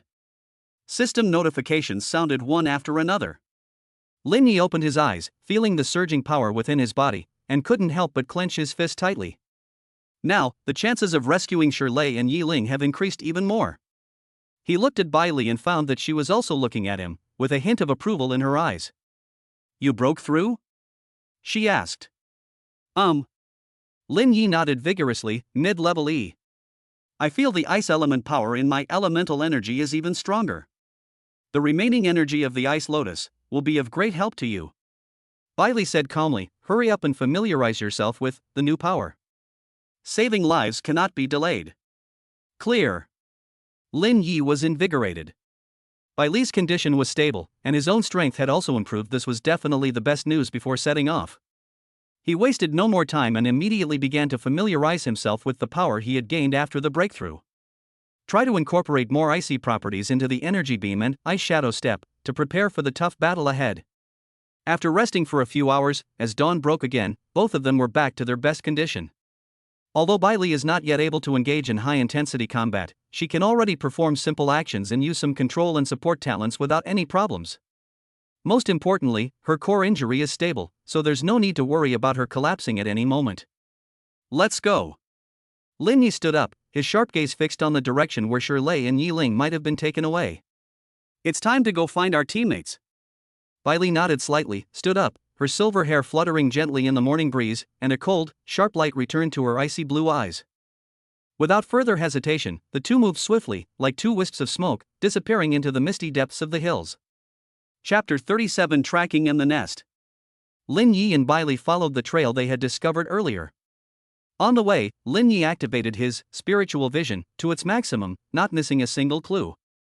The other party had obviously dealt with the traces, but under the keen perception of residual energy by spiritual vision, a fragmented clue was still left behind. The residual energy, both intensely hot and violently hot, and coldly viscous, acted like a guiding light, pointing the way. The further you go, the stronger the demonic aura in the air becomes, and occasionally you can see some low-level demonic creatures wandering around. However, they seemed to be afraid of the lingering aura of the dark abyss and dared not approach. It seems the dark abyss has been operating in this area for a long time, and even the monsters here are afraid of them. Lin Yi said in a deep voice. Bailey sensed the surrounding energy field and frowned slightly. They're using the chaotic energy here to cover themselves up. Ahead, the energy is very concentrated. After tracking for about half an hour, the two crossed a hillside, and the scene before them made them stop. Ahead lay a huge valley with a hidden entrance. A thin, unnatural, dark red mist hung over the valley. At the mouth of the valley, one can vaguely see man-made fortifications and patrolling figures in black. A nauseating stench, a mixture of blood, putridity, and dark energy, wafted from the valley. Looks like this is the place. Lin Yi lowered his voice. A stronghold of the dark abyss, and it's not small. He observed carefully and found that the defenses at the valley entrance were not particularly tight. There were about 4 or 5 men in black patrolling, and their strength was probably between D and C level. The people of Dark Abyss probably didn't expect that someone would be able to track them down here and arrive so quickly. How do we get in? Lin Yi looked at Bai Li. Forced entry is definitely not an option, it would alert the enemy. Bai Li's gaze swept over the steep cliffs on both sides of the valley, then she looked at the guards patrolling the valley entrance, and whispered. I can use illusion magic to confuse them for a short time. You're fast, take the opportunity to sneak in. Lin Yi thought about it and decided it was feasible. Bai Li's bewitching beauty, talent should be very effective against these small fry. Okay. You keep them under control, I'll sneak in. Once I find the person, I'll give the signal, and we'll work together from the inside. After agreeing on their plan, the two quietly crept behind a boulder near the valley entrance. Bai Li closed her eyes, and a faint, almost imperceptible fluctuation of mental energy swirled around her fingertips. She flicked her wrist lightly in the direction of the patrolling guards at the valley entrance. There were no lighting effects, but the guards froze at the same time, their eyes becoming blank and empty, as if they had lost their souls. They stood motionless, even ceasing their conversation. Now! Lin Yi let out a low shout and his figure darted out like a cheetah. He used the ice shadow step to its fullest extent, leaving a faint afterimage in his place. His true form had already passed through the several stiff guards like a ghost and silently sneaked into the valley. Entering the valley, the scenery inside is even more breathtaking. The interior of the valley is much larger than it appears from the outside, filled with simple stone houses and tents. Many members of the Dark Abyss, dressed in black robes, were busy at work, seemingly moving supplies or operating something on some rune-inscribed ground. In the center of the valley, there is an even larger altar, similar in style to the one in the black stone forest, but more than 10 times larger. Black mist swirled around the altar, emanating powerful energy fluctuations, and it seemed to be in operation. Lin Yi even saw several men in black robes escorting several chained, dying demonic creatures toward the altar. It seems these guys are using monsters as fuel. He suppressed his anger and used his spirit vision to avoid the patrol team, carefully moving among the stone houses and tents, searching for the place where Shirley and Yi Ling were being held. Spiritual vision, not only can one see energy, but one is also very sensitive to the life force. He focused his mind, filtering out the auras of the Dark Abyss members and demons, and specifically sought out the life fluctuations belonging to Shirley's heavy earth element and Yi Ling's agile wind element. He searched for about 10 minutes, just as he was about to lose patience. Finally, in front of an inconspicuous stone cave guarded by 2 people in a corner of the valley, I caught a glimpse of a familiar presence. Shirley and Yi Ling. They're inside. Their breathing is very weak, but they're not in any danger. Lin Yi made up his mind and carefully observed the surroundings. The cave was in a relatively remote location, guarded by only 2 people, both of whom were sea level in strength. There are no other patrol teams around at the moment.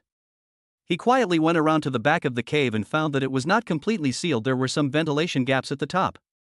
He leaned closer to the crack and whispered, "Fatty! Yi Ling! Can you hear me?" A faint sound immediately came from inside, followed by Shirley's suppressed excitement. "Brother Yi? Is that you, Brother Yi? I knew you would come to save us." Yi Ling's voice followed, weak and urgent. "Lin Yi. We're alright, just locked up and our yuan energy is sealed.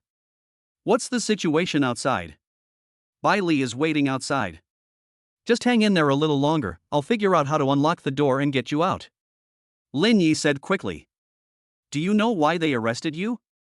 Besides Ice Lotus, is there any other purpose?" Shirley eagerly answered. "They pressed us for details about Binglian's whereabouts, but we didn't tell them. There was also someone in charge who asked a lot of questions about Sister Bai Li, such as how badly she was injured and how much of her strength she had recovered. They seemed particularly interested in her." Lin Yi's heart sank.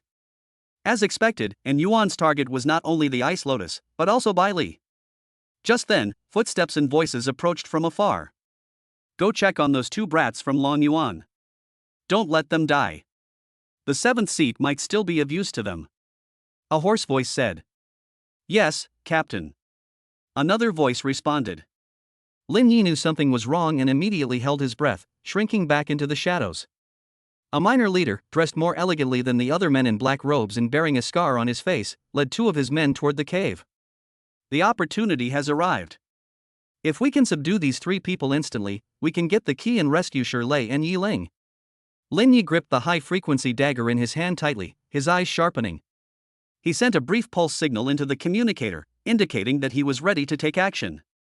Outside the valley, Bai Li, who had been maintaining the illusion, received the signal, and a cold glint flashed in her icy blue eyes.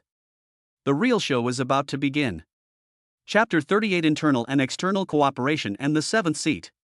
Outside the cave, the scarred-faced gang leader and his 2 henchmen walked to the cave entrance. "Open the door." Scarface gave the order impatiently. One of the men took out a key and walked toward the heavy iron lock on the stone gate. Just as the key was about to be inserted into the lock, a sudden change has occurred.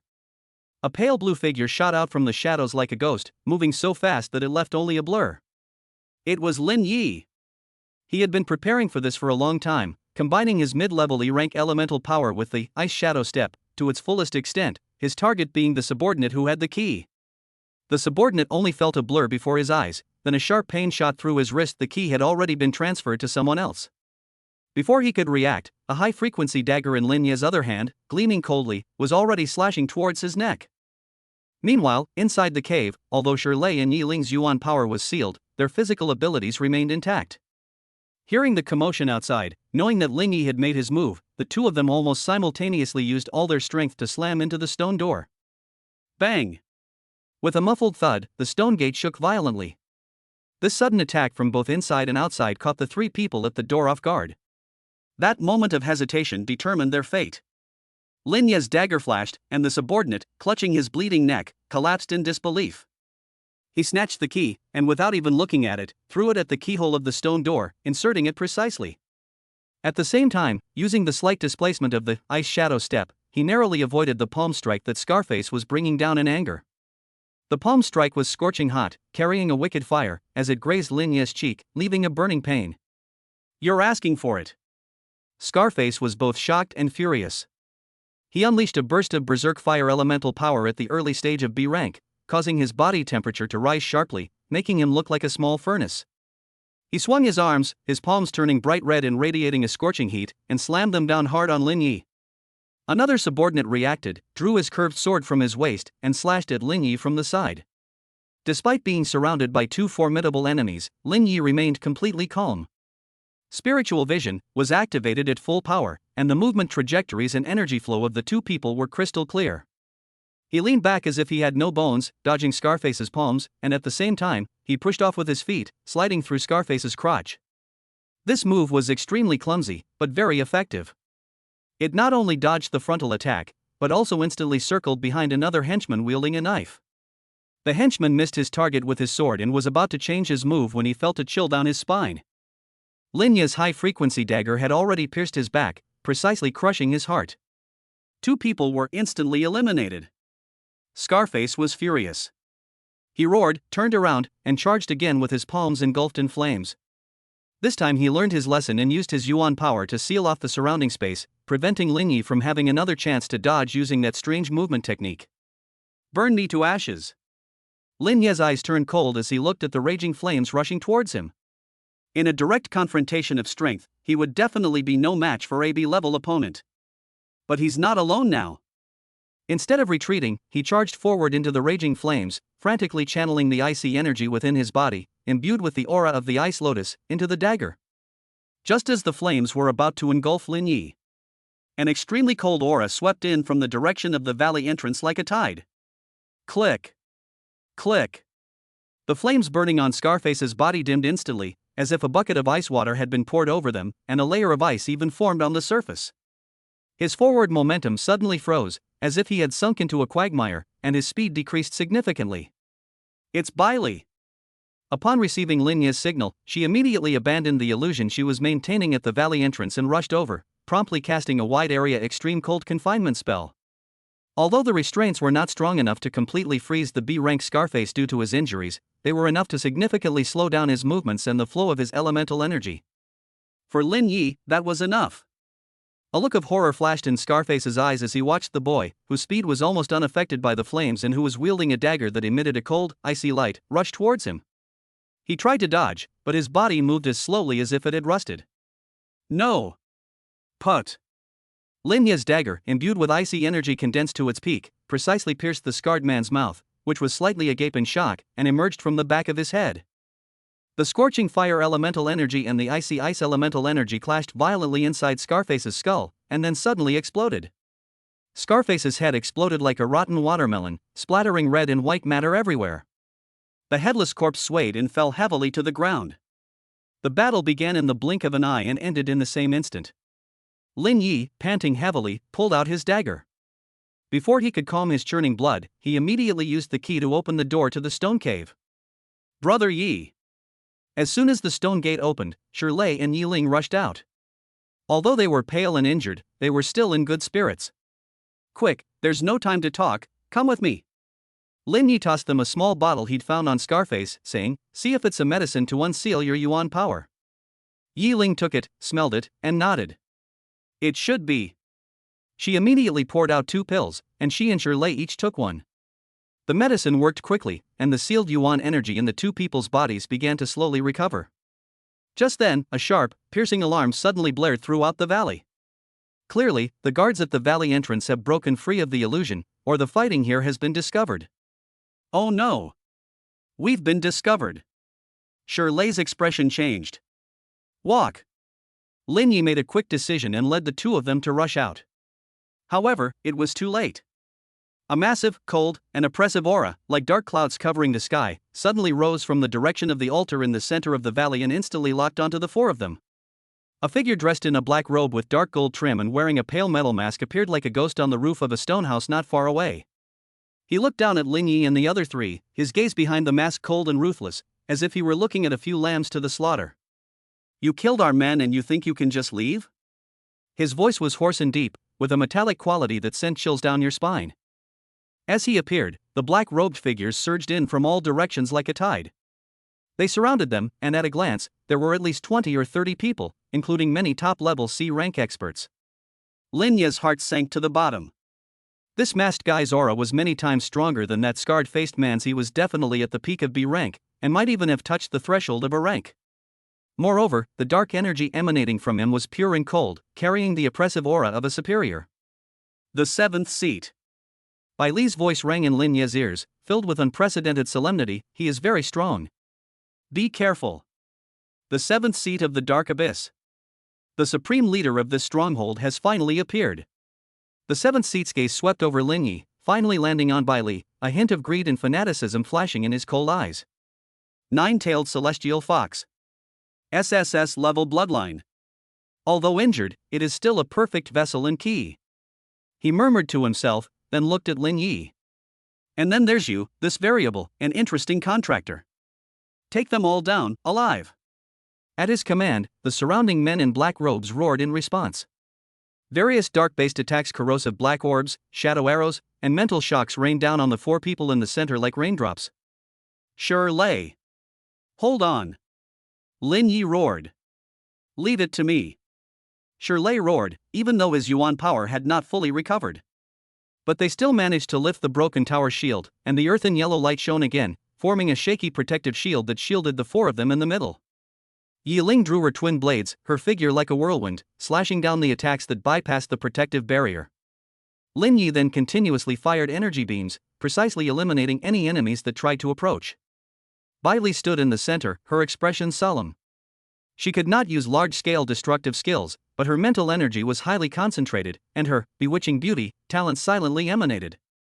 Those black-robed men at the forefront often froze at crucial moments or missed their attacks, giving Lin Yi and Yi Ling an opportunity to take advantage. For a time, the four of them managed to hold on despite being surrounded. The seventh seat stood on the rooftop, coldly watching the battle below, seemingly in no hurry to intervene. He was observing, especially the cooperation between Bai Li and Lin Yi, and the invisible contractual link. As expected, a strange connection, full of possibilities. A strange smile seemed to be playing at the corners of his mouth beneath the mask. He knew he couldn't delay any longer. Long Yuan's reinforcements could arrive at any time. He slowly raised his hand, and a dark energy far purer and more terrifying than before condensed in his palm, making the surrounding air seem to thicken. He's going to take action himself. Chapter 39: Bitter Battle and Reinforcements. In the seventh seat's raised palm, dark energy condensed into a constantly rotating black sphere. The sphere was small, but it exuded a terrifying aura of destruction, as if it could devour all the light around it. Lin Yi and the other three felt the terrifying aura locking onto them, and their expressions changed. Watch out! He's about to attack. Lin Yi shouted, while simultaneously activating his spiritual vision to its maximum, staring intently at the energy flow of the seventh seat, trying to find the weakness in this attack. Lei gritted his teeth and poured all his remaining Yuan energy into the tower shield. The earthen yellow shield shone brightly, attempting a final resistance. Yi Ling also sheathed her twin blades, preparing to assist in the defense. A resolute glint flashed in Bai Li's icy blue eyes as she stepped forward, blocking Lin Yi's path. Although she couldn't use her primal power to fight head-on, she planned to use her mental energy to construct the strongest illusion barrier to disrupt the opponent's lock-on. Just as the black sphere in the seventh seat's hand was about to slip from his grasp. Call out! A piercingly sharp sound, like the cry of death, came from outside the valley. A condensed, deep purple beam of energy, exuding an aura of destruction, shot towards the seventh seat in an instant, as if traversing the distance of space. The speed was so fast that it exceeded the limits of what the naked eye could perceive. The seventh seat's pupils suddenly contracted. He had not expected an attack from outside the valley, and one that was so fierce. In haste, he could only abruptly turn the black sphere he was about to use to attack Lin Yi and the others, and head towards the deep purple beam of light. Boom! The black sphere and the deep purple beam of light collided violently in mid-air. Instead of the expected energy explosion and spread, the two extremely condensed energies eroded and annihilated each other, emitting a teeth-grinding hissing sound, and finally formed a short-lived, distorted small black hole-like energy singularity that tore the surrounding light and air into it before suddenly contracting and disappearing. All that remained was a void and chaotic flow of energy. The seventh seat was thrown backward more than 10 meters by the aftershock of the collision before he could barely regain his balance. His face behind the mask was extremely ugly. At the entrance to the valley, a figure appeared out of nowhere. The man was wearing a crisp Long Yuan Special Forces uniform, and the badge on his shoulder, signifying his rank, was still clearly visible in the dim light. He held in his hand a heavy pulse sniper rifle with an exaggerated design and a faint glow, the muzzle of which was emitting wisps of blue smoke. His face was cold and stern, his eyes as sharp as a hawk's as he swept across the valley before finally landing on the seventh seat. Those rats of the dark abyss have quite the nerve, daring to mess with the people of my dragon abyss. His voice wasn't loud, but it carried an undeniable air of authority and ruthlessness. Instructor Lei. Shi Lei and Yi Ling exclaimed in surprise when they saw the newcomers. Lin Yi also breathed a sigh of relief, and his tense nerves could finally relax a bit. The person who arrived was none other than their head instructor, Lei Lai. It seems that some emergency positioning device on Shi Lei and Yi Ling may have been triggered, or Qin Mo detected an anomaly, and Lei Lai personally led a team to provide assistance. Behind Lei Lai, dozens of fully armed and highly skilled Long Yuan Special Forces members surged into the valley like a tide. They quickly deployed into battle formation and confronted the black-robed figures. The tide of battle turned instantly in terms of numbers and morale. The seventh seat looked at Lei Lai, then at the elite Special Forces soldiers behind him, and knew that things were hopeless. Lei Lai alone is troublesome enough, and with so many elites from Long Yuan, it's questionable whether he can even escape unscathed, let alone capture by Li. Lei Lai. The seventh seat's hoarse voice carried a hint of resentment and venom. It's you who ruined my plans again. Lei Lai snorted coldly, slung the sniper rifle behind his back, and cracked his knuckles as he moved them. Enough with the nonsense. Either get out of here, or leave your life behind. Before he finished speaking, he charged toward the seventh seat like a cannonball. It moved so fast that it left a blur in its wake. He actually planned to capture the seventh seat of the Dark Abyss himself. Stop them! The seventh seat man shouted at his subordinates and then retreated rapidly. At the same time, his hands quickly formed hand seals, and dense dark energy condensed into thick shields in front of him, attempting to block Lei Lai. He knew he was no match for a fully fit Lei Lai, and he had to stall for time and find a chance to escape. Despite their fear, the men in black robes charged fearlessly toward the Long Yuan Special Forces members, attempting to buy time for the seventh seat. A full-scale battle erupted instantly within the valley. The Long Yuan Special Forces members are well-trained and work in close coordination, forming groups of 3 or teams of 5. The Yuan energy shone brightly, and various combat techniques emerged one after another, quickly suppressing the black-robed men who were fighting individually. Lei Lai was even more unstoppable. He didn't even use his weapons.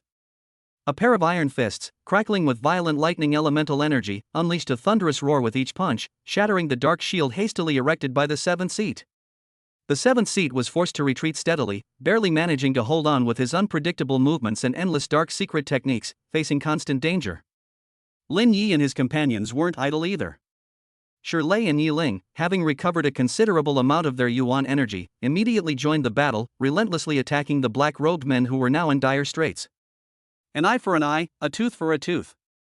Lin Yi stood protectively beside Bai Li, using energy rays to precisely target and assist the Special Forces members in quickly clearing out the miscellaneous soldiers. Bai Li used her powerful mental strength to occasionally interfere with the seventh seat, making him even more flustered. The scales of victory have tipped completely in Long Yuan's favor. Seeing his men suffer heavy casualties and being held back by Lei Lai with no hope of escape, a ruthless glint flashed in the eyes of the seventh seat. He suddenly bit his tongue, spitting out a mouthful of blood onto his pale mask. The mask instantly glowed with an eerie red light, and the dark energy on his body surged as if boiling. Let's die together. The abyss is descending. He let out a frantic roar, and his whole body swelled up as if inflated. Countless twisted dark runes appeared on his body surface, and a destructive energy fluctuation emanated from his body. He's going to self-destruct. The self-destruction of a peak B-level expert is enough to level half of the valley. Watch out. He's about to self-destruct. Lei Lai's expression changed, and he shouted a warning while retreating rapidly, his fists flashing with lightning, preparing to withstand the impact of the explosion. Lin Yi also sensed the soul-chilling aura of destruction. Without thinking, he grabbed Bai Li and shouted at Shi Lei and Yi Ling at the same time. Get behind me! Shi Lei! Shield! Shi Lei reacted swiftly, roaring as he slammed the damaged tower shield heavily in front of him, bracing himself against it. Yi Ling immediately hid behind the shield as well. Lin Yi then poured all the yuan energy in his body, along with the chill brought by the ice lotus, into his arms without reservation. In front of Lei's shield, another layer of light blue gold elemental energy barrier was constructed. Bai Li also mustered her strength, and an even more solid chill spread out, covering the outer layer of yuan power protective barrier with a thin layer of ice crystals. Just as the seventh seat's body swelled to its limit and was about to explode, a faster, sharper, deep purple beam of light shot out from outside the valley once again. This time, the target wasn't the seventh seat's energy, but the pale mask on his face that emitted an eerie red light. Put! The beam of light pierced the core of the mask with perfect precision. Ah! The seventh seat let out an extremely shrill scream, as if it had been dealt a fatal blow. The violent, about to explode energy within him dissipated instantly, like a punctured balloon. Its swollen body quickly shrank.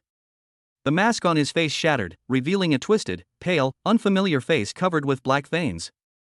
He glanced venomously at the direction outside the valley, then looked at Lei Lai, Lin Yi, and the others.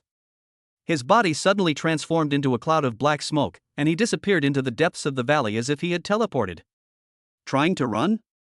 Lei Lai roared, his figure transforming into a bolt of lightning as he gave chase. But the black smoke was incredibly fast and seemed to ignore the terrain. In a few flashes, it disappeared into the shadows deep in the valley, its presence completely vanishing without a trace. Lei Lai chased them deep into the valley, only to find a ravaged altar and an empty stone wall. He slammed his fist into the rock face, leaving a charred fist mark. That slippery mouse got away again. The battle in the valley quickly subsided with the escape of the seventh seat and the defeat of the leader. The remaining men in black robes were either killed or escaped in the chaos. The Longyuan Special Forces members began cleaning up the battlefield, clearing away the remnants, and collecting evidence. Lin Yi and the other three collapsed to the ground, panting heavily. They looked at each other, all feeling as if they had survived a disaster. I finally survived. Chapter 40: The Return Journey and a New Beginning. The battle ended, and the valley was a scene of devastation. The Special Forces soldiers from Longyuan were very efficient and quickly brought the situation under control. They began collecting spoils of war and gathering information on the identities of the men in black robes and data about the stronghold. Lei Lai returned from the depths of the valley, his face not looking too good. It's a real shame that the seventh seat was lost. He walked up to Lin Yi and the other three, his gaze sweeping over them, and saw that they were all still alive. Although they were all injured, their spirits were still good, and their complexions had improved slightly. Is everything all right? Lei Lai asked, his tone still stiff, but with a hint of barely perceptible concern. Report, instructor. Everything's all right. Lei straightened his chest and spoke loudly, which aggravated his wound, causing him to wince in pain.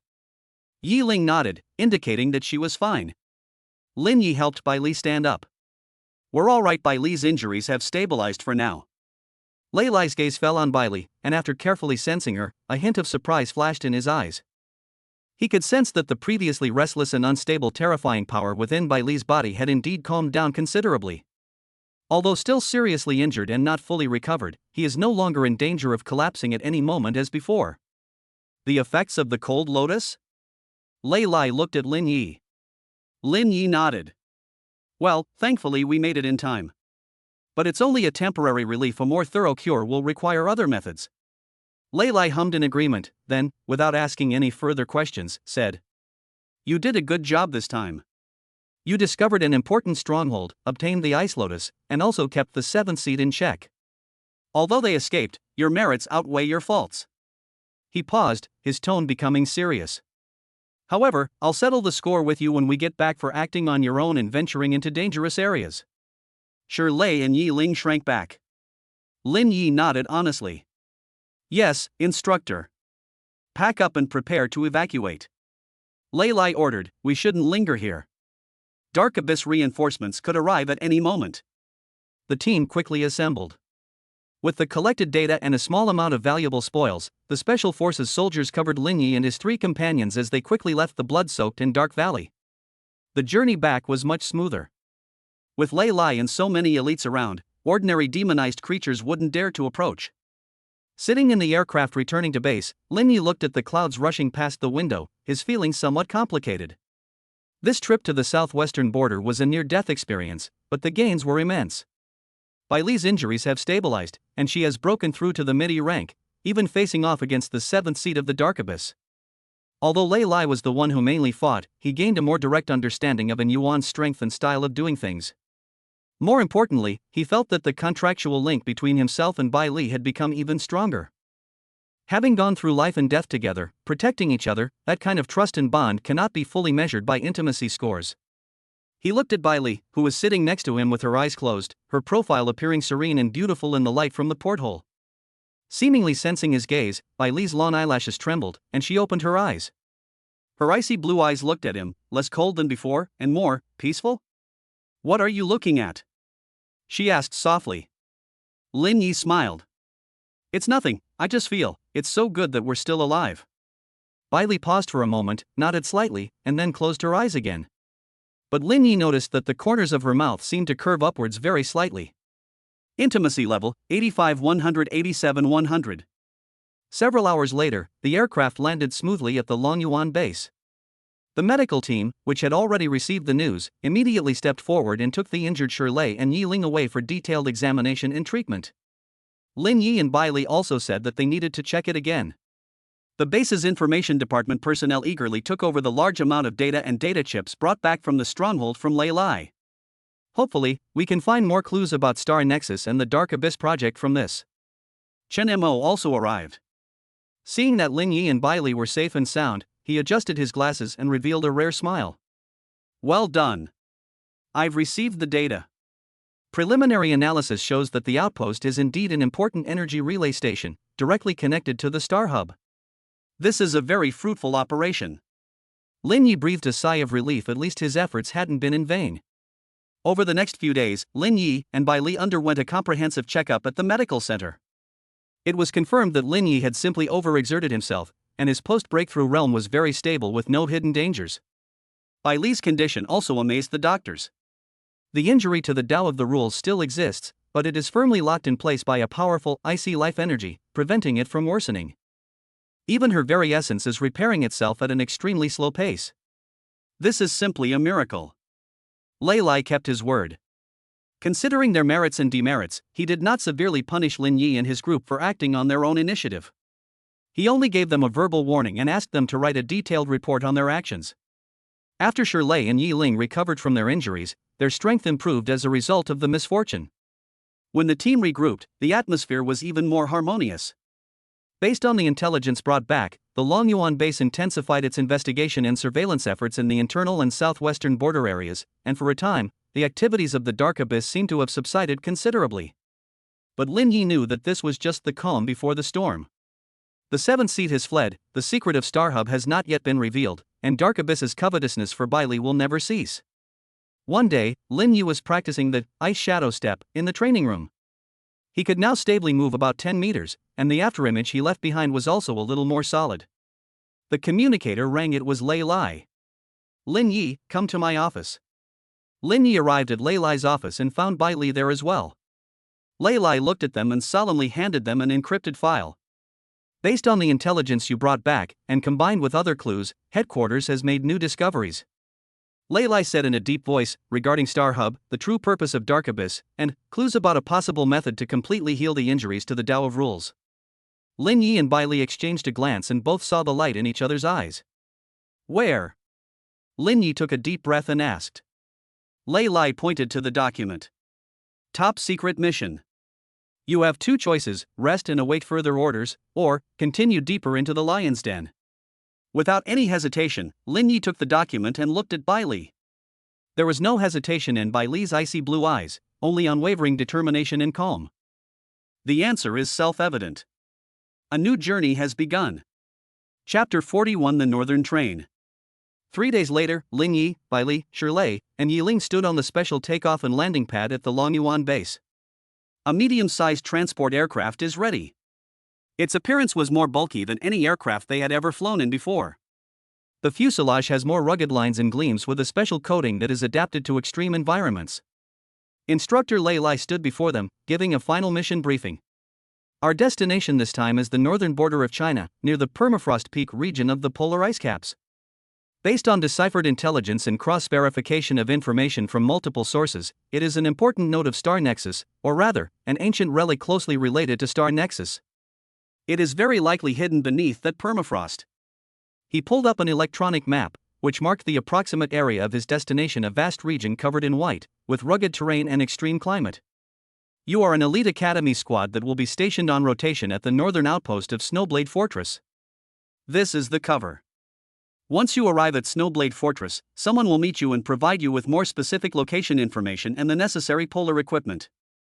Remember, the northern environment is harsh, with temperatures often dropping to tens of degrees below zero, as well as terrifying ice storms and elusive polar monsters.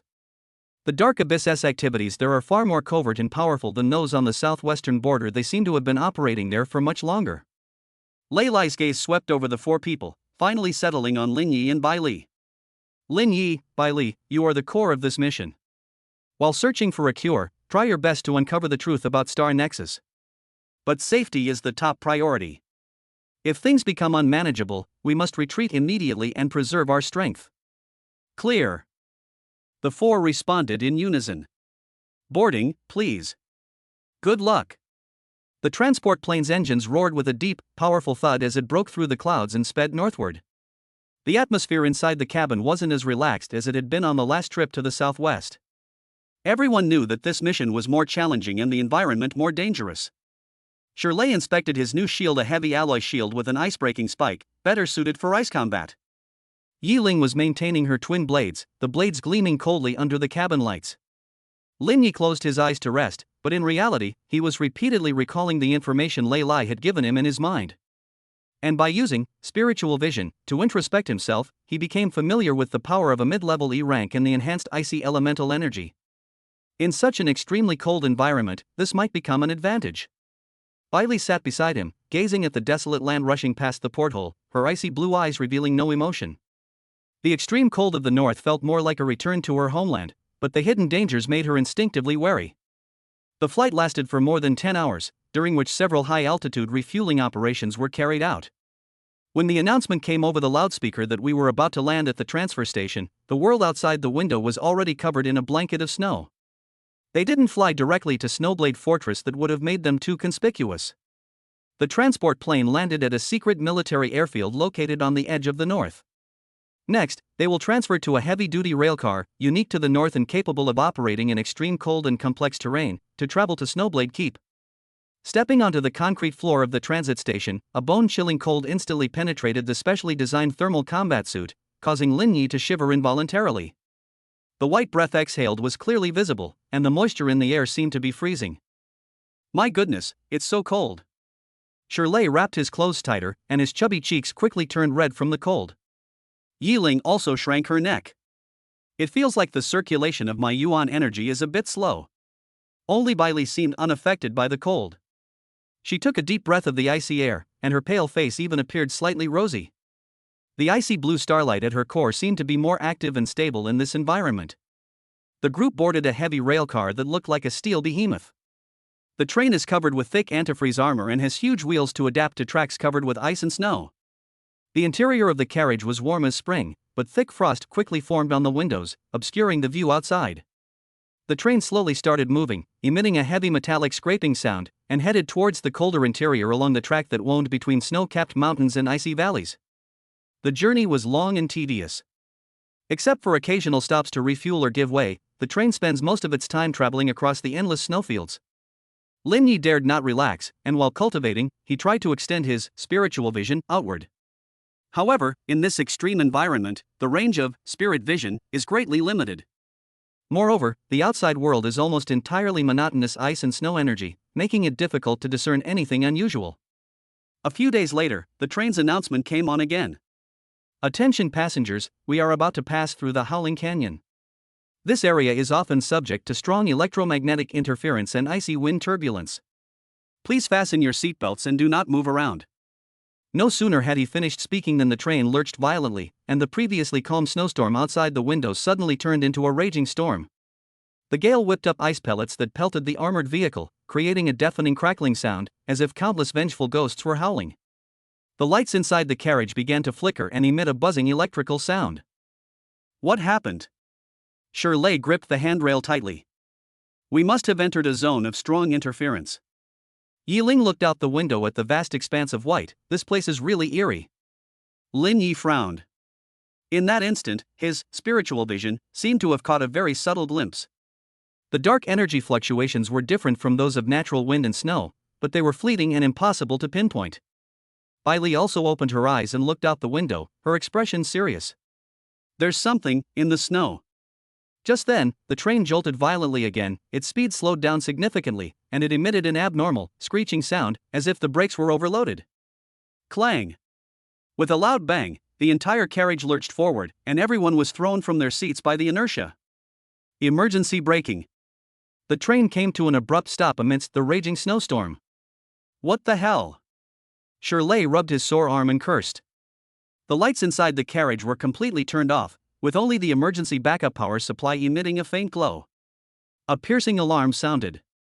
Attention all crew members and armed personnel. The train was attacked by an unknown force. The track ahead appears to have been damaged. Repeat, the train has been attacked. The voice on the radio sounded somewhat urgent. Lin Yi was startled and exchanged a glance with Belle. Trouble has come so quickly? Prepare for battle. Lin Yi gave a low shout and instantly went into alert mode. Shirley immediately raised his shield and stood in front of the carriage door. Yiling drew her twin blades and disappeared into the shadows at the junction of the carriages. Belle stood up, a chill emanating from her. Although she couldn't go all out, she could still manage basic control and defense. Outside the carriage, the wind howled, interspersed with a low, inhuman roar, and the teeth-grinding sound of claws scraping against the armor of the carriage. Chapter 42 Icefield Wolf Attack. Outside the carriage, the grating scraping sounds and low growls grew closer and more intense. Through the frost-covered windows, one could vaguely see some huge, blurry black shadows moving rapidly through the wind and snow. They're mutated creatures. And there are a lot of them. Yiling retreated from the connecting area between the carriages, her tone grave. They've surrounded the train. Damn it, I knew this place wouldn't be safe. Shirley cursed and pressed his shield firmly against the car door. Lin Yi focused his spirit vision on the direction of the car door, penetrating the thick armor and snow, and finally saw what was outside. It was a giant wolf, 2 or 3 times larger than an ordinary wolf, with its entire body covered in snow-white fur. But beneath their fur, faint black, demonic patterns could be seen, and their eyes were blood red.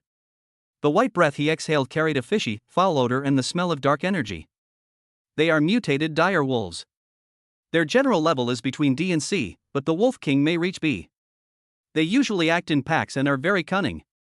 Lin Yi quickly shared the information he had seen with his teammates. Why did the train stop? Can it be fixed?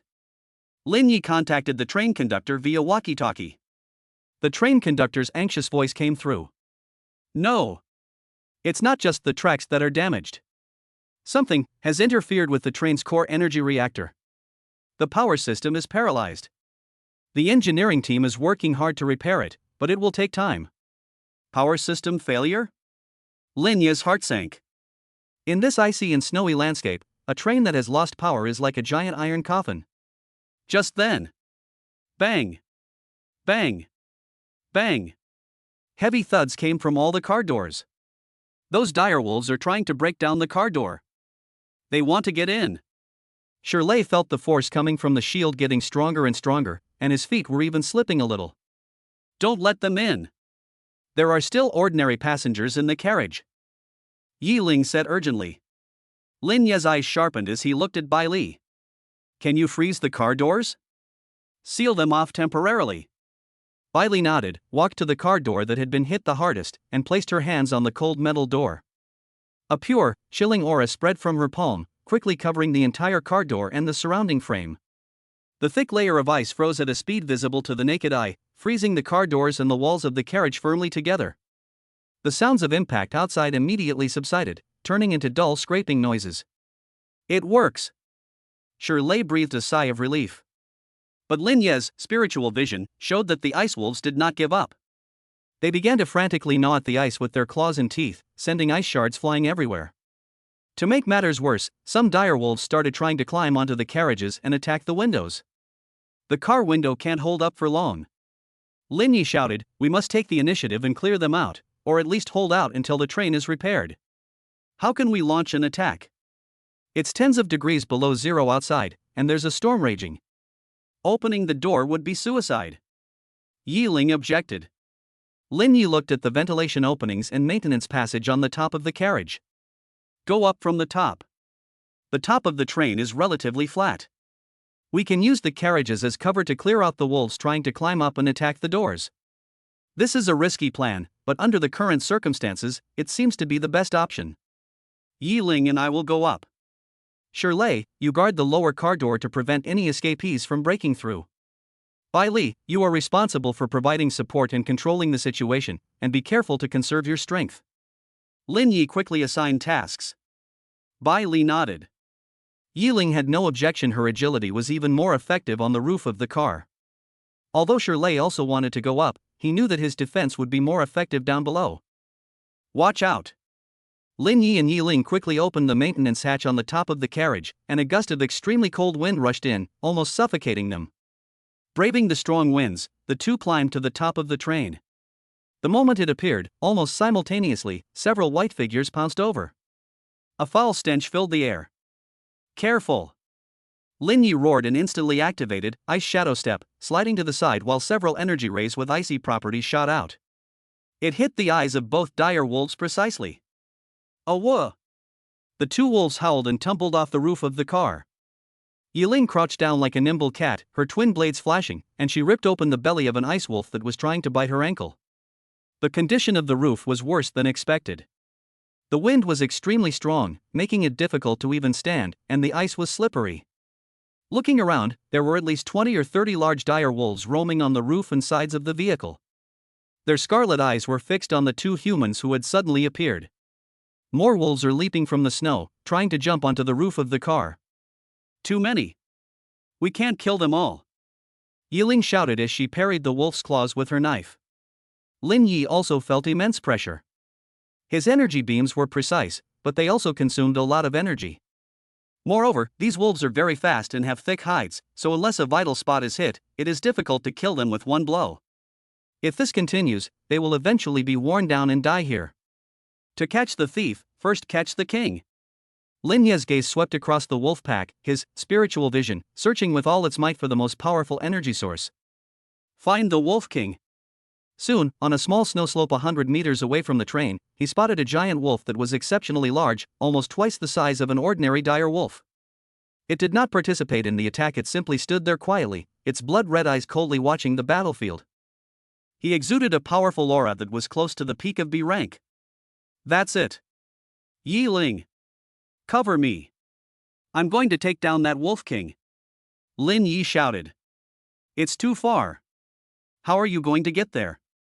Yi Ling was startled. Lin Yi didn't answer.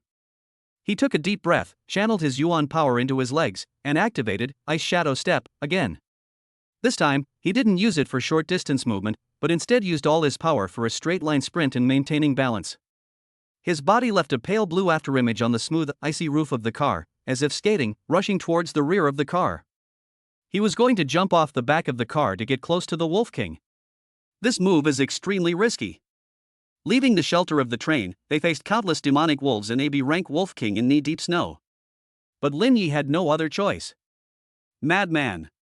Yi Ling cursed, but her hands moved even faster, wielding the double blades with impenetrable speed. They stopped the wolves that were trying to chase Lin Yi. The commotion on the roof also caught the Wolf King's attention. It looked at the tiny human charging towards it alone, a hint of disdain and cruelty flashing in its blood-red eyes. It raised its head and let out a long and loud wolf howl. Instantly, a large portion of the wolf pack that had been besieging the train split off and surged towards the direction from which Lin Yi had come, like a white tide.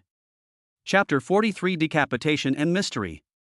Lin Yi had just jumped off the back of the car when his feet sank deep into the snow, and he hadn't even had time to regain his footing.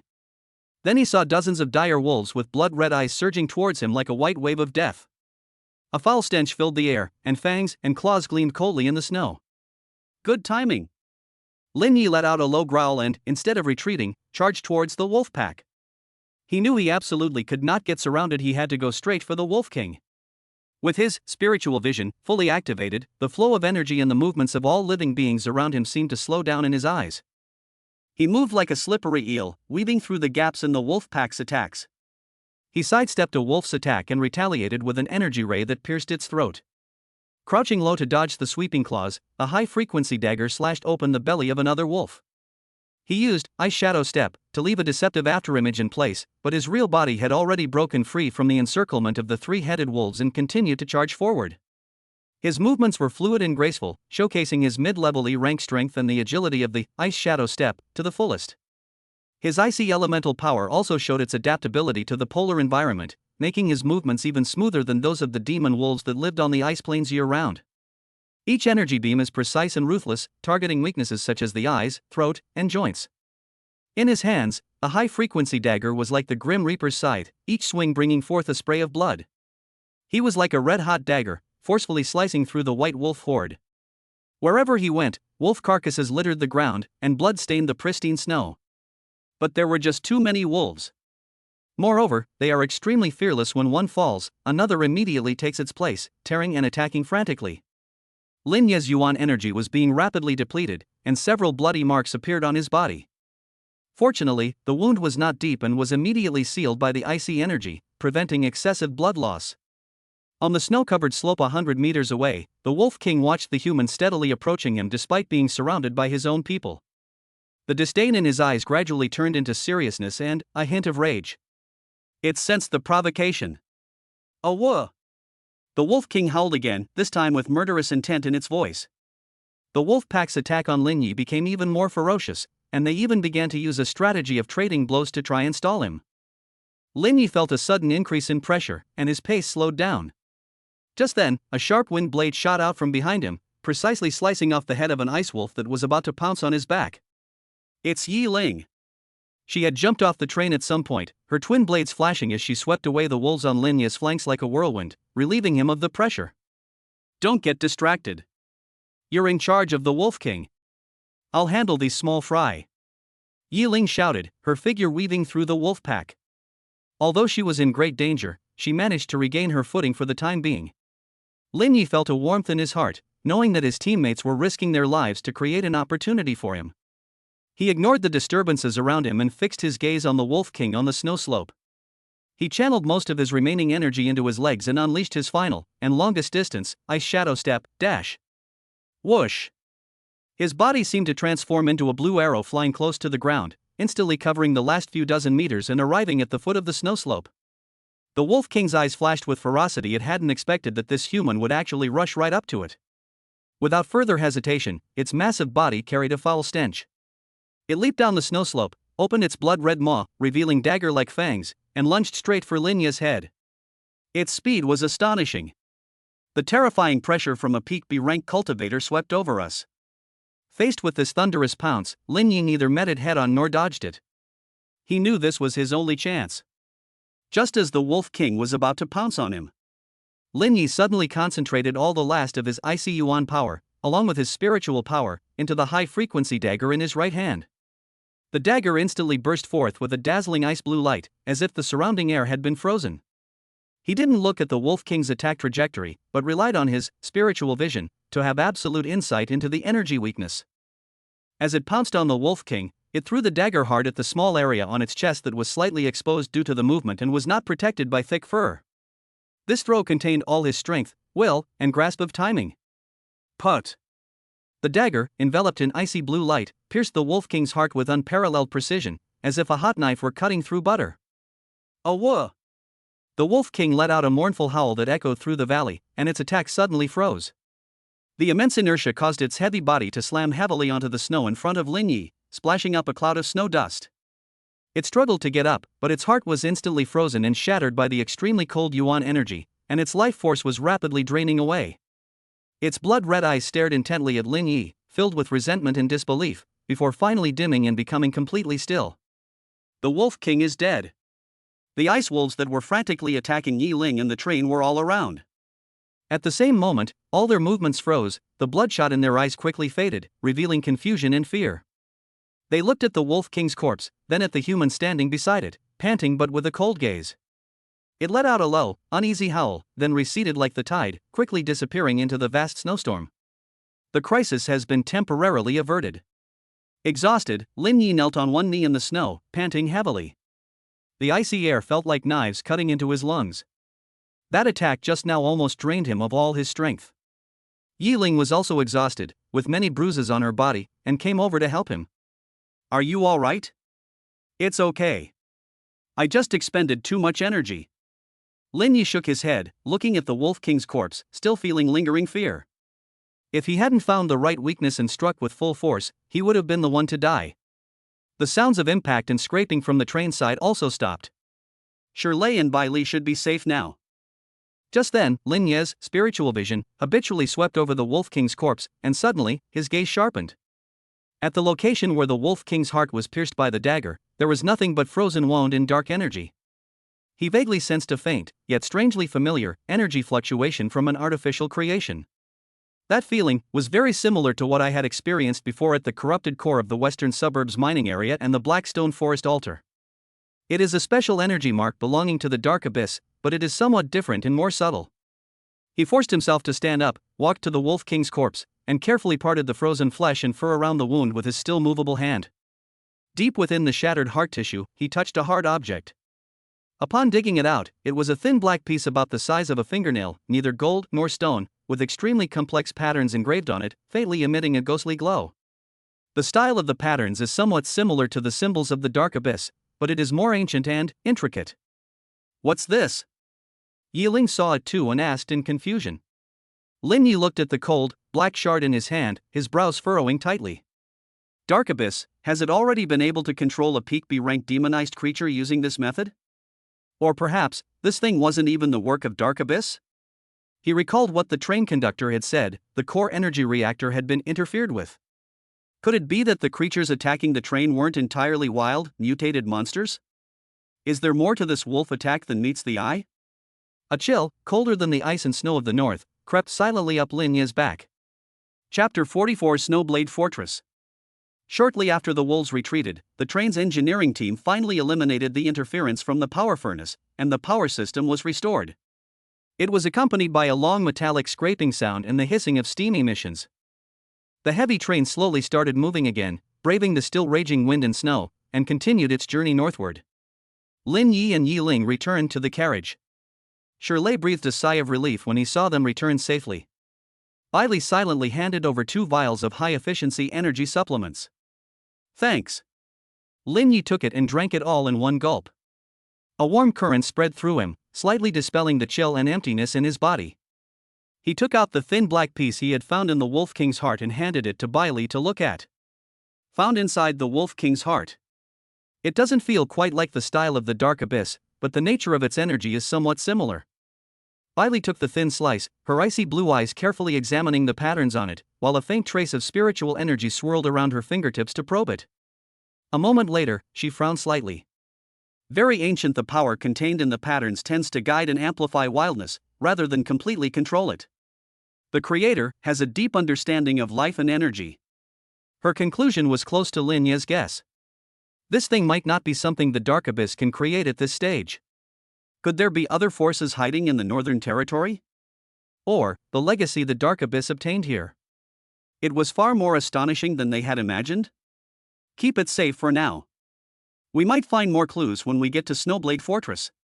Lin Yi carefully put away the thin slice. This unexpected discovery shrouded this trip to the Northern Territory in even greater mystery. The rest of the journey was relatively peaceful. Perhaps intimidated by Lin Yi's ruthless killing of the Wolf King, no more ignorant demonic creatures came to harass them. A few days later, the train finally broke through the endless wind and snow, and a majestic silhouette appeared on the horizon. It was a huge fortress built against a steep ice mountain. The entire structure is built from huge blocks of ice and black rocks, with towering walls above it. The dragon flag and the battle flag representing the Beastmaster Association fluttered in the biting cold wind. Outside the fortress, dense energy towers and defensive fortifications were set up, and the figures of patrolling soldiers could be vaguely seen. This is Snowblade Keep, the northern outpost. The train slowly pulled into the platform outside the fortress. The platform was also covered with thick ice and snow, but it had been cleaned up. A squad of soldiers dressed in heavy white snow combat uniforms were already waiting there. Their eyes were sharp and their aura was sharp, clearly indicating that they were all veterans who had been through many battles. The leading officer stepped forward, verified the identification documents of Lin Yi and his companions, and saluted. Welcome to Snowblade Fortress. I am Han Bing, the captain of the 3rd Squadron stationed here. Commander Lei Lai had already notified us in advance. Please follow me, the lord of the fortress is waiting for you. Captain Han Bing didn't say much, and led the 4 of them directly away from the platform and into the Snowblade Fortress. The interior of the fortress is more magnificent and complex than the exterior appears. The passageway was wide, with heating lamps on the walls to prevent icing, and the air was filled with a mixture of smells of steel, machine oil, and a faint disinfectant. Every now and then, a fully armed squad would hurry by, creating a serious, intense atmosphere. They took an elevator to a command center on the upper level of the fortress. Inside the command center, various advanced instrument screens flashed, and staff members were busy at work. A tall, rugged-looking middle-aged man with a gruesome frostbite scar on his left cheek. He stood before a huge holographic map of the north, his brow furrowed. He was dressed in a crisp, high-ranking officer's uniform, and the stars on his shoulder insignia showed that he was the supreme commander of Snowblade Fortress, Lord Huojinshan. Lord of the Fortress, the elite team from Dragon Abyss Academy has arrived. Han Bing reported. Huojinshan turned around, his gaze sweeping over Lin Yi and the other 3 like a hawk's. Under his gaze, even the air seemed to become a little heavier. His aura was as deep as the sea, giving Lin Yi a feeling that was even stronger than that of instructor Lei Lai. Lord Hua. Lin Yi and the other 3 stood at attention and saluted. Huojinshan nodded in return, his voice loud and direct. Did you run into trouble on the way? Lin Yi briefly reported on the attack by the demonized Icefield Wolf Pack and the discovery of the black shard inside the Wolf King, and then took out the shard. Huojinshan took the thin slice, glanced at it, and his face darkened. As expected, it's this kind of thing again. His tone was solemn. In recent months, the mutated creatures in the north have been unusually active and organized. We have conducted numerous raids, but we always find similar control or amplification devices. The manufacturing process of this thing is extremely advanced, even our base's technicians cannot fully analyze it. He walked up to the holographic map and pointed to a flashing red dot in the permafrost region. Your target area is near the Silent Valley at the foot of the permafrost peak. According to our recent reconnaissance, the energy fluctuations there are the most intense, and we have discovered traces of Dark Abyss members' activities on more than one occasion. However, I must remind you. Huojinshan looked at them with a serious expression. The Silent Valley area is very eerie. It's not just a problem with the environment and the mutated creatures. There are signs of space-time distortion there. Space-time disorder? Lin Yi was taken aback. That's right. Huojinshan nodded. People who enter that area sometimes inexplicably lose their sense of direction, and even see some phantoms that do not belong to this era. Several reconnaissance teams we dispatched have members who suffered psychological trauma or simply disappeared as a result.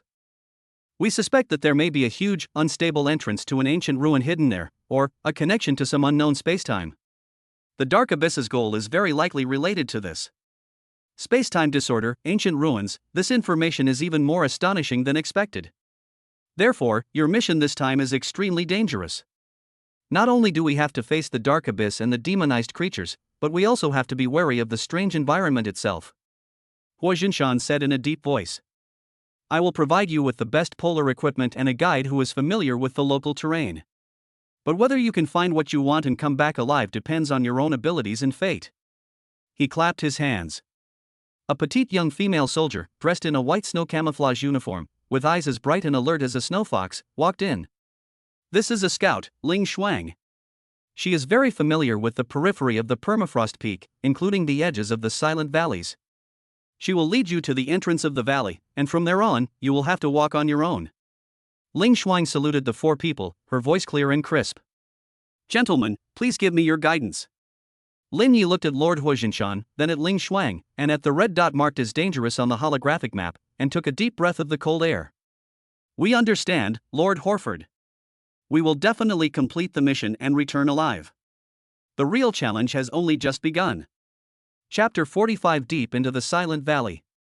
After resting for a day at Snowblade Fortress, replenishing all supplies, and familiarizing themselves with the top-of-the-line polar equipment provided by Lord Horford, they were able to regroup.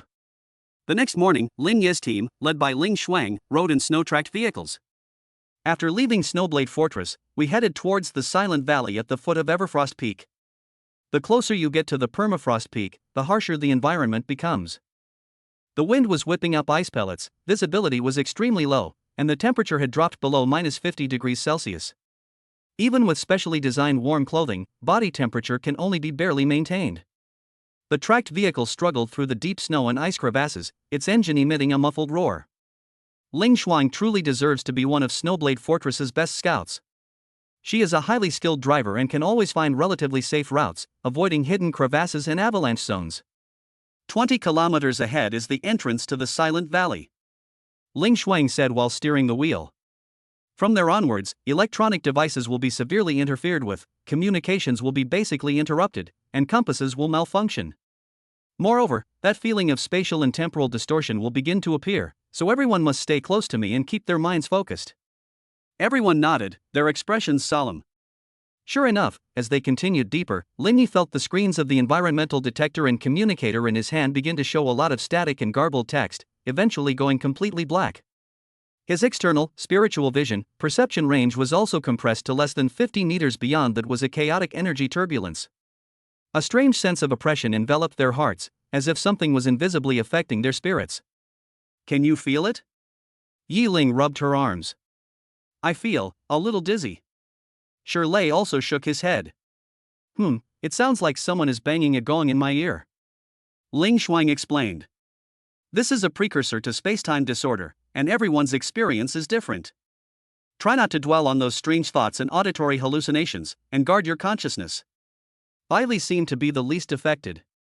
Her icy blue eyes warily scanned the surrounding white world. Suddenly, she whispered. Parking. Ling Shuang immediately stepped on the brakes, and the tracked vehicle came to a stop. What's wrong? Lin Yi asked. Bailey did not answer, but simply pointed to a forest of ice pillars on her right. Lin Yi looked in the direction she pointed, his spiritual vision struggling to penetrate the wind, snow, and turbulent energy currents. I could vaguely see several human-shaped shadowy figures moving among the twisted ice pillars. Moreover, their clothing and appearance were very old-fashioned, unlike that of modern people. That's... Yi Ling saw it too and was taken aback. It is a space-time projection. Ling Shuang's tone was calm, clearly indicating that this wasn't the first time they had met. It is an image that remains and manifests from a certain time in the past due to energy disorder.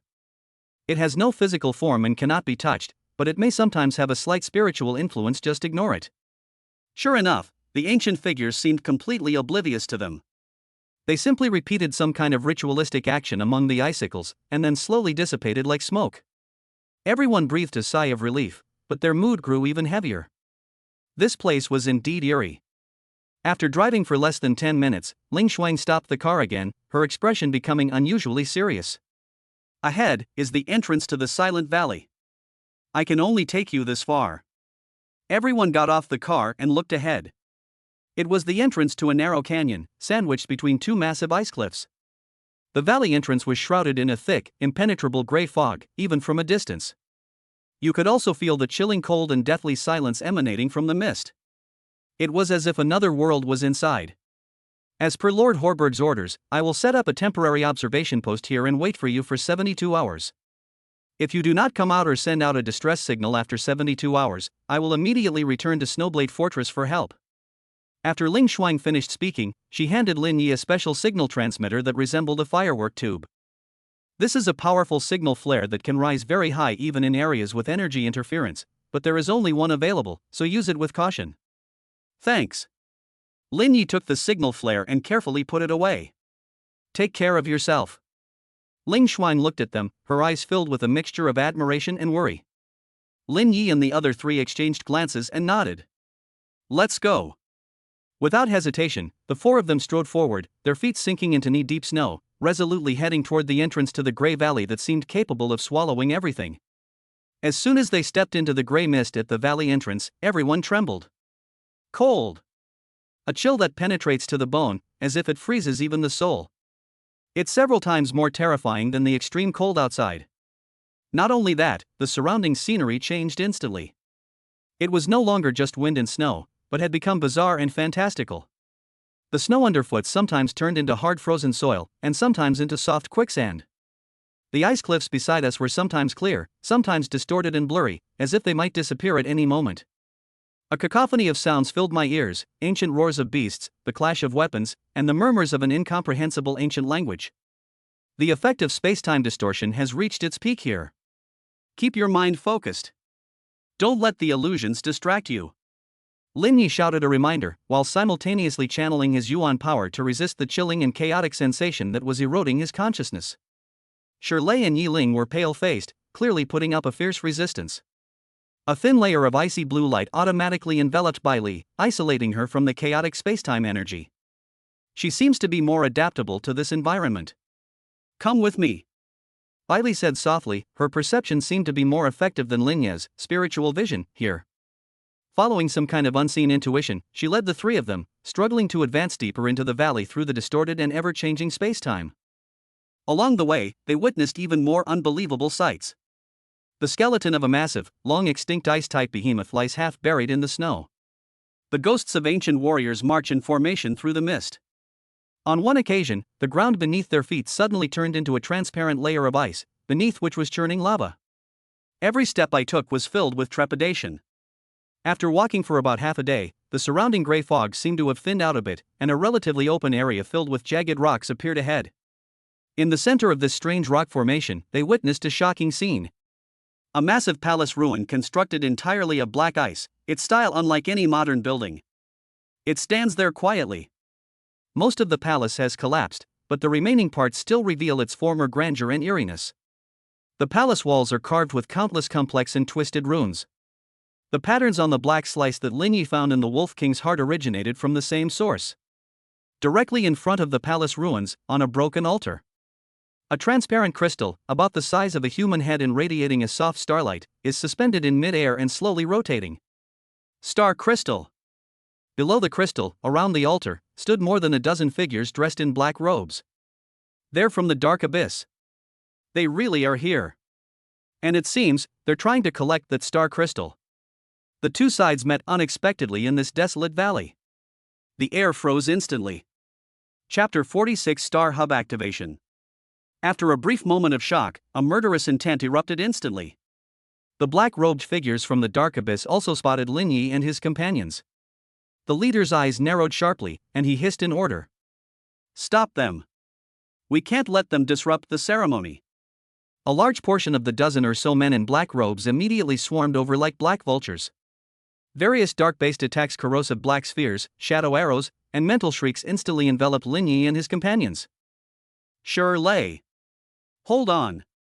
Lin Yi roared. Leave it to me. Shirlei roared and slammed his newly replaced ice-breaking heavy shield heavily onto the ground. The earthy yellow elemental energy surged, forming a solid barrier that blocked most of the ranged attacks. Yi Ling moved like the wind, her twin blades unsheathed, transforming into a streak of azure light as she proactively confronted the black-robed figures charging at the forefront. Her speed seemed to be somewhat affected by the extreme cold, but her swordsmanship remained ruthless and cunning, targeting vital points. Lin Yi ignored the soldiers and kept his eyes fixed on the altar. Apart from a few black-robed mages who were trying to collect the star crystals, there were no other people there. There was another figure that caught his attention, a person wearing a black robe with dark gold trim, whose aura was clearly stronger than the others. Although he wasn't wearing a mask, the chilling energy fluctuations instantly reminded him of the escaped seventh seat. It's him. He's here too. And it seems that he is the one in charge of this operation. Bai Li. That might be the seventh seat. I'm going to stop them from collecting the crystal. Lin Yi spoke extremely quickly. Bai Li nodded, a cold glint flashing in her icy blue eyes. Leave the grunts to me. She took a step forward, without making any big movements, but her mental power spread out like invisible ripples. Talent, bewitching allure, activated. Those black-robed men who were rushing towards Shirlei's shield and fighting Yi Ling suddenly experienced varying degrees of sluggishness and confusion. Some seemed to see some terrifying illusion and attacked wildly in terror. Some stood there blankly, their eyes glazed over. Some even turned their weapons on their own comrades. In an instant, Dark Abyss's formation was thrown into chaos. This is the terrifying aspect of SSS-level mental illusion. Even if Bai Li cannot use her original power, she can turn the tide of the battle simply by using her mental power. A great opportunity. Yi Ling shouted, and her blade flashed like a storm, instantly reaping the lives of two black-robed men caught in the chaos. Taking advantage of the opportunity, Shirlei charged forward with his shield, smashing a black-robed mage who was trying to cast a spell, breaking his bones and tendons. Lin Yi seized this precious opportunity. He unleashed his full power of icy energy, using the ice shadow step, his figure flashing like a ghost. They bypassed the chaotic battle and headed straight for the central altar. Stop him! The seventh seat by the altar clearly noticed the rapidly approaching threat and shouted sharply. Two black-robed guards, whose auras had reached the peak of sea level, who were stationed by the altar, immediately came forward. One person wielded a long sword engulfed in black flames, while the other conjured a jet-black energy whip in both hands. They blocked Lin Ye's route from the left and right. Get out of my way! Lin Ye's eyes were icy cold. Facing the attack from both sides, he neither dodged nor avoided, but raised both hands at the same time. With his left hand held together like a sword, a condensed ray of ice blue energy was precisely fired, not at the guard holding the knife. Instead, it shot at a seemingly flat patch of ice at his feet. Click! The ice surface cracked instantly, creating a slippery crater. Caught off guard, the knife-wielding guard lost his balance and his forward momentum abruptly veered off course. With his right hand, he made a grasping motion in the air, mobilizing his yuan power to simulate the cold properties of belle. A stream of extremely cold air instantly swept towards the guard wielding the energy whip. The guard felt his arm stiffen, and the speed at which he swung the black energy whip suddenly slowed down. In that split second, Lin Ye's body, as if boneless, slipped through the tiny gap in the two attacks. He brought out the essence of the ice shadow step to its fullest extent. Court death. Seeing his subordinate so easily defeated, the seventh seatman's eyes flashed with anger, and he finally took action himself. He abandoned the ritual of continuing to guide the collection of the crystals, and his thin, bony hand emerged from his black robe. With its 5 fingers forming a claw, carrying a chilling and bone-chilling suction force, it reached out to grab Lin Ye's throat from a distance. This seemingly slow grab seemed to lock onto the surrounding space, giving Lin Yi a suffocating feeling that he couldn't escape no matter what. The furious strike from a peak B-level expert was terrifying. Lin Ye's pupils contracted, and his yuan power surged wildly as he tried to break free from the suction force. At the same time, he held the high-frequency dagger horizontally in front of him, preparing to withstand the attack head-on. Just as the seventh seat's claws were about to strike. Buzz! A powerful mental force surged forth, striking the seventh seat's mental sea like an invisible hammer. It's belle! She launched another mental attack from a distance. The seventh seat man grunted, and his movement to grab Lin Yi inevitably faltered and deviated slightly. It was this tiny, insignificant deviation that gave Lin Yi his chance. He bit his tongue hard, and the intense pain unleashed all his potential, causing his body to twist forcefully to the side. Sizzle! The seventh seat's hand grazed Lin Yi's neck. The cold wind tore several rips in the collar of his specially made combat suit, and the icy wind left several bloody marks on his skin, which stung painfully. That was close. Lin Yi broke out in a cold sweat, but he didn't stop walking, taking advantage of the moment when the seventh seat was interfered with by belle's mental power. With a sudden forward lunge and roll, it actually slipped directly under the seventh seat, its target the floating star crystal on the altar. You brat! How dare you! The seventh seat was both shocked and furious, and turned around to give chase. But belle's mental interference, like a persistent boil, struck again. Although it couldn't severely injure him, it greatly slowed down his movements and the circulation of his yuan energy. Lin Yi rushed to the altar without regard for anything else. Looking at the crystal so close, radiating soft starlight and immense energy.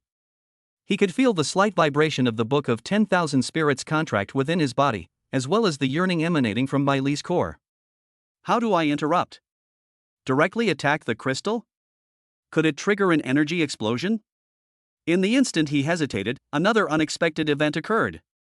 It seems to have been stimulated by the intense energy of the battle outside, or perhaps the Dark Abyss's collection ritual has reached a critical stage. The star-shaped crystal suddenly burst forth with an unprecedentedly dazzling light. Buzz! A massive pillar of light, composed entirely of starlight, shot into the sky from the crystal. It pierced through the dome of the ruins in an instant and disappeared into the gray sky outside. The entire ruins, no, the entire Silent Valley, began to tremble violently. The ancient runes around the altar lit up one by one, emitting a faint black light that intertwined and clashed with the light of the star crystal. An extremely chaotic spatial temporal turbulence suddenly erupted from the altar in all directions. Oh no! The space-time distortion has worsened.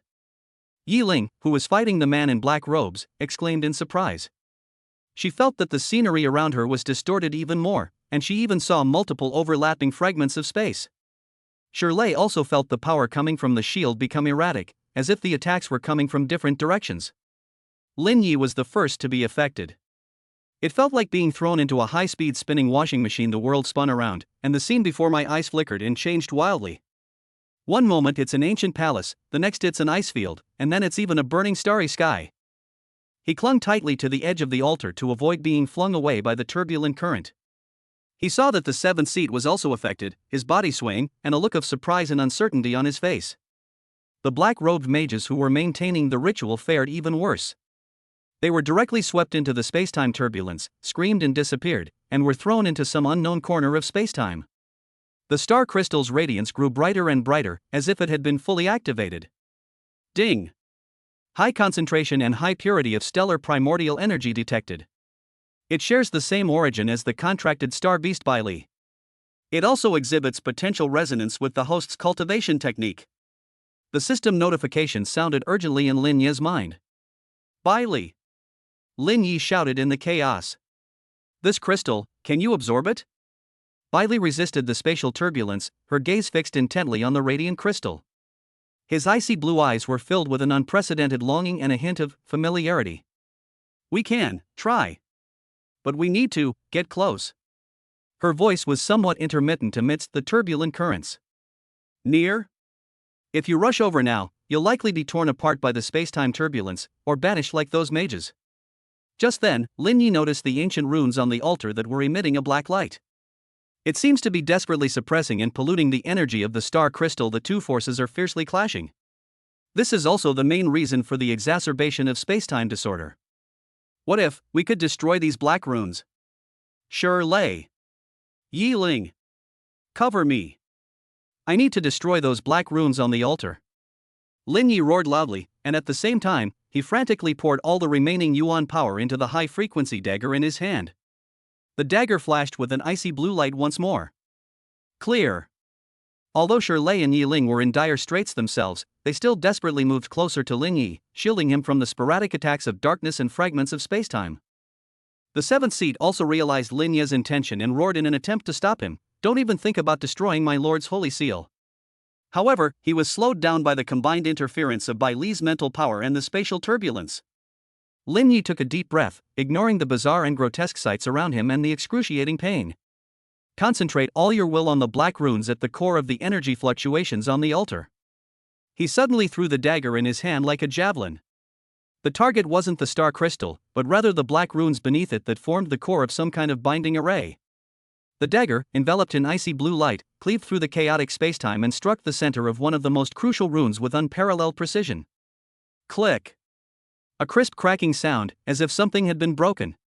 The black rune that was hit dimmed instantly, and then shattered into pieces like broken glass. Like toppling the first domino. The other black runes on the altar flickered violently and became extremely unstable, their suppressive force on the star crystal suddenly weakened. Buzz!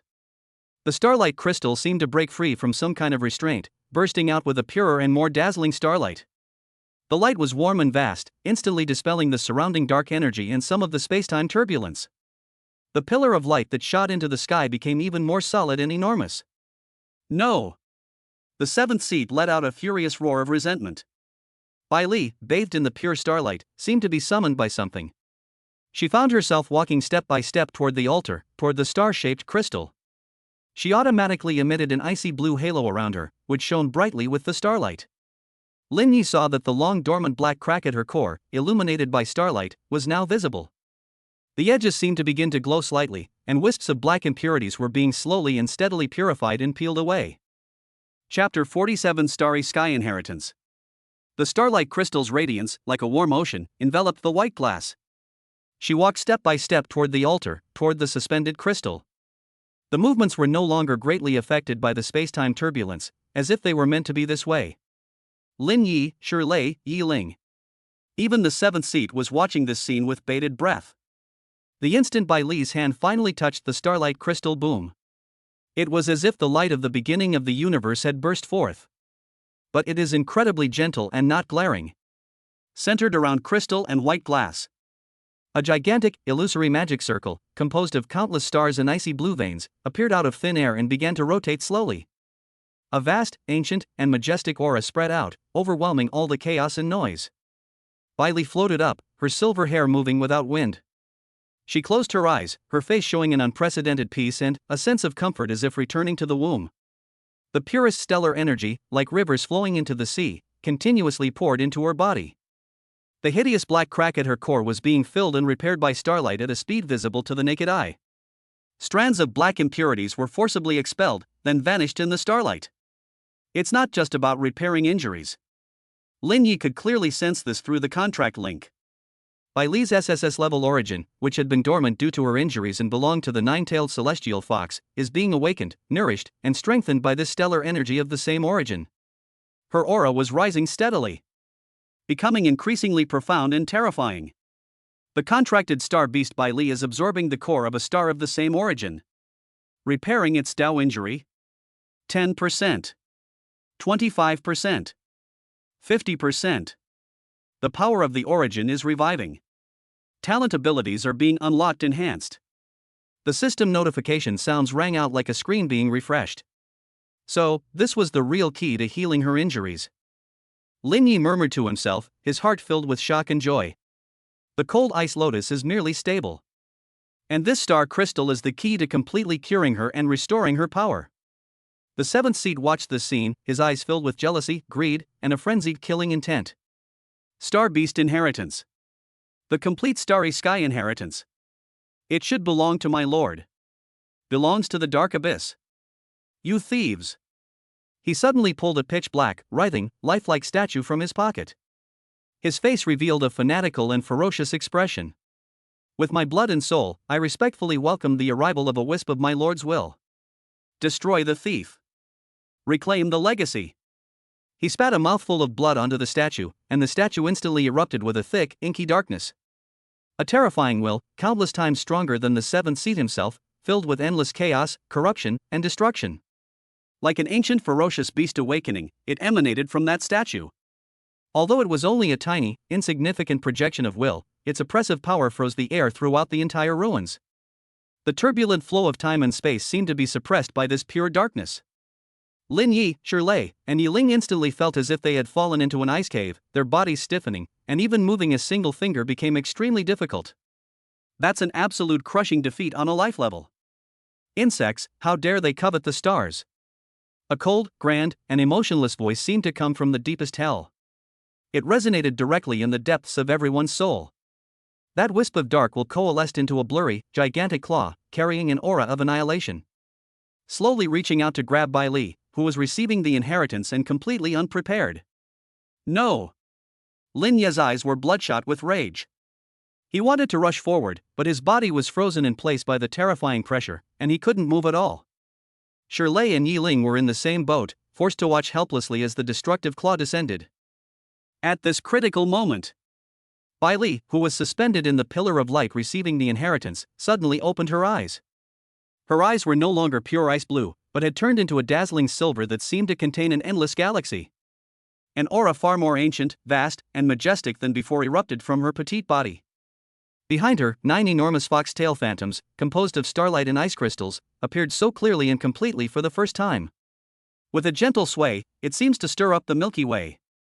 She looked at the dark claw that had grabbed her, her eyes cold and indifferent, like a god looking down at an ant. She simply raised her hand slightly and clenched it in the air towards the dark claw. Disperse. The cold, clear voice was like a pronouncement of the laws of the universe. Words become law.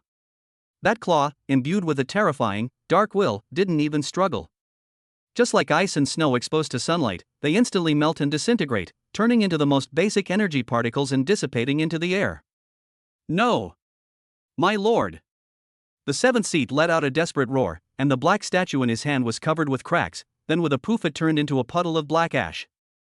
The descending dark will seemed to let out an extremely faint, slightly surprised and furious snort before vanishing completely.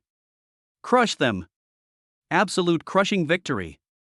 Having just revived a portion of her power, Belle easily shattered a sliver of the Dark Abyss Lord's will projection with just one word. The seventh seed was ashen-faced as he looked at Belle, whose aura was as unfathomable as the starry sky. Looking at Lin Yi and the other two, who had regained their mobility due to the dissipation of the dark will, he knew that the situation was hopeless. He glared at Lin Yi with resentment, as if trying to etch his image into his soul. Then, without hesitation, he turned around, a cloud of black mist bursting from his body, and was about to use a secret technique to escape. Trying to run? Yi Ling was the first to react, and she flashed away to give chase. No need. Bailey spoke calmly, without even looking in the direction the seventh seat had fled. She simply extended her slender finger and gently touched the bursting black mist. A tiny, almost imperceptible glimmer of starlight instantly traversed space and disappeared into the black mist. A short, shrill scream came from the seventh seat.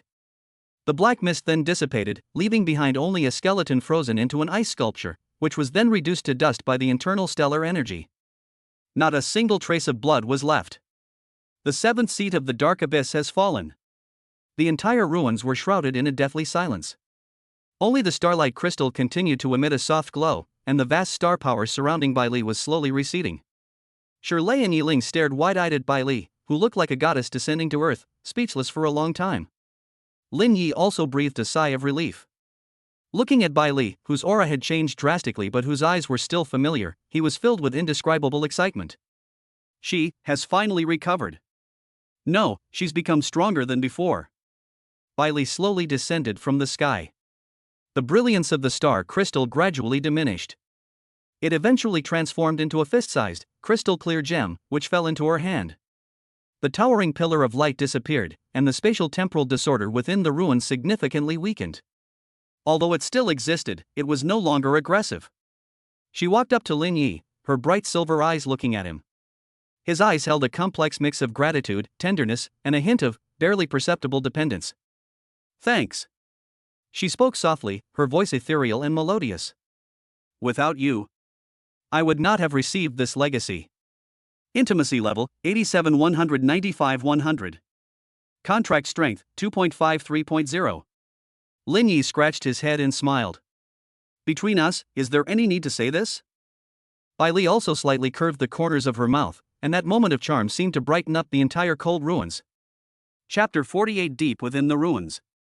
The seventh seat was defeated, and the star crystal was collected by Bai Li, temporarily resolving the crisis within the ruins. Although the spatio-temporal disorder has been reduced.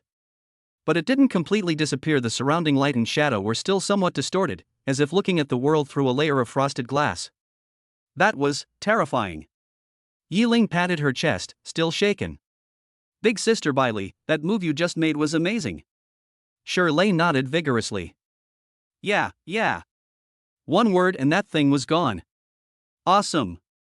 Bai Li shook her head slightly, looking at the docile starlight crystal in her hand. I only temporarily dispelled that trace of corrupt will by borrowing the power of inheritance. My power has not yet fully recovered. Lin Yi could sense that Bai Li's aura had suddenly become vast. However, it seems unstable, sometimes strong and sometimes weak, clearly indicating that the newly received inheritance needs time to be digested and integrated. Moreover, although the black crack was repaired, the damage to her essence could not be made up for overnight. It's not safe to stay here any longer. Lin Yi looked into the depths of the ruins. Dark Abyss is operating here, and its goal is probably not just this crystal. The source of the spacetime disorder that Lord Hoberg mentioned, as well as those black shards that control the demonized creatures, may all point to something deeper. His gaze fell behind the altar. There was a downward, frozen staircase passage, previously concealed by the energy of the altar, which was now being revealed. Deep within the passage, faint, ancient, and obscure energy fluctuations could be heard. Shall we go down and take a look? Yi Ling asked. It feels eerie down there. Shirley shouldered the shield. Since we're already here, maybe there's some treasure down there. Bai Li sensed the energy deep within the passage and nodded. Below, there is a very faint aura that originates from the same source as me, but is even more ancient and silent. Perhaps, it has something to do with the origin of this ruin. Having reached a consensus, the four took a short rest.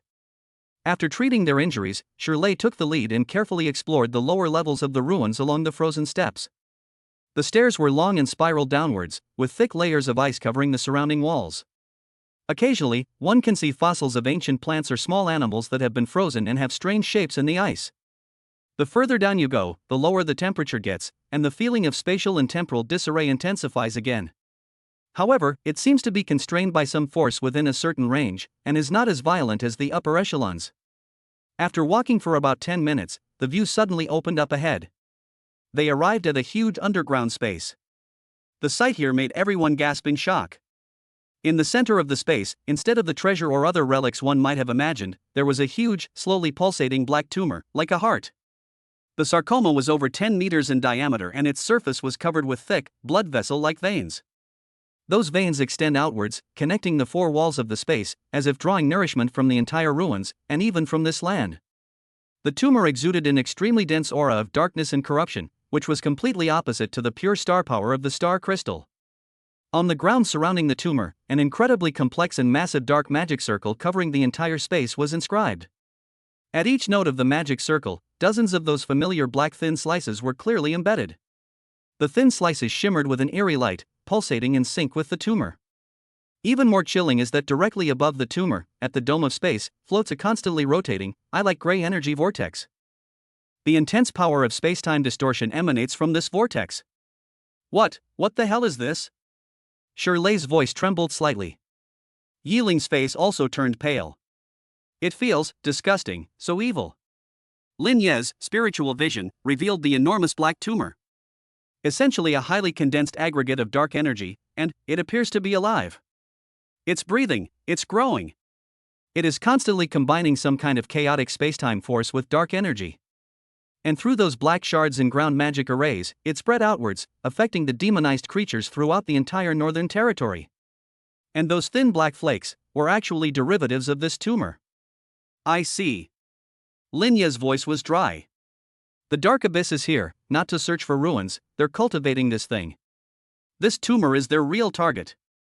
The star crystal may just be one of the keys or energy sources they use to stabilize or activate this tumor. The previous ritual was perhaps intended to use the power of the crystal to accelerate its growth. Bailey stared at the enormous dark tumor and the spacetime vortex above it, her brilliant silver eyes filled with disgust and coldness. It is twisting the laws of this land, devouring life and spreading chaos. It must be destroyed. How do we destroy it? This thing looks dangerous. Looking at the throbbing tumor, Shirley felt that his shield was like a toy in front of it. Lin Yi observed carefully. The tumor's energy was very strong, definitely reaching grade A, or even higher. A direct confrontation was impossible. His spiritual vision swept across the entire space once more, finally landing on the huge dark magic circle on the ground. Especially those black flakes that serve as nodes. A magic array. Destroy the magic array node. This tumor appears to be maintained in drawing energy from a magic array. If we destroy enough nodes, the magic circle will become ineffective and may collapse on its own, or at least it can be attacked by us. Lin Yi said quickly. Great idea. Yiling's eyes lit up, those thin slices don't look that sturdy. I'll go to the left. After Yiling finished speaking, she flashed and rushed towards the magic array nodes on the left. On my right. Shirley, shield in hand, charged to the right. Lin Yi then looked straight ahead at the core nodes beneath the tumor. Be careful, the magic circle may have a defensive mechanism. Bailey reminded her, while raising her hand, the power of stars gathering in her palm, ready to provide support at any time.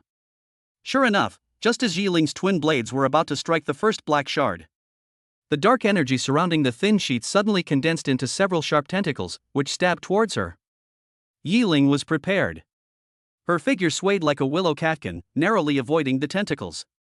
Her twin blades continued to strike the thin slice with undiminished speed. Clang! A crisp sound rang out, and sparks flew everywhere. The thin slice was harder than expected. Yiling's full force attack only left a white mark on it. So hard! Yiling was startled. Meanwhile, Shirley encountered a similar situation. The dark tentacles attacked, their thin blades incredibly hard, rendering his shield's impact negligible. Lin Ye's side was attacked simultaneously by 7 or 8 thick, dark tentacles, accompanied by a whistling sound. I'll deal with the tentacles. You guys continue attacking the shards. Bailey's cool voice rang out. She pointed her fingers like a sword, and several condensed starlight beams shot out like silver lightning, accurately shattering the dark tentacles that were attacking the three of them. Starburst appears to have an additional restraining effect on dark energy. With Bailey's support, Yiling and Shirley were greatly encouraged and launched another attack on the thin blade. Yiling concentrated her wind elemental energy at the tip of her blade, aiming to break through the surface with a single point. Shirley roared and slammed his shield down like a hammer. Lin Yi also used Ice Shadow Step to dodge the remaining tentacles.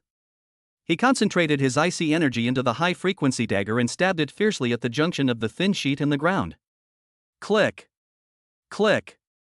Click! Finally, after the three men's relentless attacks, cracks began to appear on the thin black pieces, and then they shattered. With each shattered piece, the light of the dark magic circle on the ground dimmed a little, and the pulsation of the central tumor became momentarily disordered. Efficient! Speed up! Lin Yi shouted. The three of them, like a demolition crew, frantically destroyed the nodes of the magic array under the cover of Bai Li's starlight. When more than half of the black slabs were destroyed, the light of the entire dark magic circle had become extremely dim. The huge black tumor seemed to sense a threat. The throbbing became violent and frenzied, emitting a low, chaotic, and painful roar. More dark tentacles grew from the tumor itself, lashing out at the four of them. The spacetime vortex above also became unstable, projecting chaotic spacetime fragments that interfered with their actions. Last wave. Hold on. Lin Yi roared, disregarding the depletion of his yuan energy, and poured his last bit of power into the dagger, stabbing fiercely at the last few core nodes.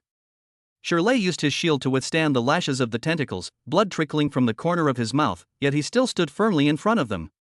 Yiling moved like a ghost, weaving between tentacles and fragments of spacetime, her twin blades dancing into a curtain of light. Bai Li stood behind the group. Her dazzling silver eyes locked onto the core of the tumor, her hands formed a hand seal, and immense stellar power gathered before her, preparing for the final blow. Finally! As Lin Yi's dagger pierced the last core fragment and shattered it completely, the entire dark magic circle was extinguished. Buzz! Without the energy supply and stability of the magic array, the huge black tumor suddenly stiffened.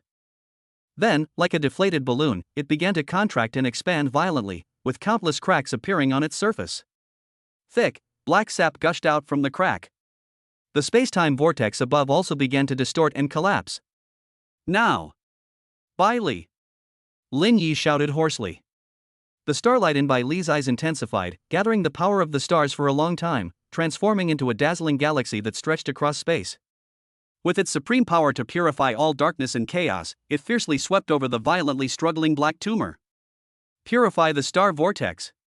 There was no explosion, no loud noise. Under the pure and vast galaxy, that huge, evil black tumor was washed away.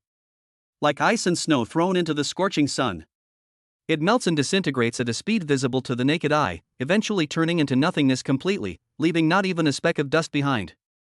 As the tumor disappeared, the spacetime vortex above emitted a reluctant hum before collapsing and dissipating completely. The suffocating darkness and chaos of the entire underground space were instantly swept away. Although it was still cold and deathly silent, a certain, normal calm had returned.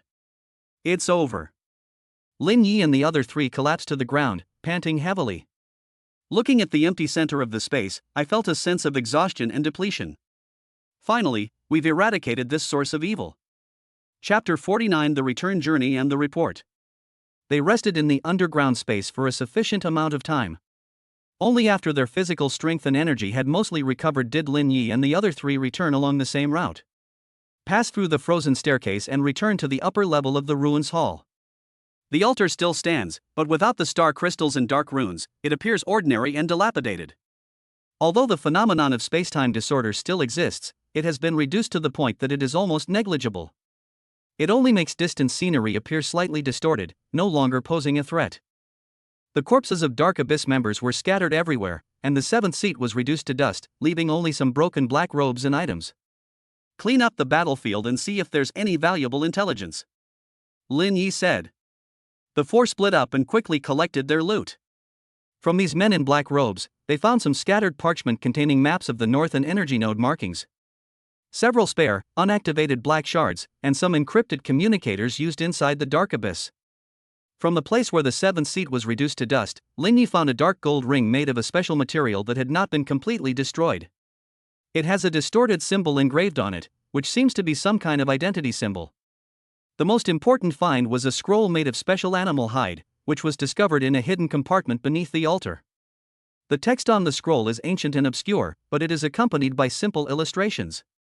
After examining it, Bai Li concluded that it contained the information recorded on it. It is precisely the method of using star crystals and specific magic arrays to cultivate and control the dark tumor. And snippets about the Star Hub project. The Nexus appears to be a vast network of ancient devices designed to locate and connect specific coordinates deep within the cosmos. The Dark Abyss wants to control and distort this network to pave the way for the arrival of their so-called Lord of the Abyss. Bailey deciphered the information on the scroll, her expression grave. The ruins and seeds of the Abyss in the north are merely one node in this network. Lin Yi was deeply shocked. The Nexus project was far larger and more terrifying than they had imagined. Dark Abyss's ambition is actually to summon gods from another realm? This intelligence is too important, it must be brought back to Long Yuan immediately. Lin Yi carefully put away the scroll and other valuable items. After confirming that nothing was missing, the four left the ancient ruins filled with eeriness and danger. Stepping out of the valley entrance, the outside world was still covered in ice and snow. But the lingering sense of oppression and disorientation has disappeared. Although the sky was still gray, it looked much more normal. Ling Shuang was indeed still waiting at the agreed location. She visibly breathed a sigh of relief when she saw the four of them come out safely. "You're finally out. You've been several hours past the agreed time. I almost had to fire a flare to call for help." Ling Shuang came to greet her. "What's the situation inside?" "I just saw a very strong energy beam erupt in the valley." Lin Yi briefly recounted to Ling Shuang what had happened inside the ruins. The specific details of Bailey obtaining the inheritance are omitted. It is only said that she used the power of the ruins to recover from her injuries and thwart the Dark Abyss's conspiracy. Ling Shuang was stunned, especially when she heard about the execution of the seventh seed of the Dark Abyss and the destruction of the terrifying seed of the Abyss. Great! Now, even if the source of the mutated creature uprising in the Northern Territory hasn't been eradicated, it's certainly been severely damaged. Ling Shuang said excitedly, "Lord Huo will be very happy to know." The group boarded the tracked vehicle and embarked on their journey back to Snowblade Fortress. The journey back seemed much smoother, and there were no more large-scale attacks by mutated creatures. A few days later, the majestic outline of Snowblade Fortress reappeared on the horizon. Upon returning to Snowblade Fortress, Lord Huo Jinshan personally received them. When Lin Yi presented the details of the mission, the intelligence he had gathered, the seventh seat's ring, and the crucial scroll, even the well-informed lord of the Northern Fortress showed a look of shock and solemnity. He examined the scroll and the ring carefully, remaining silent for a long time. Star Nexus. Seed of the Abyss. Summoning the other gods. Huo Jinshan took a deep breath of the cold air, his eyes sharp as knives. Those lunatics from Dark Abyss. They're playing with fire and getting burned. No, they're dragging the entire world down with them. He looked at Lin Yi and the other three, especially Bai Li, whose aura was unfathomable, and his eyes were full of admiration. "You did a great job. Very good." Not only did they find a way to cure Bai Li, but they also destroyed the Dark Abyss stronghold in the Northern Territory and killed the seventh seat. More importantly, they brought back top-secret intelligence about the Star Nexus project. I will report this achievement truthfully to the Long Yuan headquarters and the Supreme Council. You flatter me, Lord. It is what we should do. Lin Yi said modestly. No, this is an immense achievement. Huo Jinshan waved his hand. I will apply for the highest level of honor and resource rewards for you. You should rest here for a few days and then return to Long Yuan. Headquarters will definitely make new arrangements regarding the Star Hub project. During their rest at Snowblade Fortress, Lin Yi and his companions were treated like heroes. The soldiers in the fort looked at them with great respect. During this time, Lin Yi consolidated his mid-level E-rank cultivation and tried to familiarize himself with the stronger contractual link between himself and Bai Li. Bai Li was silently absorbing the Starry Sky inheritance, and her power was steadily recovering and increasing. Although it is still far from its peak, it has already far surpassed ordinary A-level beast tamers. Shirley and Yiling also received the best treatment and resources in the fortress, their injuries were healed, and their strength was improved. A few days later, a private plane from the Long Yuan headquarters arrived at Snowblade Fortress and picked up Lin Yi and his three companions. On the plane, looking down at the snow-covered northern lands gradually receding into the distance, Lin Yi was filled with emotion. This journey to the north was fraught with danger, but the rewards were immense. Bai Li's injuries have healed, and her strength has returned to normal and greatly increased. Having broken through to the mid-E level, I have a deeper understanding of power. They obtained crucial intelligence regarding the Star Nexus project. The killing of the seventh seed of Dark Abyss dealt a heavy blow to Dark Abyss's power in the Northern Territory. More importantly, the bond between him and belle, having withstood the test of life and death, has become even more unbreakable. Intimacy level 95-100. Contract strength 3.0. Looking at belle, who was resting with her eyes closed and exuding a tranquil aura, Lin Yi smiled slightly. The road ahead may be even more difficult, and the threat of the Dark Abyss remains. The secrets of Star Hub await to be revealed, but as long as they are together, they have nothing to fear. The plane pierced through the clouds, speeding towards the Longyuan base, towards new challenges in the future. Chapter 50, a new prologue. Upon returning to the Longyuan base, Lin Yi's team received an unprecedentedly high level of hospitality. Instructor Lei Lai personally greeted them on the takeoff and landing pad. Looking at the four people who were unharmed and whose auras had significantly improved. Especially when he sensed belle's unfathomable power fluctuations, which even made him feel a little uneasy. The head instructor's face broke into a rare, undisguised smile. Well done, guys. And belle too. Lei Lai patted Lin Yi's shoulder forcefully, then nodded to belle. That old fellow Huojinshan has already reported the situation. Headquarters rates your mission completion as perfect. The group arrived at the command center, where Lei Lai handed Lin Yi a commendation order stamped with the seal of the Supreme Council. In recognition of the outstanding contributions of Lin Yi, belle, Shirlei, and Yi Ling in this mission to destroy the Northern Star Hub node, he is hereby awarded the Dragon Abyss Guardian First Class Medal, a personal points reward of 100,000, and access to the A-level resource library for exchange. Lin Yi and belle were granted the title of Special Operations Advisors and were allowed to directly participate in high-level meetings at headquarters regarding the Dark Abyss and Star Hub projects. First Class Medal. 100,000 points. Level A Resource Library Access. Special Advisor Title. Each reward is enough to make any elite student in the base envious. The latter two, in particular, signify a dramatic shift in Lin Yi and belle's status. They are no longer merely students. Although Shirlei and Yi Ling did not receive the same main rewards as Lin Yi and belle, they still received a level 2 medal and a large amount of points, enough for them to cultivate to level A. Thank you, headquarters. Thank you, instructors. The four men stood at attention and saluted. This is what you deserve. Lei Lai's expression turned serious. However, behind the honor lies a greater responsibility.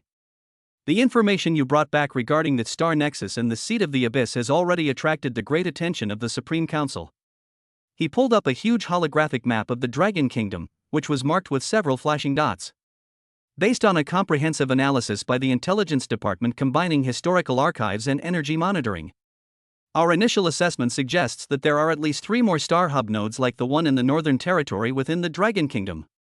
The Sea of Death is located in the western Gobi Desert, the ancient altar is located in the southern jungle, and the return to the ruins beyond the East Sea. 3 new node locations. Every single one of them sounds like a dangerous place.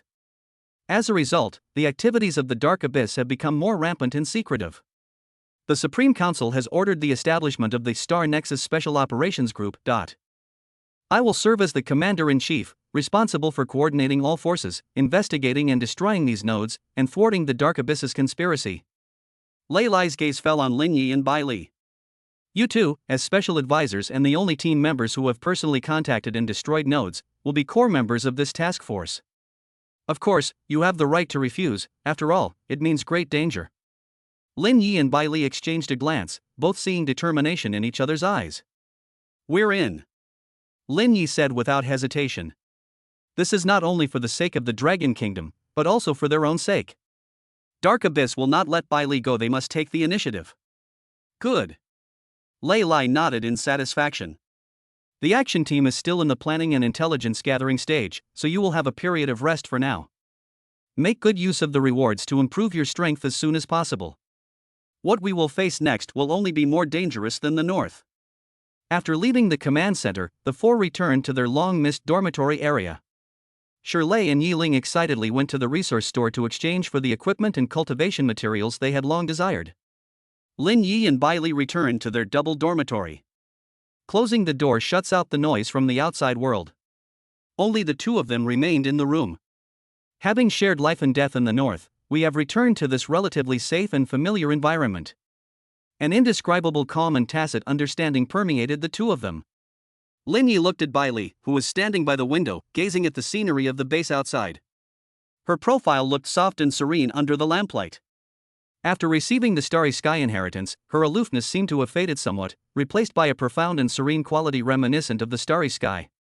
How are you feeling? Is the inheritance and integration going smoothly? Lin Yi walked up to her and asked. Bai Li turned her head, her dazzling silver eyes looking at him, and nodded. It went very smoothly. My strength is slowly returning, and my perception of the stars is becoming clearer.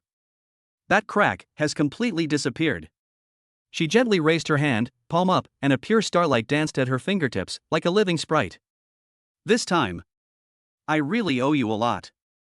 Bai Li's voice was soft, yet it carried genuine emotion. Without you, I wouldn't have received this inheritance, and might even have already. Lin Yi interrupted her and smiled. We don't talk about these things between us. Don't forget, we signed a contract, we're one entity.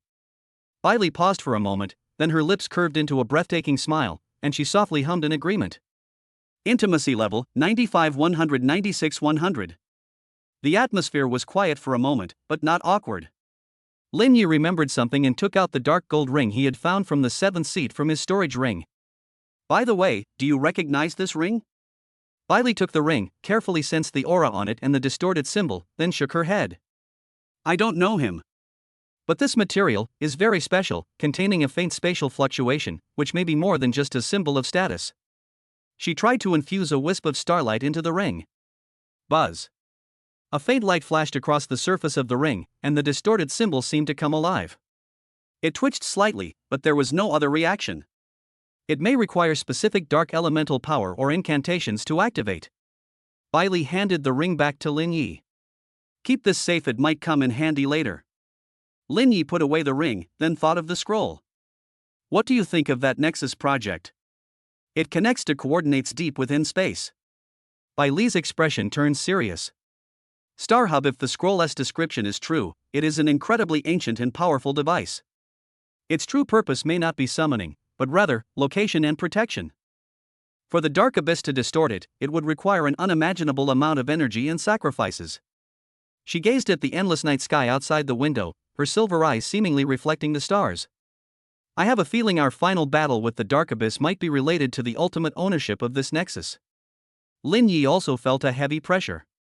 Lord of the Dark Abyss, Star Nexus Network, descendant gods, behind these words lies a massive storm sweeping across the entire world. And he, a former F-class loser, has unknowingly found himself at the center of this storm. He looked at Bai Li beside him, his heart filled with determination. No matter how difficult the future may be, he will not back down. To protect those around him and for the peace of this world, he must become stronger. Get some rest. Lin Yi said to Bai Li. We still have a long way to go. Bai Li nodded. A new journey has begun. But their story is far from over. Chapter 51, Rest and Improvement. Several days have passed since we returned to the Longyuan base.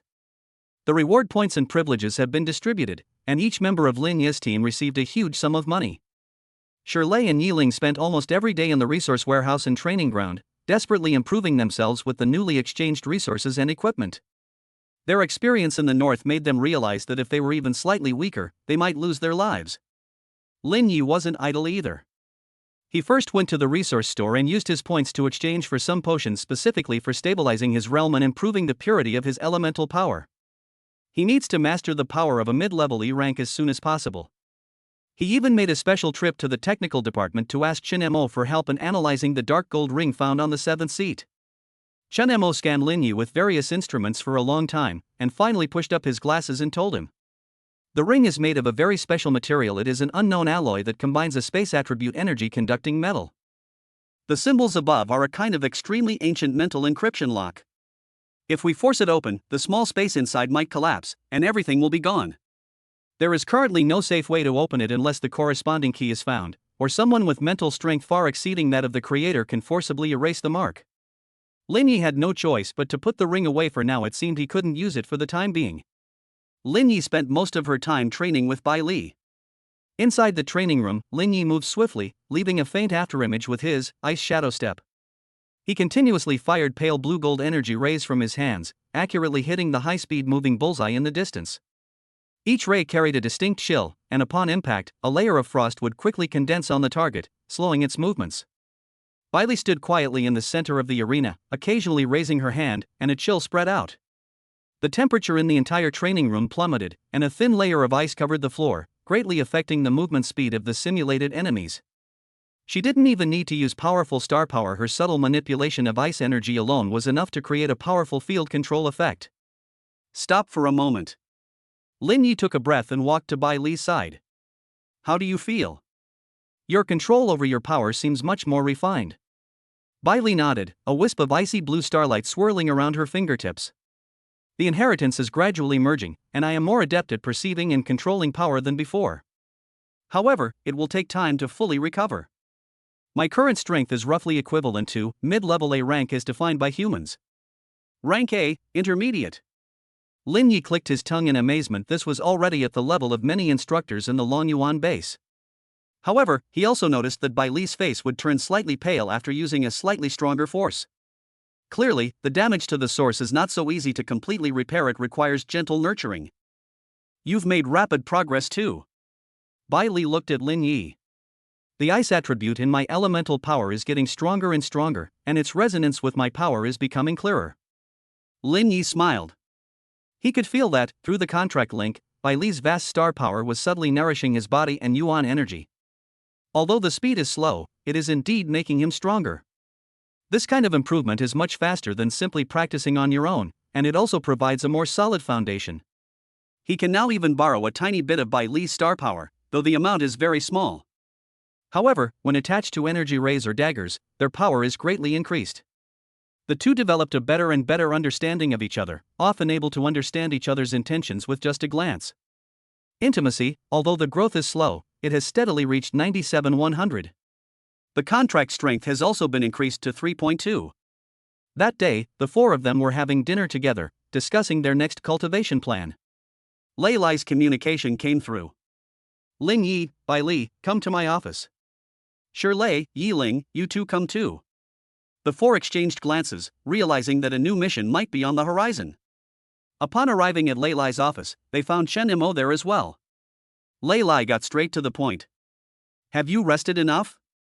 A new mission is coming. He pointed to the western Gobi Desert region on the holographic map.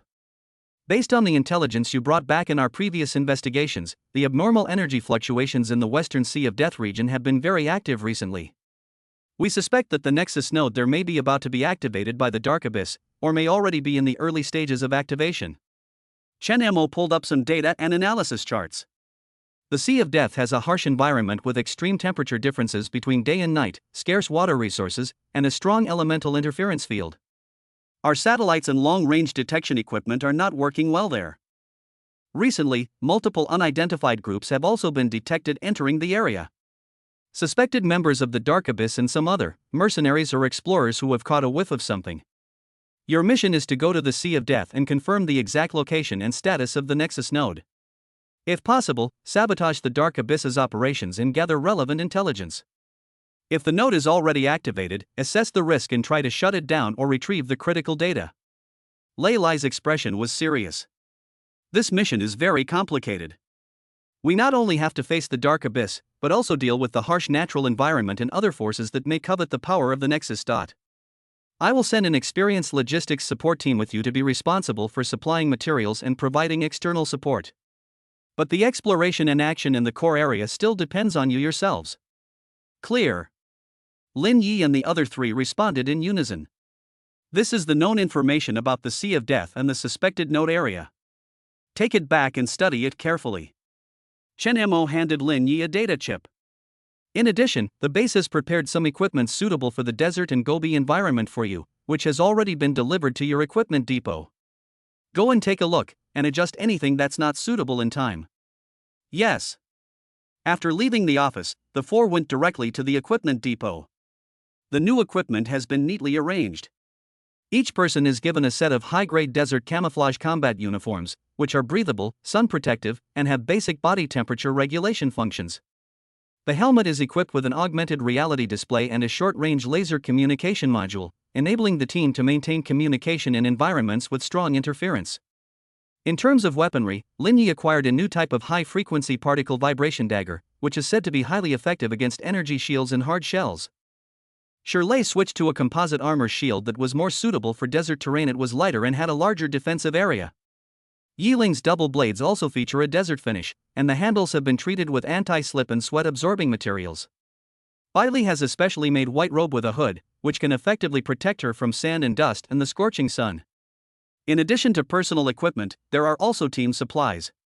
Large water bladders, high-efficiency water purification tablets, long-lasting rations, desert first aid kits, signal flares, and several mechanical camels used to carry supplies. This is good stuff. Shirley stroked the new shield, clearly delighted with it. Yiling checked the balance of the dual blades and nodded. The base is quite generous this time. Lin Yi looked at the equipment, but his mood was somewhat heavy. The more thorough the preparation, the more dangerous the mission. The Sea of Death, just from its name, it's no peaceful place. Over the next few days, the four of them devoted themselves to preparations for their departure. Familiarize themselves with the new equipment, study the map and environmental data of the Sea of Death, and conduct adaptive training in a simulated desert environment. Lin Yi also specifically consulted some veterans who had been to the western Gobi Desert for advice on their experience in surviving and fighting in the desert. Belle spent most of her time in meditation, consolidating her newly recovered power. She knew that in the next battle, she would need to play an even more important role. The night before departure, Lin Yi stood by the window of his dormitory, looking at the lights of the base outside. Belle walked to his side. "Are you nervous?" she asked softly. Lin Yi shook his head, then nodded. "A little. After all, it's a completely unfamiliar environment. I've heard that the Sea of Death is full of strange, mutated creatures and natural traps. I'm here." Baile's voice was calm, yet it carried a reassuring power. Lin Yi smiled. Yes, he wasn't alone anymore. He has reliable teammates and powerful contractual partners. He looked up at the night sky in the western direction. Even the stars seemed to carry a hint of heat. No matter what happens, we'll get through it. Chapter 52, First Entry into the Sea of Death. Large transport aircraft flew smoothly above the clouds. Inside the cabin, Lin Yi's team and the 10 members of the logistics support team sat together. The logistics team leader was a dark-skinned, calm veteran named Zhang Hao, whom everyone called Brother Hao. He led his team in a final check of the list of supplies and equipment they were carrying. There is an abandoned outpost of our dragon abyss on the edge of the Sea of Death, which can barely serve as a temporary foothold. Hauge pointed to a point on the electronic map and said, "We will establish an advance base there to store most of our supplies. The road ahead will depend on the mechanical camels and yourselves." He paused, then added, "The most terrifying thing about the Sea of Death is not the mutated creatures, but the environment. The daytime temperature is high enough to bake an egg, and the nighttime temperature can freeze a rock. Sandstorms can come at any time, and quicksand is impossible to prevent. Most importantly, the elemental field there is extremely chaotic, and staying in it for a long time is dangerous. It will erode the mental power of beast tamers and star beasts, making them irritable and easily angered, and even causing hallucinations. Everyone must remain vigilant, and report it immediately if you feel uneasy." Several hours later, the transport plane began to descend. Through the porthole, you can already see the endless golden sea of sand below. The endless sand dunes resembled frozen waves, devoid of any greenery. The air was filled with a dry and hot atmosphere. The plane landed on a temporarily cleared area next to the abandoned outpost. As soon as the hatch opened, a wave of heat hit you, making you feel suffocated instantly. The sunlight was exceptionally bright, and the sand beneath our feet was scorching hot. The outpost was in a state of disrepair, with most of its facilities buried by yellow sand, and only a few main structures still barely usable. The logistics team immediately got to work, clearing the site, setting up communication antennas and solar panels, and establishing a defensive perimeter. Lin Yi and the other 3 helped unload the supplies. After settling in, Lin Yi tried to use his spiritual vision to perceive his surroundings. Sure enough, the energy field here was extremely chaotic, with various elemental energies intertwining and colliding. An invisible swamp formed, compressing his perception range to less than 100 meters. Moreover, there seemed to be a faint, unsettling smell permeating the air. He immediately circulated his yuan energy to protect his mind, and the discomfort lessened somewhat. He looked at Belle, who frowned slightly, clearly having sensed it as well. However, a faint starlight swirled around her, isolating her from the chaotic energy. Shirley and Yi Ling also circulated their yuan power to adapt to the environment. After a night's rest, the exploration team set off the next morning while the weather was still relatively cool. Lin Yi, Bai Li, Shirley, Yi Ling, along with Hao Gu and 2 logistics team members responsible for operating the detection equipment and taking care of the mechanical camels. A total of 7 people, leading 5 mechanical camels, walked into the vast desert. Hao and his team members were all dressed in standard desert combat uniforms and wearing goggles. Experienced individuals lead the way, paving the way. Mechanical camels have a strong load-bearing capacity and a steady gait, making it much easier for them to walk on sand than for humans. At first, all around were sand dunes, and the monotonous scenery was unsettling. The only sound was the whooshing of the wind blowing across the sand dunes. Following the coordinates provided by Chin Mo and the directions indicated by the detector, the team moved forward in silence. Lin Ye's spiritual vision was always active. Although the area is limited, it can always detect some dangers hidden under the sand layer in advance. For example, a nest of fist-sized, highly venomous sand scorpions, or an area that appears flat but is actually quicksand underneath. Thanks to his warning, the team narrowly avoided these troubles. Hao couldn't help but give Lin Yi a thumbs up. Consultant Lin, your perception is absolutely amazing.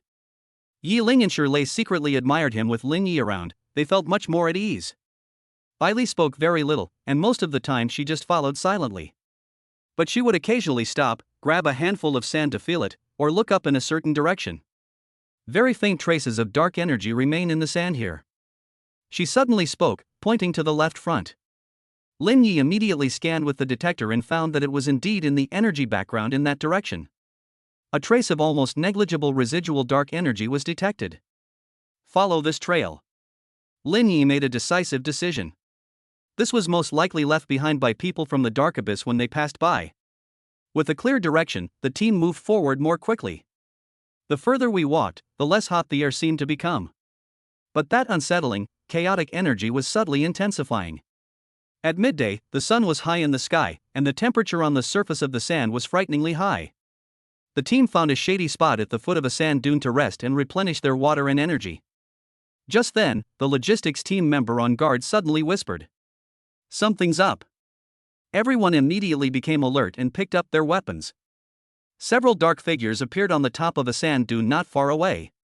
They were several lizard-like creatures, but as large as calves, covered in yellowish-brown scales.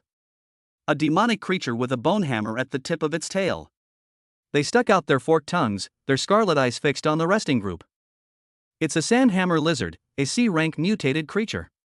They usually live in groups, so watch out for their tails and the acid they spew. Hao immediately reported the information. As soon as he finished speaking, more than a dozen sandhammer lizards emerged from behind the sand dunes, partially surrounding the group. They let out low growls and began to slowly approach. "Prepare for battle," Lin Yi said in a low voice. Shirley immediately stepped forward and raised his shield. Yi Ling's figure flashed and disappeared into the shadows of the sand dunes. Bai Li stood still, her eyes calm. Lin Yi raised his hand, and energy rays condensed at his fingertips. He noticed that the eyes of these sandhammer lizards were blood redder than usual, and they were filled with a frenzied aura. There seemed to be a faint black mist swirling between their scales. Affected by dark energy again? Lin Ye's heart stirred. The battle erupted instantly. The sandhammer lizards charged forward, their thick limbs moving swiftly across the sand. At the same time, it opened its mouth and spat out a green acid ball. Shirley roared, and the yellowish-brown light on his shield illuminated, blocking most of the acid spheres. It makes a hissing, corrosive sound. Yi Ling appeared like a ghost beside a sandhammer lizard. The double blades moved with lightning speed, severing one of its hind legs. The lizard howled and rolled on the ground. Lin Ye's energy beams were precisely aimed at the lizard's eyes and relatively vulnerable throat. Each strike can render a lizard incapable of fighting. Bai Li did not use her star power, but only released cold air. The surrounding air temperature dropped sharply, and white frost condensed on the sandy surface. The sandhammer lizard's movements became noticeably slower, as if they were stuck in a swamp. Hao Gu and 2 logistics team members also provided cover fire with assault rifles. Although these sandhammer lizards have become frenzied due to the influence of dark energy, their strength is only at the sea level. With the tacit cooperation of Lin Yi and his 3 companions, the area was quickly cleaned up. More than a dozen lizard carcasses were left on the sand. It's solved. Shirley shook off the acid and sand from his shield. Something's not right. Lin Yi walked to a lizard carcass and squatted down to examine it. He used a dagger to cut open the lizard's scales, and sure enough, near its heart, he found another tiny black flake. It's almost exactly the same as the one in the heart of the Wolf King of the North. It's this stuff again. Yi Ling leaned closer for a look, her brows furrowing. Bai Li sensed the energy in the thin slice and nodded. Energies of the same origin are also produced in similar ways. The Dark Abyss's activities here are more extensive than we imagined. Hao Ji's face was solemn. It seems we've found the right place. The people from Dark Abyss must be not far ahead. Lin Yi stood up and looked into the depths of the desert. Pack up and let's move on. Everyone be extra careful, we may have entered the Dark Abyss's warning zone. The team set off again, the atmosphere even more somber than before. The battle just now was a signal, indicating that this sea of death is far more dangerous than it appears. Their target seemed to lie in the depths of that even hotter and more desolate desert ahead. Chapter 53 Desert Relics. As they ventured deeper, the surrounding scenery began to change. The monotonous sand dunes are no longer there, some huge weathered rocks are beginning to appear. It looks like the bones of an ancient behemoth scattered in the sea of sand. The unsettling, chaotic energy in the air grew stronger. Even the mechanical camels seemed a bit restless and needed constant reassurance from the logistics team. Lin Yi had to devote more of his attention to circulating his yuan power to resist the mental erosion. The faint starlight surrounding Bai Li brightened, enveloping her and Lin Yi and shielding them from most of the negative influences. The detector is responding, the logistics team member operating the detection equipment suddenly shouted. There is a strong and stable energy source signal about 5 kilometers ahead at the 3 o'clock position. The energy characteristics match the energy characteristics of the Star Hub node recorded in the database by 65%. We finally found it. Everyone's spirits lifted. Can we detect life signals? Lin Yi asked. The logistics team adjusted the equipment. The energy interference is too strong, making accurate scanning impossible. But there are several weak, unnatural energy fluctuations near the energy source, which are suspected to be protective arrays or artificial creations. If there is an energy source in man-made objects, it is very likely that this is where the target is located. The team quickened their pace and moved towards the signal source. After crossing a huge sand dune, the sight before them stunned everyone. What lay ahead was no longer an endless sea of sand, but a vast, sunken basin. In the center of the basin stands a dilapidated ancient architectural complex built of dark yellow boulders. These buildings are distinct from modern architecture and also different from the ice palaces of the north. It is filled with a rugged, ancient, and mysterious atmosphere. Most of the buildings have collapsed and are half buried by yellow sand. However, in the center of the complex, a huge trapezoidal altar with a pyramid-like structure is relatively well preserved. At the top of the altar, an object emitting a faint white light can be vaguely seen. That stable energy source signal came from there. It's a ruin. There really are ancient ruins in the Sea of Death. Haugu said excitedly. Lin Yi narrowed his eyes, extending his spiritual vision towards the ruins with all his might.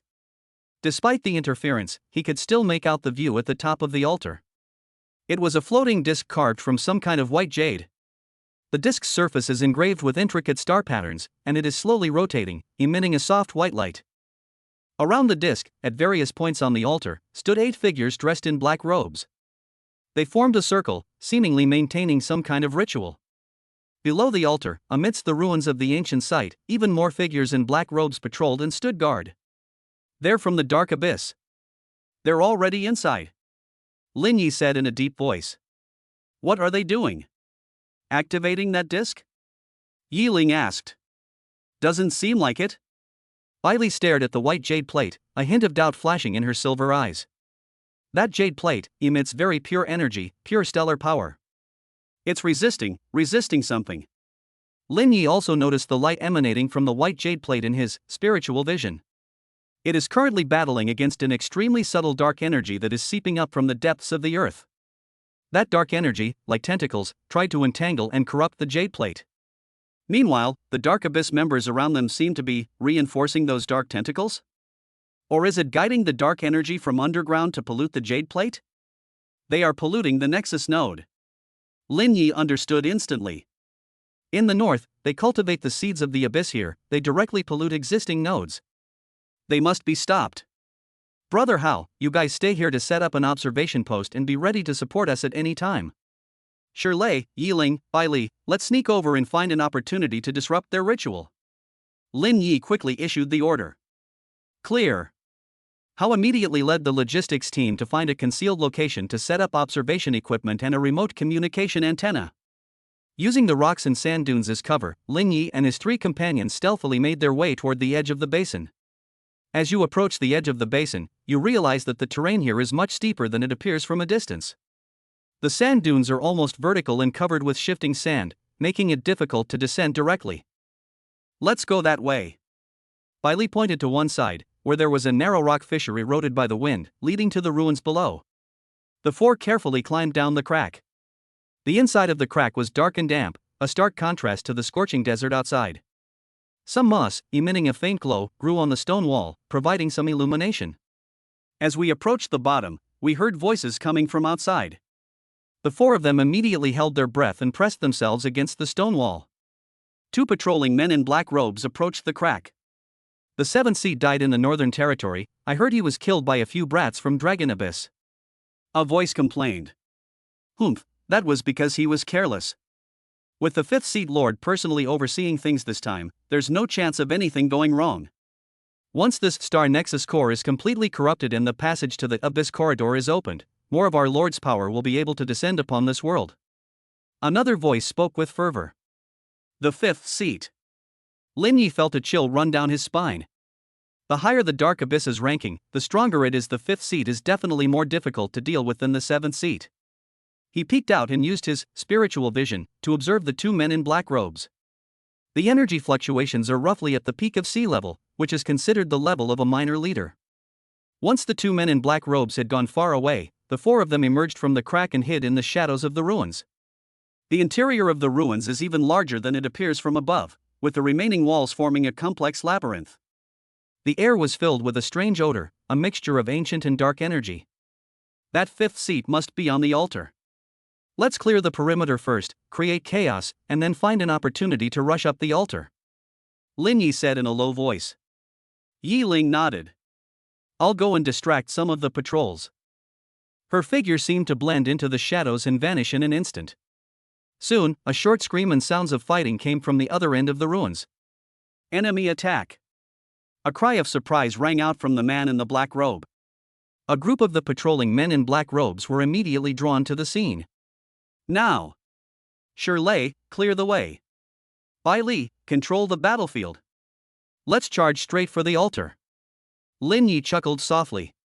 Shirley roared and charged out from his hiding place like a heavy tank, shield in hand. They rushed towards the central altar along a relatively wide stone path. Lin Yi and Bai Li followed closely behind. Stop them! On the altar, a black-robed man at the head shouted sternly. The black-robed figures who had been guarding the altar immediately surged forward, unleashing a barrage of dark attacks at Shirley's shield. Shirley slammed his shield heavily on the ground, and an earthy yellow light formed a protective shield that firmly withstood the attack. Bai Li raised her hand, and an extremely cold aura spread out, freezing the black-robed men who rushed over, making them move slowly. Lin Yi then darted out from Shirley's side like a cheetah, his energy beams striking with pinpoint accuracy. He instantly took down 2 black-robed men who were trying to flank him. The 3 worked together seamlessly, carving a path through the black-robed men's blockade and reaching the foot of the altar. The altar is tens of meters high and is made of huge stone steps. At the top of the altar, the 8 black-robed mages maintaining the ritual seemed to have reached a crucial moment. Ignoring the commotion below, he focused solely on channeling his dark elemental power into the magic array beneath his feet. The light from the magic circle grew brighter and brighter, and the dark tentacles emerging from the ground became thicker and thicker. Tightly wrapped around the white jade plate, the light emitted by the plate had become somewhat dim. At the highest point of the altar stood a tall, thin man wearing a black robe with dark gold trim and a pale, expressionless mask on his face. He was facing away from them, looking down at the jade plate entwined with dark tentacles. The cold and powerful aura emanating from him far surpassed that of the previous 7th seat. The 5th seat of the dark abyss. He seemed to sense Lin Yi and the other 2 approaching, and slowly turned around. The cold gaze from behind the mask swept over them, finally settling on Bai Li. The 9-tailed celestial fox has indeed arrived. It seems the starry sky legacy of the north has restored much of your health. Perfect. Use your stellar essence as the final sacrifice to completely corrupt the core of this star hub. His voice was hoarse and deep, with a metallic, abrasive quality. No sooner had he finished speaking than he suddenly waved his hand. A surge of dark elemental energy rushed towards Lin Yi and his companions like a tidal wave. It carries an aura of destruction that devours everything. Peak B rank. And it's even stronger than the 7th seat. Chapter 54 Bitter Battle for the 5th seat. Facing the 5th seat's furious attack, Shirley roared and held his shield firmly in front of him. The earthen yellow protective shield emitted a burst of light. Bai Li also stepped forward, and the icy blue starlight condensed into a crystal clear ice shield in front of her. Lin Yi instantly activated the ice shadow step to its maximum and retreated rapidly to the side and back. At the same time, several energy rays shot towards the dark tide, attempting to weaken its power. Boom! The dark tide slammed violently into Shirley's shield and Bai Li's ice shield. Shirley grunted, and he and his shield were knocked back 7 or 8 meters. The earthen yellow light on the shield dimmed instantly, and a trickle of blood spilled from the corner of his mouth. The ice shield in front of Bai Li was also covered with cracks and eventually shattered. She swayed slightly, her face turning a little pale. Although they managed to block the attack, both of them clearly suffered a loss. The strength of the 5th seat is truly terrifying. Oh. It can block one of my attacks, that's interesting. A hint of surprise seemed to flash in the eyes of the 5th seat's mask, but it quickly turned even colder. However, an ant is still an ant. He moved swiftly, disappearing from the spot like a ghost. The next moment, he appeared in front of Shirley, his thin hand carrying a dense dark energy, and slammed directly at the shield. Careful! Lin Yi shouted. Shirley gritted his teeth, channeled his remaining yuan energy into the shield, and once again bravely withstood the attack. Bang! With a loud bang, Shirley and his shield were sent flying, crashing heavily into a distant stone wall. He spat out a mouthful of blood and was temporarily rendered unable to fight. Fatty! Yiling's voice came from afar. She had just dealt with the black-robed man she had lured away. Seeing Shirley injured, he was extremely anxious and wanted to rush over, but he was entangled by several other men in black robes who had reacted. The 5th seat man didn't even glance at Shirley, turning his gaze to Bai Li and Lin Yi. I'll take you down first, you star beast.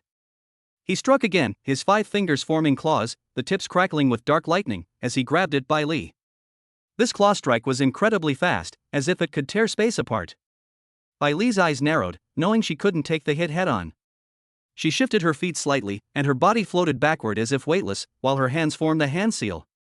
Brilliant starlight gathered before her, transforming into several sharp starlight arrows that shot towards the 5th seat. A trivial skill. The 5th-seated man neither dodged nor evaded. With a casual wave of his other hand, a dark whirlwind formed, shattering all the starlight arrows. But his movement to grab Bai Li slowed down for a moment as a result. It's this very moment. Lin Yedong, who had been waiting for his opportunity, finally made it. All of it was poured into the new high-frequency particle vibration dagger in his hand. The dagger emitted a piercing buzzing sound instantly, its surface covered with a layer of light that intertwined ice blue and starlight. He used the ice shadow step, and his figure appeared as if he had teleported to the side and behind the 5th seat. The dagger, with its unstoppable momentum, stabbed fiercely towards the 5th seat's ribs. This is what he observed as a relatively weak node in the energy flow of the 5th seat. The 5th seat was clearly surprised by this E-rank kid who had been overlooked all along. To think that such a fast and precise strike could be unleashed. He didn't have time to parry, so he could only forcefully twist his body to try and avoid vital points. Put!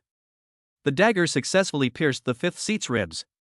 But it only penetrated an inch into the flesh before being blocked by an incredibly tough layer of dark energy armor. High-frequency particle vibrations and icy star power violently impacted the armor, producing a teeth-grinding friction sound. Court death. The 5th seat was both shocked and furious, and slapped Lin Yi in the chest with his backhand. If that palm strike lands, Lin Yi will surely die. Ice freeze. Bai Li's cool voice rang out. She exerted herself to the utmost, instantly releasing a powerful burst of cold air.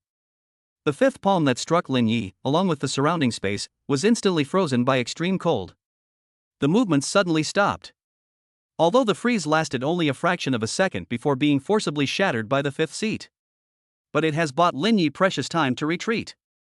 Without hesitation, Lin Yi immediately released the dagger and used the ice shadow step to retreat rapidly. The fifth seat shattered the ice, his palm strike missed its target, and he let out a low roar in anger.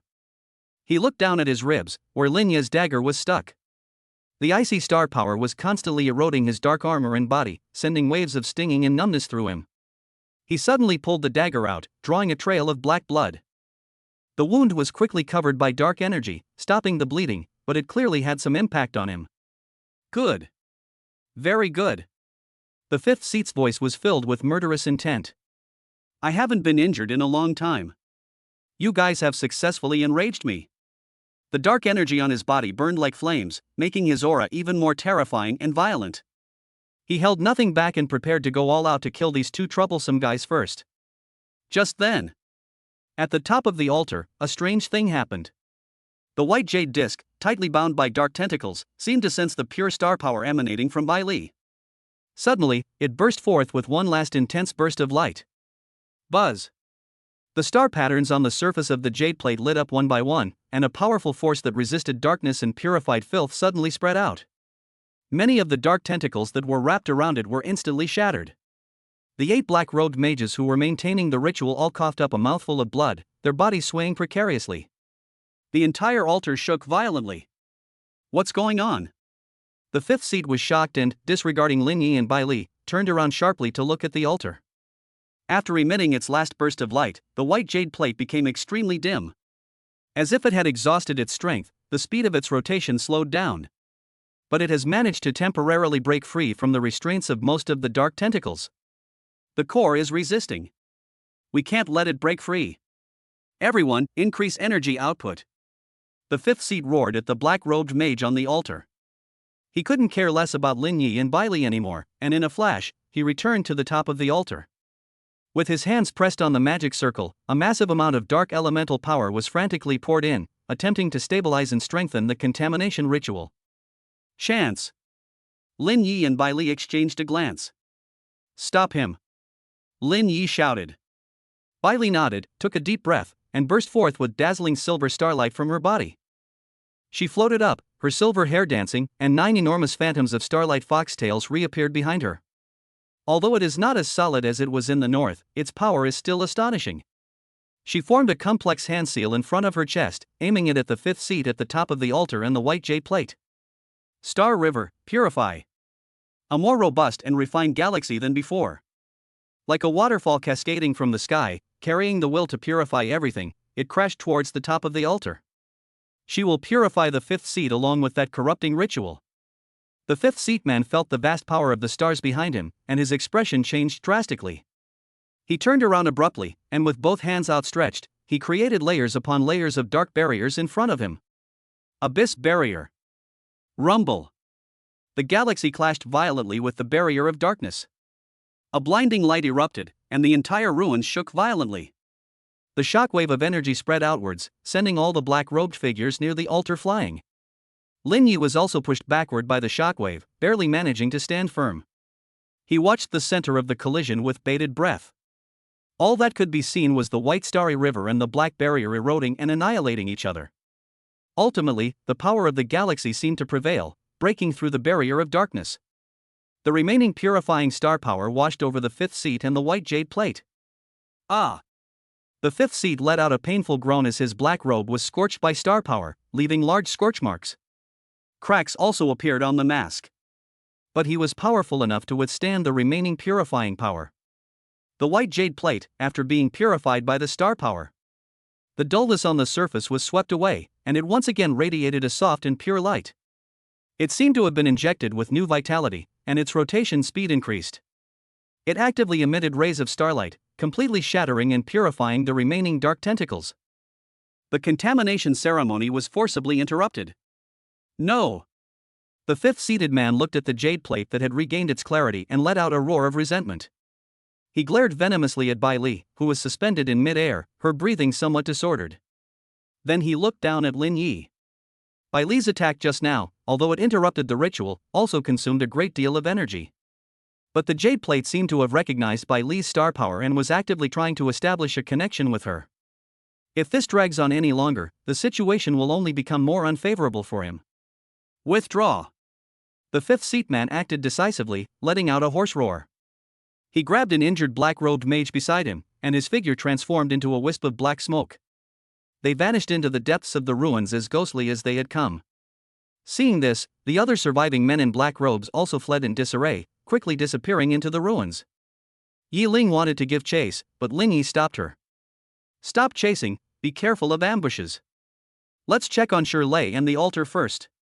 The battle is temporarily over. They successfully repelled the fifth seat of the Dark Abyss and interrupted the corruption ritual. Everyone was exhausted, and Shirley also suffered a serious injury. Lin Yi walked over to Shirley and checked his injuries. The main injury was to the internal organs, which require rest. He took out some medicine for Shirley to take. Yi Ling also ran over to help treat the wound. Belle slowly descended from the sky, her face somewhat pale. That last Star River purification attack just now also took a toll on her. She walked to the edge of the altar and looked at the white jade plate that had regained its luster. The jade plate seemed to sense her approach and emitted a cheerful hum. It slowly floated down in front of her. Belle reached out her hand, and the jade plate gently landed in her palm. A pure and gentle stellar energy flowed into her body from the jade plate. It replenishes her energy and nourishes her essence. It is helping me, Belle said softly, a hint of tenderness flashing in her eyes. Lin Yi also walked over and looked at the jade plate in Baile's hand. Is this the core of the Nexus node in the Sea of Death? Baile nodded. The stellar power it contains is ancient and pure. If it hadn't taken the initiative to resist and cooperate with my purification, we wouldn't have been able to interrupt the ritual so easily. She handed the jade plate to Lin Yi. Try it, hold it. Lin Yi took the jade plate with a puzzled look. It feels warm and smooth to the touch, and a cool energy flows into my body along my arm. He felt that his elemental energy seemed to have become more active and pure. Even mental fatigue was swept away. Ding! Contact with the pure star core fragment has increased the resonance of the Book of All Spirits contract. The host's yuan power has undergone slight purification. Mental power has received a slight boost. The system notification sounded. Nice one! Lin Yi exclaimed in surprise. This jade plate is not only useful to Baile, but also beneficial to him. It seems to have approved of us. Baile said. We can take it with us temporarily. If we stay here, the Dark Abyss might make a comeback. Lin Yi nodded and carefully put the jade plate away. This is an important spoil of war and a source of intelligence. The four of them met up with Hao and the others who had rushed over. The logistics team breathed a sigh of relief when they saw the battle was over and the ruins returned to peace. Hao immediately arranged for his team to treat the wounded and clean up the battlefield. Among the items left behind by the man in black robes, they found some scattered information about Star Nexus and the Dark Abyss project. Mission accomplished, it's time for us to head back. Looking at his exhausted teammates and the injured Shirley, Lin Yi made a decision. It's a bit of a shame that the fifth seat was lost. However, they successfully preserved the Star Hub node and obtained the core Jade Disk. They also killed a large number of Dark Abyss members, severely damaging their power in the Sea of Death. This is already a major victory. With their spoils and wounded, the team began their journey back to the temporary outpost. The setting sun cast their shadows long across the sandy sea. The crisis in the Sea of Death has been temporarily averted, but everyone knows that the battle against the Dark Abyss is far from over. That escaped fifth seat holder will definitely not let this go. Chapter 55 Ambush on the way home. The return journey seemed longer than the way there. Although Shirley took medicine to treat his injuries, the internal injuries were not easy to heal. They need to ride on mechanical camels and be taken care of by logistics team members. Yi Ling and Baile were also exhausted, and their complexions were not good. As Lin Yi walked, he circulated his yuan power, absorbing the faint starlight power emanating from the white jade disc in his palm. This will allow him to recover faster and also slightly purify his elemental energy. The jade plate remained silent, seemingly accepting their presence. Hao Ge led a team member ahead to scout the way, his expression still vigilant. Everyone, stay alert, we're not completely out of danger yet. The people of Dark Abyss have suffered such a great loss, they might retaliate. His concerns were not unfounded. Just as the group was passing through an area filled with jagged rocks, a sudden change occurred. Call out! Call out! Call out! Several sharp whooshing sounds came from the heights of the stone forest on both sides. It's a sniper rifle. Moreover, the bullets are imbued with powerful elemental energy. Their target was Bai Li and Lin Yi in the center of the group. Enemy attack. Take cover. Hao Gu roared and lunged at the nearby rock. Puff, puff, puff. The bullets struck the sand, creating deep craters. One of the logistics team members reacted a little too slowly and was grazed in the shoulder by a bullet. Blood gushed out immediately, and he screamed and collapsed to the ground. Watch out! It's an armor-piercing elemental bullet. Hao shouted as he searched for cover. With Bai Li's reminder, Lin Yi had already activated Ice Shadow Step in advance. He pulled her behind a huge rock. The bullets hit the rocks, sending shards of rock flying. Shirley was also dragged behind the cover by Yi Ling and another logistics team member. Damn it! There was an ambush. Shirley gritted his teeth and cursed through the pain. Lin Yi activated his spiritual vision, struggling to penetrate the interference from the stone forest. I could vaguely see 4 or 5 gunmen dressed in khaki camouflage and carrying heavy sniper rifles lying in ambush on several high points 100 meters away. Their energy fluctuations are all around level C, clearly indicating they are skilled at long-range sniping. Besides the gunmen, a dozen or so figures were rapidly approaching from the depths of the stone forest. They wore mismatched equipment, unlike the uniform black-robed figures of the Dark Abyss. However, they all exuded strong yuan energy fluctuations and intense killing intent. The leader was a burly man with a scar on his face, carrying a large, serrated knife. His aura had clearly reached the early stage of rank B. Not from Dark Abyss, Lin Yi frowned. These people are dressed more like mercenaries or bandits. Friends up ahead. We are from the Long Yuan base. Are you attacking us to make enemies of Long Yuan? Hao Gu, hiding behind cover, shouted loudly, trying to find out what the other party was up to. The scarred, burly man grinned maliciously. Dragon Abyss? Heh, who are you trying to scare? In this sea of death, the name of Dragon Abyss doesn't carry much weight. Hand over what you took from the ruins. Especially that glowing plate. And that silver-haired girl. Fifth said there will be a hefty reward for capturing her alive. Fifth Mr. Shi? Lin Yi's heart skipped a beat. It really was the fifth seat who was behind this. He may not have personally pursued the enemy due to his injuries or other reasons. Instead, they hired or manipulated these local thugs to ambush and kill them. These desperate criminals don't care whether the other party is from Long Yuan or not, all for the sake of profit. Dream on! Hao Gu roared. Prepare for battle. The enemy has a numerical advantage and is also being suppressed by snipers. The situation is very bad. I'll take care of the sniper. Yi Ling's voice came through the communicator. She had somehow broken away from the group and was moving through the shadows of the stone forest like a raccoon dog. Her agility and stealth abilities are most effective in this complex terrain. Okay. Watch out. Lin Yi responded. Shirley, can you still move? Protect the logistics team and the camels. Shirley gritted his teeth and barely managed to lift the shield. Don't worry, you won't die. Bai Li looked at Lin Yi.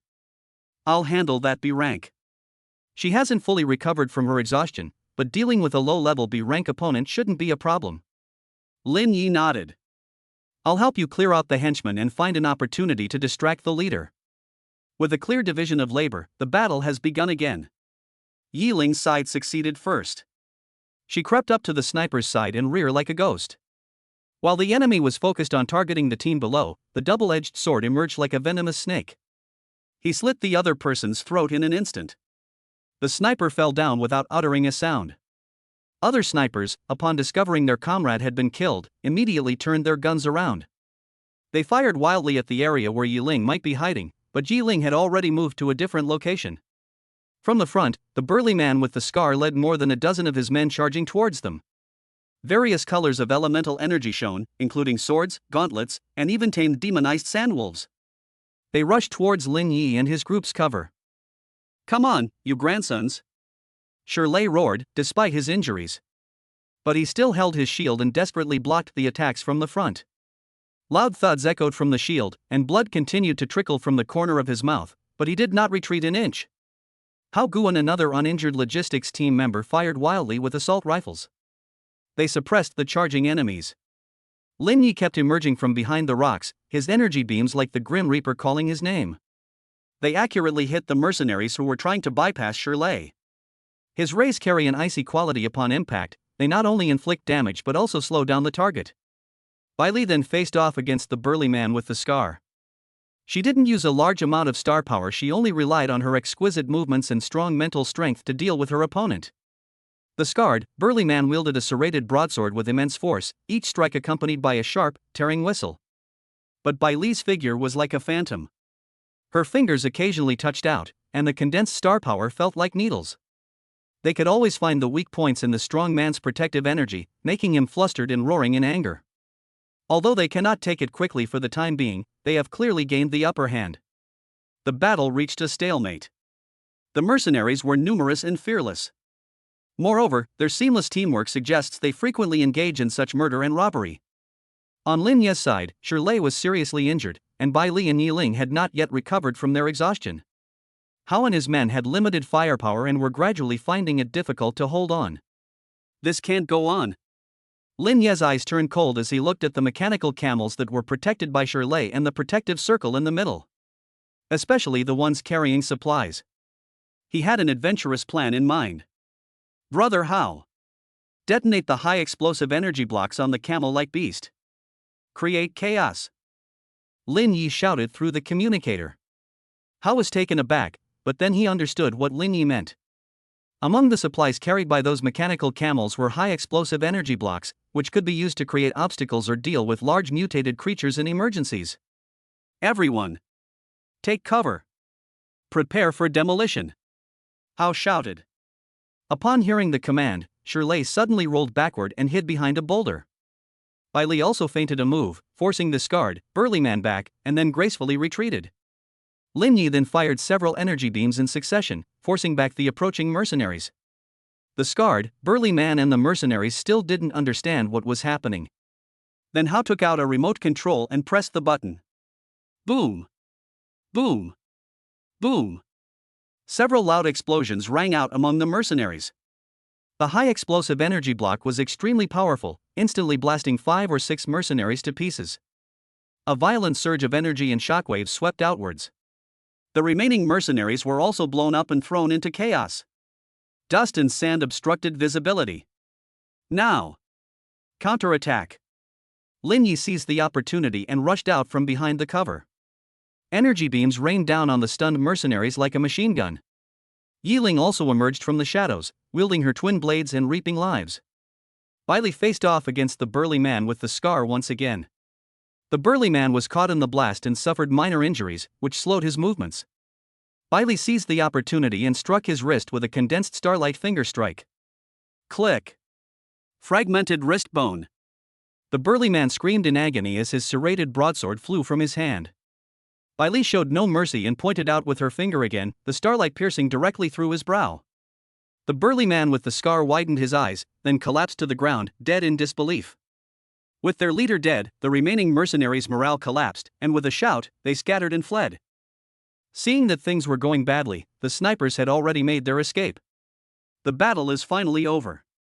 The scene was a mess, with the mercenaries' bodies lying haphazardly. The air was filled with the smell of gunpowder and blood. Lin Yi, panting heavily, watched the mercenaries flee into the distance but did not order a pursuit.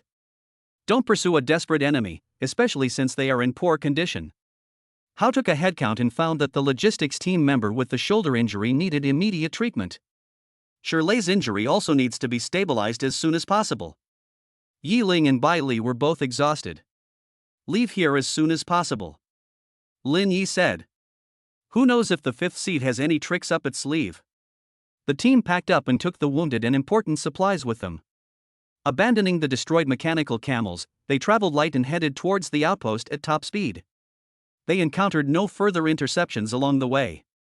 A few days later, the exhausted team finally saw the outline of the outpost. The logistics personnel waiting there immediately came forward to greet them. Back in a relatively safe environment, everyone breathed a sigh of relief. This mission across the Sea of Death was fraught with peril. But in the end, they completed their mission and returned alive, carrying important spoils and intelligence. Next, we need to report everything here to the Longyuan headquarters.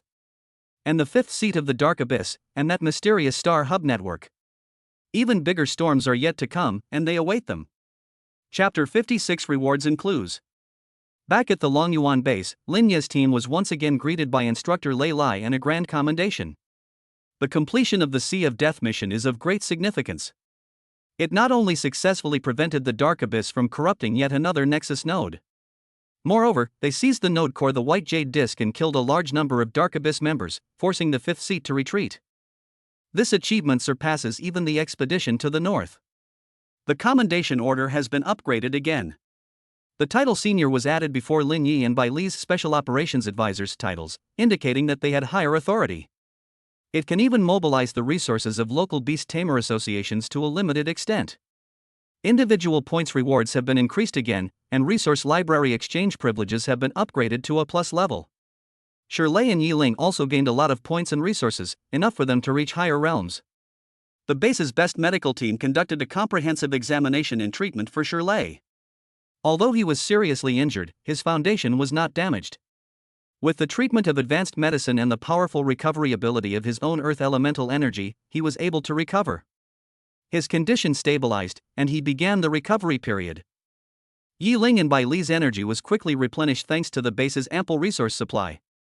Most importantly, there was the White Jade Plate brought back from the Sea of Death. The Jade Disk was named Star Pivot Disk Sand and handed over to the technical department in Chen Mo for in-depth research. Chen Mo was extremely excited about this and practically lived in the laboratory. A few days later, he found Lin Yi and Bai Li with the preliminary analysis report. Incredible! Absolutely incredible! Chen Mo pushed up his glasses, his face filled with fervor.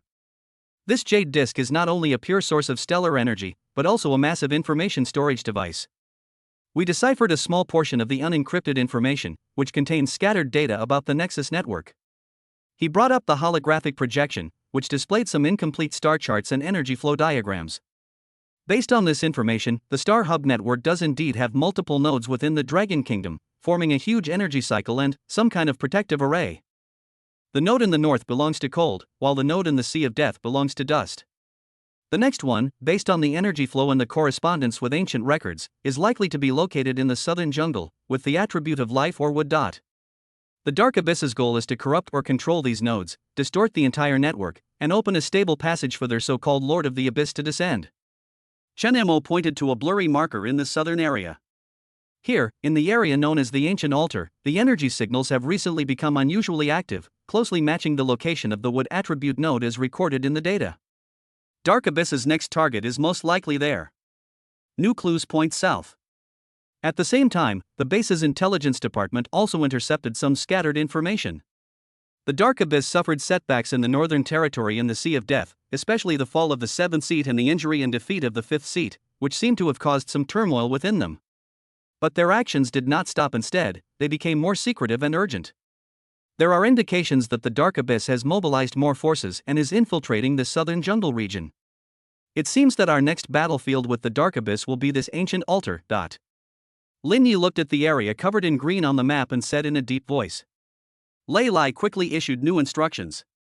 Lin Yi, Bai Li, headquarters has ordered your team to proceed to the southern province immediately as the advance team. Investigate the ancient altar area, confirm Dark Abyss activity, and protect the Nexus node as much as possible.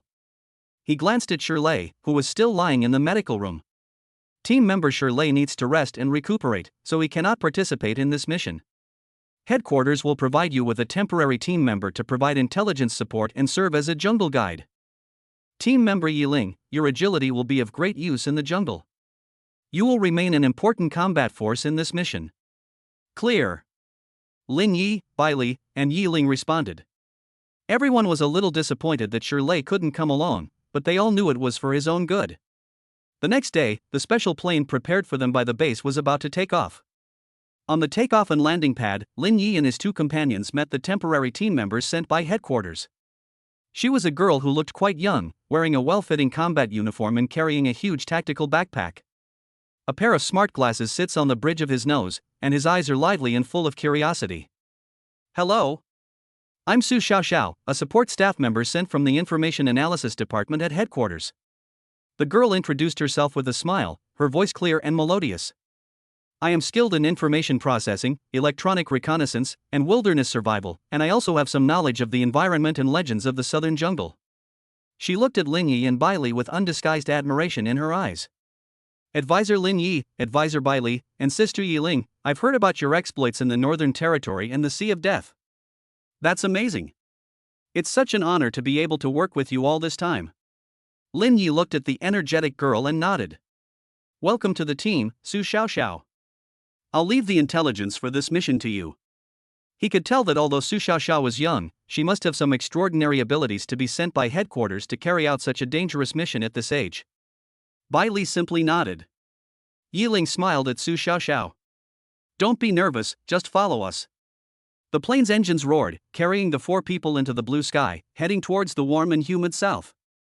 Inside the cabin, Su Xiaoxiao excitedly operated her various portable devices, pulling up information about the southern jungle and the ancient altar, and introducing it incessantly. The area where the ancient altar is located is in the deepest part of the southern jungle.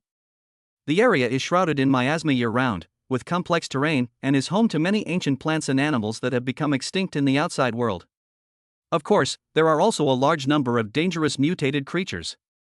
Based on ancient records and energy monitoring, the Nexus node there is very likely related to life forces.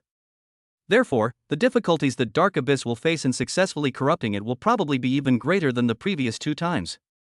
However, since they dared to come, they must have made thorough preparations and plans. Lin Yi listened intently, his brows furrowed slightly, clearly deep in thought about the information. Meanwhile, Bai Li sat quietly to the side, her eyes closed, as if she had entered a meditative state. She seemed to be using some special ability to sense the aura coming from the south. Her breathing was steady and deep, and the air around her seemed to tremble slightly because of her presence. Yi Ling, meanwhile, was busy inspecting her twin blades. She carefully wiped the blades to make sure they were sharp. Then I checked the scabbard's secureness to ensure there would be no accidents during the operation. After doing all this, she nodded in satisfaction, seemingly completely confident in her equipment. New mission, new environment, new teammates. What awaits them in the southern jungle? Chapter 57 The Rainforest First Appears. The plane landed at the airport in the capital of the southern province. Long Yuan has a branch here, and the person in charge received them. Several off-road vehicles suitable for jungle terrain and some supplies were provided.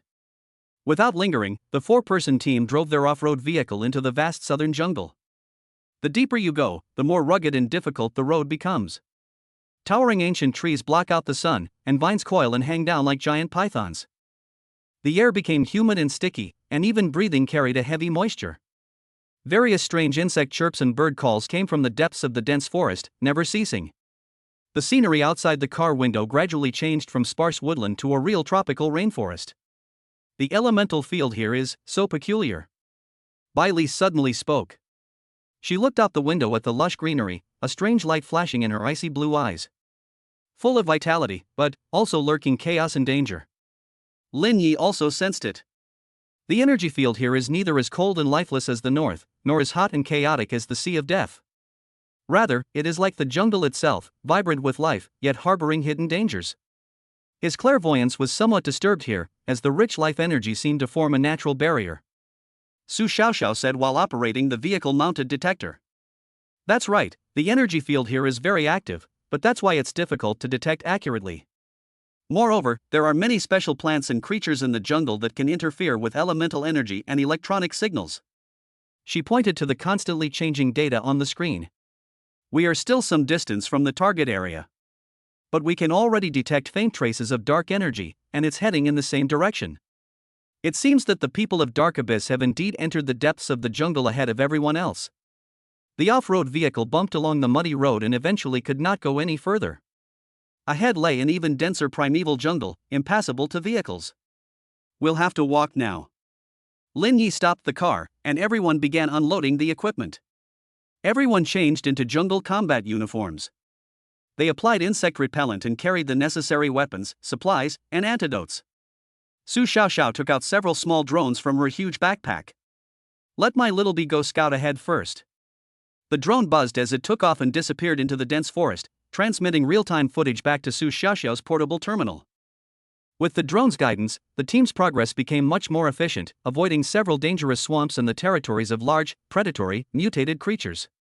Even so, the jungle environment itself is challenging enough. Underfoot was a thick layer of humus, accumulated over countless years, making it slippery and muddy. The ubiquitous mosquito bites were annoying. Although the combat uniform provided protection, the exposed backs of my hands and neck still suffered. The hot and humid climate quickly depleted my energy, and I was sweating almost non-stop. This godforsaken place is even worse than the desert. Yiling wiped away her sweat and couldn't help but complain. At least the desert is hot and dry, but this place is like a sauna. If Shirley were here, his physique would probably be in even worse shape. Su Xiaoxiao adapted quickly, operating the terminal while also identifying some edible wild fruits and water sources. Everyone be careful, there's a kind of paralysis vine around here. If you touch it, your whole body will be stiff for several hours. She reminded him. Lin Yi nodded inwardly. It was indeed necessary for headquarters to send Su Xiaoxiao. Her knowledge and skills can play a crucial role in this unfamiliar environment. Guided by Su Xiaoxiao, the group struggled forward along a faintly discernible path that appeared to be trodden by wild animals. After walking for most of the day, we arrived at a rushing river. The river water was murky, and it was impossible to see how deep it was. The drone footage shows that the energy fluctuations on the other side are more pronounced. Su Xiaoxiao looked at the terminal and said, "Find a place to cross the river." Lin Yi observed the river surface. Just then, belle suddenly grabbed him, her sharp gaze fixed on a certain spot on the river. "There's something in the water." Almost as soon as she finished speaking, the river's surface suddenly exploded. A giant python, as thick as a water bucket, covered in black scales, and with a single horn on its head, suddenly leaped out. It opened its blood-red maw, bringing a foul stench, and lunged straight at Lin Yi, who was standing at the very front. Its speed was as fast as lightning, and its aura had reached the peak of sea level. "Careful!" Yiling exclaimed in surprise, and her twin blades were instantly drawn. Lin Yi reacted extremely quickly, instantly activating the ice shadow step and retreating rapidly. At the same time, several energy beams shot towards the giant python's open mouth. Puff! Puff! Puff! The energy beam struck the tender flesh inside the python's mouth, causing it to let out a painful hiss and slow its movements for a moment. However, at that moment, the giant python's tail suddenly became like a steel whip. With a sharp whistling sound, it swept in from the side at an astonishing speed, heading straight for Yiling and Su Xiaoxiao. "Get out of the way!" Upon seeing this, Lin Yi was startled and immediately shouted loudly. Yiling reacted extremely quickly. Her figure moved like a ghost as she swiftly performed a backflip, narrowly avoiding the giant python's attack. However, Su Xiaoxiao seemed to be stunned by this sudden scene.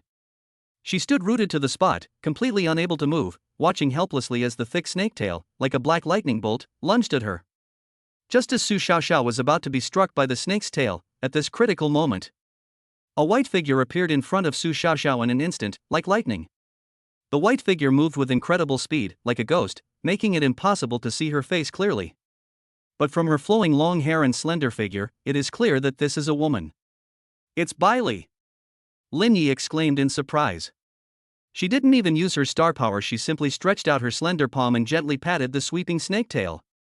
The seemingly light palm strike landed on the snake's tail with a dull, loud thud. The sea-level peak one-horned black python was actually knocked to one side by this palm strike, its tail slamming heavily into the muddy ground by the river, splashing up a large amount of mud and water. It winced in pain, its scarlet snake eyes glancing at belle with fear. Seemingly sensing the oppressive force of its natural enemy, it turned without hesitation and plunged back into the murky river, disappearing from sight. From the moment the giant python appeared to the moment it was startled and retreated, only a few seconds passed. Everyone breathed a sigh of relief.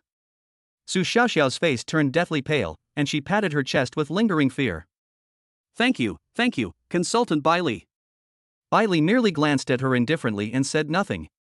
Lin Yi walked over and checked on Su Xiaoxiao's condition. "Are you all right?" "No. It's nothing." Su Xiaoxiao shook her head, a little embarrassed. "I was so scared just now." "It's normal to encounter this situation for the first time." Lin Yi comforted her. "Stay close to us from now on and remain vigilant." He looked at belle. Her seemingly casual palm strike had been controlled with exquisite precision. They managed to repel the giant python without causing too much commotion, thus avoiding potential dangers. The power of an A-level cultivator is indeed extraordinary. This little incident made the team more vigilant. In the jungle, any carelessness can be fatal. They found a section of the river with a relatively calm current, and together they carefully crossed it. The jungle on the opposite bank was even more ancient and secluded, and the faint aura of dark energy seemed to be clearer. Chapter 58: The Mist of the Altar. After crossing the river, the terrain of the jungle begins to rise gradually. The surrounding trees grew taller and thicker, requiring several people to encircle them. The dense canopy almost completely blocked out the sunlight, making the forest dim, like dusk. A faint, sweet, fishy smell, like rotting vegetation, filled the air, a sign that miasma was beginning to appear. Put on the filter mask. Su Xiaoxiao reminded her that she had already put on a special mask. The miasma here has a slight toxicity. Prolonged inhalation can numb the nerves. The group put on their masks as instructed and continued onward. Lin Ye's spiritual vision was even more suppressed here, as the dense life energy and pervasive miasma severely interfered with his perception. He could only compress his perception range to a few dozen meters around his body. Bailey seemed largely unaffected. She would occasionally stop and touch some ancient trees or strange plants, as if she were sensing something through them. This land is very sad. She spoke softly, a hint of pity flashing in her silver eyes. The ancient balance is being broken, and life is crying out. Lin Yi understood that this must mean that the Dark Abyss's pollution efforts had begun to have an impact. After traveling through the dense forest for 2 days, they encountered several waves of mutated creatures during their journey. There are giant flowers that can spray poisonous stingers, venomous snakes that lurk under fallen leaves and move as fast as lightning, and swarms of man-eating ants with sharp teeth. Thanks to their careful handling and tacit cooperation, the 4 of them managed to get through the ordeal without any major incidents. Su Xiaoxiao gradually adapted to the jungle environment and was no longer as nervous as she had been at the beginning. Her drones and detection equipment were a great help, providing early warnings on multiple occasions and preventing unnecessary battles. That afternoon, the group arrived at a relatively open clearing in the woods. In the center of the open space stood several huge, weathered stone pillars. The stone pillars are carved with ancient patterns that have long since become blurred, seemingly depicting scenes of ancient people's sacrificial rites. This should be the outer area of the ancient altar. Su Xiaoxiao looked at the map and energy readings on the terminal and said, "The detectors show that the energy fluctuations ahead are very strong, and very chaotic, with life energy and dark energy intertwined." Lin Yi looked into the depths of the open space, where it was shrouded in even denser fog, making it impossible to see the specific situation. However, his spiritual vision could vaguely sense that a vast source of life energy that was causing palpitations was being entangled and eroded by a filthy dark force. The people from Dark Abyss must already be inside. Lin Yi said in a deep voice. "How do we get in? Just barge in?" Yi Ling gripped the double blades tightly. Bailey shook her head and pointed to the mist at the edge of the open space. "The fog is strange. It's not just miasma, but also a maze formed by dark energy. Forcing your way in may cause you to lose your way or fall into a hallucination." Su Xiaoxiao operated the drone to try to fly into the fog, but the signal was soon severely interfered with, the picture turned into static, and the drone lost contact. "The signal is completely blocked," she said helplessly. Just as everyone was thinking of a solution, a rustling sound suddenly came from the bushes nearby. "Who?" Yi Ling immediately turned in that direction, alert. The bushes parted, and a native boy emerged, dressed in simple animal skins, his face painted with colorful oil paint, and holding a wooden spear. He looked only 15 or 16 years old, his eyes filled with wariness and hostility as he stared at Lin Yi and his companions, shouting in broken common tongue. "Outsiders! Leave! This is sacred ground. You are not welcome here." Everyone was taken aback, not expecting to encounter local natives here. Judging from his attire and speech, he seems to be a member of the tribe that guards this altar. Lin Yi stepped forward, trying to make his tone sound calm. "We mean no harm. We are here to stop those dressed in black robes who want to destroy your holy site." Upon hearing the words black robe, the native youth's expression changed, and the hostility in his eyes intensified. "You're all in cahoots. You're all bad people. You want to steal the power of the sacred artifact." He raised his spear and aimed it at Lin Yi. Although his movements were somewhat clumsy, his attitude was very resolute. Seeing that the communication was about to fail, Bailey suddenly stepped forward. She didn't speak, but simply watched the native boy quietly, her body radiating an extremely faint yet incredibly pure aura of starlight. This aura subtly resonated with the immense life energy deep within this land, carrying a sense of comfort and intimacy. The native boy sensed this aura, and the hostility and wariness on his face gradually turned into surprise and doubt. He glanced at belle, then at Lin Yi and the others, hesitated for a moment, and then put down his spear. The scent you carry is somewhat similar to the sacred artifacts, unlike those black-robed villains," he stammered. Lin Yi's heart stirred, realizing that it was belle's star power that had taken effect. It seems that the sacred object that this tribe has guarded for generations is very likely the star hub node, and its power is of the same origin as belle. "We're really not bad people," Lin Yi tried to communicate again. "Those men in black robes are harming your holy land, and we want to stop them. Can you take us in? Or tell us what's inside?" The native boy hesitated for a moment, looked at belle, then at the direction of the misty Holy Land, and finally nodded. I am called Amu. I can take you to see the elder. But you must swear an oath not to harm the sacred object, not to harm my people." "We swear," Lin Yi solemnly promised. Led by the indigenous boy Amu, the four of them bypassed the foggy and confusing area. Follow a very secluded path covered with vines and bushes deeper into the altar. Amu was extremely familiar with the terrain here, as if he were walking in his own backyard. He told Lin Yi and the others that the men in black robes had suddenly appeared a few days ago and forcibly entered the Holy Land. They contaminated the sacred object with a black, wriggling filth, causing its light to grow weaker and weaker. The tribe's warriors tried to stop them. However, those black-robed figures were very powerful, and they also had many terrifying monster helpers. The tribe suffered heavy losses and could only retreat to the outer perimeter of the core area of the Holy Land. The elder said that the sacred object is crying. Amu's voice was filled with sorrow and anger. Lin Yi patted his shoulder and comforted him. "Don't worry, we'll help." With Amu as their guide, the team moved much faster and avoided many natural traps and dangerous areas. The closer you get to the core, the stronger that chaotic energy, a mixture of life and darkness, becomes. Finally, after passing through a dense thicket of ferns, the view suddenly opened up before us. It was a huge, bowl-shaped valley. In the center of the valley stands an ancient pyramid-shaped altar, entirely constructed of massive bluestone blocks and covered in moss. At the top of the altar grows an enormous, towering ancient tree that emits a soft green light.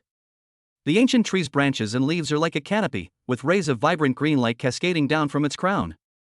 However, at this moment, the roots of this ancient tree of life are tightly entwined by countless thick, pulsating black vines that resemble blood vessels. Those black vines are constantly draining the ancient tree's life force and emitting a dense aura of darkness. The ancient tree's light had become very dim, and its branches and leaves had begun to wither. Dozens of men in black robes stood around the altar, maintaining a huge dark magic circle that enveloped the entire altar. The light from the magic circle connected with the black vines, continuously amplifying the pollution. Below the altar, there were some native warriors dressed in animal skins.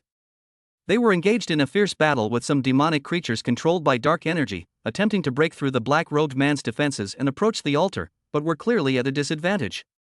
The leader, a man in black robes, stood at the bottom of the altar, looking up at the corrupted ancient tree of life. He wore a black robe with dark purple trim, was not tall, and was even somewhat thin. He wore a mask with a pattern of twisted trees on his face. He held a jet-black wooden staff in his hand, with a constantly writhing black gem embedded at the top. An aura, more obscure yet equally powerful than that of the fifth seat, emanated from him. "It's the fourth seat." belle spoke softly, her eyes serious. The wooden staff in his hand contains a strong rule of death and decay, and is the nemesis of that ancient tree of life. The fourth seat of the dark abyss has personally taken action. Their target was clearly the ancient tree of life at the top of the altar, which served as the star hub node. Chapter 59 The Tree of Life. The sight before him made Lin Yi's heart sink. With the fourth seat of the dark abyss personally overseeing the operation, and so many black-robed figures setting up magic arrays, the corruption has reached a critical moment. The life force of that ancient tree is steadily waning. "Amu, where are your elders?" Lin Yi asked in a low voice. Amu pointed to an old man with white hair and beard, holding a bone scepter, among a group of native warriors fighting fiercely below the altar. "That is our tribe's great elder." The Grand Elder seemed to have seen Amu and Lin Yi as well. He waved his scepter, releasing emerald green light to defend against the attacks of the demonized creatures, while shouting something to Amu in an anxious tone. Amu's expression changed, and he said to Lin Yi, "The elder said we must leave quickly. It's too dangerous here. The fourth seat is too strong, we are no match for him." Lin Yi shook his head. It's too late to leave now. If we don't stop them, not only will your sacred relics be destroyed, but the entire jungle and even a wider area will suffer. He looked at Bai Li and Yi Ling. Their ceremony must be interrupted. Su Xiaoxiao quickly operated the terminal. I'm analyzing the energy nodes of that dark magic circle. Finding its weak point might allow me to disrupt it.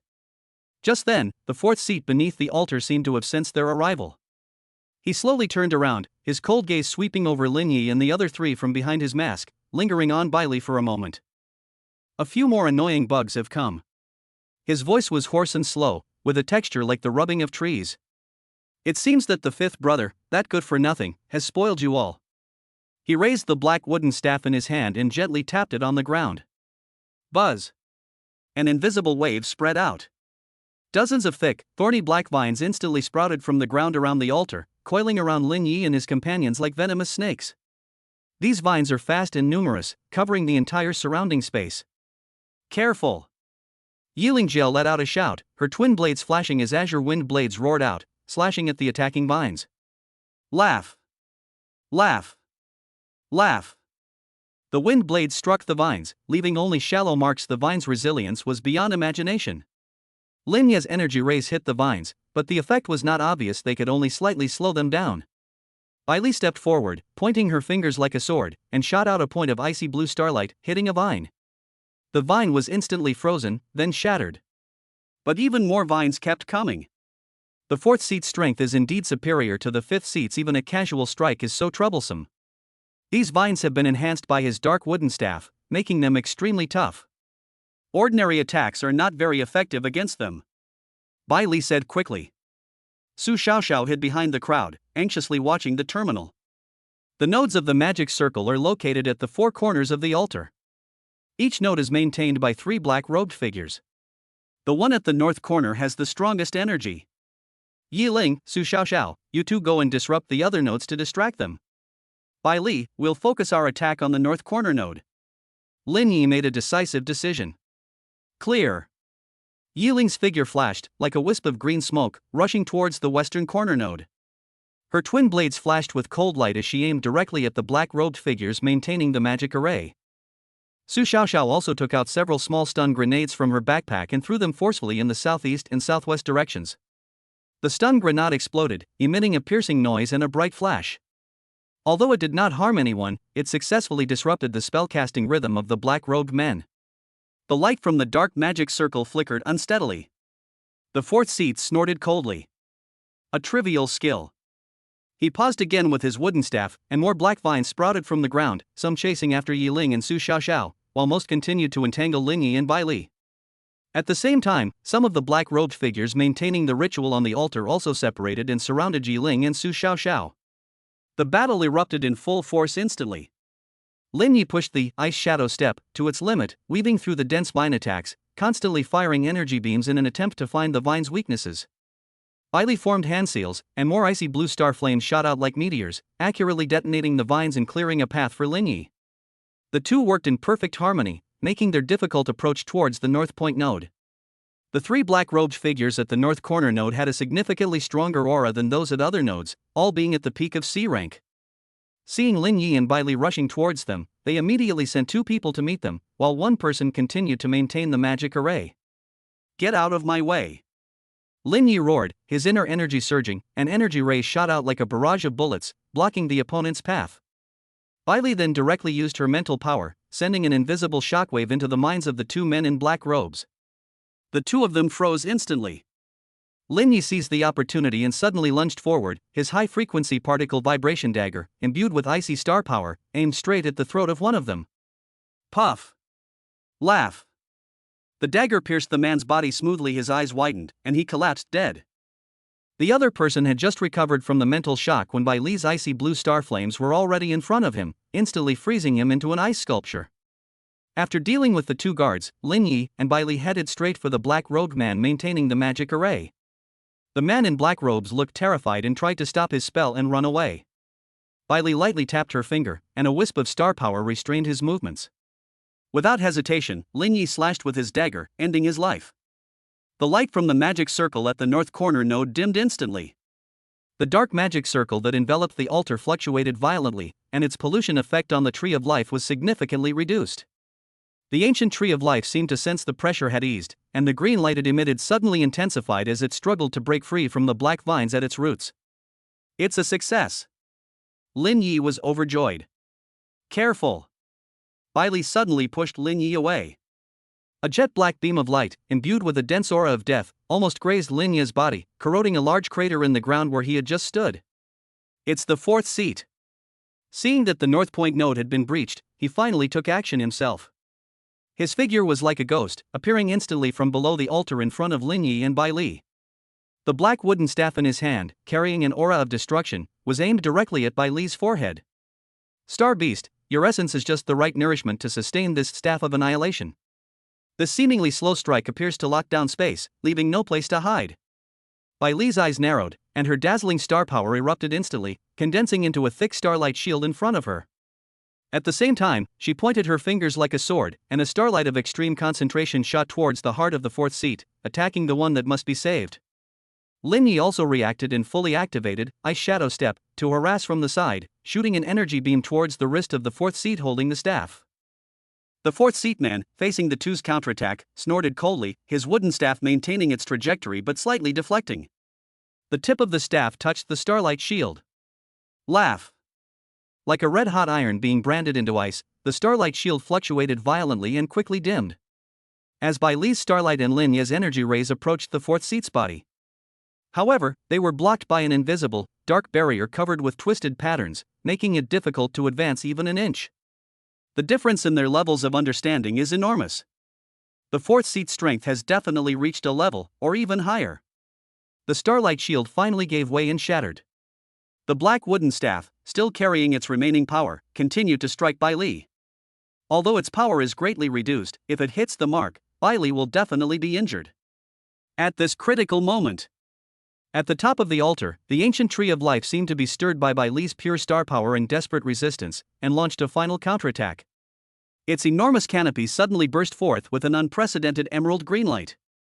A mighty torrent of life, brimming with boundless vitality, surged down like a river bursting its banks. The target was the black vines entwined around its roots and the fourth seat. What? The expression on the fourth seat's face finally changed beneath the mask. He could no longer afford to attack Belle. He hurriedly retrieved his wooden staff, held it horizontally in front of him, and used all his dark elemental power to resist this pure torrent of life. Boom! The torrent of life clashed violently with the energy of darkness. Green light intertwined with black death energy, then annihilated. The entire valley was shaking violently, as if an earthquake had occurred. The fourth seat was forced to retreat by the sudden surge of life force, his black robe was scorched and his breathing became disordered. The black vines that entwined around the roots of the ancient tree withered, broke, and turned to ashes at a visible speed under the torrent of life. The pollution ritual was forcibly interrupted by the spontaneous counterattack of the ancient Tree of Life. Asshole! The fourth seat steadied itself, looked at the ancient Tree of Life that had regained its clarity, and let out an angry growl. He had been planning for so long, and it seemed like he was about to succeed, but this sudden turn of events interrupted his plans. He stared intently at Belle and Lin Yi, then glanced at the ancient Tree of Life, whose aura, though weakened, was still formidable, and knew that things were hopeless. Let's go! He issued the retreat order without hesitation. Upon hearing the order, the remaining men in black robes immediately broke free from their opponents and retreated out of the valley like a tide. The fourth seat himself transformed into a wisp of black smoke, merging into the dense forest and disappearing from sight. The people of the dark abyss were defeated once again. Inside the valley, only the exhausted Lin Yi and his three companions remained, along with the jubilant native warriors who had survived the ordeal. At the top of the altar, the ancient Tree of Life emitted a soft green light, which seemed purer and brighter than before. It swayed its branches and leaves gently, as if to thank those who had helped it. Chapter 60 Nature's Gift. The people of the dark abyss retreated, and the valley returned to a temporary peace. The native warriors cheered in victory and gathered around the elder in AMU, looking at Lin Yi and his companions with curiosity and gratitude. Supported by AMU, the Grand Elder walked up to Lin Yi and Belle, bowed deeply, and spoke in broken but sincere common language. Friends from afar, thank you. You are the guardians of the sacred artifact, and our Wood Spirit Clan's eternal friends. If Lin Yi and the others hadn't interfered with the array nodes and shared the pressure on the fourth seat, the ancient tree of life probably wouldn't have been able to accumulate enough power to launch that final counterattack. Lin Yi quickly helped the Grand Elder up. Elder, there's no need for such formalities. It is our shared responsibility to stop the dark abyss. He looked at the ancient tree of life at the top of the altar and asked, Elder, the sacred tree, is it all right? The Grand Elder also looked at the ancient tree, his face showing both relief and lingering fear. The sacred tree has exhausted some of its accumulated life essence and will take a long time to recover. But the foundation remains intact, and the evil pollution has been eliminated. This is already the best possible outcome. At the warm invitation of the wood spirits, Lin Yi and his companions settled down temporarily in the valley. The wood spirits brought out their treasured fruit wines and food to entertain their guests. These foods all contain traces of life energy. After eating it, Lin Yi felt all the fatigue from the previous battle vanish, and even his yuan qi recovery speed increased. Yi Ling and Su Xiaoxiao were also pleasantly surprised by this unique experience. The next day, the Grand Elder found Lin Yi and Bai Li again. He held 3 vibrant green leaves in his hands, as if they were carved from jade. The leaves have naturally formed mysterious patterns, exuding a rich sense of life. Friends from afar, this is the sacred object of our wood spirit clan, the leaf of life formed from the ancient tree of life. The elder handed the leaf to Lin Yi. It contains pure life energy, which can heal serious injuries, replenish vitality, and even slightly enhance the essence of life. This film is dedicated to this soldier, in gratitude for her bravery. He took out another piece and handed it to Yi Ling. Yi Ling accepted it with delight. She could feel the immense energy contained within the leaf. This piece is dedicated to this wise young woman, as a token of gratitude for her help. Su Xiaoxiao also received one, and she was so happy she almost jumped for joy. Finally, the Grand Elder looked at Bai Li, his eyes filled with awe and gratitude. He held up the last leaf of life, the one with the most intense light, and respectfully handed it to Bai Li. Noble Star Maiden, your power originates from the same source as the sacred tree. It was you who drew upon the power of the sacred tree and dispelled the darkness. This leaf of life contains the purest energy, which may help you restore your original nature. Bai Li looked at the leaf of life, her icy blue eyes flickering slightly. She could feel the pure life force within it, which resonated faintly with her own star power.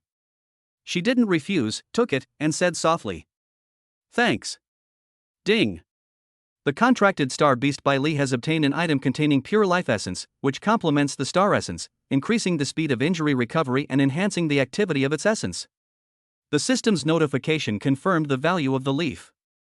Lin Yi was also happy for himself and his teammates. This leaf of life is an extremely rare treasure. It can save lives in critical moments. After resting for 3 days in the wood spirit tribe, everyone's condition had recovered to its peak, and some had even improved slightly. Lin Yi felt his yuan power becoming more refined, and his use of the ice shadow step becoming more proficient. Nourished by the leaf of life and the rich life energy of the local area, Bai Li's aura grew increasingly profound. Yi Ling and Su Xiaoxiao also benefited greatly. During this time, Su Xiaoxiao used her equipment to help the wood spirit clan improve some of the early warning traps on the perimeter, and left behind some communication equipment for future contact. The elder also shared with Lin Yi some ancient legends and records about the tree of life and the star pivot that had been passed down through generations of the tribe. Although this information is fragmented, it corroborates Chen Mo's analysis and the information in Star Pivot Disk Sand. This allowed Lin Yi to gain a deeper understanding of the Star Hub network. He became increasingly convinced that this network was an extremely ancient and powerful guardian system, and that the Dark Abyss's goal was to destroy it completely. Mission accomplished, it's time to return. On the day they left, the wood spirits escorted them all the way to the edge of the jungle. Amudi held Lin Yi's hand reluctantly. Brother Lin Yi, will you come to see us again in the future? Lin Yi smiled and patted his head. Yes, we will. Once we have dealt with those villains in black robes, we will definitely come to see you and the elders again. After bidding farewell to the Wood Spirit clan, the 4 embarked on their journey back to the southern province branch. The journey back was much easier. This mission was thankfully completed without any major incidents. Yi Ling breathed a sigh of relief. Thanks to Sister Bai Li for activating the power of the ancient tree of life, otherwise we would have had a really hard time dealing with that 4th seat. Su Xiaoxin was still shaken. Lin Yi nodded. Luck did play a part in defeating the 4th seat this time. The sudden burst of life from the ancient tree is key.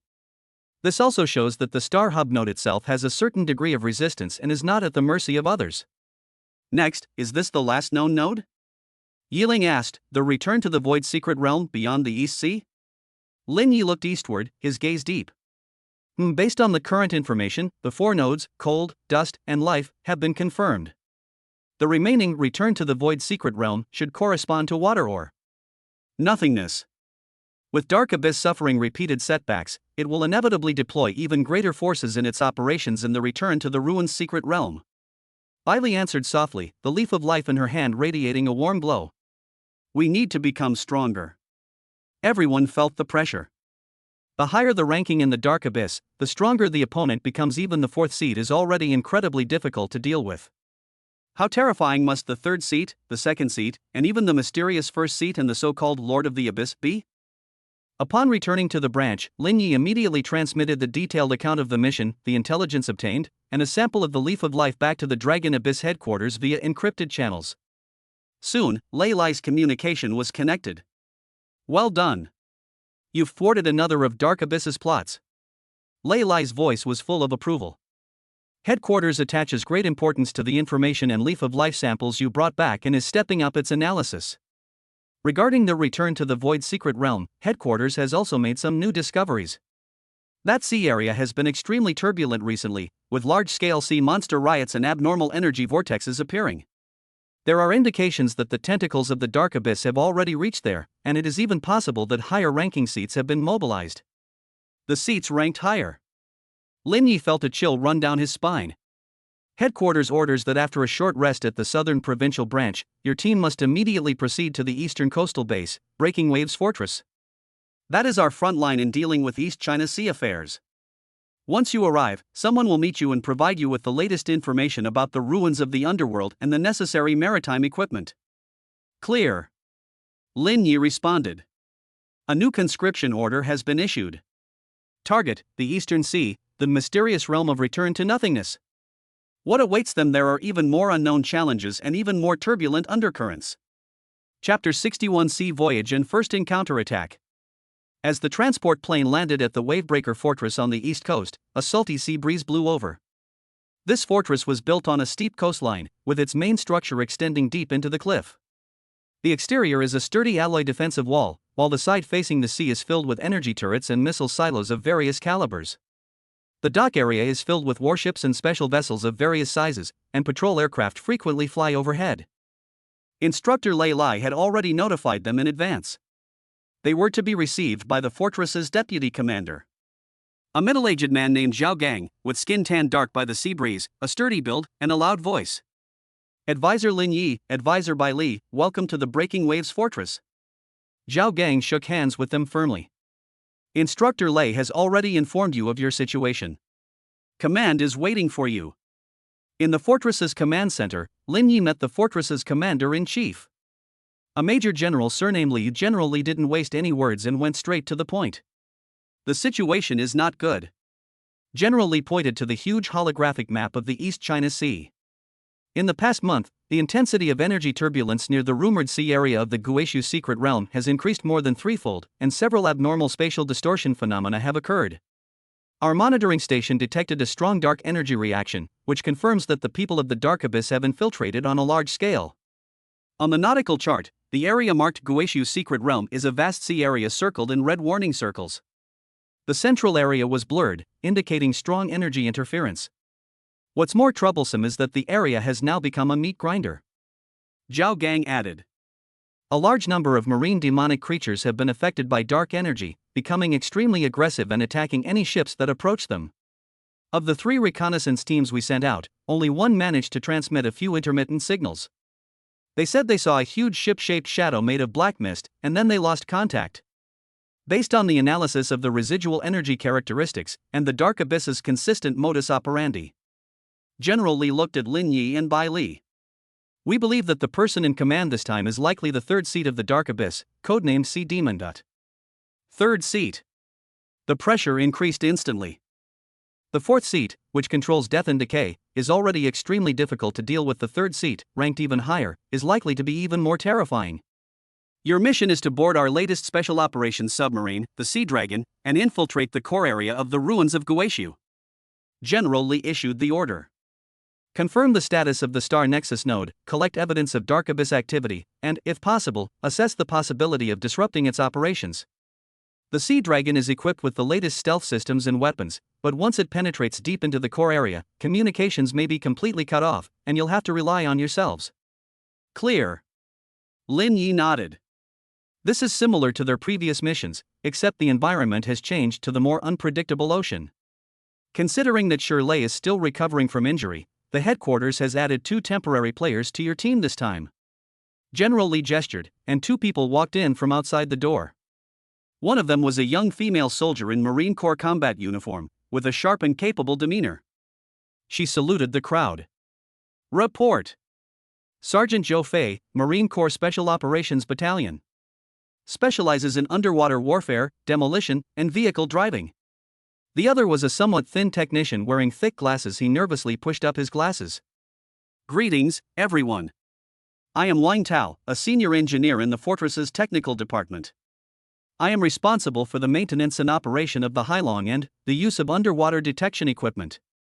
Looking at his new teammates, Lin Yi saw Zhou Fei as a reliable asset, while Wang Tao provided essential technical support. He briefly introduced his people, and that was how they got to know each other. The next day, the group arrived at the dock.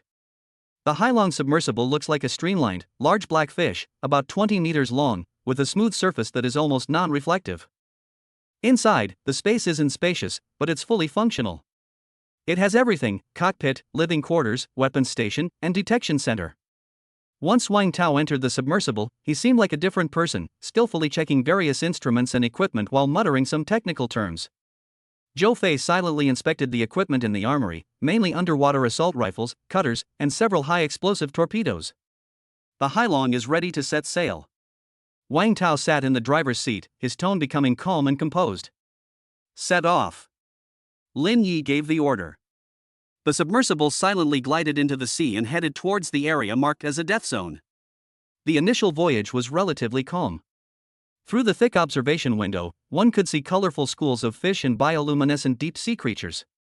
But the closer you get to the target area, the deeper the color of the sea becomes, and the light gradually dims. An increase in background energy radiation has been detected, and the interference is beginning to intensify. Wang Tao stared at the screen as he reported.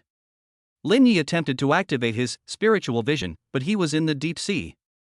His senses were compressed even more, and the turbulent energy currents in the seawater made him feel as if he were trapped in a sticky swamp, which was very uncomfortable.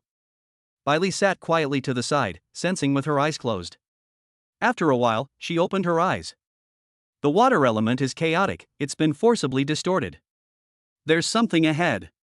Almost as soon as she finished speaking, the detectors sounded a piercing alarm.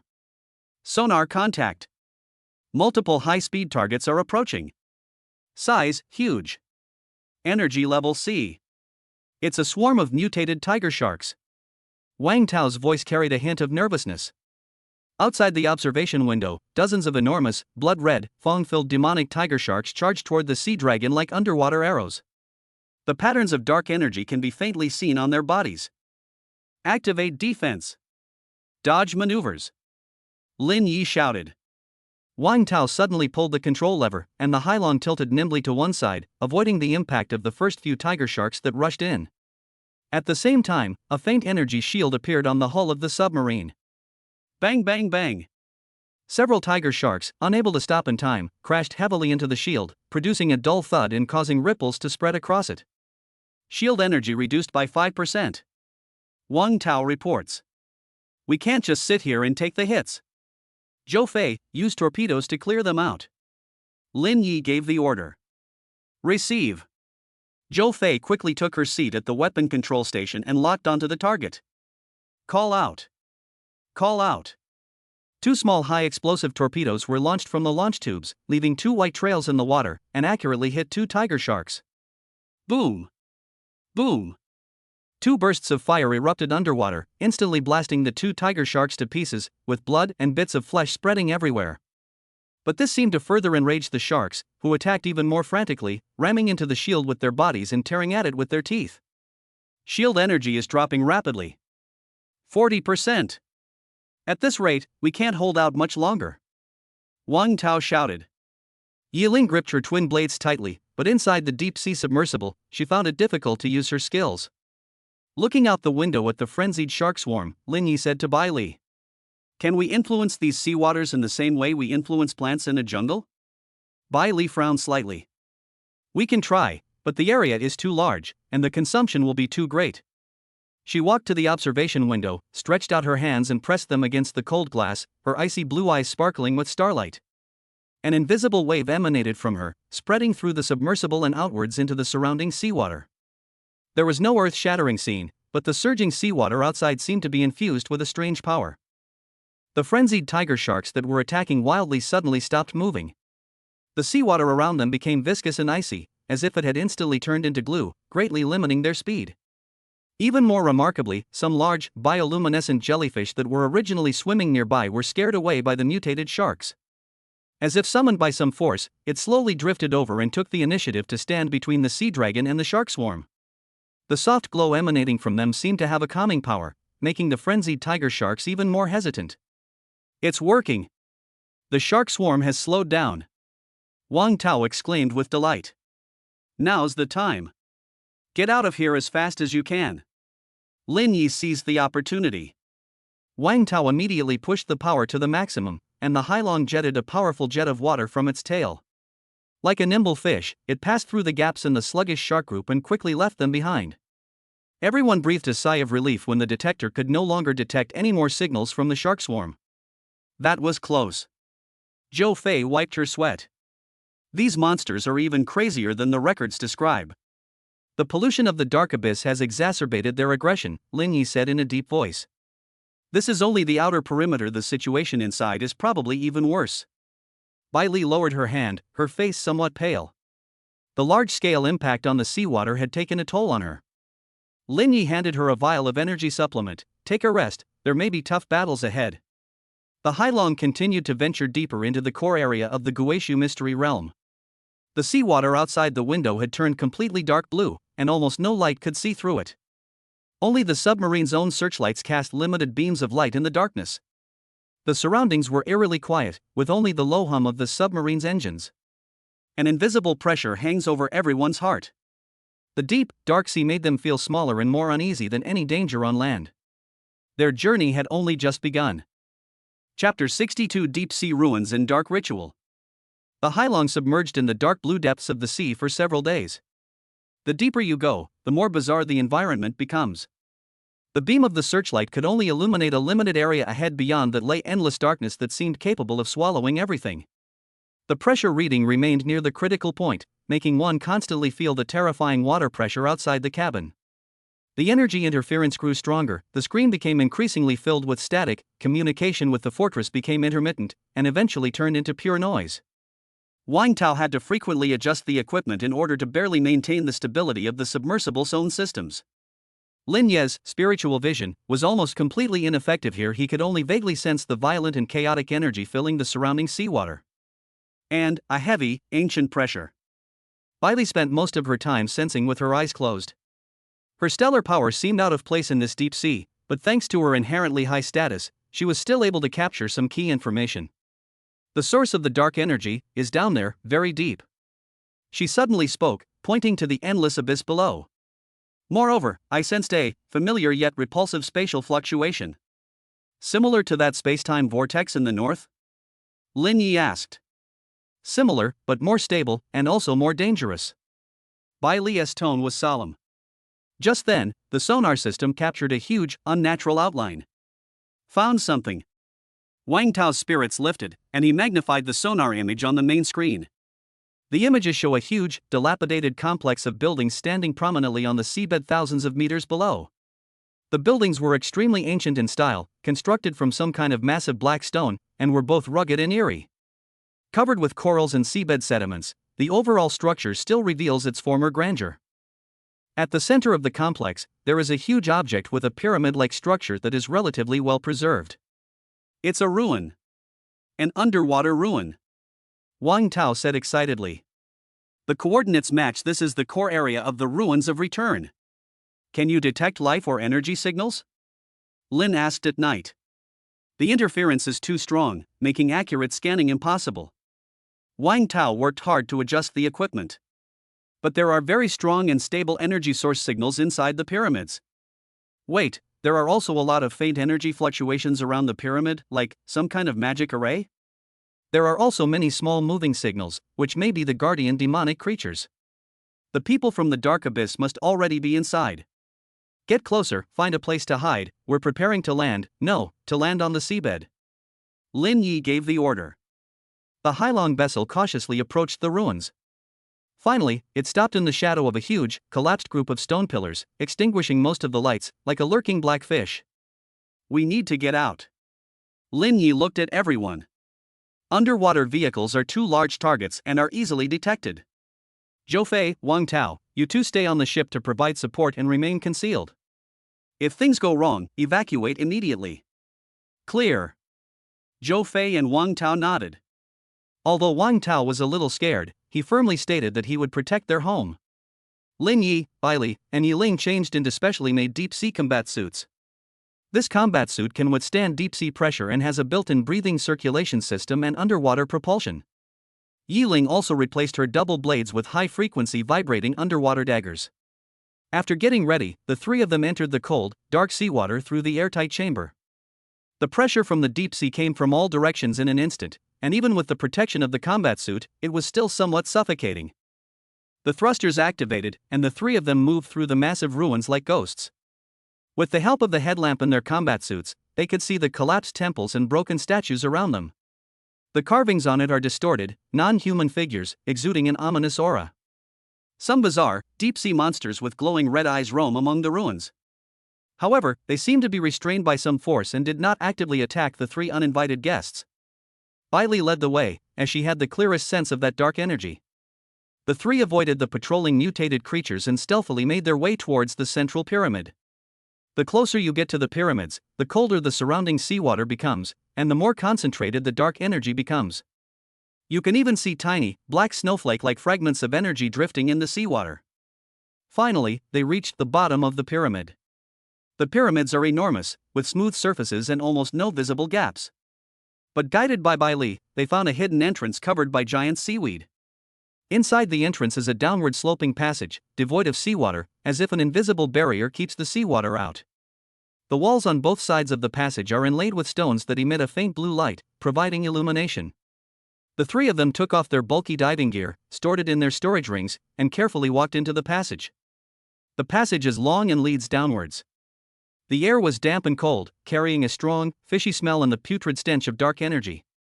After walking for about 10 minutes, faint chanting and humming sounds of energy came from ahead.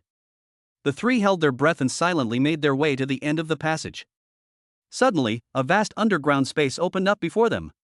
At the center of the space is a huge, crater-like depression. At the center of the depression, there was not magma, but a constantly rotating, bottomless black vortex.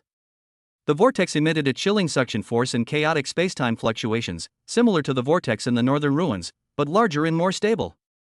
Above the vortex, a fist-sized, azure blue pearl, as if formed from the purest seawater, floated in the air. The jewel emitted a soft yet vast aquatic energy, which countered the dark vortex below. Streaks of blue light coiled around the vortex like chains, attempting to suppress it. This is the star hub node of the return to the ruins, the heart of the tide.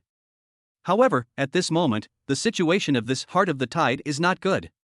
Countless thick chains made of dark energy extended from the vortex and tightly wrapped around the jewel.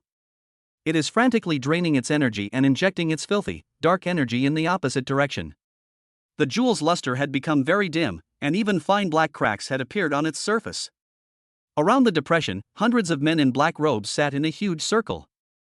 They chanted obscure incantations in low voices, their hands pressed against the black stone slab in front of them, which was engraved with complex runes. Their dark elemental power was connected through the stone slabs, converging into a massive energy flow that poured into the dark chains that bound the orbs, reinforcing the corruption. At the very front of the circle, near the edge of the vortex, stood a figure. He was dressed in a dark blue robe with black trim, was tall, and wore a metal mask with twisted tentacles and vortex patterns on his face. He held a bizarrely shaped trident, resembling the skeleton of some deep-sea creature, with thick, dark water flowing around its blade. A terrifying pressure, far surpassing that of the fourth seat, emanated from him as if it were a tangible force, filling the entire space. The seawater seemed to freeze under his pressure. The third seat of the dark abyss sea demon. He looked up at the heart of the tide, which was tightly bound by dark chains and whose light flickered uncertainly. A low, hoarse laugh came from beneath the mask. Soon you will be condemned to the abyss, becoming the coordinates of our Lord's descent into this world. Resistance is futile. The ceremony has reached its most crucial moment. We must interrupt them. Lin Yi lowered his voice. Destroy the magic array nodes, just like before. His gaze swept over the circle of men in black robes and the black stone slab in front of them. Those stone slabs are the energy nodes of the magic array. There are too many people, we can't force our way in. Yi Ling observed the situation. I'll go and distract some of the guards and that third seat holder. Bai Li suddenly said. You took the opportunity to destroy the node. Too dangerous. Lin Yi immediately objected. The strength of the third seat was unfathomable. This is the fastest way. Bai Li spoke calmly. The trident in his hand contains a power of rules that resonates with this deep sea. We don't stand much of a chance against it. Only by disrupting this ceremony and weakening his connection with this sea area will there be a sliver of a chance. She looked at Lin Yi. Believe me. Looking into Bai Li's determined eyes, Lin Yi knew this was the only way at the moment. He gritted his teeth. Okay. Be careful. Once we destroy the node, retreat immediately. Bai Li nodded, took a deep breath, and began to be surrounded by dazzling starlight. In the dark space beneath the deep sea, the starlight shone exceptionally brightly. She stepped out of the passage and appeared in the vast space. Almost the instant she appeared, all the chanting men in black robes paused, their eyes turning to look at her. That terrifying pressure instantly locked onto her. The third seat, sea demon, slowly turned around, his gaze beneath the mask as cold and deep as the ocean, landing on Bai Li. The aura of stars is nauseating. It seems you are the star beast that has repeatedly ruined my dark abyss's plans. The trident in his hand paused slightly, and an invisible pressure pressed down on Bai Li like a tsunami. Since you're here, stay. Use your stellar essence as the final sacrifice for the complete fall of the heart of the tides. Bai Li did not answer. She formed a hand seal, and the 9 phantom images of starlight foxtails behind her reappeared. Although it wasn't as solid as it had been at its peak, the vast power of the stars erupted instantly, forcefully withstanding that terrifying pressure. She raised her hand, starlight gathering at her fingertips, and aimed it at the third seat. Battle is imminent.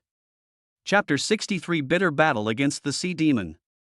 Bai Li's proactive appearance was like a drop of cold water into a boiling oil pan, instantly igniting the entire space. The third-ranked sea demon snorted coldly and pointed his strange trident forward. Boom! The ground beneath Bai Li's feet suddenly exploded, and several thick, sharp water spears formed from high-pressure seawater burst forth from the earth. With a piercing whistling sound, it aimed straight for her vital points. The attack came without warning and was incredibly fast. Bai Li's figure floated backward as if weightless, while her fingertips flicked out starlight. Puff! Puff! Puff! The condensed starlight struck the water spear precisely, shattering it in mid-air and turning it into a shower of water droplets. But the water droplets did not dissipate. Instead, they twisted in the air, transforming into countless tiny water snakes imbued with dark energy, which continued to coil around Bai Li. Starlight swirled around Bai Li, forming a protective shield that kept the dark water snakes out, emitting a sizzling, corrosive sound. Her gaze was solemn. This third seat had an extremely strong control over the rules of water, and could manipulate the power of this deep sea with every move. Stars, you dare to shine in the deep sea? How laughable! The sea demon's hoarse voice was filled with mockery as he swung his trident once more. The entire space seemed to have become his domain, with the surrounding seawater. Although isolated by the barrier, the water element was everywhere, becoming heavy and viscous, restricting Bai Li's movements like a swamp. At the same time, countless ice crystals, blue in color and with dark patterns, condensed in the air and shot towards Bai Li like a rainstorm. Each ice crystal contains a chilling coldness and corrosive dark energy powerful enough to freeze the soul.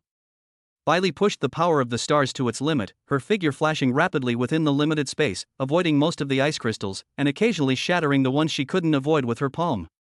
The star power collided with the dark ice, creating a violent energy explosion that shook the entire space. She can't just play defense all the time. After dodging a barrage of ice crystal attacks, she clasped her hands together abruptly, and brilliant star power gathered in her palms, transforming into a massive galaxy phantom that stretched across space. A galaxy pours forth. With a sharp cry, she unleashed the concentrated power of the galaxy towards the sea demon. A trivial skill. The sea demon neither dodged nor evaded, its trident slamming heavily to the ground. A thick wall made of black ice suddenly rose from the ground in front of him, with surging dark water flowing around it. Boom! The illusory starry river crashed violently into the wall of ice water. A blinding light erupted, and an energy shockwave swept out like a storm. Some of the black-robed men who were nearby were thrown back and screamed as they crashed into the surrounding stone walls. The ice wall trembled violently, and countless cracks appeared on its surface, but it still managed to barely withstand the attack. The sea demon swayed slightly, its eyes beneath the mask growing even colder. "You do have some skill. But that's enough." He clearly had no intention of delaying any longer. He raised the trident high above his head, and the dark energy and water elements in the entire space frantically converged towards the tip of the trident. A huge, constantly rotating black vortex of water formed above his head, emanating an aura of destruction from its center. The abyss, sea burial. He suddenly pointed the trident at belle. The enormous black vortex of water, as if it were alive, crushed towards belle with a terrifying suction force that devoured everything. Wherever it passed, space seemed to distort. Belle's expression changed slightly. She could feel the terror of this attack, which had almost blocked all her escape routes. She mobilized all her remaining strength, preparing to take the fatal blow head-on. At this critical moment, click, click, click. Several crisp cracking sounds rang out from the magic circle where the black-robed men were sitting. It's Lin Yi and Yi Ling. While belle distracted the sea demon and most of their attention, they emerged from the shadows like ghosts, their target the black stone slabs that served as nodes of the magic array. Although Lin Yi's spiritual vision was suppressed, he could still accurately locate the core of the energy flow on the stone slab at close range. He condensed his icy yuan power and a wisp of borrowed star power onto the high-frequency particle dagger and stabbed it fiercely at the key point of the stone slab. Yi Ling, with her super speed, wielded her twin blades like a whirlwind, specifically targeting the weak points where the stone slabs connected to the ground, or directly severing the energy lines connecting the stone slabs. They moved extremely fast, and before the man in black robes could react, they had already destroyed 7 or 8 key stone slabs. The light from the entire dark magic circle instantly became extremely unstable. The dark chains that stretched out from the vortex and were binding the heart of the tide also shook violently, and their light dimmed considerably. The ceremony was forcibly disrupted. Heart of the tide seemed to seize this opportunity, suddenly unleashing its last burst of power. A brilliant blue light burst forth, forcefully shattering several dark chains. Asshole! The sea demon was both shocked and furious. His abyssal sea burial, which he was about to unleash, also experienced a momentary stagnation and weakening due to a sudden instability in energy supply. Belle would never let this opportunity slip by. The power she was prepared to withstand instantly transformed into an extremely condensed starlight ray. Instead of attacking the sea demon, they shot at the black water vortex that had become unstable due to the destruction of the magic circle. Puff! The starburst rays, like needles pricking a balloon, precisely struck the weakest point in the vortex's energy structure. Rumble! Losing stable energy support and suffering precise external attacks, the terrifying black water vortex suddenly went out of control. It twisted and expanded violently in mid-air, and then exploded with a bang. The raging energy turbulence surged wildly in all directions like a runaway horse. The sea demon was the first to be hit, suffering a backlash from its own out-of-control attack. It groaned and staggered back a few steps. His black robe was torn in several places, and his breathing became slightly disordered. The black-robed figures around them suffered even worse fates, being swept up by the energy turbulence, resulting in heavy casualties. The chanting abruptly stopped, and the magic array completely collapsed. The dark chains that bound the heart of the tide lost the support of the magic array. Like a rootless duckweed, it quickly became illusory, then broke apart inch by inch and dissipated into the air. The heart of the tide has finally broken free from its constraints.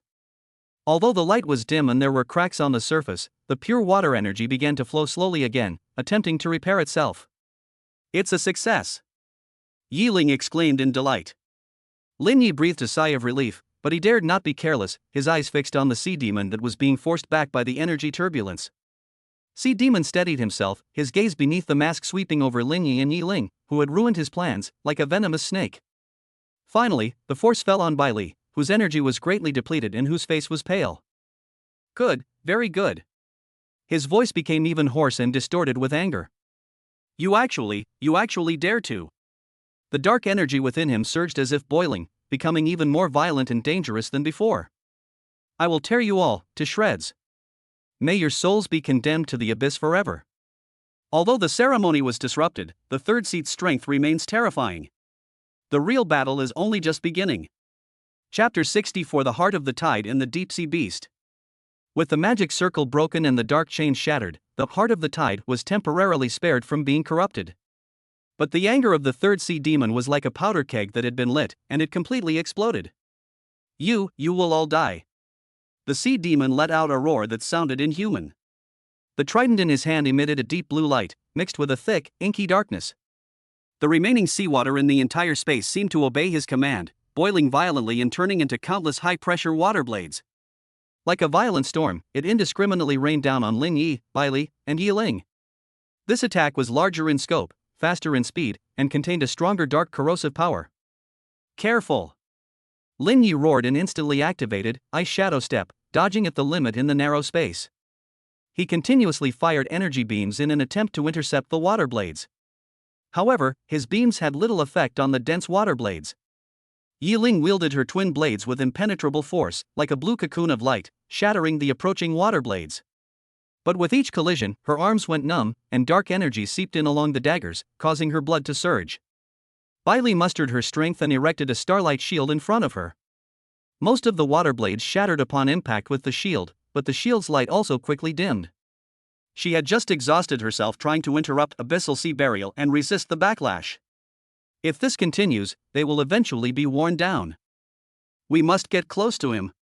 Interrupt his spellcasting. Lin Yi shouted to Yi Ling. They were at a complete disadvantage in ranged combat. Yi Ling nodded, gritted her teeth, and increased her speed to the extreme. Like a wisp of green smoke flying close to the ground, she charged fiercely towards the sea demon amidst dense water blades. How dare an ant get close? The sea demon scoffed, and with a swing of its trident, a condensed stream of black water lashed out at Yi Ling like a whip. Yi Ling's pupils contracted. The speed of the water whip was too fast, and she had almost no way to avoid it. At this critical moment, a pale blue figure arrived first from behind. It's Lin Yi. Using the short-range burst of Ice Shadow Step, he slammed Yi Ling aside, while he himself was struck hard in the chest by the black water whip. Puff! Lin Yi coughed up a mouthful of blood, and a burning pain shot through his chest. His combat suit was torn, revealing a deep wound that exposed bone, and dark energy surged wildly into his body. He felt as if he had been hit by a speeding train, and his whole body was thrown backward, crashing heavily into a stone wall in the distance. Lin Yi! Yi Ling and Bai Li exclaimed in surprise at the same time. A cold glint flashed in Bai Li's eyes, and she no longer held back, forcibly squeezing out the little remaining primordial star power. With her hands forming a hand seal, a highly condensed, seemingly timeless, icy blue star flame danced at her fingertips, about to shoot towards the sea demon. However, at this moment, buzz! A strange buzzing sound, as if from the depths of the ancient ocean, suddenly resounded throughout the entire space. The heart of the tide, suspended above the black vortex, seemed to sense Bai Li's pure star power. And a certain will that Lin Yi displayed when he was injured while protecting his teammates abruptly stopped his self-repair process. Instead, it emitted a soft and compassionate azure halo. The halo spread out like ripples, instantly sweeping across the entire space. A miracle has happened. Those high-pressure water blades, controlled by the sea demon, launched a frenzied attack. The moment I came into contact with that azure halo, it felt as if I had been purified. The dark energy within quickly dissipated, transforming back into harmless ordinary water droplets that splashed onto the ground.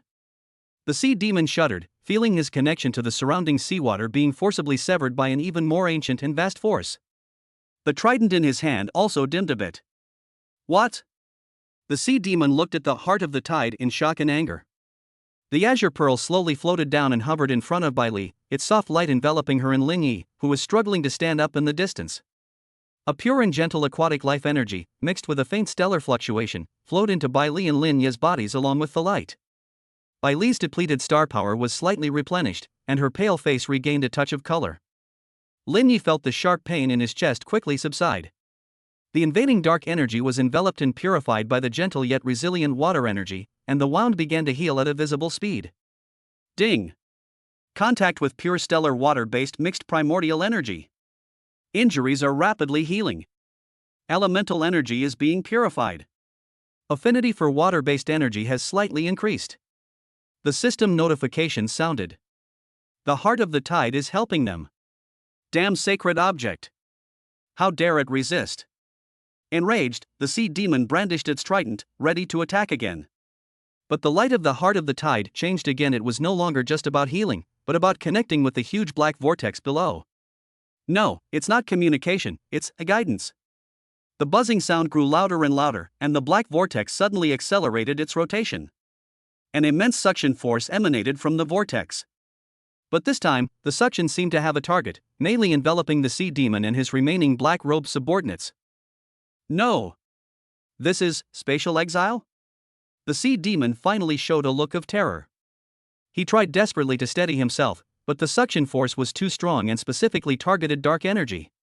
My lord! Save me! He let out a defiant roar, but his body was uncontrollably pulled toward the vortex. Those in black robes fared even worse, screaming as they were torn apart by the suction force, or simply thrown into the vortex and disappeared. The sea demon desperately plunged its trident into the ground in an attempt to stabilize itself, but the suction force tore the ground apart along with it. He stared intently at Lin Yi and Bai Li, especially at the heart of the tide, and roared venomously. You cannot stop my lord. The abyss will inevitably descend. Before he could finish speaking, he and the trident were completely swallowed up by the black vortex. The suction suddenly disappeared. The vortex gradually slowed down and returned to its previous shape, but it seemed to have shrunk a bit, and the energy fluctuations it emitted also weakened. The space was deathly silent, with only the heavy breathing of Lin Yi and the other two remaining. It's over? The third seat was exiled? Everyone had a feeling that it was unreal. They actually survived the third seat's attacks, and indirectly caused him to be banished by the heart of the tide through a spatial vortex? After the heart of the tide had done all this, its light became extremely dim. It slowly drifted back above the vortex, continuing to fulfill its duty of suppression, but anyone could see that it was severely weakened. Lin Yi stood up with Bai Li's help, looking at the space that had returned to calm, still feeling lingering fear. We won? Yi Ling still couldn't believe it. It was a Pyrrhic victory, I suppose. Lin Yi gave a wry smile and touched his chest, which had mostly healed. Without the final help of Heart of the Tide, the consequences would have been unimaginable. It consumes a lot of energy and requires a long time to recover. Bai Li looked at the dim pearl and said softly. Just then, the entire ruin suddenly began to shake violently. What's going on? Are there enemies? Yi Ling immediately looked around warily. Wang Tao's anxious voice came through the team's encrypted communication. Advisor Lin. Something terrible has happened. The energy barrier surrounding the ruins is disappearing. A massive influx of demonic deep-sea creatures is coming in. Furthermore, the sonar detected a huge life form rapidly approaching. Energy level. Grade A. It's a deep-sea behemoth. A class deep-sea behemoth. Clearly, the intense energy fluctuations in spatial exile just now attracted the true overlord of this sea area. Let's go. This place is no place to stay. Lin Yi's expression changed, and he immediately gave the order. Without taking a break, the three quickly returned along the same route. When they burst out of the pyramid entrance and re-entered the deep sea, they were met with a chilling sight: countless demonic sea monsters with bloodshot eyes. Like a tidal wave, they surged in from all directions, tearing at the dark, demonic creatures that had lost control due to the collapse of the ritual and were wandering aimlessly. In the darkness further away, an unimaginably enormous shadow, carrying terrifying water pressure, was slowly approaching. Chapter 65: Evacuation in New Direction. Hai Long. Emergency response. Lin Yi shouted into the communicator, while simultaneously activating the thrusters to maximum, with Yi Ling flanking the exhausted Bai Li. They rushed toward the direction where the submarine was hiding. Behind them, a horde of mutated sea beasts swarmed in, tearing at each other. Dark energy and the stench of blood permeated the seawater, stirring up the already gloomy seabed into chaos. The oppressive feeling emanating from the enormous shadow further away made everyone's heart race. Wang Tao and Zhou Fei had obviously seen what was happening outside. The Hailong quickly started up, rushed out from the shadow of the stone pillar, and took the initiative to meet Lin Yi and the other two. Quick! Get up here! The airtight hatch opened, and Zhou Fei waved anxiously. The three men rushed into the cabin, and Wang Tao immediately closed the hatch. The Hailong spewed a powerful jet of water from its stern and rushed towards the outer edge of the ruins without hesitation. Full speed ahead! Avoid that big guy! Lin Yi commanded, panting. It's already being done. Sweat beaded on Wang Tao's forehead as his hands flew across the control panel. But it's so fast. And it seems to have its eyes on us. On the sonar screen, the enormous dot representing the Class A behemoth was moving at a speed disproportionate to its size. They followed closely behind the Hailong. It seems more interested in the most energy-concentrated submarines in the area. Through the observation window, one could occasionally catch glimpses of the outline of a huge tentacle flashing in the darkness behind.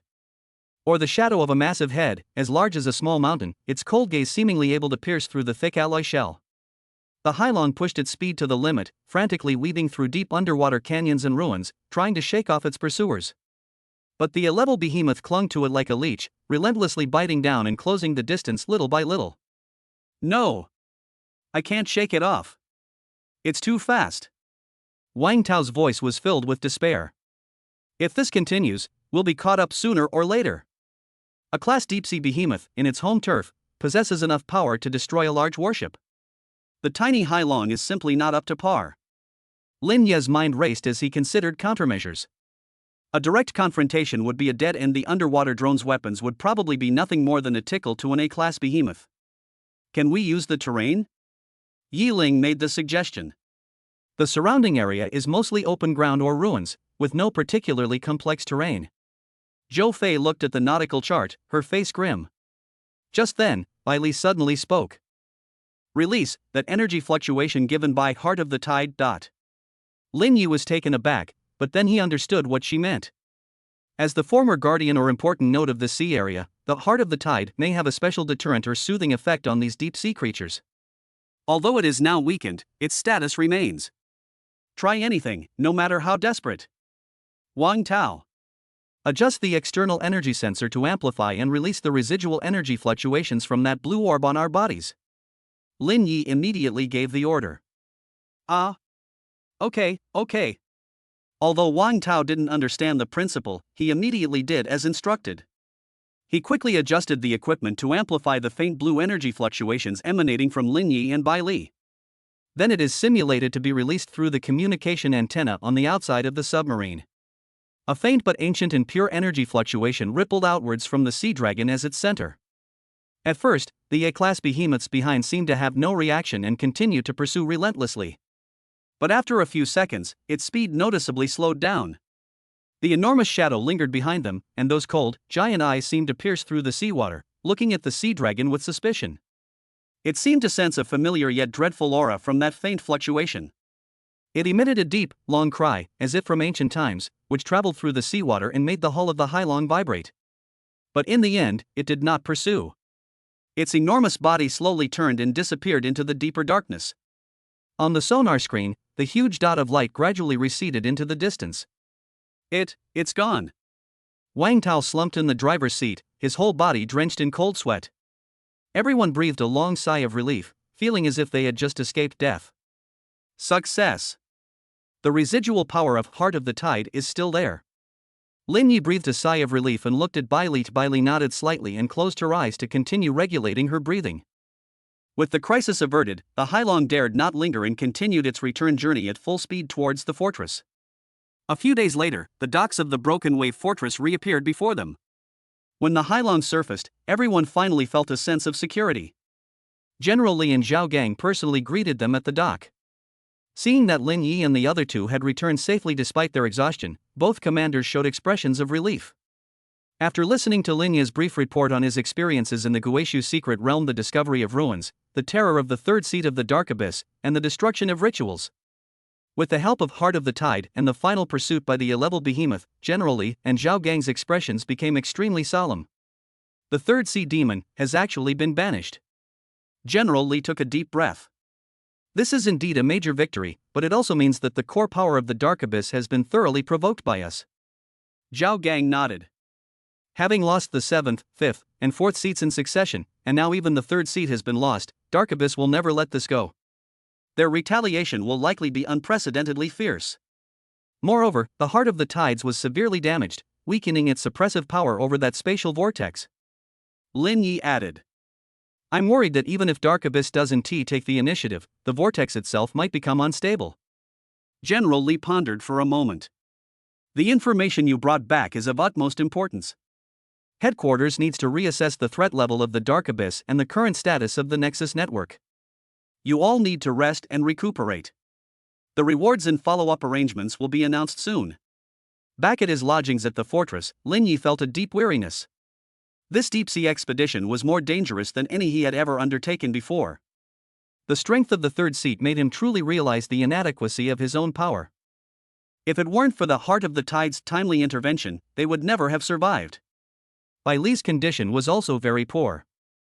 Forcibly resisting the 3rd seat and drawing upon star power caused her recently recovered essence to be shaken again, and she needed to rest. Although Yi Ling was not seriously injured, she was under a lot of mental pressure. Su Xiaoxiao, Zhou Fei, and Wang Tao were busy organizing the data and samples from this mission and submitting a report. A few days later, the commendation order and new instructions from headquarters arrived simultaneously. The rewards remain generous, with further enhancements to points, resources, and privileges. But everyone's attention was focused on the new instructions. The command was simple, yet it signified an escalation of the storm.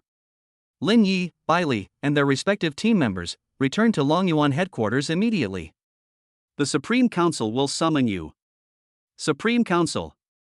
That is the core institution of the true decision-making body of the Dragon Kingdom, directly responsible to the Dragon Emperor. Their mission this time has actually alarmed the Supreme Council. It seems things have really gotten out of hand. Yi Ling looked at the instructions and murmured. Lin Yi gripped the command in his hand and looked out the window at the vast East China Sea. The crisis in the Guishu secret realm has been temporarily averted, but the shadow of the Dark Abyss has not dissipated. On the contrary, it has become even more intense.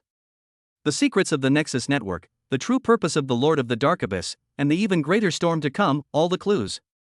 It all seems to point to the Longyuan headquarters, to that highest level of competition. Unbeknownst to them, their small team had been drawn into the center of a massive vortex that concerned the fate of the world. A new journey will begin at the Longyuan headquarters. Chapter 66 Supreme Council. The journey back to Longyuan headquarters was unusually quiet. Everyone was still reeling from the fierce battle in the ruins of Return, and contemplating the upcoming confrontation with the Supreme Council. When the transport plane landed at the headquarters private airport, Instructor Lei Lai, who came to pick it up, had an unprecedentedly serious expression on his face. Come with me, the council members are already waiting for you. Without saying anything more, Lei Lai led Lin Yi and Bai Li directly into a black sedan that was waiting nearby. Yi Ling, Su Xiaoxiao, and Shirlei, who had recovered from his injury and was so excited that he almost hugged Lin Yi, were arranged to wait in the rest area first. Instead of heading towards the familiar command center building, the car passed through heavily guarded areas and entered a secluded building deep inside the mountain. The security level here is extremely high, and identity verification and energy scanning are required at every step. Finally, they stopped in front of a heavy metal door engraved with dragon patterns. Lei Lai took a deep breath and pushed open the door. Behind the door was a circular conference room with soft lighting. 7 figures sat around the circular conference table. They were dressed in simple but dignified clothing, and included both men and women, ranging in age from middle-aged to elderly. Without exception, their eyes were as deep as the sea, and they exuded a powerful aura that was both subtle and awe-inspiring. Lin Yi couldn't even sense their specific strength levels. It was as if he were facing 7 insurmountable mountains. These are the 7 members of the Supreme Council, the highest decision-making body of the Dragon Kingdom. Lei Lai stood at attention and saluted. Report. Consultant Lin Yi and Consultant Bai Li have arrived. An elderly man with white hair, sitting in the main seat, nodded slightly, his gaze calmly sweeping over Lin Yi and Bai Li. He spoke slowly, his voice not loud, yet it clearly reached everyone's ears. No need for formalities. Please have a seat. Lin Yi and Bai Li sat down in the 2 empty seats at the conference table, feeling immense pressure. Lin Yi, Bai Li. Another kind-faced middle-aged female member of parliament spoke, her voice carrying a calming power. We are already aware of your performance in the north, the Sea of Death, and most recently, the Ruins of Return. With your outstanding courage and unwavering will, you have repeatedly thwarted the Dark Abyss's conspiracies and protected the Nexus Node. Your contributions are invaluable. This is our duty. Lin Yi answered cautiously. Beyond his duties, he made contributions far exceeding those of ordinary people. The white-haired old man in the main seat, known as the Grand Speaker, took over the conversation. That's why we've decided to let you know more about the situation, and we need your help. He waved his hand, and a huge star map was projected into the center of the conference room. It was not just a map of China, but a vast landscape that included surrounding countries and even parts of the sea. There are 4 exceptionally bright spots on the map, corresponding to the north, the Sea of Death, the southern jungle, and the ruins of the East Sea, respectively. You have already made contact with 4 Nexus nodes. The Grand Speaker pointed to the star map, but the Star Hub network is far more than that. It is an ancient protective system that covers the entire planet and may even be connected to the depths of space. These 4 nodes within the Dragon Kingdom are extremely important hubs in the network. Another stern-faced, soldier-like member of parliament said in a deep voice. The Dark Abyss's goal was never simply destruction from the beginning. Their goal is to corrupt and seize control of the Nexus network, twisting it into a giant beacon, or coordinate, to guide their so-called Lord of the Abyss to our world. Based on a comprehensive analysis of ancient texts and recent intelligence we have access to, the kind-hearted female member of parliament continued. The Lord of the Dark Abyss may not be a being of our world. It comes from the other side of the starry sky, or it is an ancient evil god sealed in a dimensional gap. The existence of the Star Hub network, to some extent, suppresses its power or blocks its vision. Once the network is distorted and damaged, and the barriers disappear, the consequences will be unimaginable. Lin Yi gasped. Although he had some suspicions, hearing the conclusion with his own ears still sent a chill down his spine. The fate of the world rests on this ancient network. Our struggle against the Dark Abyss has lasted for hundreds of years, or even longer. The Grand Speaker's tone was heavy. But in recent decades, their activities have become more rampant and their infiltration has become deeper. We suspect that this is related to the periodic fluctuations of stellar energy, or the resurgence of the power of the Lord of the Abyss itself. He looked at Bai Li. Miss Bai Li, your arrival may not be accidental. Nine-tailed celestial fox, darling of the stars, your power originates from the same source as Star Hub. We believe you are one of the keys to turning the tide. Bai Li raised her icy blue eyes and calmly responded. I also have a long-standing grudge against the Dark Abyss. She was referring to the force that injured her and caused her to end up here. Although it might not have been the Dark Abyss that directly attacked her, it was still related to the dark and corrupt forces. Very good. The Grand Speaker nodded. According to our latest analysis, after suffering repeated setbacks within the Dragon Kingdom, Dark Abyss is likely to change its strategy. They might try to start from external nodes, or activate a backup source of contamination, but on the star chart, in addition to the 4 bright nodes, there are some relatively dim points of light, some of which are flickering slightly and appear to be an unstable red. Here. The Grand Speaker pointed to a vast Gobi Desert region beyond the western border of the Dragon Kingdom. There is a ruin called Burial Sand Ancient City, and according to ancient records, there is also a secondary node there. Recently, the energy signals there have been unusually active, and traces of activity by high-ranking members of the Dark Abyss have been detected. Your next mission is to go to the ancient city of Burial Sands. The military senator directly gave the order. Investigate the movements of the Dark Abyss and protect the nodes. If a node has been contaminated, assess the possibility of purification. If it cannot be salvaged, then destroy it completely. We must never allow it to become a new stronghold of the Dark Abyss. This mission will no longer be a small team operation. The speaker added. Headquarters will dispatch an elite special operations squadron to assist you, with Lei Lai serving as the temporary commander. Lin Yi, Bai Li, as special advisors, you have the authority to make decisions on the battlefield. The fact that a special operations squadron was dispatched, personally commanded by Lei Lai, demonstrates the importance headquarters placed on this mission and also illustrates the potential dangers involved.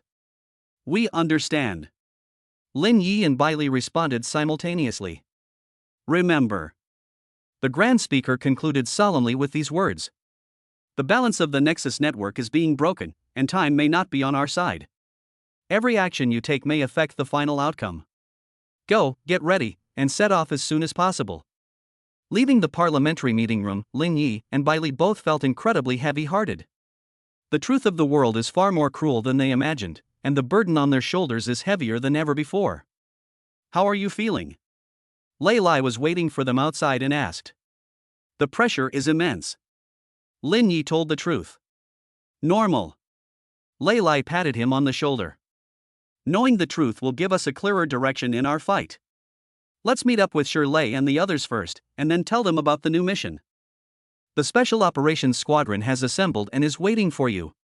Back in the rest area, Shirley, Yi Ling, and Su Xiaoxiao immediately surrounded them. So what? What did the bigwigs in Parliament say? Shirley asked impatiently. Lin Yi briefly told his teammates about the Star Nexus Network, the Lord of the Dark Abyss, and the new mission that the Council had informed them of. After listening, all three fell silent. The pressure of the world's survival instantly weighed on everyone's mind. So, what we fought before was just a preliminary battle. Yi Ling murmured. That's one way to understand it. Lin Yi nodded. The battles to come will be even more difficult and brutal. What's there to be afraid of? Shirley slapped his thigh suddenly. Who cares if they're the Lord of the Dark Abyss or a servant of the Abyss? We'll beat them up one by one, two by two. What haven't we brothers seen? His rough and bold manner softened the somber atmosphere somewhat. Su Xiaoxiao pushed up her glasses, her eyes resolute. I will do my best to provide the best intelligence support. Alright, let's save the morale-boosting talk for the battlefield. Lei Lai's voice came. The Special Operations Squadron Dragonfang is ready, and its equipment and supplies are in place. You have half a day to adjust. We'll set off promptly tomorrow morning. Our destination, the ancient city of Burial Sands. The new journey points to the unknown desert beyond the country's borders. They will face an even more cunning and powerful enemy, as well as challenges that will determine the fate of the world. Chapter 67 Desert City. The heavy transport plane carrying Lin Yi's squad and the Dragonfang Special Operations Squadron landed at the largest military base on the western border. Here, the team switched to large armed off-road vehicles and troop carriers suitable for desert terrain, and replenished their water and fuel supplies. Then, in a grand procession, they drove across the border and entered the vast desert known as the Death Gobi. The endless sand dunes in Gobi Desert were scorching hot, making the air seem distorted. The convoy drove along the bumpy gravel road, kicking up clouds of yellow dust. Lei Lai sat in the passenger seat of the lead vehicle, looking at the electronic map and detector data. Lin Yi, Bailey, and the others sat in the car behind. According to the map, the ancient city of Xingsha is located deep in this Gobi Desert, about 300 kilometers from the border. Lei Lai said through the team's communication system. Everyone, stay vigilant. This area is not only harsh, but also home to many sand bandits and roaming groups of demonic creatures. The convoy traveled through the desert for a day, encountering no danger except for the occasional sighting of a few sand lizards and vultures that kept their distance. But that desolation and deathly silence itself creates a psychological pressure. As evening fell, the convoy set up camp under a huge, sheltered rock. The Special Forces soldiers skillfully established a perimeter and set up defensive fortifications. The desert temperature plummeted at night, becoming bitterly cold. The team members sat around the campfire, eating their heated rations. This godforsaken place is so hot during the day and so cold at night. Shirley complained as he ate a compressed biscuit. According to the information, there is a special energy field near the ancient city of Xingsha that can interfere with the biological clock and sense of direction. Su Xiaoxiao looked at her tablet and said. Many intruders did not die from lack of water or monsters, but from getting lost and eventually dying from exhaustion. Lin Yi looked up at the brilliant starry sky, trying to find his way by the stars. But he did feel a faint, discordant energy fluctuation interfering with his perception. Bailey quietly sensed it. She seemed to have a stronger resistance to that chaotic energy field. The convoy continued its journey the next day. The deeper they ventured, the more eerie the surrounding scenery became. Some huge weathered yard-on landforms began to appear, and the strangely shaped mounds made a wailing sound in the wind, like the wailing of ghosts. Suddenly, the off-road vehicle at the front of the convoy, which was responsible for scouting the way, slammed on its brakes. Report. Situation detected ahead. The voices of the scouts came through the communicator. Lei Lai immediately ordered the convoy to stop, and he and Lin Yi got out of the car to check. Not far ahead, on the sand, lay more than a dozen corpses lying haphazardly. The corpses were dressed in a jumble of clothes. Some looked like sand bandits, while others wore uniform black combat suits. They were outer members of the Dark Abyss. Their deaths were extremely gruesome, as if they had been torn apart by some enormous force, with limbs and broken pieces scattered all over the ground, and their blood had long been absorbed and congealed by the wind and sand. There are still signs of fierce fighting at the scene, with charred craters left by spent shell casings and energy weapons everywhere. Is it internal strife? Or did they encounter something else? Yiling frowned as she looked at the scene. Lei Lai crouched down and examined the corpse of a Dark Abyss member, finding a tiny bite mark on his neck. The area around the wound had an abnormal purplish-black color. It's not internal strife, Lei Lai said in a deep voice. It's poison. A bite mark from some highly venomous creature. Judging from the degree of corrosion in the wound, the toxin is extremely potent. Lin Yi activated his spiritual vision and carefully scanned the remaining energy traces at the scene. Besides the chaotic dark energy and the fluctuations of the deceased's original energy, he also detected a trace of extremely subtle energy residue, carrying a chilling and deathly aura. There's something nearby, Lin Yi whispered. The energy is strange, quite different from that of demonic creatures. Almost as soon as he finished speaking, a faint rustling sound came from behind a huge wind-eroded mushroom rock to his side. Alert! Lei Lai immediately gave the order. All the Special Forces soldiers instantly raised their weapons and aimed them in the direction from which the sound came. The rustling sound grew closer and closer. Suddenly, a golden shadow darted out from behind the rocks like lightning, rushing straight at the nearest Special Forces member. That thing is too fast. It was barely visible that it was about half a meter long, with a slender body covered in golden scales, a triangular head, and a pair of small eyes that gleamed with a cold red light. Careful! The Special Forces soldier reacted extremely quickly, dodging to the side while his assault rifle spat fire. Did-day! The bullet struck the golden shadow, sending sparks flying. Its scales are incredibly hard. The thing was knocked off course by the impact of the bullet and fell to the ground. Only then could everyone see its full appearance. It was a strange snake with a golden body and a single horn on its head. It flicked its scarlet tongue, hissed, and arched its body, preparing to attack again. It's a golden sand-horned viper, Su Xiaoxiao exclaimed. The information mentions that there are unique B-grade demonic creatures near the ancient city of Burial Sands. They are extremely fast, have hard scales, and are highly venomous. Just as the golden sand-horned viper was about to launch itself again, Bai Li made her move. She didn't even move, her gaze simply sharpened, and an invisible chill instantly enveloped the area. Click! Centered on the golden sand viper, the sand within a radius of several meters was instantly covered with a thick layer of white frost. The strange snake froze abruptly, ice crystals forming on its body. Although it immediately struggled and shattered the ice, it was noticeably slower. That momentary slowness was enough. Several energy rays and bullets hit it simultaneously. Lin Yi's energy ray accurately struck its relatively vulnerable eyes, while the Special Forces soldier's armor-piercing bullet hit the soft scales on its abdomen that were slightly exposed due to its struggle. Put! The golden-horned viper let out a sharp hiss, its body riddled with holes, twitched a few times, and then lay still. Is it resolved? Sure. Lei breathed a sigh of relief. It's probably not that simple. Lin Yi's expression turned solemn. His spiritual vision revealed that beneath the surrounding sand, more faint golden energy signals were rapidly approaching. This thing lives in groups. As if to prove his words, the surrounding sand suddenly began to boil like boiling water. Dozens, even hundreds, of golden sand vipers emerged from beneath the sand. Their golden scales reflected a blinding light in the sunlight, and their scarlet eyes stared intently at the convoy, like a golden tide of death surging in from all directions. Everyone! Get on the vehicles! Form a circular defensive formation. Quickly!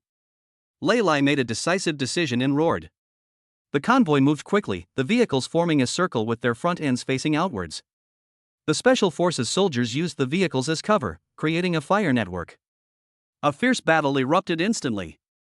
Gunshots, explosions, the sound of energy beams cutting through the air, and the hissing of the golden sand-horned viper rang out in one loud chorus. These B-grade demonic creatures are not particularly strong individually, but there are too many of them, and they are incredibly fast. They have tough scales and can also spray venom.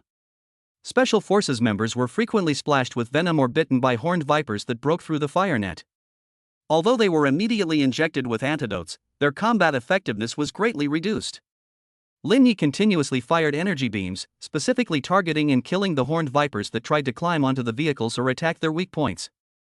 Bailey continued to release cold air, slowing down the snake swarm over a wide area and creating opportunities for the team members to attack.